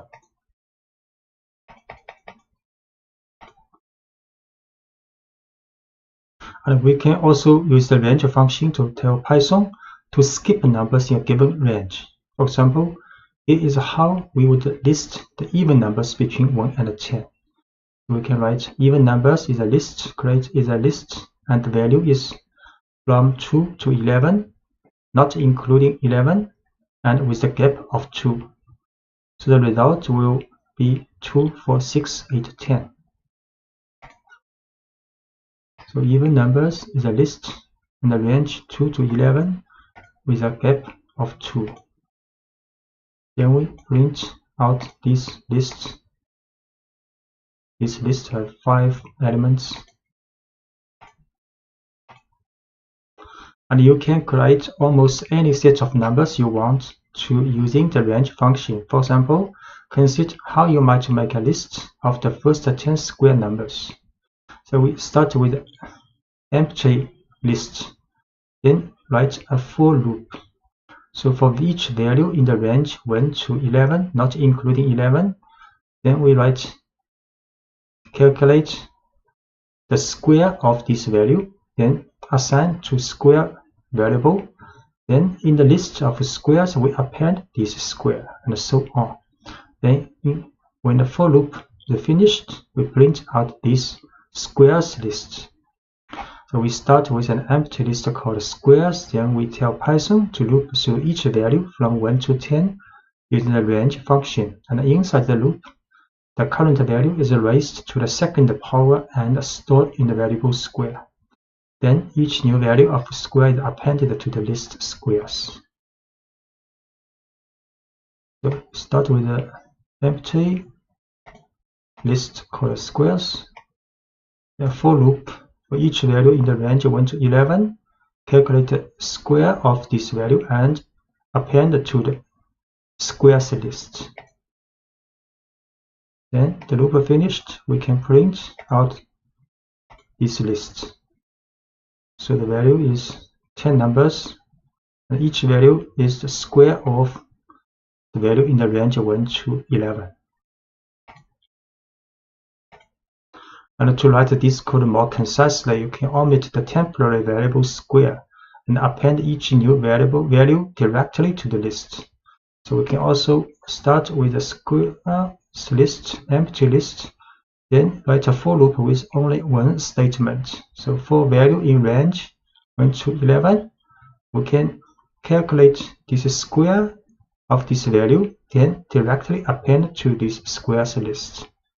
Then the for loop finished, then print out this squares list. Start with empty list squares, then for loop for each value in the range 1 to 11, calculate the square of this value, then append to the squares list. Then print out this list. The result is the same with 10 numbers, and each of numbers is the square of each value in range 1 to 11. A list comprehension allows you to generate this same list in just one line of code. A list comprehension combines the for loop and the creation of new elements into one line, and automatically appends each new element.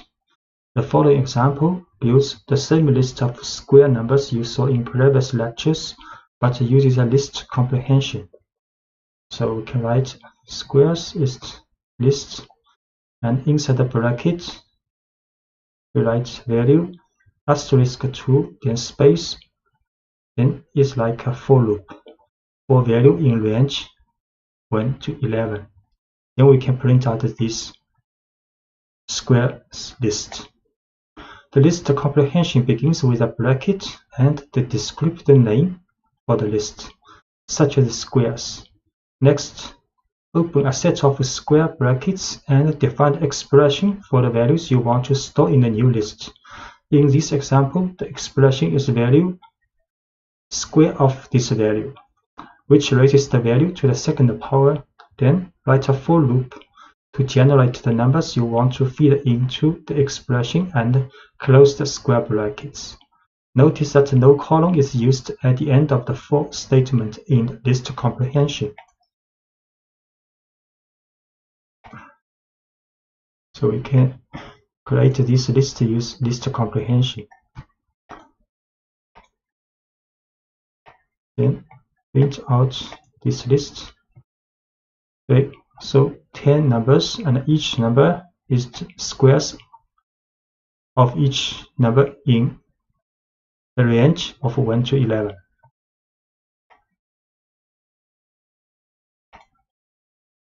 You can also work with a specific group of items in a list, which Python calls a slice.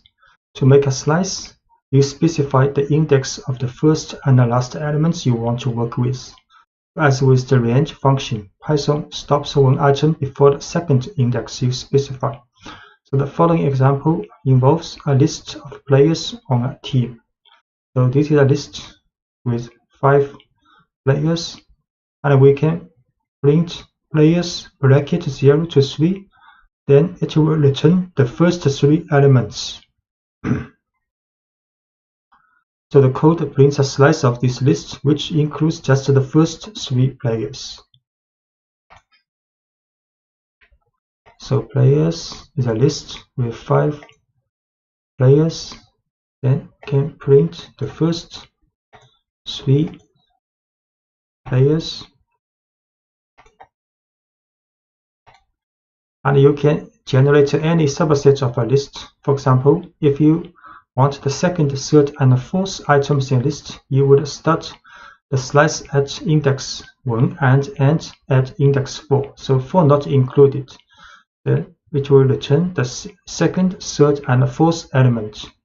So from the index from 1 to 3. So the second, third, and fourth elements will be returned. So we print the second, third, and fourth elements. And if you omit the first index in a slice, Python automatically starts your slice at the beginning of this list. So if you just write column 4, then it will return the first 4 elements. So we return the first 4 elements with column 4.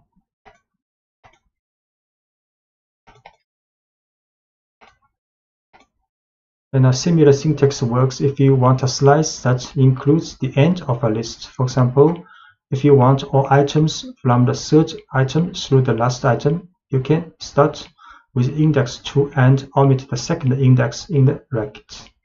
So we can just write players 2 column. Then it will return all items from the third item and through the end of the list. We print players 2 column return from the second to the last items in the list. The negative index returns an element a certain distance from the end of a list. So therefore, you can output any slice from the end of a list. So, for example, we can write players bracket -3 then column. Then it will return the last 3 players. So it will return the last 3 players with negative index.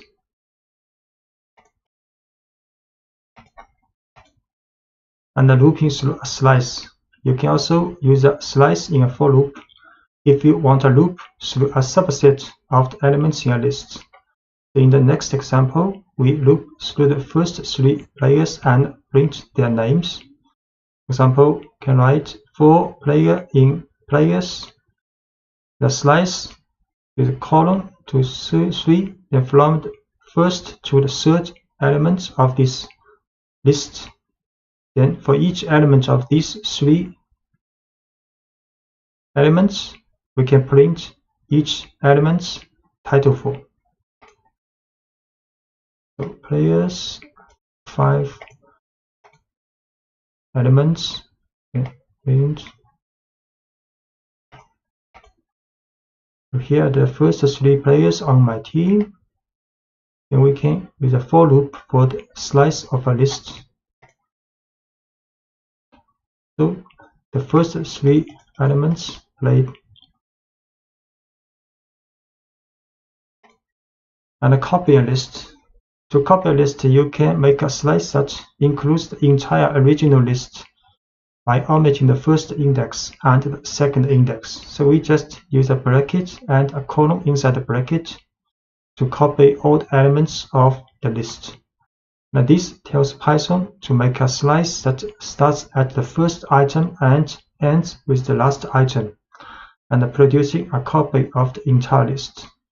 For example, imagine we have a list of our favorite foods and want to make a separate list of foods that a friend likes. This friend likes everything in our list so far, so we can create the list by copying ours.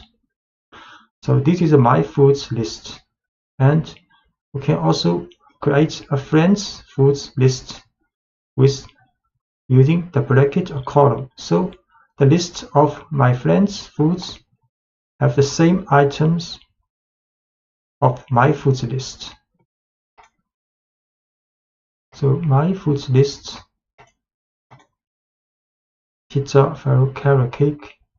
Then we can create my friends foods list.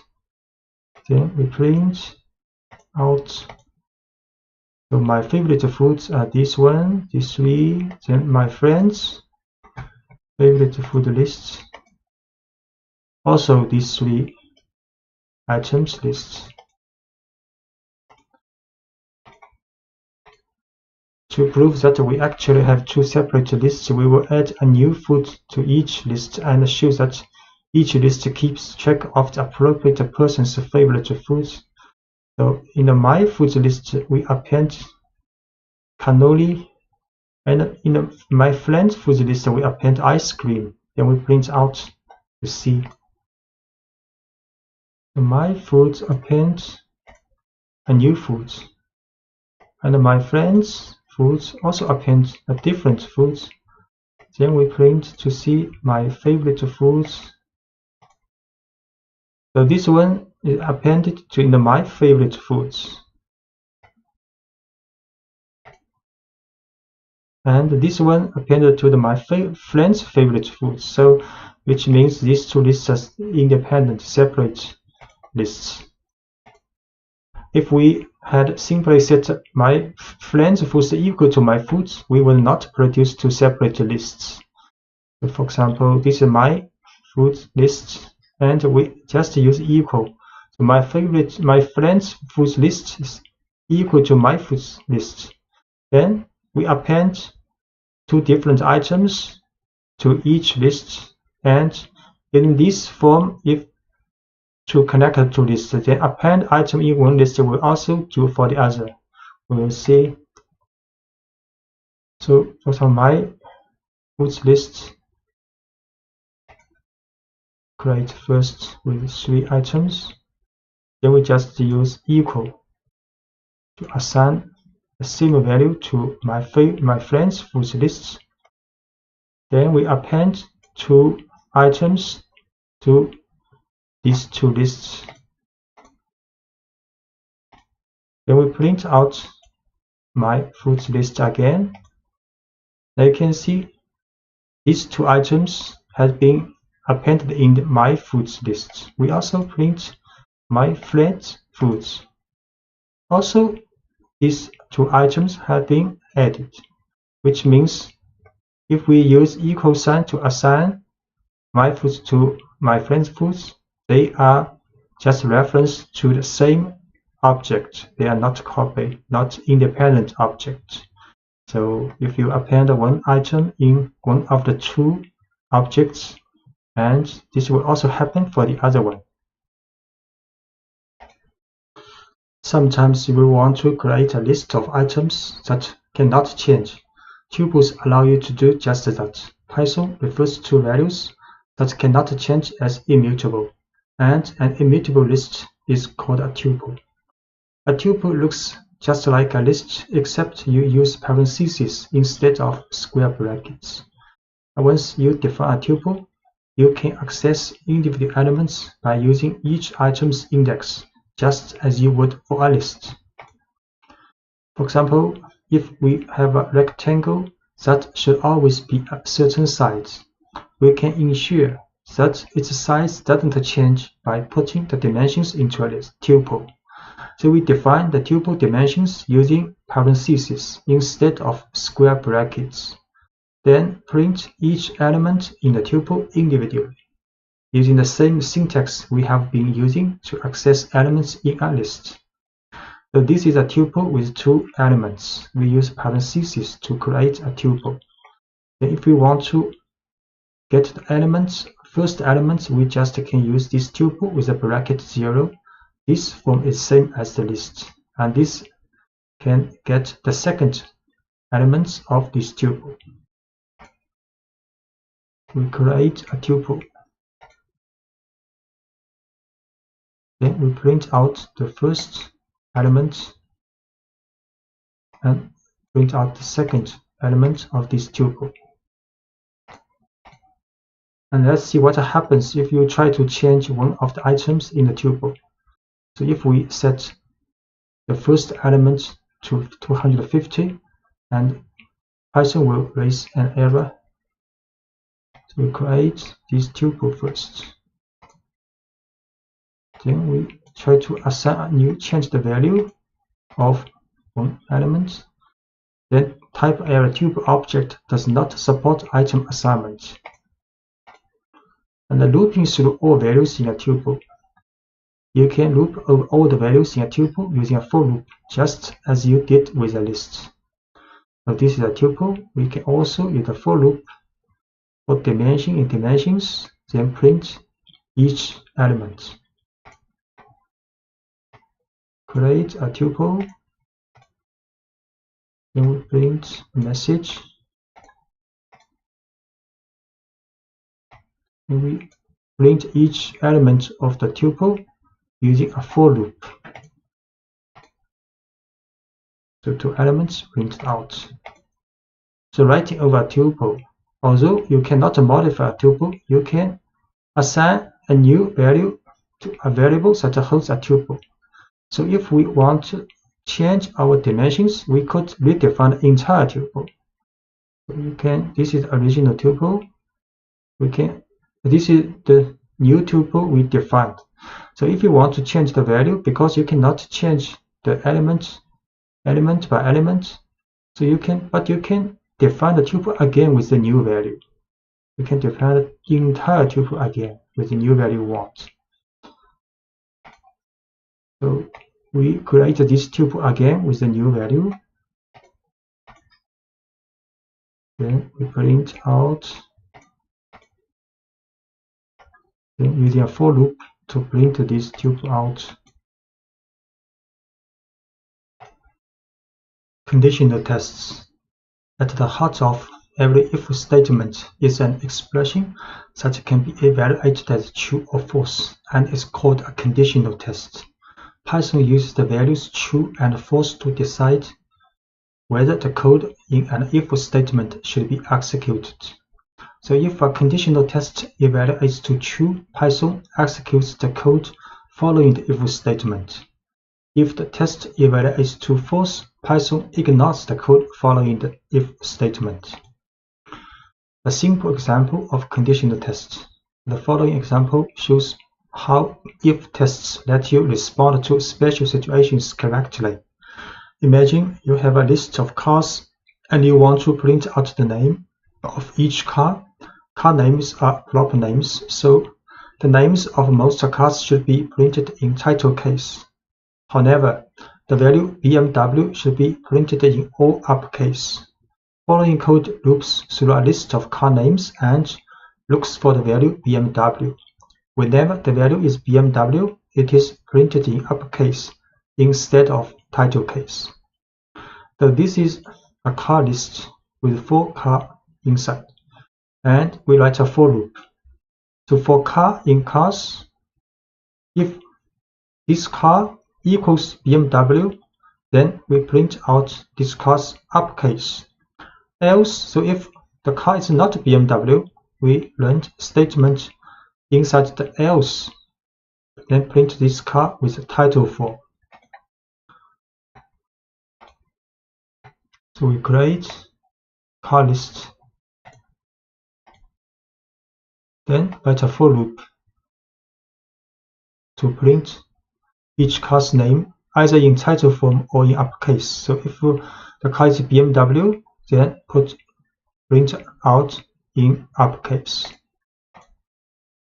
So you can see Audi, Subaru, Toyota all in title case, but BMW is in uppercase 4. So checking for equality. Most conditional tests compare the current value of a variable to a specific value of interest. The simplest conditional test checks whether the value of a variable is equal to the value of interest. So if the value is BMW, then we check car equals BMW, then get true. And if the value is Audi, if we check car if equals BMW, then we'll get false. So we assign the value BMW to car, then we use double equal to check if its value is BMW, we'll get the value result true. And if we assign the Audi value to car, then we check again if the car's value is BMW, then you will get false. And ignoring case when checking for equality. The testing for equality is case sensitive in Python. For example, two values with different capitalization are not considered equal. If the car is Audi with title form, but we check car's value is Audi, we'll get a false. So if case matters, this behavior is advantageous. But if case doesn't matter and instead you just want to test the value of a variable, you can convert the variable's value to lowercase before doing the comparison. So we again assign the value Audi with the title form to car. Then we check the condition if the value is equal to Audi with lowercase, but before we run this equal sign double equal, we add car.lower to transform the car's case to lower before we do the condition test. Notice that the lower function doesn't change the value that was originally stored in car. So the car's case is still Audi. And this lower is just a temporary transform this value to lowercase to do conditional tests. So we see car's value is Audi with title form. Then we check its value equals lowercase Audi to get false. And we set again, for example, car's value is Audi, but we use lower function before doing the conditional test to get true now. The checking for inequality. So when you want to determine whether two values are not equal, you can combine an exclamation point and an equal sign. So this means not equal. So we will store a requested pizza topping in a variable and then print a message if the person did not order anchovies. So this is request a topping called mushroom, this value. So if request a topping not equal to anchovy, then we'll print holded anchovies.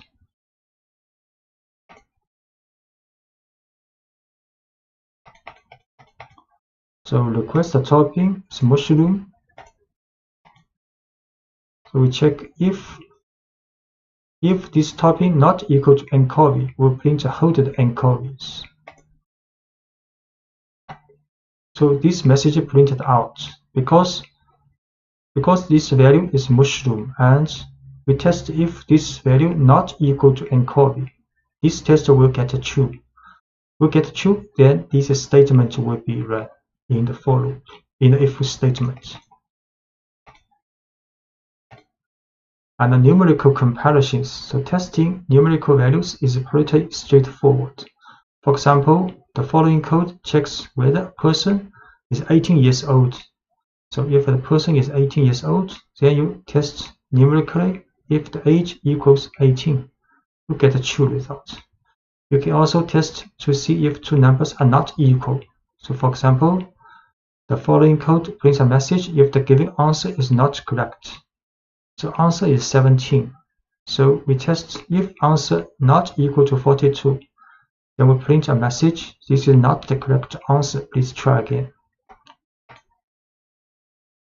So age is 18. Then we test age. If age is 18 equals 18, the result is true. The answer is 17. Then we test if answer not equal to 42, then we show the message.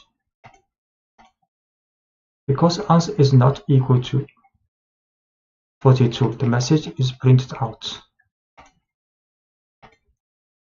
And the numerical comparisons, you can include the various mathematical comparisons in your conditional statement as well, such as less than or equal to, greater than, and greater than or equal to. So age is 19, for example, we can run these tests.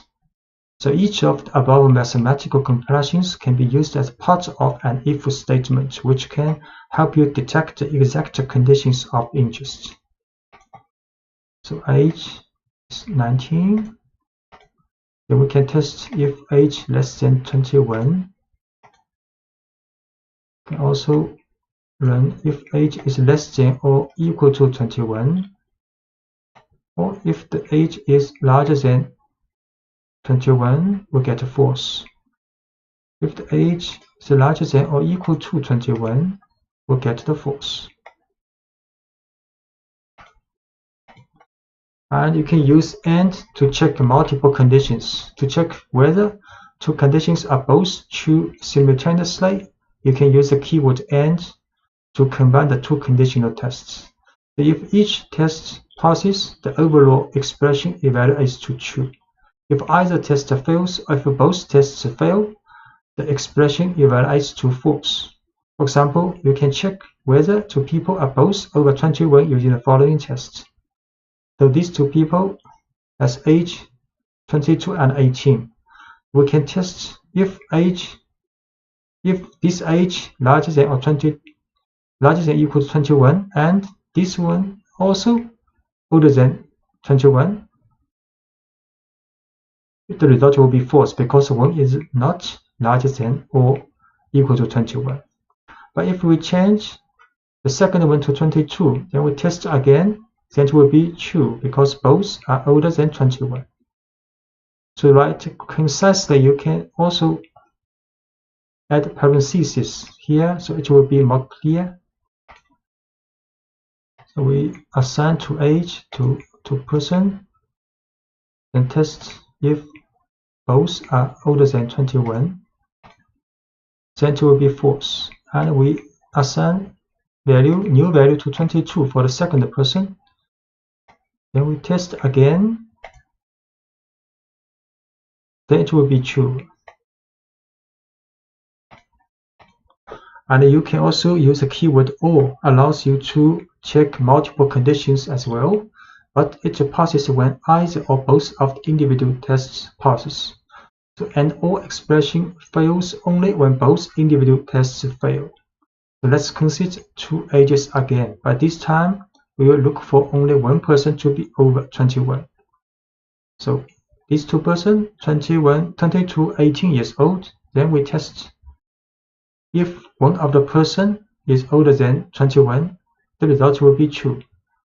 And if we assign the first person to 18 also, then we test again, then the result will be false because none of the two people are older than 21 now.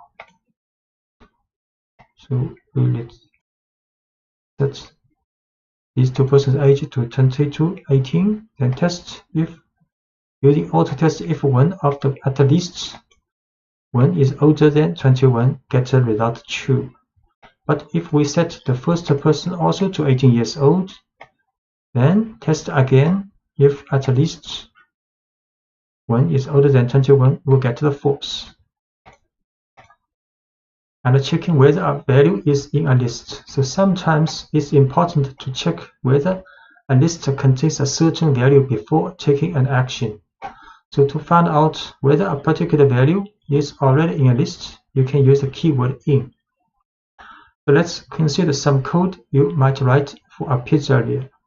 We will make a list of toppings a customer has requested for pizza, and then check whether certain toppings are in a list. So this is a requested topping with 3 elements, a list. Then we will run the conditional tests. Mushrooms in requested toppings. This is true because mushroom in. But if we run the pepperoni in requested toppings, we'll get false because this list does not contain pepperoni. The requested topping is a list called pizzeria. Then we run the conditional test. Mushroom in requested topping. Get the true in results. If we run pepperoni in requested topping, the result is false. And you can also check whether a value is not in a list. So similarly, you might want to know if a value does not appear in a list. You can use the keyword not in this situation. For example, consider a list of users who are banned from commenting in a forum. You can check whether a user has been banned before allowing that person to submit a comment. So this is a list for the banned user with 3 people. So another user called Mary. So if user not in banned user will print user's title form, you can post a response if you wish. So because this Mary, user's value is Mary not in this list. So this conditional test will get the true. So this message will be printed out. So we create a list for the banned user, and we create a value. Object user is Mary. Then we run this conditional test. If she's not in banned user, then it's true because Mary is not in the banned user. So the print out message, Mary, you can post a response if you wish. A simple if statement. The simplest kind of if statement has one test and one action. We can write if, for example, the conditional test to do something. This is the typical form. So if the conditional test evaluates to true, Python executes the code following the if statement. If the test evaluates to false, Python ignores the code following the if statement. So let's say we have a variable representing a person's age, and we want to know if that person is old enough to vote. So the following code tests whether the person can vote. So assign 19 to this age variable.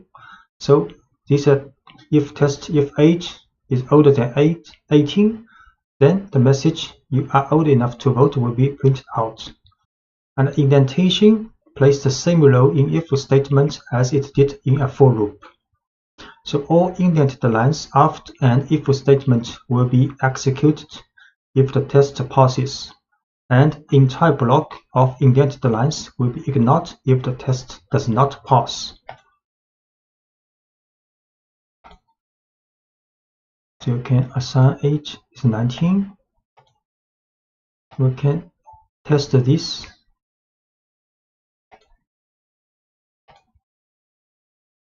Because it's older than 18, so these 2 statements are run. So you can have as many lines of code as you want in block following the if statement. So let's add another line of output if the person is old enough to vote, so asking if the individual has registered to vote yet. So these 2 messages will be printed out. And if else statement, and if else block is